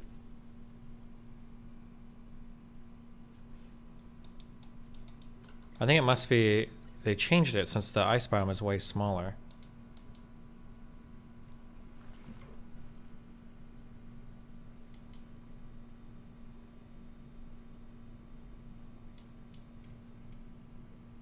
Event to space? No, that sounds retarded.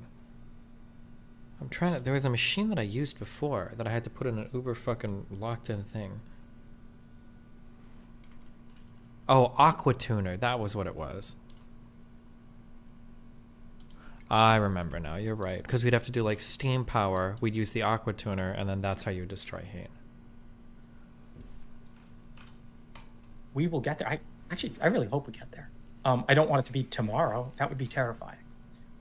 If we do it slowly, if we do it not super slowly, but if we start to expand out across the galaxy and we eventually unlock these wild and amazing technologies, that sounds pretty awesome to me.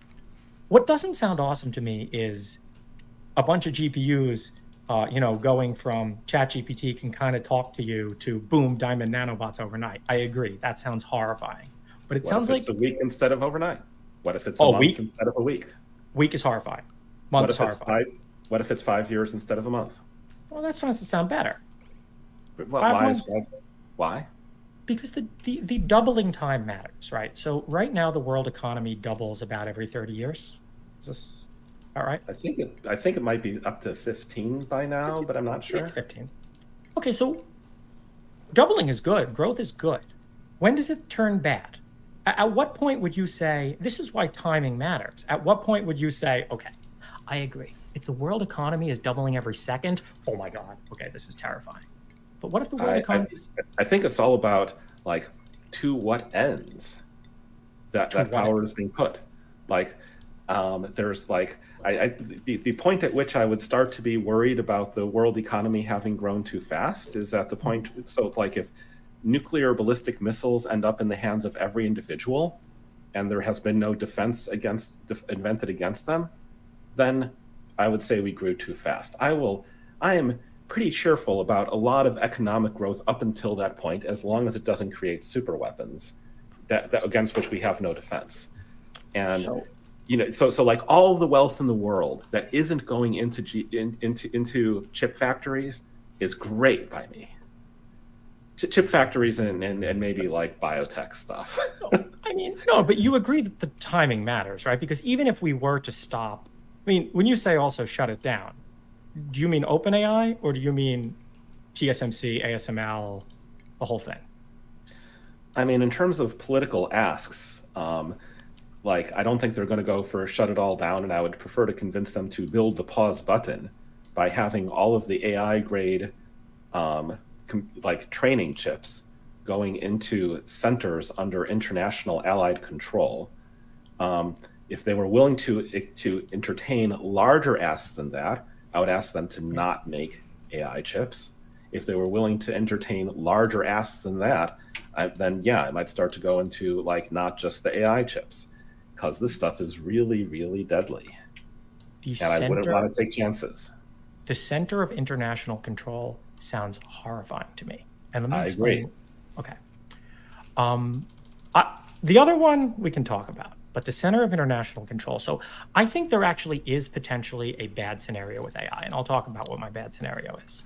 Okay. If aliens were to show up here, we're dead, right? For the most part. It depends on the aliens.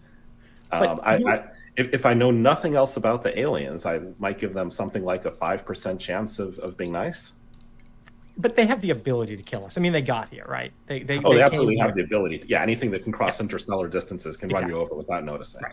Well, they would notice, but they wouldn't, wouldn't be. I didn't expect this to be a controversial point, but I agree with you that if you're talking about intelligences that are on the scale of billions of times smarter than humanity, yeah, we're in trouble, right?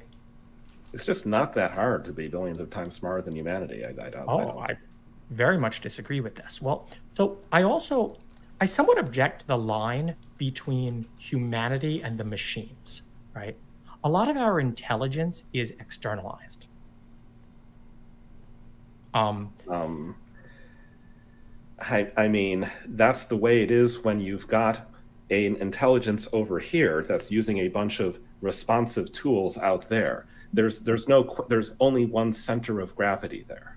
It's like looking at a star system and being like, well, there's no point in drawing a firm boundary between the sun and the planets. They're all just in space, and like they're all just sure, they're all ultimately just like objects in space. But are you actually hardcore debating Yudkowsky? It's not gonna be over anything like this. I don't know anywhere near enough about AI to even pretend to have a strong position on this. But I'm just listening to, I guess, to get a feel for. I mean, there's no way we can have a meaningful conversation on this. I don't know enough about it.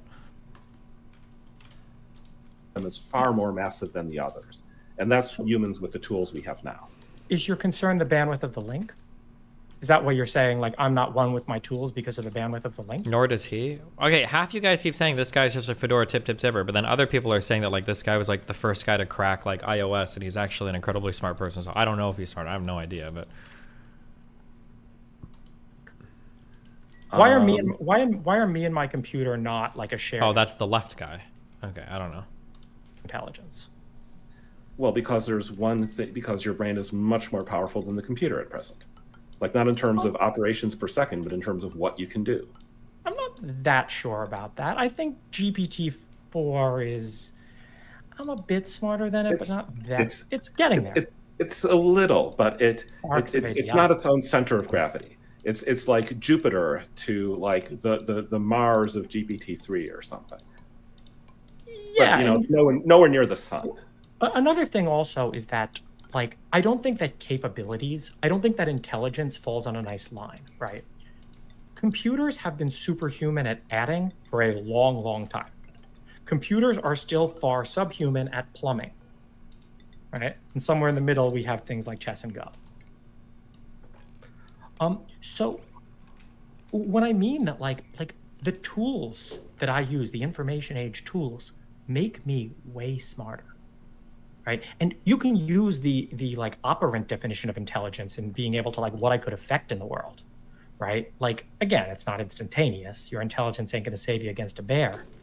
But if you asked me to, like, with my modern stuff on my computer, understand the operation of a 1800s era, like, Dutch India trading company, oh, I think I could understand their operation super well. I have spreadsheets. I can start to put things in. I can forecast trend lines.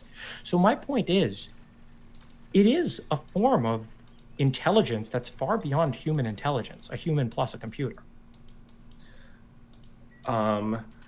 A human and a chess engine is like a modern chess engine.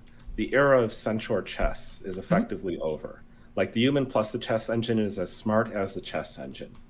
The thing that makes the decisions is the chess engine, and if you try to take the decision-making capability into yourself, you either follow its advice or you lose to a chess engine without the human attached. And that gets into the lack of bandwidth issue, the lack of integration. That chess machine's over there, you're over here, and it is the sun, and you are Mars. Well, but what do you mean I can use the chess machine? I agree that if I was playing a game against Magnus Carlsen and I was allowed to use my phone, I'd crush him.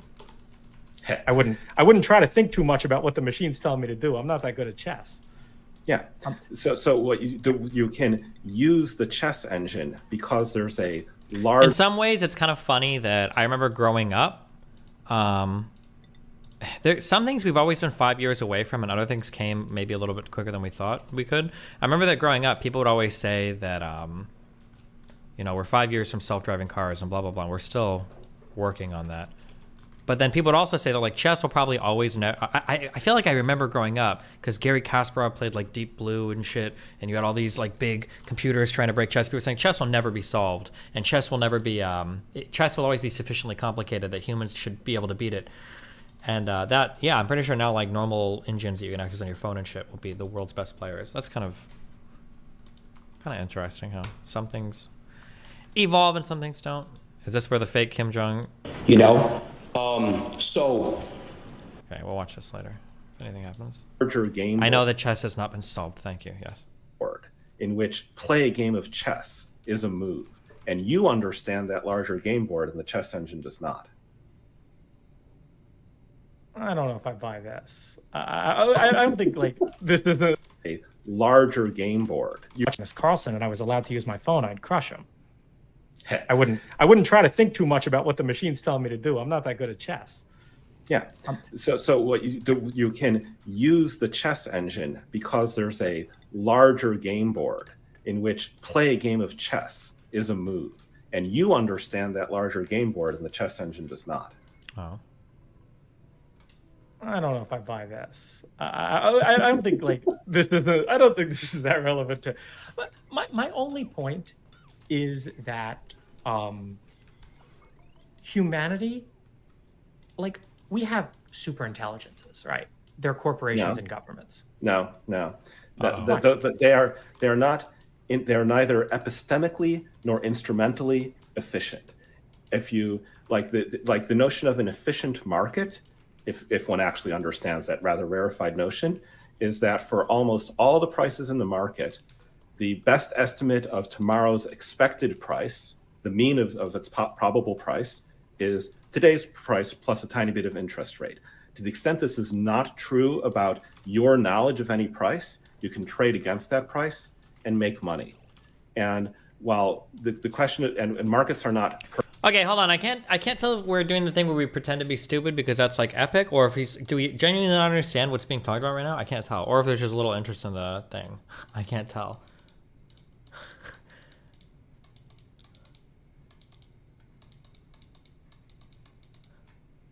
People just don't like nerds. Chat is retarded. It's just boring.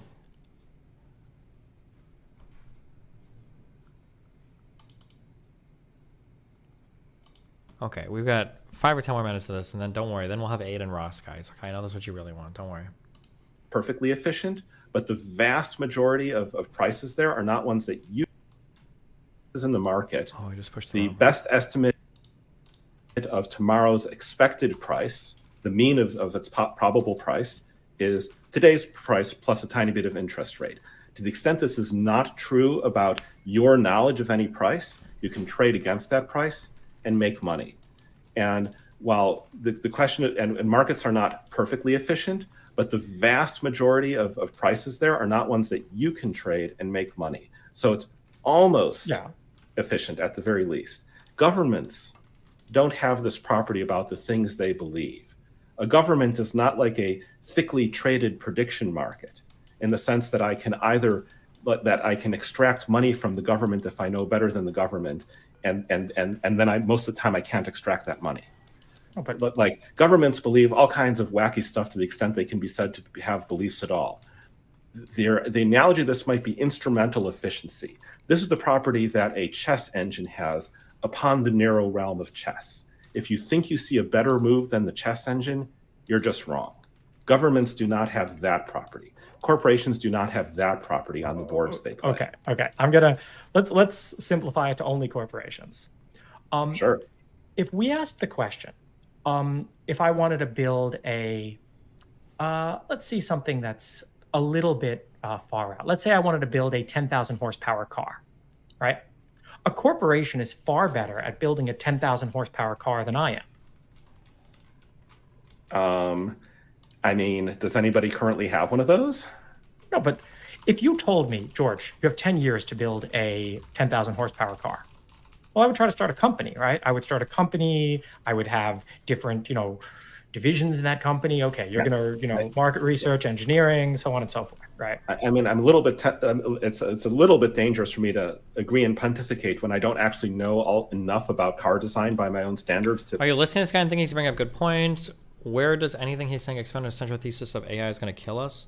Well, right now they're trying to hammer out the differences. Right now they're arguing about what does it even mean for something to have intelligence or to have like a general intelligence, or do the kind of like the super intelligences, so like the collection of intelligence, like organizations or corporations, is that intelligence comparable to that of an AI, or is the types of super intelligence that a government has equal to the type of super intelligence of general AI? That's what they're arguing about. That's why he brought up like markets, or can super intelligence like a organization invent a 10,000 horsepower car, whereas a super intelligence like an AI maybe could. They're like hammering out their definitions right now.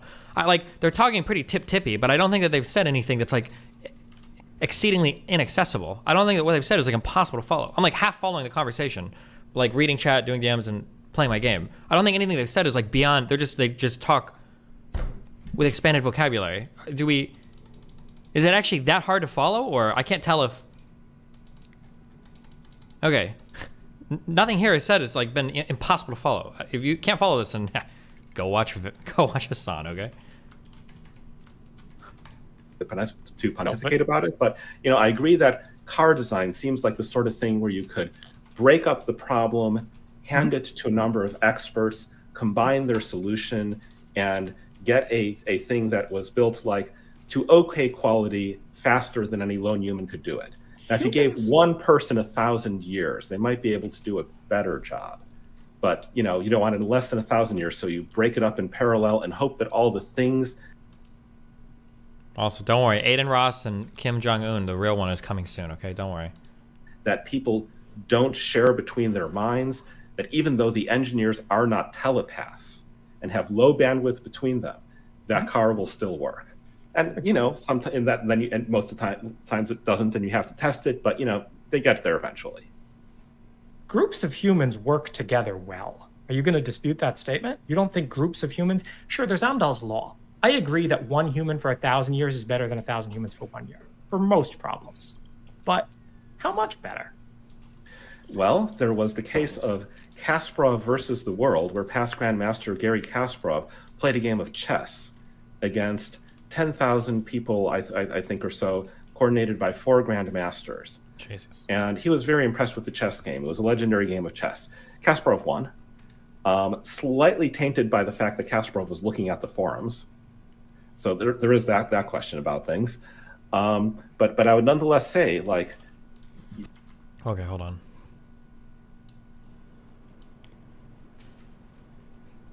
Sorry, let's get to the real content, guys. My bad. Hello? Are we on?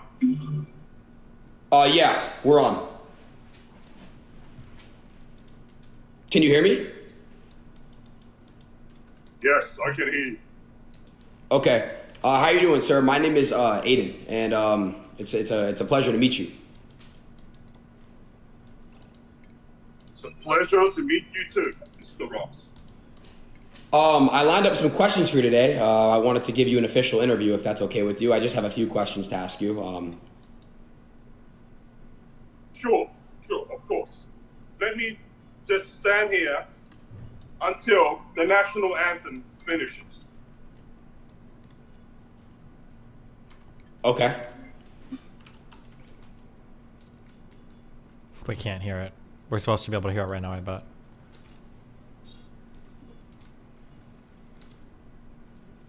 안녕하세요, Mr. Ross. I'm sorry, what did you say, sir? I said hello, Mr. Ross. Hey, how you doing, Mr. Kim? Jong? Call me Supreme Leader. Supreme Leader. Nice to meet you, man. So I had some just a quick few questions for you. You know, I'll make it. I know your time there is valuable and stuff. I just wanted to just really do this and just show everyone that you know, world peace is super important to me, and I want everyone to love each other. You know, because we're all one. So you know, I wanted to ask you some questions, if that's okay with you. Ask away, Mr. Ross. My first question here, Mr. Kim, is what are your thoughts on world peace? I'm all for world peace. And there would not be world peace, however, with America in the first spot as the world leader. So if America exists, there will never be world peace. There's only one way for world peace, and that's for America to be destroyed. Or at the next general election, you elect my good friend Donald J. Trump. Because with him in power, we do not need missiles to destroy America. Mr. Donald Trump will destroy America for me from the inside. No, sir. You know, Trump is, in my opinion, one of the greats of all time. You know, not trying to disagree with you or anything like that, but that was one of my next questions. What are your thoughts on Mr. Donald Trump? You know, he's great in my opinion. What are your thoughts? He is my great friend. Oh, okay. A very, very good friend. Along with Dennis Rodman, those are my 2 American friends. Okay, all right. Yes. And with Donald J. Trump, I mean, if I was gay, we would be married. However, I'm not gay. But with him in power, he's a good friend of mine. Wait, is this Eddie? You can be assured that democracy would not exist in America and would become an autocracy. And under an autocracy, we would be the best of buddies. Because I know with him in power, he'll give me Japan and he'll give me South Korea. And both countries will be united under my control. Okay.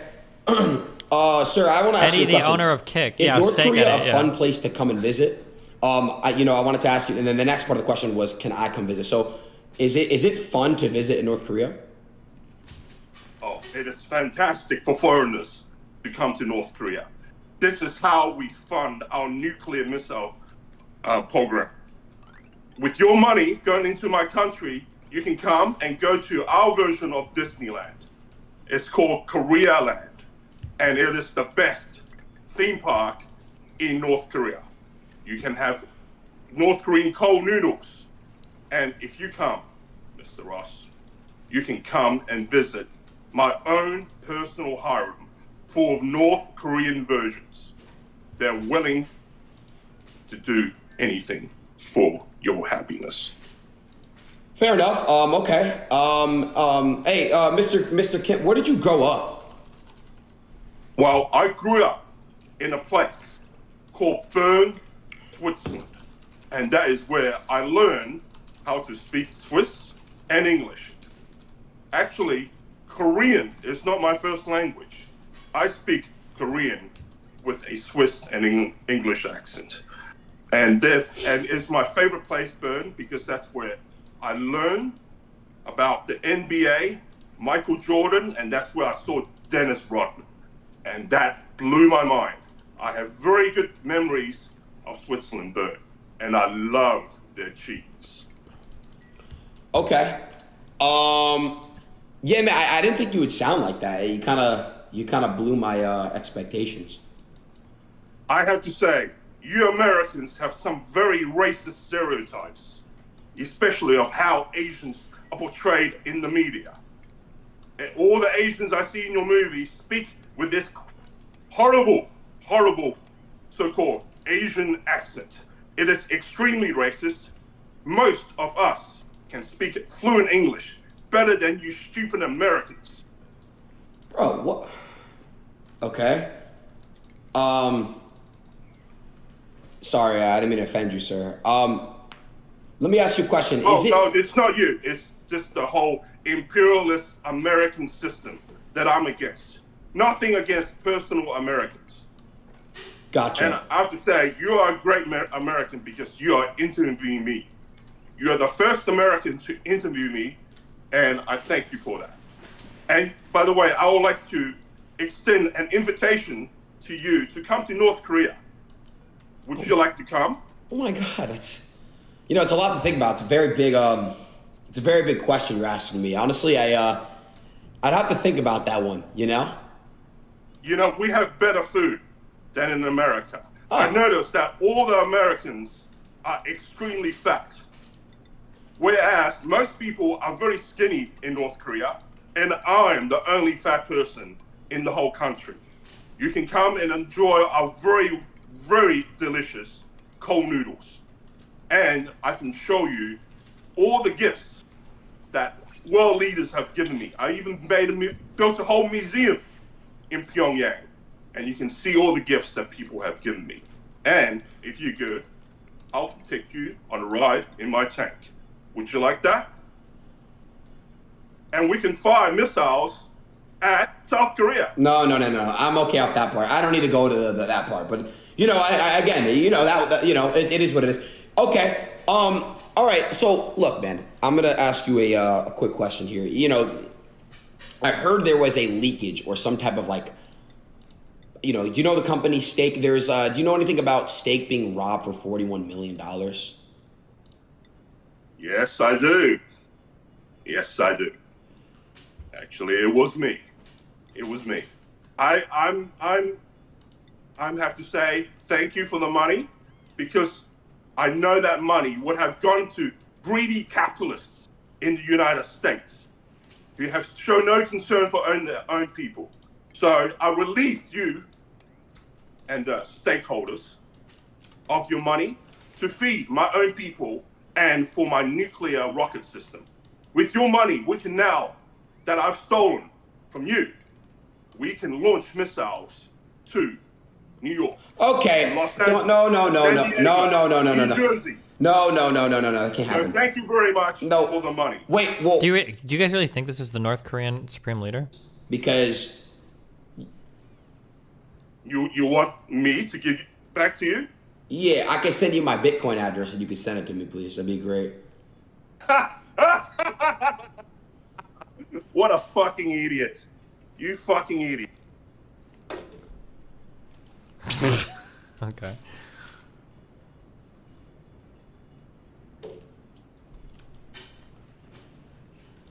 Okay, back to this for a little bit. That it's pretty plausible to me that if you take Magnus Carlsen on one side and 10,000 people on the other, Magnus Carlsen will win that chess game. Because that's where humans don't parallelize well. I want to respond to this quickly. Okay. I love that you bring up Kasparov versus the world. Kasparov, in his life, has probably played 100,000 games of chess. The world has played one. You gave them no time to prepare. Had the world also played 100,000 games of chess, they would have, without a doubt, crushed Kasparov.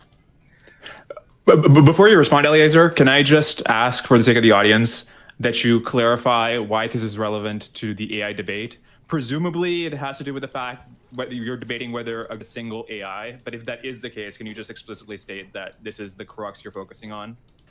I think from my perspective, the question is, how much headroom is there above biology? How much headroom is there above humanity? How high do humans reach? How high can you reach above that? And, you know, the thing that I'm working around to there is that my prediction is that if you take 100,000 people, let them play as many practice games as they want, and never let them use any computers, they will still lose to Stockfish 15. To which my prediction of George's response, of course, is, but let's let them use computers. Well, yeah, so first off, definitely one of them's going to cheat and use a computer, right? I mean, Sure, you're the you one can who use wants to computers take to away type all that. the... Well, you're the one who wants to take all the computers away, but that's too powerful. That's an AI chip. We can't let people have it. But what if we gave it to everyone? Then I think that all those people, so there's AIs that are heavier than the humans, more powerful than the humans, that are the suns to our planets. And then there's the AIs that are the moons to our planets, that still orbit us.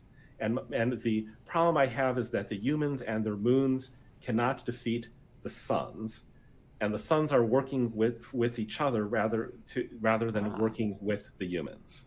Okay. This is sort of metaphorically my concern here, that there are things around that are much smarter than us. They are not The juicer's having fun without you. Is he? Kick.com/XQC. Here's about the rest of this. Wow. Working for you. Humans, they are not yours. It doesn't This is matter kind of that boring. you own and We're human taking them a long legal time to, terms, like, the hardware that they're running on. They square this away. Cover any meaningful ground. Attempts that you make to play them off against each other, they will laugh at.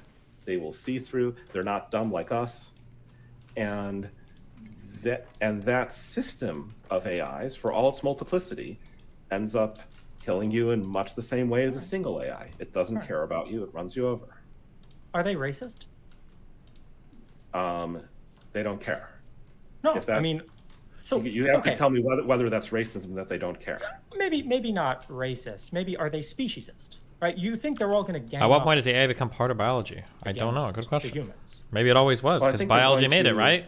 Eat the surrounding galaxies, and insofar as humans had the conceit that they were playing off AIs against each other, that will not happen, and they will eat the galaxies in a cooperative fashion, possibly eating some of their own kind if those ones were too weak to be part of the bargaining process. So this isn't what happens almost ever. Ooh. If you look at almost all human conflict throughout history, it's not only been between groups of humans, right? We didn't fight World War II against the bears. We fought World War II against humans, and not just humans, but humans that looked surprisingly similar to us. This notion that it's the machines versus humanity is a very common sci-fi trope. But in Sure that reality, Neuralink human trials are you starting? fight I against saw that. things that have resources Should you be care about. interesting. I'm gonna say your line about the atoms. Unless, do you want to say it? Sorry, what? Your line about the atoms. His quote about the atoms. The AI doesn't love me or hate me. I'm made of atoms that could use for something else. You are made of atoms that can be used for something else. That's not the primary reason it would wipe you out in a hurry. Okay. But you are made of, but it will want all the atoms, and you are made of atoms that can be used for something else. I'm not made of rare atoms. I'm made of. You're made of Stupid negentropy. Okay, yeah. It's not quite the atoms; it's the negentropy. Okay. But So wait, you know, same is it going to enslave me or disassemble me? Because if it disassembles me, it doesn't get the negentropy, right?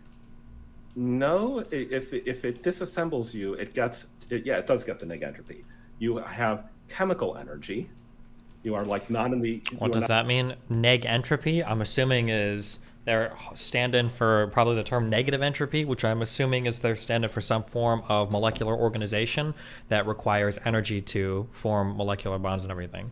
That you've got what is it, helium or hydrogen that floats in the universe is nothing, and it's a relatively high entropy, it's not ordered or whatever, but if you break something down that's been composed or ordered over time, you could probably describe that thing you're breaking down as containing high amounts of negative entropy, is my guess.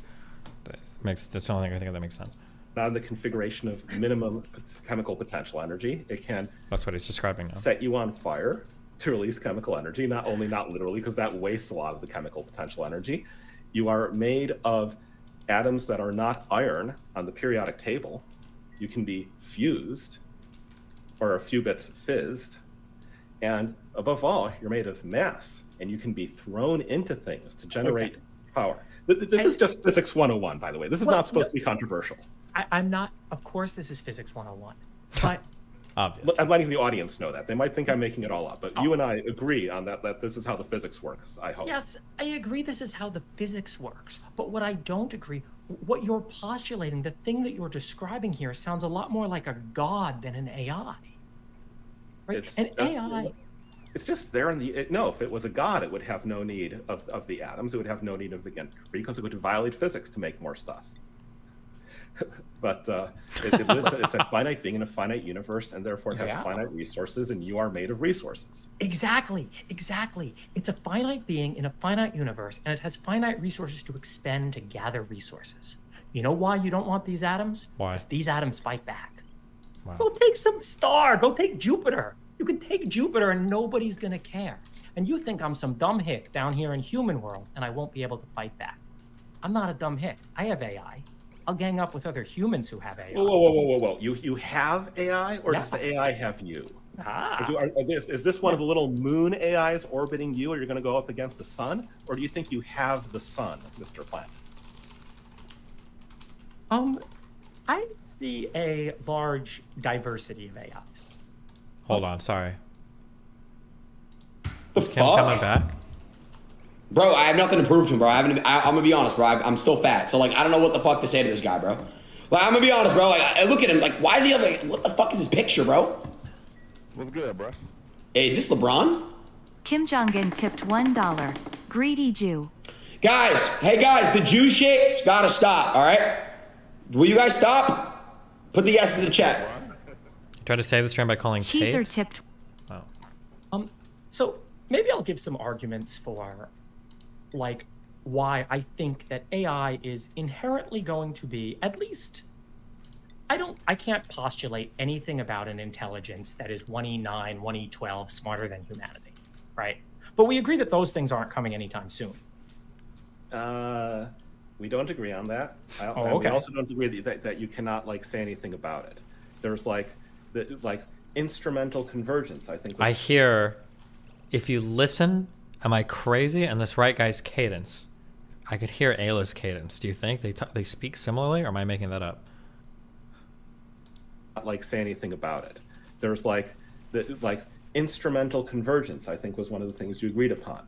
We can agree that, you know, not just that it autism obeys speech laws pattern, of physics, but also that if like how to put it, like there is a certain like argument, there's a certain like premise conclusion thing going on here, where like the premise is like you do need some amount of like ability to choose actions that lead to results in order to get the instrumental convergence thing going on. But things that are like super effective at choosing actions that lead to results will tend to want to preserve their goals and acquire more resources and that sort of thing.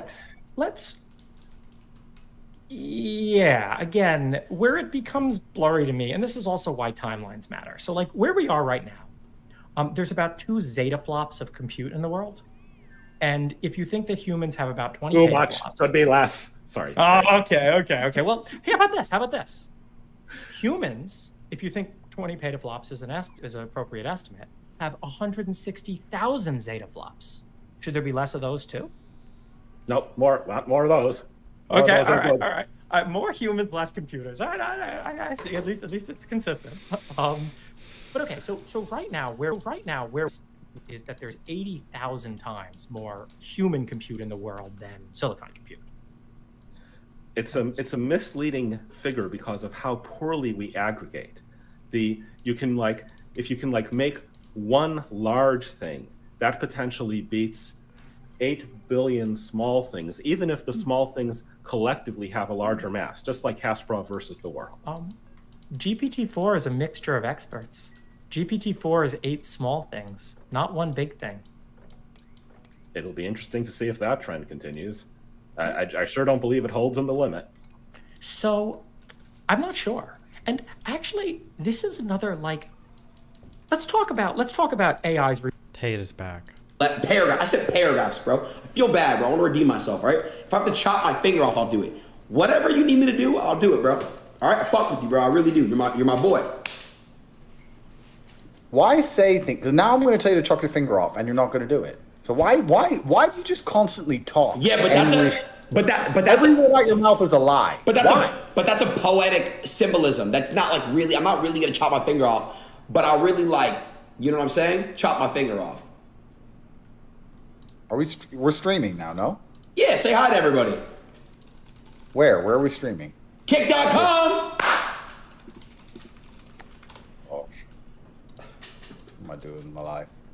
How you been, Aiden? I heard that you're gay and you're back on drugs. So no, actually not true. Okay, I'm not gay. Why is it you saying you're gay and back on drugs then? I don't know who the fuck is saying that. Okay, I'm not gay. No, you said it yourself. No, I'm not gay and I'm not back on drugs. Clean.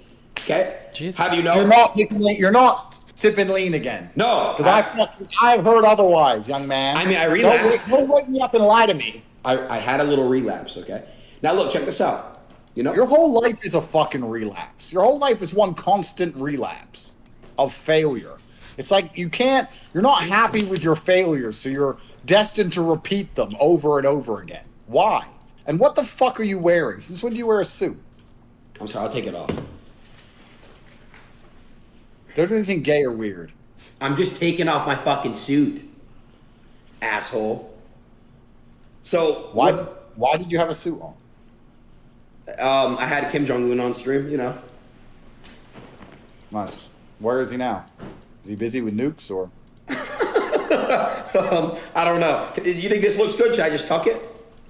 Yeah, that's fine. Get Kim Jong-un back. I want to ask him some questions about Asian domestic policy. I want to see if he'll give me bank accounts. Everyone else has banned me.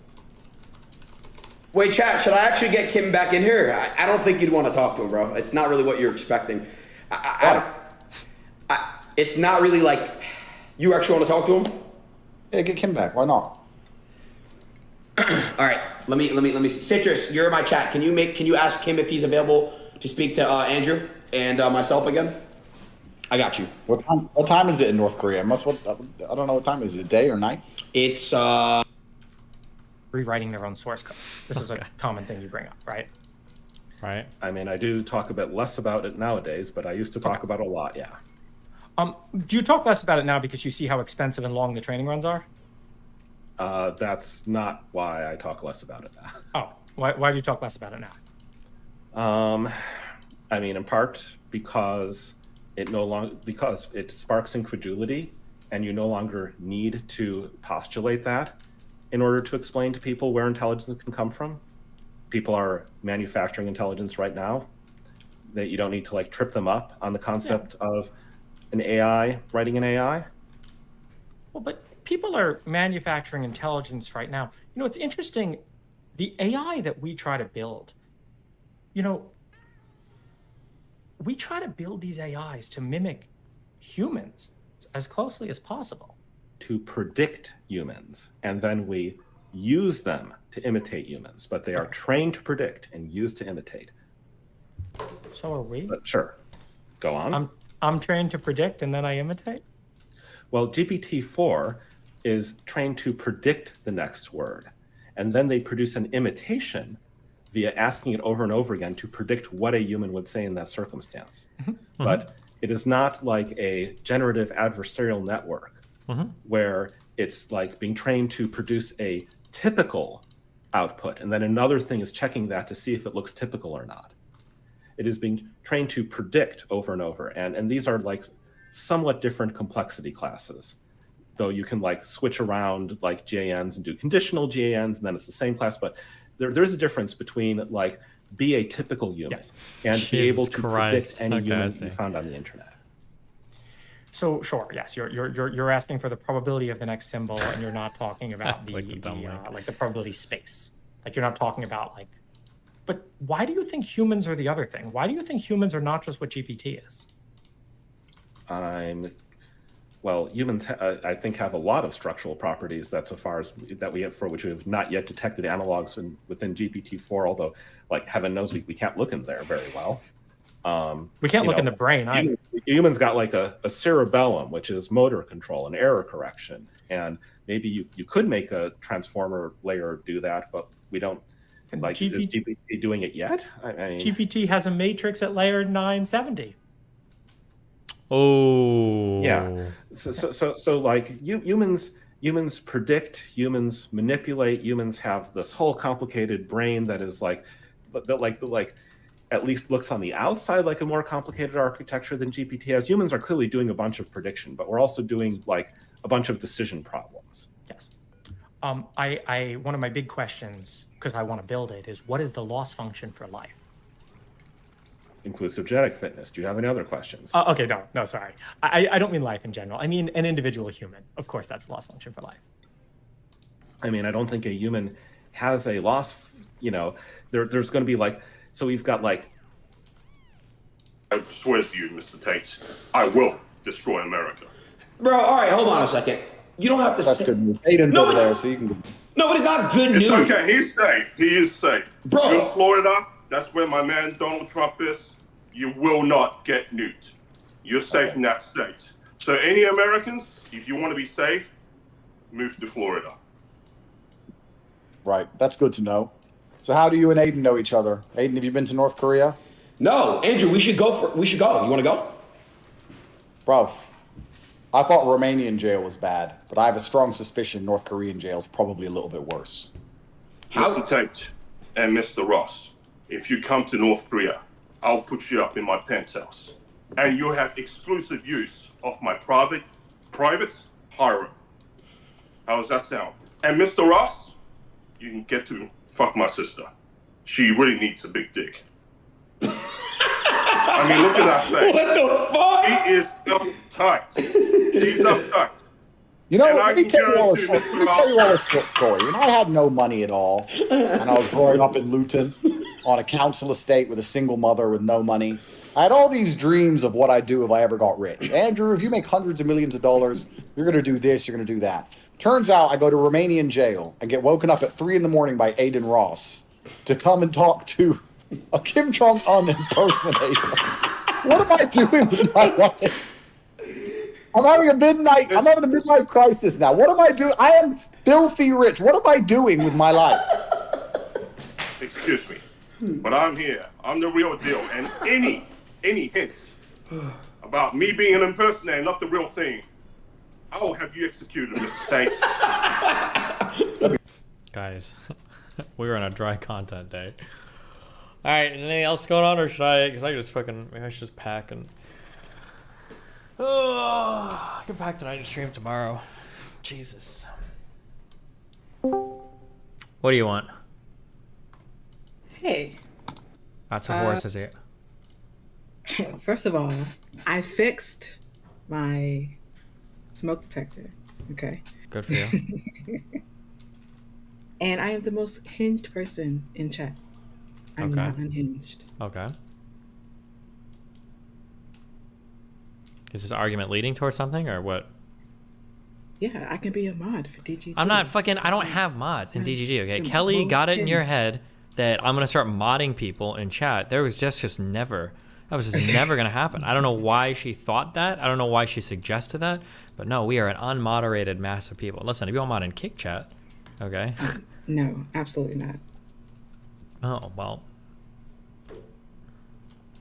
Is that all Ask you? about movies. Can we watch movies? Maybe you can watch one movie. I don't know. I haven't decided yet. What One kind of- movie? You've been gone for like 12 days. Yeah, I'll be streaming every single day. IRL streams, 10 hours a day. Okay. Yeah, 10 hours a day. Uh-huh. Sure. Yeah, I will be. Okay, what about horror movies? Horror movies? 4. The number 4. Well, I'll think about it. What is this, a fucking negotiation? Why do you think you have power here to negotiate with me?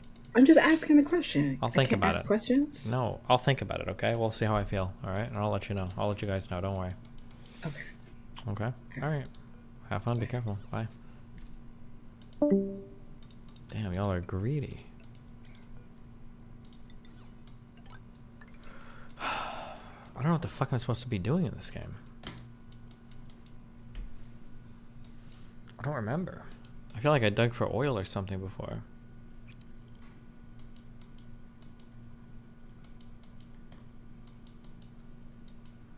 Oh, I should get this cool slush geyser under control. That's what I should do. Alright, well, fuck. I think, yeah, fuck.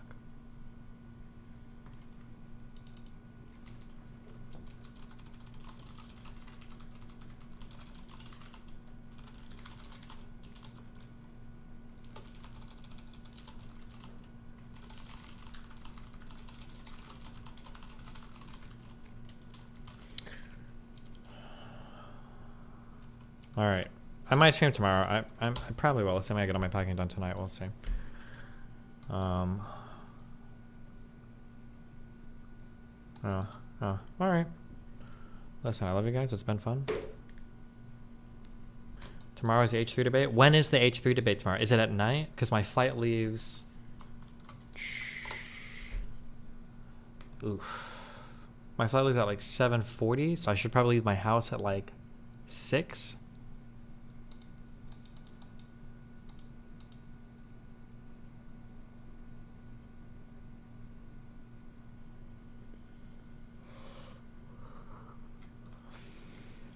They start stream at 4? Okay, maybe we can watch it. We'll see. All right. The H3 debate is at noon? Oh, I don't know. We'll figure it out. 1 p.m. Okay, we might be able to watch it. Yeah, I might just stream tomorrow then for like 4 or 5 hours. We'll see. All right. I love you guys. Ripper cappuccino, puppuccino, hoppuccino, muppuccino, cappuccino, cappuccino, cappuccino, albuccino, my dude. I will catch you guys next Streamerino tomorrow, okay? Be careful, guys.